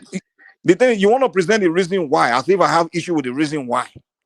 So why are you even talking about it as though it's something He started with my friend telling me that he already has more white people in his cabinet. And I'm saying, yeah, if I'm in that position, I'm likely to have more white people because there are more whites that have excelled than blacks. And whatever the reason is, I'm not saying it's because they inherently, genetically, whatever, superior. No, that's not the argument. It's just the fact. Why did you rebuff Patosky when Patosky talked about the issue of opportunity? Okay, the argument of opportunity. Hold on. Opportunity is there for everybody, my friend. Mike, let me give you a scenario, okay? Graduate program for young scientists, okay? Let's say I can't hear you, man. You need to change your device, man. I'm struggling to even hear you well. I'm using my earphones. I don't know why. Yeah, maybe you need to check out the earphone or something. This opportunity is there. Go and create opportunity for yourself. This idea that someone has to give you opportunity. And we are the only race of people that go begging someone to give us opportunity. Why can't we create it for ourselves? Did the white people give Chinese? Did the white man create opportunity for Chinese man? Why are we always the race of people that we still beg crying about opportunity? Is it the white man that create opportunity for Chinese man, or is it the white man that create opportunity for Indian man, or is it Chinese man create opportunity? Everybody else are figuring a way to create opportunity for themselves. But we, the rest of people, are the only one crying about someone not creating opportunity for us. Okay, let me speak about this, okay? So let's say we have a graduate program, young graduates, just fresh out of college. We are hiring 50 graduates, okay? This is their first start in life. We set the standard, minimum standard. We want individuals with a 2-1 minimum. So we're doing the hiring, okay? We're gonna look at several things. We look at they're graduates, so they'll have very little experience. But the main thing is that these are individuals that need their first break in life. They get a chance to prove themselves beyond what their academic performance. That's why I brought you the scenario of discriminatory practices in HR because it's statistically it's been documented. Yeah, I told you those things happen. Do they have I experience? never. Do they have experience? Sorry, Mr. Man. Do they have experience? Some people, let me tell you, of course I do. No, some people. You don't think I do? We go you don't up think I do? and down. No, wait. But we don't have experience. Good morning, good afternoon, good evening, everyone. How does a graduate have experience? You have to do services now. That's what I've seen. I've seen white going to Mr. Triumph. Yes, Motideo. How you did, Frenchman? I did fine. No, let me explain something. Good morning, Mr. Triumph. Good morning. Chichi. It's been a long time since Triumph came in. I know. I'm always on background. I listen to you guys. Triumph was his wife to catch him coming here, so he has to wait. I know. She will flog him, man. You know, French women don't play, man. It's Oyibo Pepe. Those French women, they are tough. I'm telling you. French women. No. I'm the man of the household. Everybody. Hey.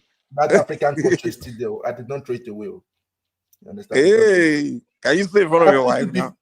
Yes, now she's not around. Now, if not, you see, she's not around. That's why you're saying. Of course. No. My family members. You will stay in front of her, man. Don't lie, Triumph. They saw something and they went home and they said that it's true what he says that I'm not a man for man that talks, but I do. Understand? I agree with 200%, Mike. I have an experience. Even the first, that I have only 3 blacks working for me. When they come for interview, they say black power. What's the meaning of black power? What is it? I just kept quiet. I will just look at them now. I say, what is this now? They walk, they will just sit down and relax. Even my secretary, when I fired her, she took me to court. I demand for 10,000 euros. What do you want to say? After working just for 1 month, I say, what is this? One thing that I have experience. So it's experience. That's why when I open my mind, I need to experience. For me, generally, blacks are lazy. I have them in my family too. They are lazy. They just want to be in the top, in front of the decks. They want things to be given a virtue of being black. Oh, I'm black. No. Oh, discrimination. Everything I got here, I did not get it for free. I worked for it. I knocked door to door, businesses to businesses. They told me that, and I gave them advice. Are you lazy? No, I have to prove.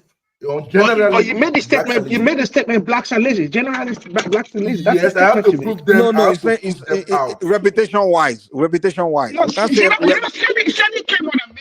hold on now. Hold on. Do you believe that? You can't make general statements. You see, as a people, as a people, we never advance. We will never advance if we can't learn to. If we can't learn to accept. That is not. Do you know that a demography of people can create reputation for themselves? You know that, right? Does it mean everyone? Of course, anyone with common sense. Hold on, anyone with common sense will know that 100% of the people are not like this. But we can also go by reputation of the people. Of course, here we talk about hold on, even within ourselves, when we start talking about Fulanis or Yorubas or Igbos, we say, oh, these people, this is it's called ethnic group. We create reputation. Hold on, calm down. Maybe you, but generally, it's normal that we talk like, oh, this group of people, man, they create this reputation for themselves. You know, but it doesn't mean that we all know every member of that group is not like that or didn't do that. But the fact that reputation is there, when you get in the conversation or whatever, you have to know that this reputation, you have to be wary of it. Like, hey, this reputation is real.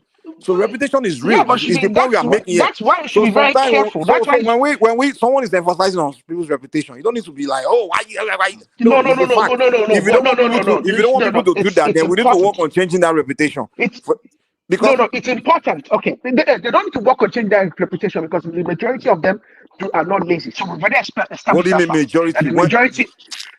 The majority are not lazy. Okay, the way you measure how many is based on how many that you came across, and how many of people you came across are like that? And many of us will tell you that majority of white, black we work with, they have the similar mindset, and maybe less than. I'm serious. So I can't use my own, experience to do the,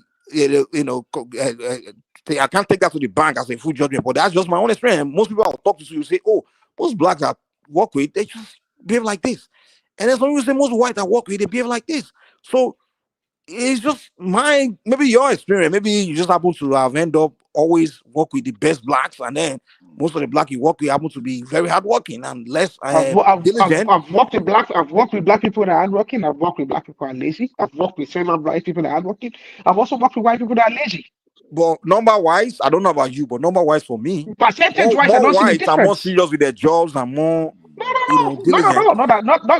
I've not found that to be true. For me, maybe your experience is different, but for me, someone else will say the same. Most people I know will say the same thing. Most of you people that are talking came to this part of the world as adults. I didn't.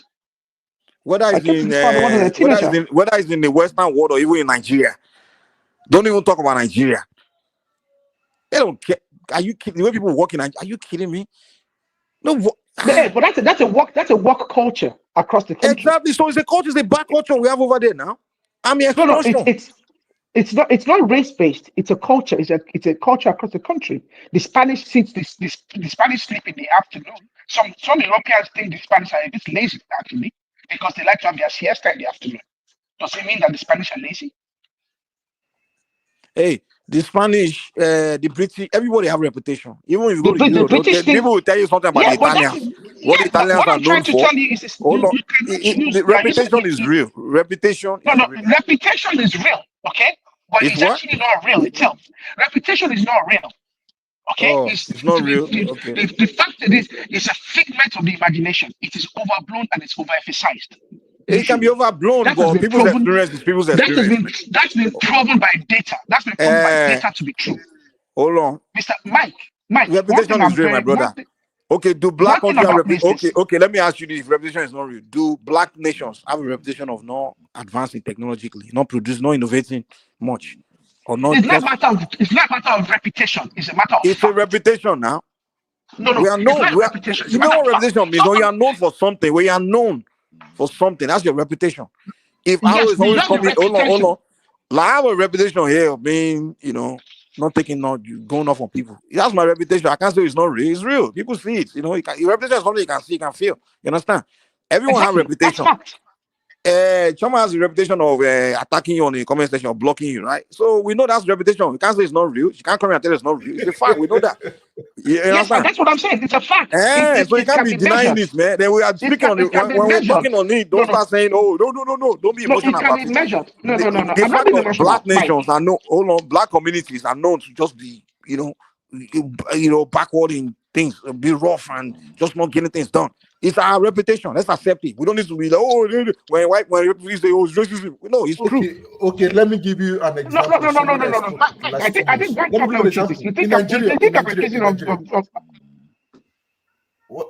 not talking about racism now here. What I'm telling you is it's not racist. I'm talking about absolutes, okay? I'm talking about your use of language and your use of your classification and using absolutes. I'm not being emotional. I'm actually being realistic. That's the problem we have in Nigeria. The day we remove emotion, what problem? I'll be logic. This statement about you're emotional. No. If you make a statement, okay. If you make let me. I'm not making a statement. I'm not playing the card. If you make a statement that cannot be factually defined, that cannot be measured, you cannot accuse me of being emotional for rebuffing it. Okay, Nigeria, like example. Let's use our country as example. I don't want to talk about Europe. Nigeria as example now. Like now, somebody asking me for 50M. I told him that have you ever used your money? What have you produced out for me to invest that money on you? The person was telling him that try me, let me see now. Try me. Is that will you invest your money on that same person? Let me ask you this question. Even you're in Europe, before the bank, people are asking me. What does that have to do with the fact that most blacks are lazy according to yourself? No. I'm telling you now. Everybody wants to This see is where we From are. his experience, now. hold on. From his experience, most blacks he has I'm come talking across are lazy. even here That's in his Europe. experience. Yeah. Like now, even here in Europe, France, people ask me how come that I used to normally, if I talk to my banks, they give me what? Because they believe in results. Not when you bring a flashy card and everything. Your bank statement is your result. They see what comes in and what goes out. And that's your reputation. And everything about here in Europe is about integrity. And we, in our own continent, we have so many examples there that makes them to doubt us. I want to control my words now because what you just said, because of later you people say as triumph have come again.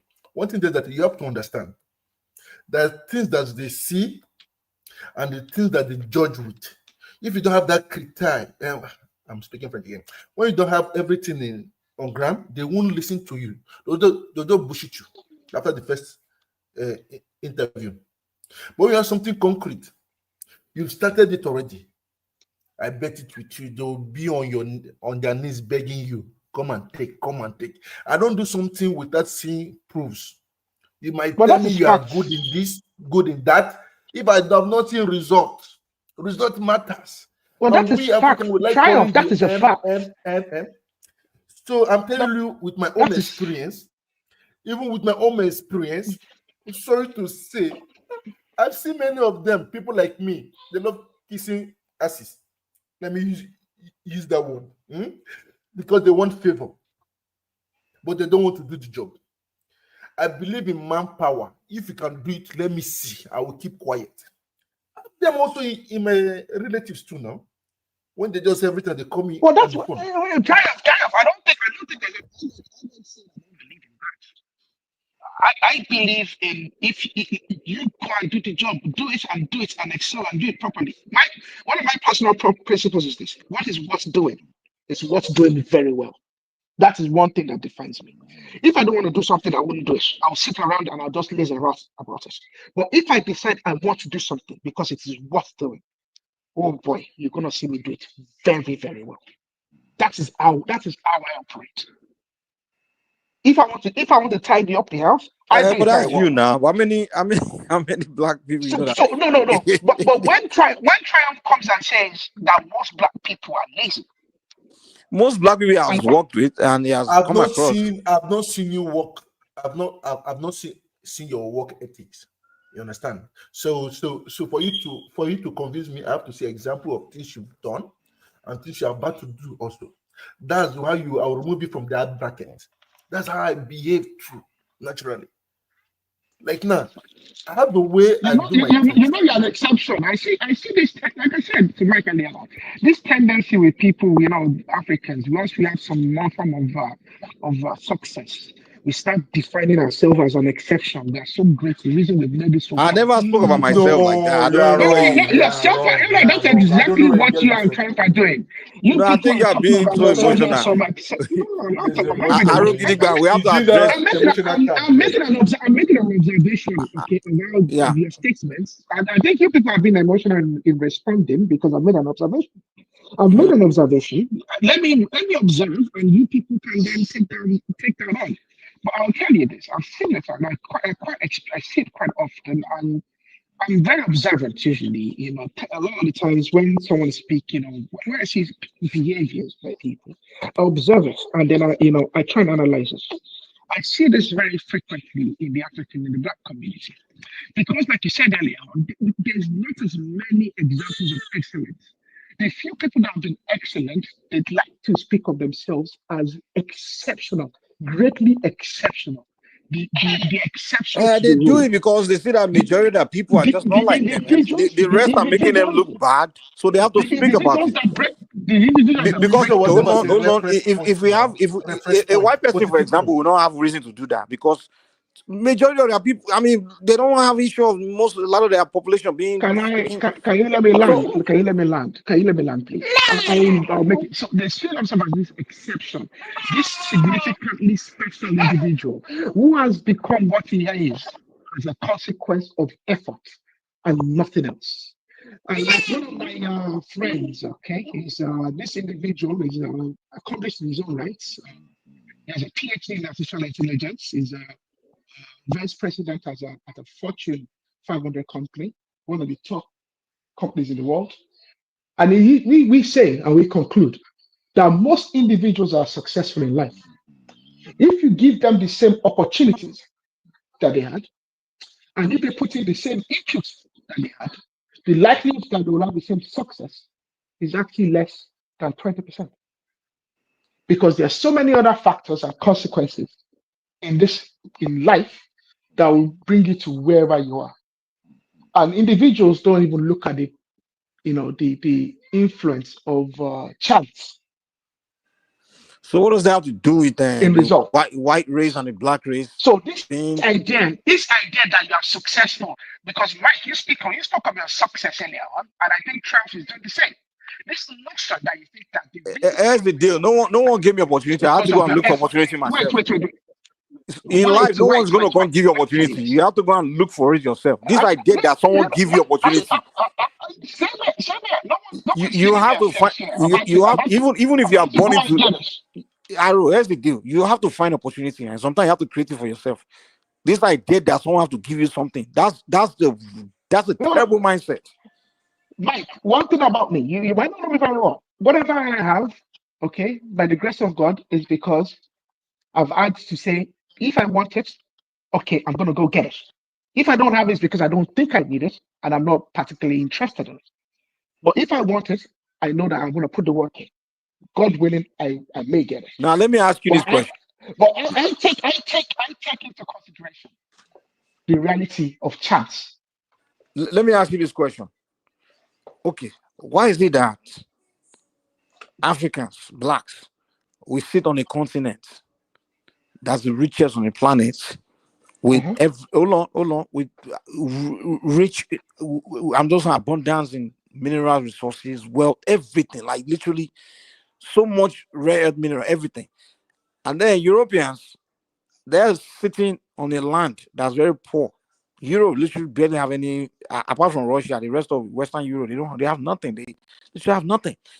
Their land cannot even grow food year round. But somehow they figure a way to be so wealthy and advanced. And they never look at you to say, oh, someone gave me opportunity. So they have to create opportunity for themselves. But so what is the excuse there? Is it that nature didn't give us opportunity? Nature gave us all the opportunity. I'm going to as a race of people. So now the deal is, if we have to look at this situation, we need to start looking at ourselves like, what is the issue? Now someone cannot come and tell me that, oh, the reason Europeans became advanced and they're advancing is because someone gave them opportunity. That's a wrong way to approach the situation. Because all you have to say is, what Europeans did was create opportunity for themselves to become advanced. They figure a way. We Africans, exactly. The fact you even asking that question reveals to me that you have possibly not evaluated the conundrum. The fact you even gonna, but it's a question that should not be asked, because the conundrum is the fact that you even gonna wanted to ask it tells me that you may not have evaluated the conundrum. One of the first things when we talk about the Europeans, the Caucasians, or I like to call them, adversity has been one of the biggest motivations that has made the Europeans. Because when you ask me this question, I'm not thinking about the 1900s. I'm thinking about the 1300s. I'm thinking about the 1100s. I'm talking about the 1500s, the 1690s. The biggest influence that drove a lot of European, what we call development, has been contests for very scarce resources and adversity. And that adversity was not quite as present on the African continent. Okay. So the adversity is what so now, created so the now, so the question adversity and the become motivation is what created the opportunity for them.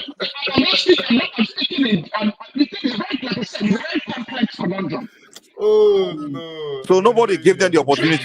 So it was their own motivation. Hold on, their own motivation and own adversity is what they used. This opportunity. Let's remove the opportunity conversation because now we are speaking about. So now you are really answering my question now. So the blacks now, what we need now is adversity and motivation. So it's what we need now. No opportunity. Because now we are going into the area of anthropology. You really answer my question. And I'm pretty sure that what made them decide to wake up, create opportunity for themselves, and advance was motivation and adversity. But when they tell a black man, hey, why are you not doing anything? They will say, oh, no one is giving you opportunity. Okay. No, I don't think any black person has ever told you that the reason they're not doing anything absolutely is because environment matters. You told me tonight now. Anybody that says that is a lazy mind, because now they're not speaking about the individual. Arrow, well, you told me that tonight now. Yes, because I was listening to you earlier. Mike, one thing about it is this, okay? Like I said, we're now delving into the area of anthropology, okay, and social sciences. I'm pretty certain, Mike, because I've spoken to you several times, that you're not an anthropologist and you're not a social scientist. I can't hear you well, man. I don't know what's wrong with your system. Can you hear me better now? I think you should be able to hear me better now. Okay, Mike, I'm pretty sure that you are not a social scientist and you're not an anthropologist. I'm certain. I don't have to be to see what I can see clearly. But you are speaking about matters. Like I said, it's a conundrum that's been. Anybody that tells you about opportunities, the reason that Africa is not advanced is a lazy individual. That's a lazy mind. Okay, it's a lazy mind. It's a conundrum that goes far beyond 100 years. It's a conundrum that goes far beyond. Yeah, let's leave 100 years. No, let's leave history alone. Let's talk about today. Today, okay. Why are we not motivated why we find that motivation, like you said, the same motivation European found, the same adversity, whatever it is that they found. Why can't we find it? There are societies that are finding the motivation and making progress. Which society? Where? Let me tell you progress. Which society? Which society? Let me tell you something. With my own observation, what we are good in every country in the continent of Africa, there's one thing common: is dancing.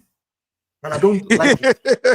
It's dancing. So you will not tell me that's a black thing now. You say you won't tell me how No, I'm seeing it now. Everywhere you go, you're just dancing now. It's just dancing, right? We say black people have a reputation of dancing now. You will tell us that it's not real. They don't bring innovation out, though. Even the ones here going back. They innovate new dance every week now. We invented more dance moves than anybody. So, I want to know, like, I have a question. Like, why do we do like irrelevant things? Like, you would never see in Rome where they built a pyramid. Like, you spent all that many, time, with manpower, just to build a pyramid. The Egyptians, like, why do we do stuff like that? Why did the Egyptians build a pyramid? Is that what you asked? Yeah. I'm just saying that's why did they build pyramids instead of building fighter jet? Wait. Why did they build pyramids?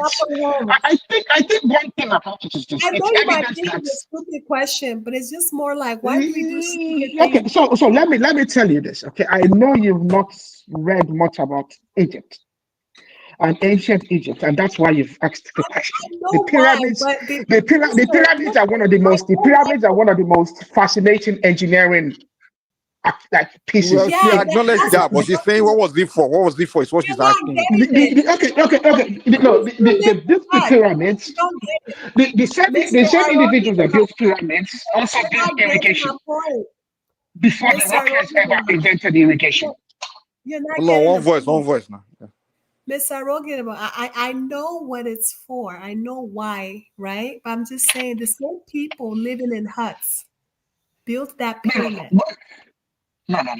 The Egyptians that built the Oh my pyramids God. did not live in huts. You evidently don't know the history of ancient Egypt to even suggest that the Egyptians lived in huts. The Egyptians that built the pyramids already devised so many things. They already understood the lunar cycle at the stage where Europeans were still freezing in cold and living in huts. Egyptians at that stage already understood the lunar cycle.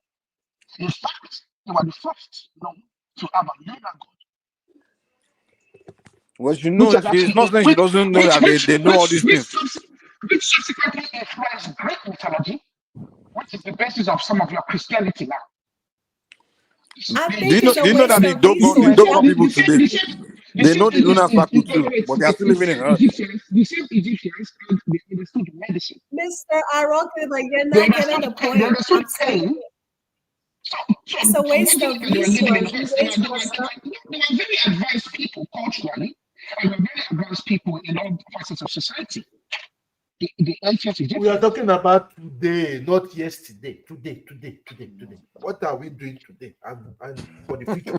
Today determines. I'm just talking about because she said Egyptians, people building pyramids. No, that was then. That was then. Today we only do the until. I'm telling you, generally, isn't it dancing? Go to your TikTok, everywhere is dancing. I want to see invasion that blacks are doing. Egyptian. We know for a fact that that empire fell to the Roman Empire. So I mean, we are discussing history in very I went to a trade. It's funny to you people is because you are being very flippant in your discussion of history. Aro, I think Mr. Trump wants to know why we dance. Why we dance? I don't know why we dance so much, but I conclude that because it's just the nature. It's the nature of many of the cultures. Many of the cultures. So we have a reputation for dancing. I'm sure there's societies in Africa that don't dance. I'm sure there's cultures in Africa that don't dance. One thing I've found out about Africa is to be very careful about how you make absolute statements about Africa because there's so many. It's so divergent and it's so there's so many different cultures and so many different traditions. I'm sure there must be a tradition of Africa somewhere that absolutely forbids dancing. I'm sure, and that has nothing to do with religion. Name one tribe in Nigeria that doesn't dance.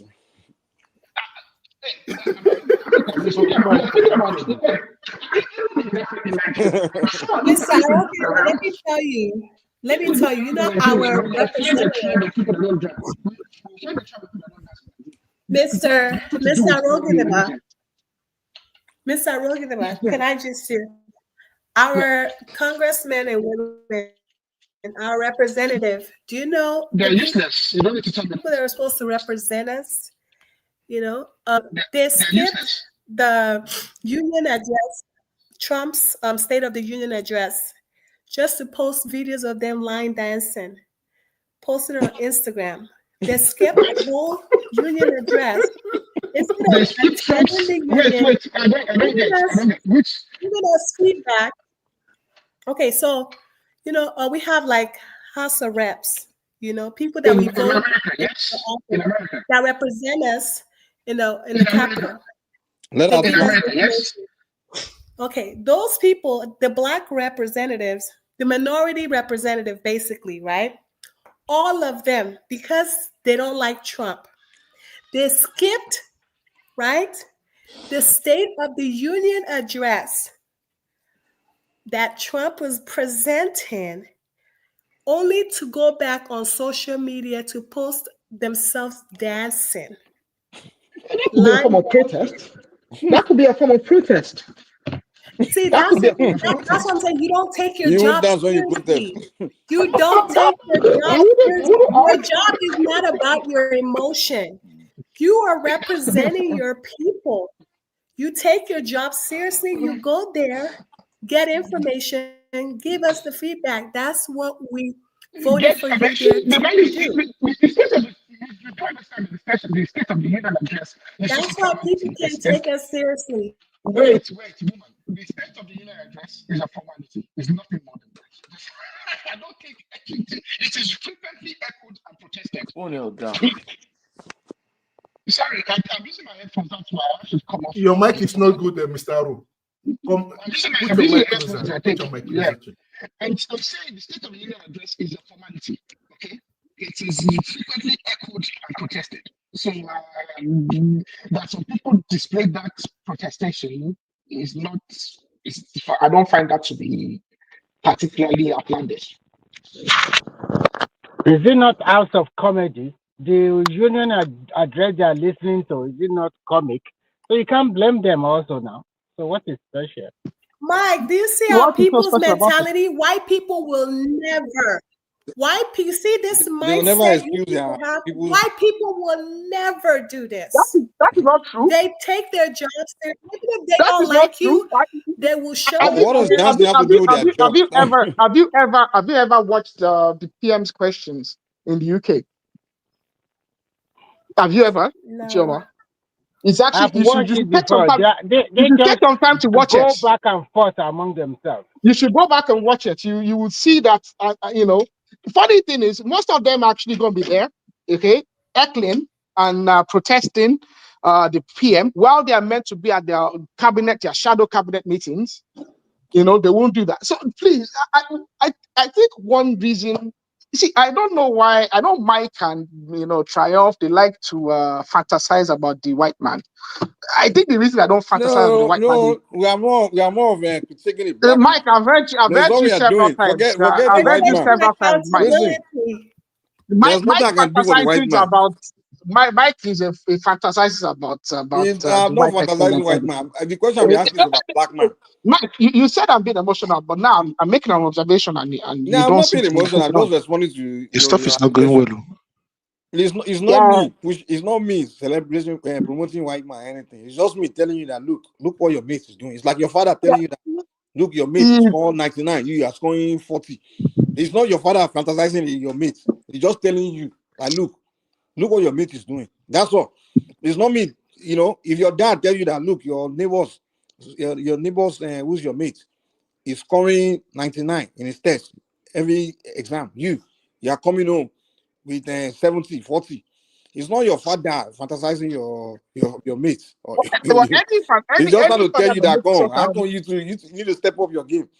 Mike, all I'm doing here is telling any father that makes such an observation, okay, and does not evaluate why and does not try to, make a amendment. Your son is responsible. Is an irresponsible father. What do you mean? Your son is trying to motivate the son now. Like, look at your mate now. Step up too. Nobody's saying school that they go to the same book that they give you now. I'm going to the same. That's a rather simplistic. Other thing you are doing is just excuses. That's what it is. What if your son giving his son? So a father should be sitting there giving his son excuses, telling his son the reason why, excusing why. No, you don't need to give him excuses. Why you need to evaluate what is it? Why is he not performing to the best of his abilities? No, you've already done that now. And you see that your son. Hold on. It's an observation. Wait. You make an observation that is not performing. Calm down. In everything we've spoken tonight, right? I've looked at it. We give you example. We observe it, and we told you blacks they spend time dancing. Mike, right? I expect you to be richer than Dangote. Wait. He's the same thing with the father. Wait, calm down. Arul, allow people to talk. Stop it. He's the same thing with the father. They already know that his son is spending time playing video game or running the streets, not studying. So his father already know. So his father is not saying, "Come, look at your mate there. He's doing well, but you're always playing video game. Why? Why is he doing better than you?" So it's the same thing we are doing tonight. We are telling you, for blacks spend their time doing fuckery, like dancing, all those kind of things that don't make sense. They are not working. They are not pushing themselves. Like we are individual like you and I, or maybe we are doing something. Well, the vast majority of our people, they're not. As a collective, we're not really performing good enough, man. It's a fact. So there's no need to be giving excuses why we're not performing. What we need to do is to give ourselves a reason why we should start performing, looking for ways to start performing, rather than giving excuses why. What have you done as an individual to improve your societies, Mike? Is the question. I'm trying. Part of it is what I'm doing tonight now. Oh, really? Yeah. You're also fantastic. Do you know that? to uplift the African condition. You know that the first step to advance is to do something called reality check. Reality check. What I'm giving tonight is reality check. You know, and you are mocking us. You have been mocking black people. You are mocking. No, I'm not. I didn't mock. I'm just giving reality. Hold on. Telling Mike, you. You come across as someone that's just coming to some money and you think you're so special. That's all. That's how you sound. No, I didn't come. You see, that's the problem. I'm trying to give reality check. I'm black. So the thing I'm saying, I'm part of it. I'm part of the community. So if I'm telling you what's wrong with us, and it's shameful, we are sharing the shame. It's not like people listening now will say, "Oh, Mike is not black. He's no longer black." So it's all of what we have to get reality check. We have to face it, and that's the number one thing we are refusing to do, to get that reality check, because the way we function, I'm telling you, I've been going to Nigeria for many years now, and I enter the airport. It's the same thing: extortion, disorganized. Just no more extortion. And hold on. I will enter a black country. Dirtiness. I mean, when I sorry. So all these basic things, simple things like this, we can solve. And at one point, I got to talk about it. And the thing is, a lot of people know, but guess what? They don't want to hurt feelings, so they don't want to talk about it. Even your politicians, your people, they travel out. Many Nigerians, nobody travel the world more than Nigerians. We travel the world, and when we go back home, we use the same airports. We enter that airport, it's the same rubbish. Extortion, airport is dirty. People after harassing you. When is this going to change? So at one point, maybe when people start talking about it, it will begin to spark, because it's an uncomfortable conversation.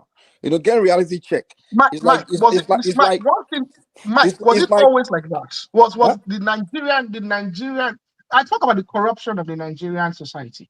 Was it always like that? No, that's a simple answer. No, I'm not even talking about corruption. Yeah, corruption is global. I understand that. I'm talking about. We're speaking about extortion and the tendencies and the reason that we have inadequacies and the reason we actually have underperformance. And you use the example of the airport, and I'm speaking about and using that to then define the Nigerian society as an example. The corruption in the Nigerian society is something that was birthed as a consequence of decisions by previous leaderships and circumstances that caused economic decline. Are they from the sky? Wait, now let me finish now, because one problem with this is you said that one thing we need to do is to have a reality check, okay? And one of the problems in Nigerians, okay, and Nigerians is we've failed to actually analyze truthfully and in reality what our real problems are.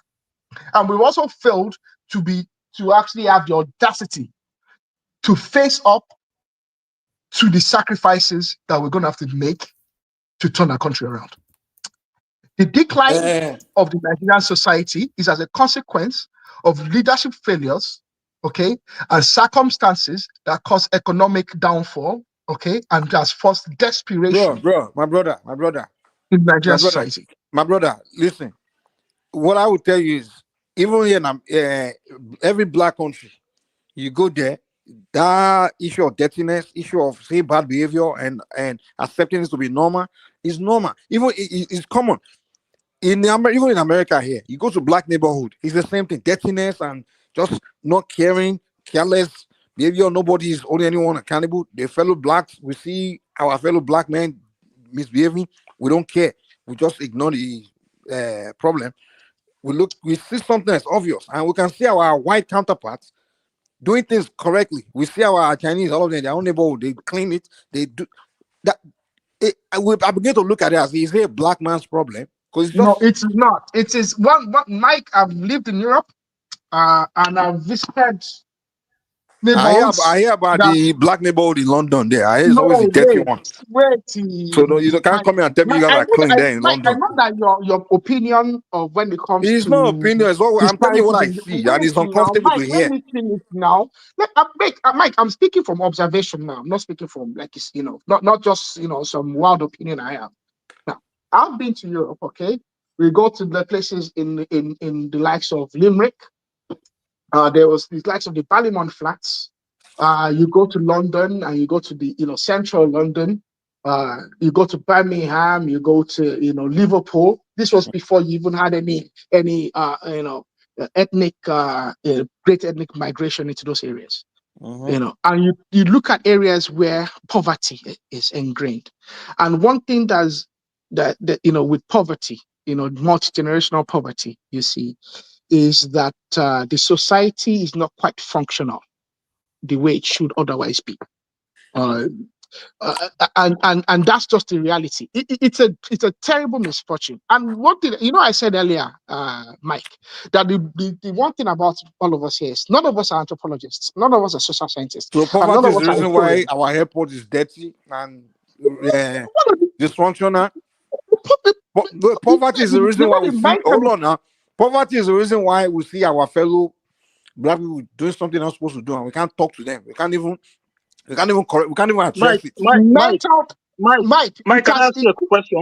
Sorry, can I quickly just come here? Mike, have you ever seen a development in a community of white people that is very poor, that are very poor?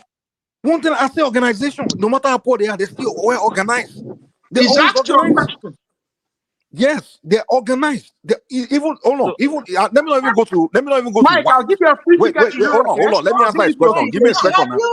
Mr. Rogan, have you been to Bucharest, Romania? It's the poorest country in the poorest white country.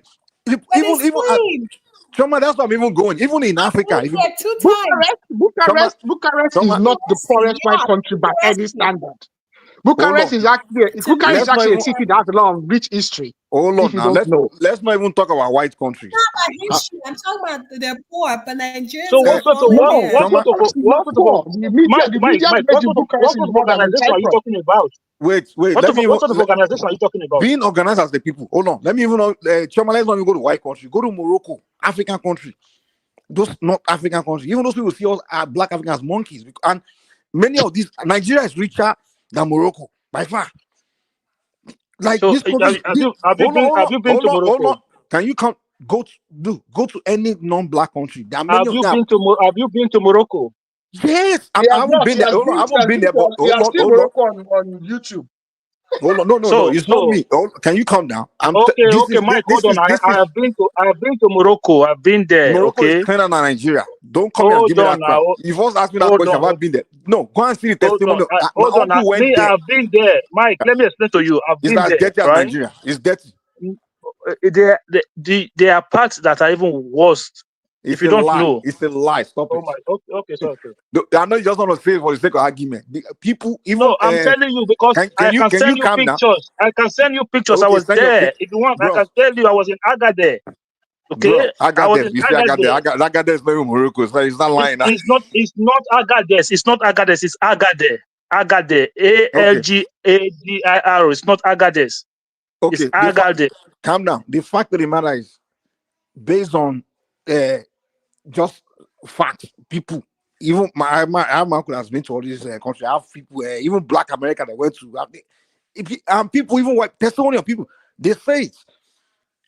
Go to even country. Let me talk now. Black experience is not just Black Americans. Okay. What I'm saying, calm down. Go to countries where they are poor, but they are not black countries.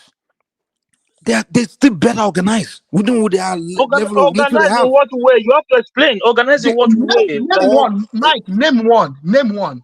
All of them. Name one. Even bros. South America. Do you know what's even fun? Even the two countries in the Caribbean where they are the same island. One is Dominican, one is Haiti, right? One, the Dominican Republic, you go there, they are organized, very clean, very organized. They are not richer than, it's not like they are richer or anything. Mike, this shows your absolute ignorance, because evidently you don't even know the history of the Dominican Republic. You don't know how it was split. You don't know you guys. I think the problem, you are letting Mike get away with the problem it. with black people is you start telling me about history. You are telling me why you are not clean. You start telling me about history. Any knowledge you speak, you make ignorant statements. Hold on, brother. Just hold on now, because you know why you will have this argument, right? You guys give excuses of black race. You are allowing Mike to just make vague statement without really asking it. When you say organize, in what way? Like, what do you mean by organize? They have functioning traffic lights in most of the country. When I enter your house and everywhere is dirty. The young girls are prostitutes. Let me explain how people organize. Mr. Kenny talking. Who's that? That person. Oh, progressive. If I come to your house and your pot is on the floor, your clothes on the floor, everything is so everything is dirty. And I enter your neighbors at the same apartment or the same house, everything, and your neighbor, everything is tidy. You put this in place, right? The pot is where it's supposed to be. Everything is organized. You enter your house, okay, and look, the chair, everything is where it's supposed to be, right? That neighbor is organized. You are disorganized, because it's simple thing. You know your house, what's supposed to be in place, what's supposed to be what. This place is clean. The floor is clean. That's what I mean by organized. And what I'm telling you is, hold on, calm down. Can you calm down? Yeah. When you enter Nigeria, you can't tell me you enter airport, the person that's supposed to be it's not just Nigeria. He's every black country. The toilet, enter there. The people that supposed to clean toilet, they are sitting down. They are not cleaning it. It's not clean. Yeah, the toilet paper is not where it's supposed to be. This one is holding it in his hand. I'm like, why are you guys so disorganized? The guy everybody's doing things upside down. The streets are dirty. I mean, let's tidy this environment now. Why are black people so disorganized? That's what I'm saying. So have you been to places like Banana Island in Lagos? Even there, they are disorganized. I'm telling you. I'm telling you. Look, I go to this neighborhood in Nigeria that are disorganized. Dude, I'm telling you, like, not just once, right? You see, in Morocco, let me explain something to you. In Morocco, right, what they do is this. It's true. They have, because it's more of a tourist country.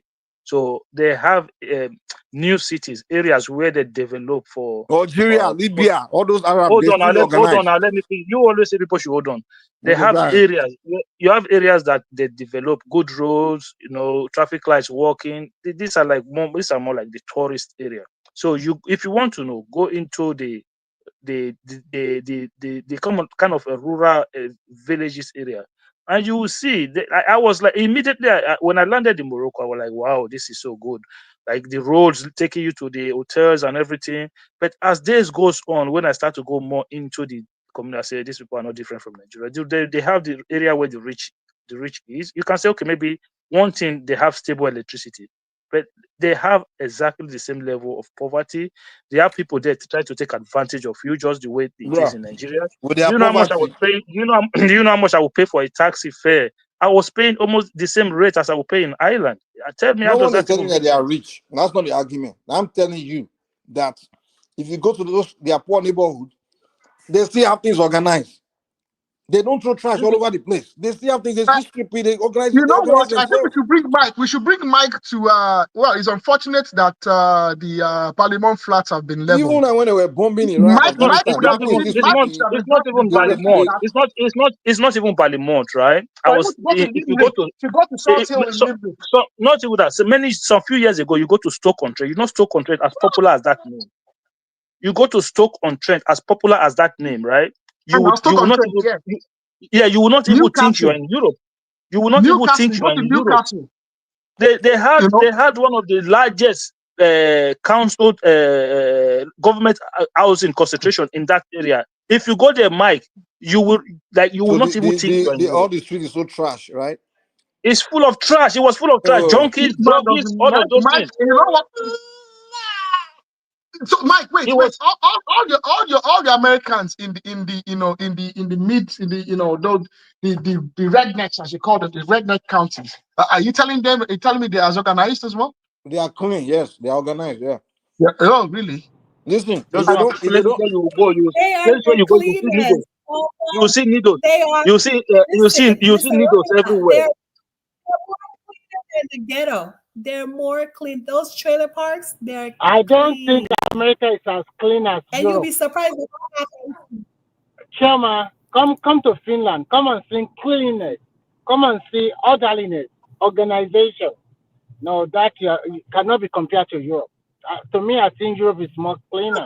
We're I've not never been to America. competing. No, we're talking about our people, our No, black people.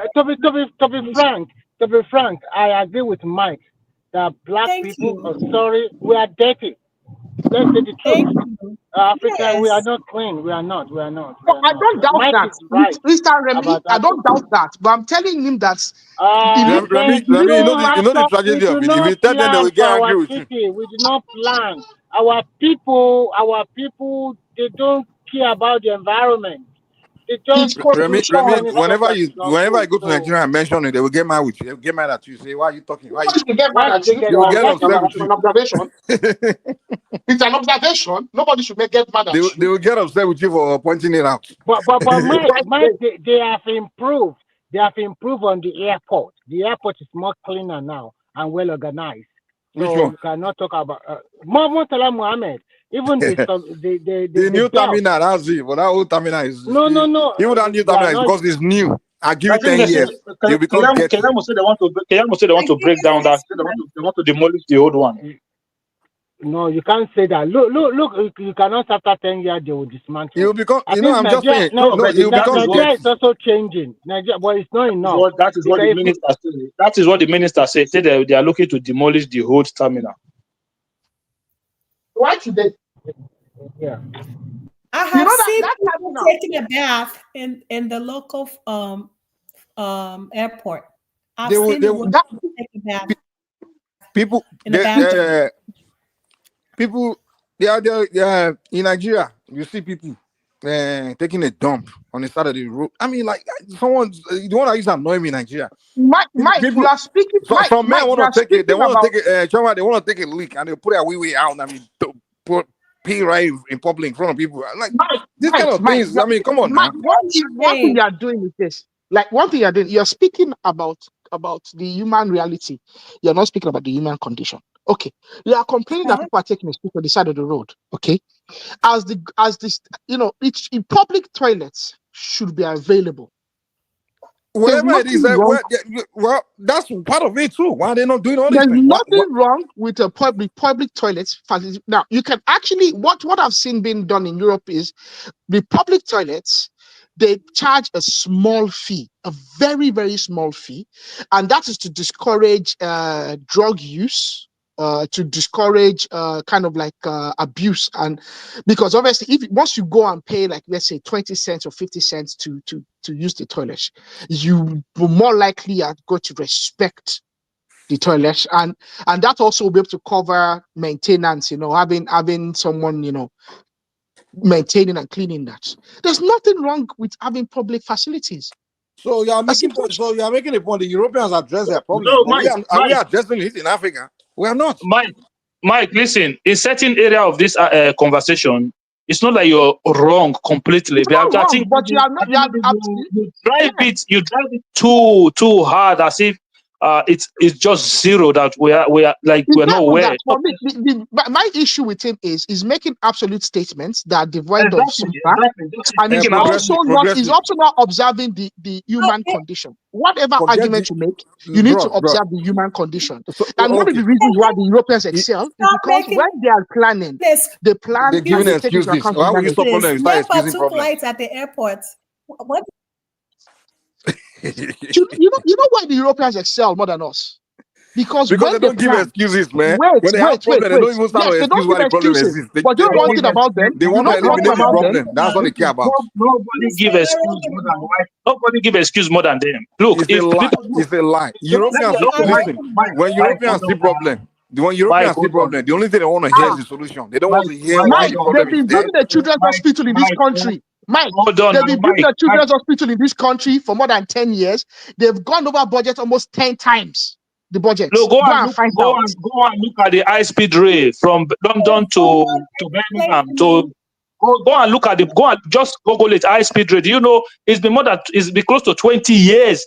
They are still in it, planning it. I'm not even sure they've started constructing it. The council, Boris Johnson council is the one that goes through Manchester. He cancelled it now. Yeah, no, some part of it. I don't care much what about this you guys want to do here. The Europeans are still far ahead of you.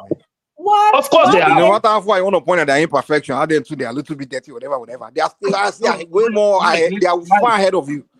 Mike, look, listen. Progressive. Conversation is not whether we are equal. With nobody progressive. The main problem I have with us is exactly what I'm saying tonight. The problem is that we hate. They don't address those things in Nigeria. And when someone addresses it, they hate someone ever even address it. You've not addressed it either, Mike. You've not addressed I'm telling you that even people, hold on. Do you know that even people, I'm talking about people where in front of their house, their place where they stay is dirty, in front of their gutter is dirty. And I tell them, and they're upset with me, they hate the fact that I even bring it up to them. And they sit down and give me all the excuses. Why? And I'm telling you, this is even your own. Oh, wait. I'm talking about, I went there. And because I haven't been that kind of dirty environment for so long, I was falling sick for sitting there for too long. And then they are so used to it, they're hailing that gutter. And I brought it up to them because hold on, wait now. And I know, hold on, wait. I'm trying to tell you the real root of our problem, where we have to start from, is the fact that we need to address problems rather than ignoring problems. We have to develop a spirit of just accepting that it's a problem. And even if you're not going to solve it, at least accept it and address it. Then if you don't solve it, at least we know that first step has been taken. Maybe a matter of time someone, but if you talk about it for so long, here someone begin to solve it. I'm telling you that in Nigeria, I go there and I will go visit people. And because I've been away from that kind of environment for so long, I mean, in America, where it's been so clean for so long, when I go there, I start to fall sick because I'm inhaling the gutter and things. And then I know I have to come back. Oh no, wait now. I know I have to come back to see these people, and I know I have to come back there. I want that problem to go away. And I begin to because I can't come and solve it for them. And I know that it's a simple solution. You don't have to be rich. You don't need money. You just have to commit to eliminating that gutter. If you start step by step, maybe after 1 year, every day you do something, by 1 year we'll eliminate that problem. And because I bring it up, it's a problem. How dare you? No. How dare you talk about this? That's one thing. That's the way they see me. That they see it as an insult for me to even bring it up. For me to point at a problem is an insult. It's the place where you live. And it's similar to what you guys are doing tonight. I'm not pointing problem of the black man, and it's an insult to you guys. Yeah, but this is the problem when you say it's a problem of the black man. For me, because you're the only people where you point out problem, they say as an insult. I never say white. When I get around white people and I say a problem, I point at it. They start clapping for me for even seeing me first. In fact, they'll give me an award for being the first man to see the problem. The white people will give you an award. They'll give you an award for being the first person to notice the problem. The man that found the problem was my. They will clap for you for finding the problem and pointing it out. And but black they will want to kill you for even pointing a problem out. Can I ask you a question? You see, you was born and raised in Nigeria, right? Mm-hmm. So when you was there, all of these things that you're talking about now, did you know about them? Did you used to behave like this? It's irrelevant whether I knew it or not. Not that I know it. I'm talking about this. So what's the problem? It is relevant. It is. You see, this is the problem. You go to somewhere where the mindset of the overwhelming majority, they behave in a certain way. Okay. And you want to just change that mentality overnight. Well, why not? Change overnight. So you have a problem with me trying to change it? No, I don't have a problem with you. It's part of what I'm saying. So you now have a problem with me trying to go. Hold on. This is another thing. They'll say, because you've gone somewhere. Your point doesn't make sense because the same people that constructed the national airport, they know better. They know that they should not be taking light. Why did they take light at the airport and delayed our luggage from coming through for 30 minutes? Why did they take light at the airport? Are you telling me what you're saying doesn't make sense? What you're saying doesn't make any sense at all. No, because it does not make sense. What do you mean doesn't make sense? It doesn't make sense. Well, she pointed out that they take light at the airport. Listen, I've come from Nigeria to Ireland, and my luggage twice. It's happened to me. My luggage didn't arrive with me. What kind of? They'll tell you they took light now. It's not because of light. But my luggage was still delayed. Whatever the reasons are. But because but at least they give you a good reason, but not like because of light. Whatever the reasons are, your luggage was still delayed. So so you're But we are telling me talking about the ridiculous reason of light.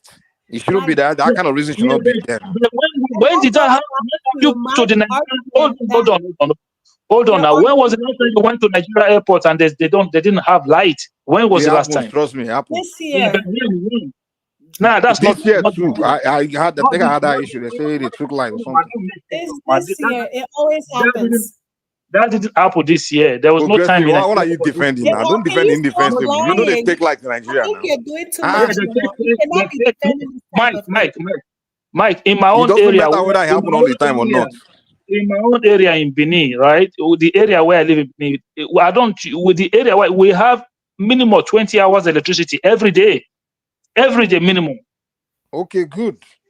So, but why are they taking like the airports? So I'm telling you that was then. The system is different now because since they changed. Hold on, now, let me explain something to you. What they've done is that they've kind of sectionalized the electricity system.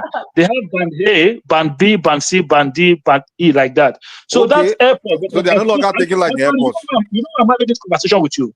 I actually spoke to the lady that was in charge of the facility at Lagos Airport in November when I was coming back to Ireland. I spoke to the lady. I was inside the airport. The woman came and we're having conversation, and she was complaining that it's so expensive now that they spend around 1 million naira to buy top up the electricity in the airport. So I asked her, I said, "What, are you guys not using generator?" She said, "No, that they are using normal NEPA light." I said, "Do they not take the light?" She said, "No, they don't take it because it's too expensive." That was what she said. I was there at the airport. So you are telling us that they fixed the problem. I'm telling you that I was also right. If they fix it, let's clap for them. But they shouldn't have had that problem. That has not happened this year. When that happened, you always see it on social media. Have you seen it on social media this year that there's no light in Lagos Airport? When was the last time you saw it? Listen, just be honest with yourself. In this 20th century, it should be a thing of we should not be discussing. Wait, but they can take light anywhere now. Did the come on now? If they take light, that's dangerous, man. Can't be taking light in airport. Wait. The Dublin City Airport not lose electricity like what? Some months ago. Who? Yeah, but I just explained to you now the situation in Lagos Airport. How they run now. If you're in Nigeria now. If you're in Nigeria, I don't understand. What are you guys trying to do here, man? It's almost like you guys trying to excuse. I'm telling you. Why can't we just accept that things should be changed? Why do we have to excuse? Why can't you just accept that?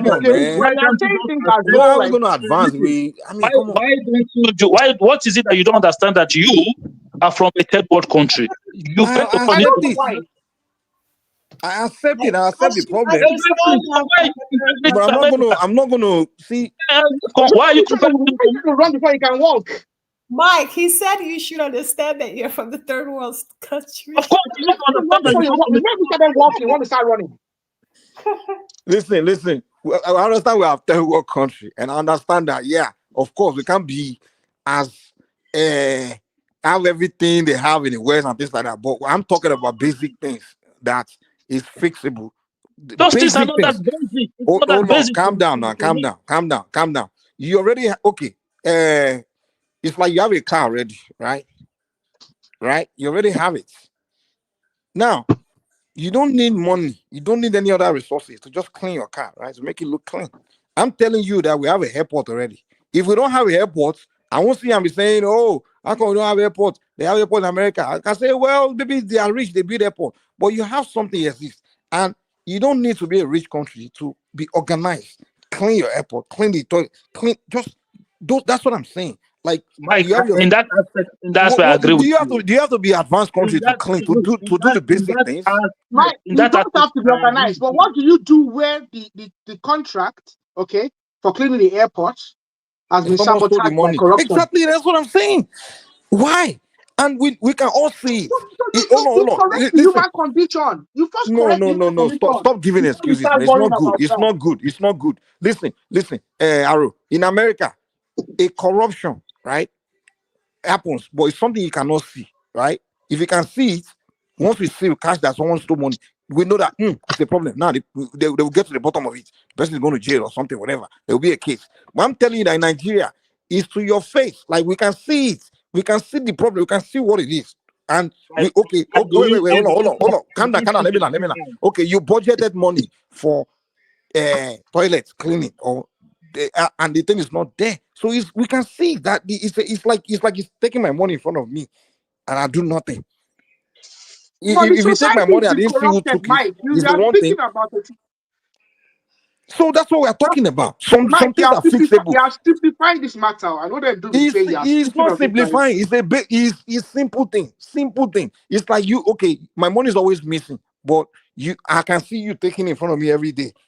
It's a simple solution. That okay, I know that Arrow is taking my money in front of me every day. That's a simple solution. Well, Arrow, it's a simple solution to that. But if you are taking it where I don't see you, I don't know how to hide it. If you are hiding, take it. That I can say it's difficult to solve that problem because now the thief is so smart that I can't. It's sophisticated. I can say, well, that problem. Well, I understand it. It's a hard problem to solve. But if you're taking it, my wallet is left there. You're taking it every day. I can see it. I know who's taking it, and I do nothing about it. And that's what I'm telling you. There's some problem in Nigeria where it's right there. It's right there. Let's just solve it. Like the dirt, the gutter is right there. Let's just clean it. Like the extortion in the airport is to your face. Let's stop it. And you say, it's difficult. What is so difficult about that? If you can fix something that as simple as to your face, what else can you fix then? What other things can you solve? If you can't solve something as simple as right to your face. No, nobody to say it's difficult. But Mike, we should not run before we can walk. Before we can resolve many of our issues, we need to solve the human condition. We need to resolve. You need to solve human condition to clean gutter that's making you sick in front of you. Mike, you can't. We spoke about gutter. Why should I don't know. With all the money that I don't know which human condition I want to solve to. The gutter is making the children sick. It's making them sick. They're dying. And they leave it there. It's a human condition. Most people don't even care about that. They care more about how they're going to eat. That doesn't even factor in their mind. They want to. What's making them sick is not doesn't factor in their mind. Are you kidding me? Mike, right? Instead of building the highway, we should eliminate all the gutters and create a proper drainage system. Those are the first thing you have to solve, man. Those are the basic things. It's like me. The Chama is like my house now. There's garbage everywhere. My garbage has been there for days, and there's maggots all over my house. And I walk into the house, and the first thing I'm thinking about is, let me buy my new TV. Let me buy a new stereo here. Let me hang a new stereo. I'm like, dude, why you? Let me buy. Let me start with the basic. The house is smelling. Look at this, Mike. Now, let me give you one statement. Nigerians, okay, they are undergoing economic reform, courtesy of their very own special Tinubu, or what do they call him these days? What's the name they call him these days? Not Bat. T-Pain. Their very own special T-Pain is putting them through economic reform. So what they start shouting? Power. Their stomach is what your power wasn't stupid when he said stomach infrastructure. Dude. That has nothing to do. What do you mean by it has nothing to do? The vast majority of corruption in Nigeria is because of stomach infrastructure and the fear of poverty. It's like you people like you giving an excuse for everything. Not giving an excuse. You are telling me that's what you are doing, excuses. I'm telling you that. I'm telling you that. Talking about Mike in this place. You know Arrow. You need to stop it. You need to stop it, man. Please stop it. I don't like it, man. I'm telling you that. Arrow, listen to me. I'm telling you that gutter is in front of your house and it's killing your children. Your children will fall sick. It will cost you more money to heal there, to even pay for medicine. It will cost you money. In fact, your problem is costing you money. The dirty gutter is making your children sick. And when it's sick, you have to go and buy medicine, do everything. And you know that this gutter here is what's causing sickness, right? Clean it. And you are telling me because they are on so much infrastructure. What does that have to do with that? You are giving an excuse. You are giving an excuse. What is so evident to you? So many people are in front of it and they are so ignorant of it, Mike. You are speaking from a vantage point of enlightenment, Mike. Okay, I'm telling you this. Whoever is enlightened, Mike, you can't tell them. We go to this platform, Mike, every single day. Mike, it is laughable. What are you even arguing against? What are you arguing against? I'm not arguing against it, Mike. We are talking about. What are you doing now? What are you doing? You are Mike, sounding what just I'm like trying, those people. Do you know that those same people, I'm not excusing their actions, but what I'm telling you, these same people, when I tell them what you're doing is what you're doing with me, they start arguing some like, okay, what are you guys arguing? It's a simple thing. This is a fact that I got that will make you sick. You guys need to get rid of it. Don't you case close. If you don't want to get rid of it, don't get rid of it. But you don't need to argue with me that I'm saying something wrong. They will sit down with me like I've said something wrong. They'll be arguing with me about. I'm like, what is the argument all about? If you don't want to clean it, don't clean it. But you don't need to argue with me as if I've said something wrong. Like something is wrong with what I'm saying. Because what you guys are saying tonight is almost like this arrow. What you are doing tonight is almost like arrow. What you are doing tonight is almost like I've said something wrong and you're trying to correct me. I'm not correcting you, Mike. But what I'm telling you is that this thing I said, you should just agree with me. Like, yes, it's got to be done. That's it. There's nothing wrong with what you said now. Yeah, just say Nominally, no. Some of they say they are giving power. They say they are, what does the giving power have to do with people need to clean their gutter? Just agree that they need to clean their gutter. To take care of the environment. Just agree that they need to take care of the environment. They need to clean it and join me in saying it. Join me in passing the message. That's what you need to do. Don't join me in arguing with me, trying to convince me to stop talking. We used to do this. Wole. I grew up. Okay, they should keep doing it. I don't care. I grew up to a situation. I don't want to hear you used to do it. Let's do it now. Let's hear what Mr. Triumph was trying to say. I think Mr. Triumph. No, thank you, Chichi. Yeah, lovely person. Man. No problem. Thank you. But Mr. Arrow, I don't know what you are defending. You're just defending backward. I would have loved you defending forwardness. No. No. I think one of the main issues is this: we're not listening to ourselves properly. Now, I'm not saying that what you are saying is incorrect. I grew up to a situation where in Nigeria, where I think first Saturday of the month they used to have kind of like environmental sanitation. I think in Lagos. Where in Lagos? The way you talk, that means you. It was enforced, and they used to be in Ibadan as well, to the best of my knowledge. I grew up in a Nigeria where there was general tidiness. So I'm telling you that we need to we need to look at it beyond just what you see. You are looking at the effects. I'm telling you that is a cause. It doesn't matter what I'm looking. I'm saying all I'm saying is it's not like I'm taking cane and flogging people. Europeans are exceptionally different to us. The Europeans don't look at the consequence. You are talking as if I'm there flogging people or beating them for not clean. I don't care what the effect, whatever, all this extra thing you're talking. The fact of the matter is we just need to start telling people like, hey, it's dirty. It's dirty. That's it. They need to clean it. They need to solve it. Mike, I've lived in this part of the world, and I've worked in teams where, because we do something called, in my workplace, called model-based problem solving. It's called model-based problem solving. We know the problem. It is evident to us. Mm-hmm. We model the problem, and we try and replicate what has caused the problem. We are interested in what has caused the problem, so that we can bring a solution to the cause and eliminate the defect. That is how you solve problems. And I'm telling you that the people with gutter in front of their house have to go and do investigation what's causing the gutter. Mike, can I come in here, please? Yes, Mike, I agree with you, but I'm looking at the problem in another way. First and foremost, we don't even have good water. And then we do not plan our city or our town. We don't plan it very well. For us to make it better, we need a lot of money. First, we have to demolish most of the rebuild. Rebuild. Remisu is going to come in and start talking all this. SQL. We need you. No, I'm not. I'm trying to say okay, so now we are dirty. We are living in a dirty you know the message those people hear from you. Those people that live like that. You made an observation. We agree on the observation, but we're telling you that the solution means that we need to plan. You need to plan. It's not a human job. It's a lot let me job. ask you this question, Mr. Remy. You are not born with the silver spoon. Me neither. When you are young, let me ask you this question. When you don't have money to buy new clothes, you wash the old ones, yes or no? Answer me now. Mr. Remy, are you not there? When you don't have money to buy new clothes. Can you say again? I say that when you were young, you are not born with a silver spoon. Mm-hmm.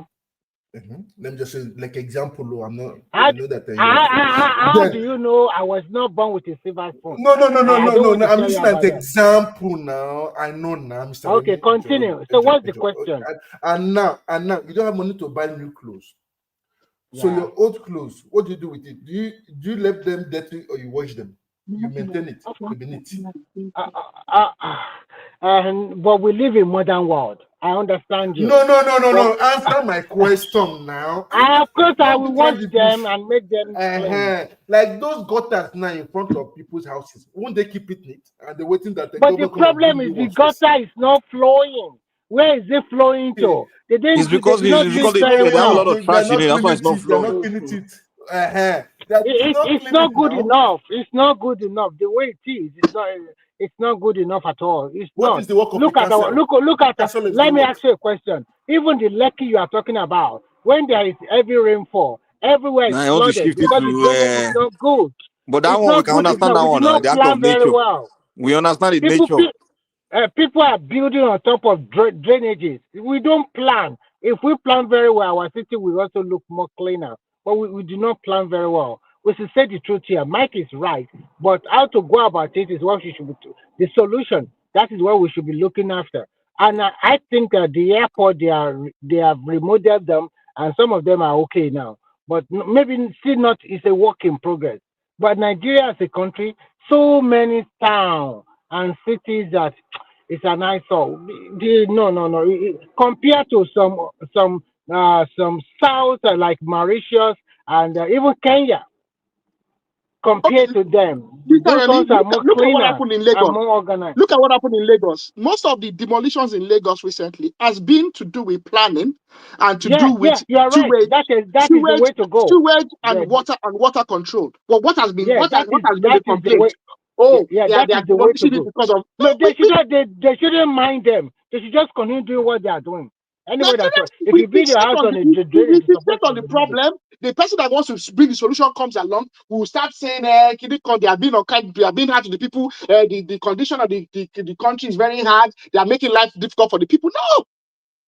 When the English were gonna So you agree with design me their that the people sewage, have a problem? when the English were gonna design sewage problem, their sewage, okay? The English have quite a very it's become inadequate for the population of London for the likes. But when they were going to Have you ever design, seen where in the Western world when government create policy that hey, if your grass grow over a foot, we'll fine you $50. If your property try it in okay, Nigeria. do you see Try it white in people? Do Nigeria and you hear see them the Oyibo complain man? to the end of the world. Hold on. Do you see the Oyibo people start crying?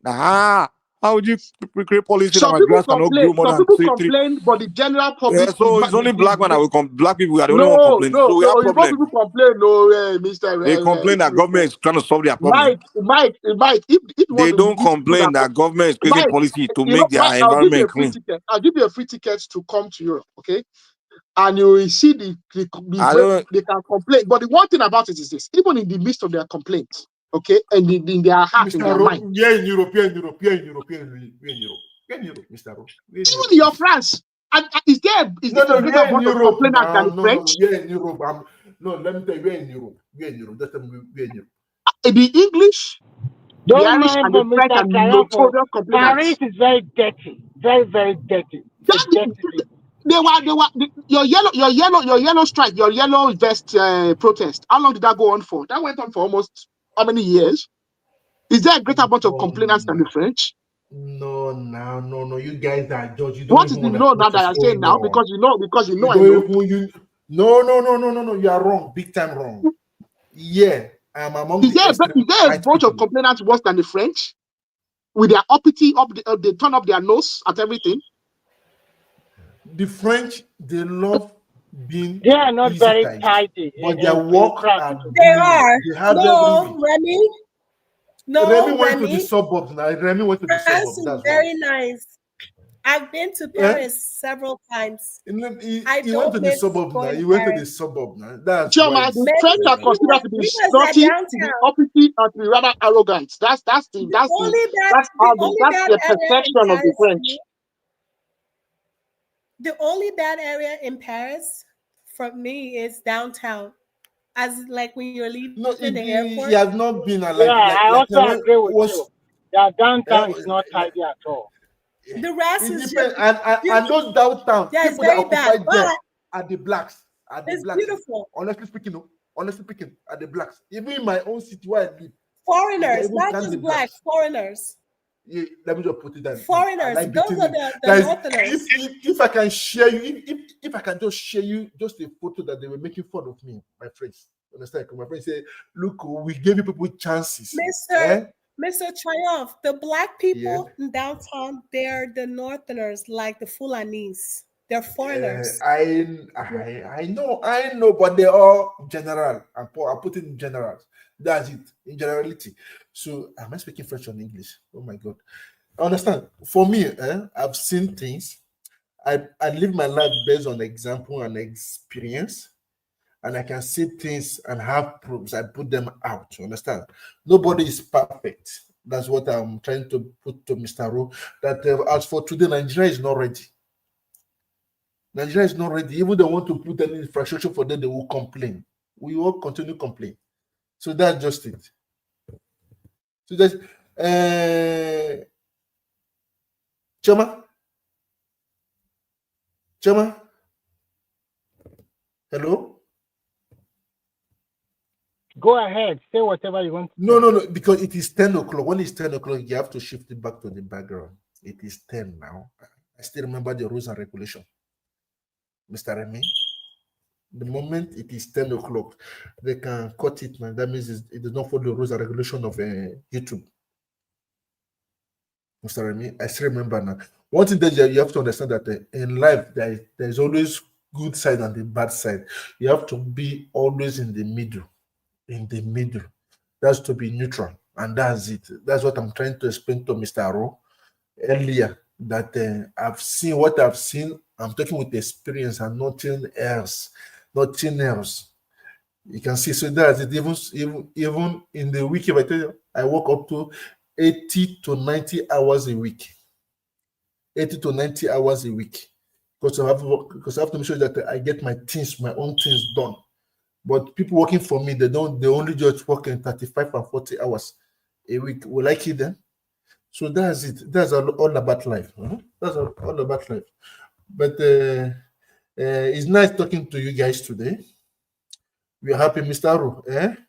Nice knowing you. I like your discussions. I like your argument. It's critical thinking. It's good. But you have to look the other way around too. That's it. Chama, have a nice day. Mr. Remy, have a nice day. Thank you, sir. And okay, have a nice day because it is 10 and again, you guys have to close it up. Okay, thank you. We hope you come back next time. Yes, I'm always on the background. I listen to you guys every time. Time. So that's it. I listen during the week too. I listen. It's always fun. I prefer listening now than talking. Understand? So I'm learning too because I have my future ambitions today in Nigeria. So now I'm just listening now to know where the problems are in Nigeria. Thank you very much. Have a nice day, Mr. Remy. Peace and love. Mr. Aro, peace and love too. Chama, remain blessed. Bye. Thank you, sir. Bye-bye.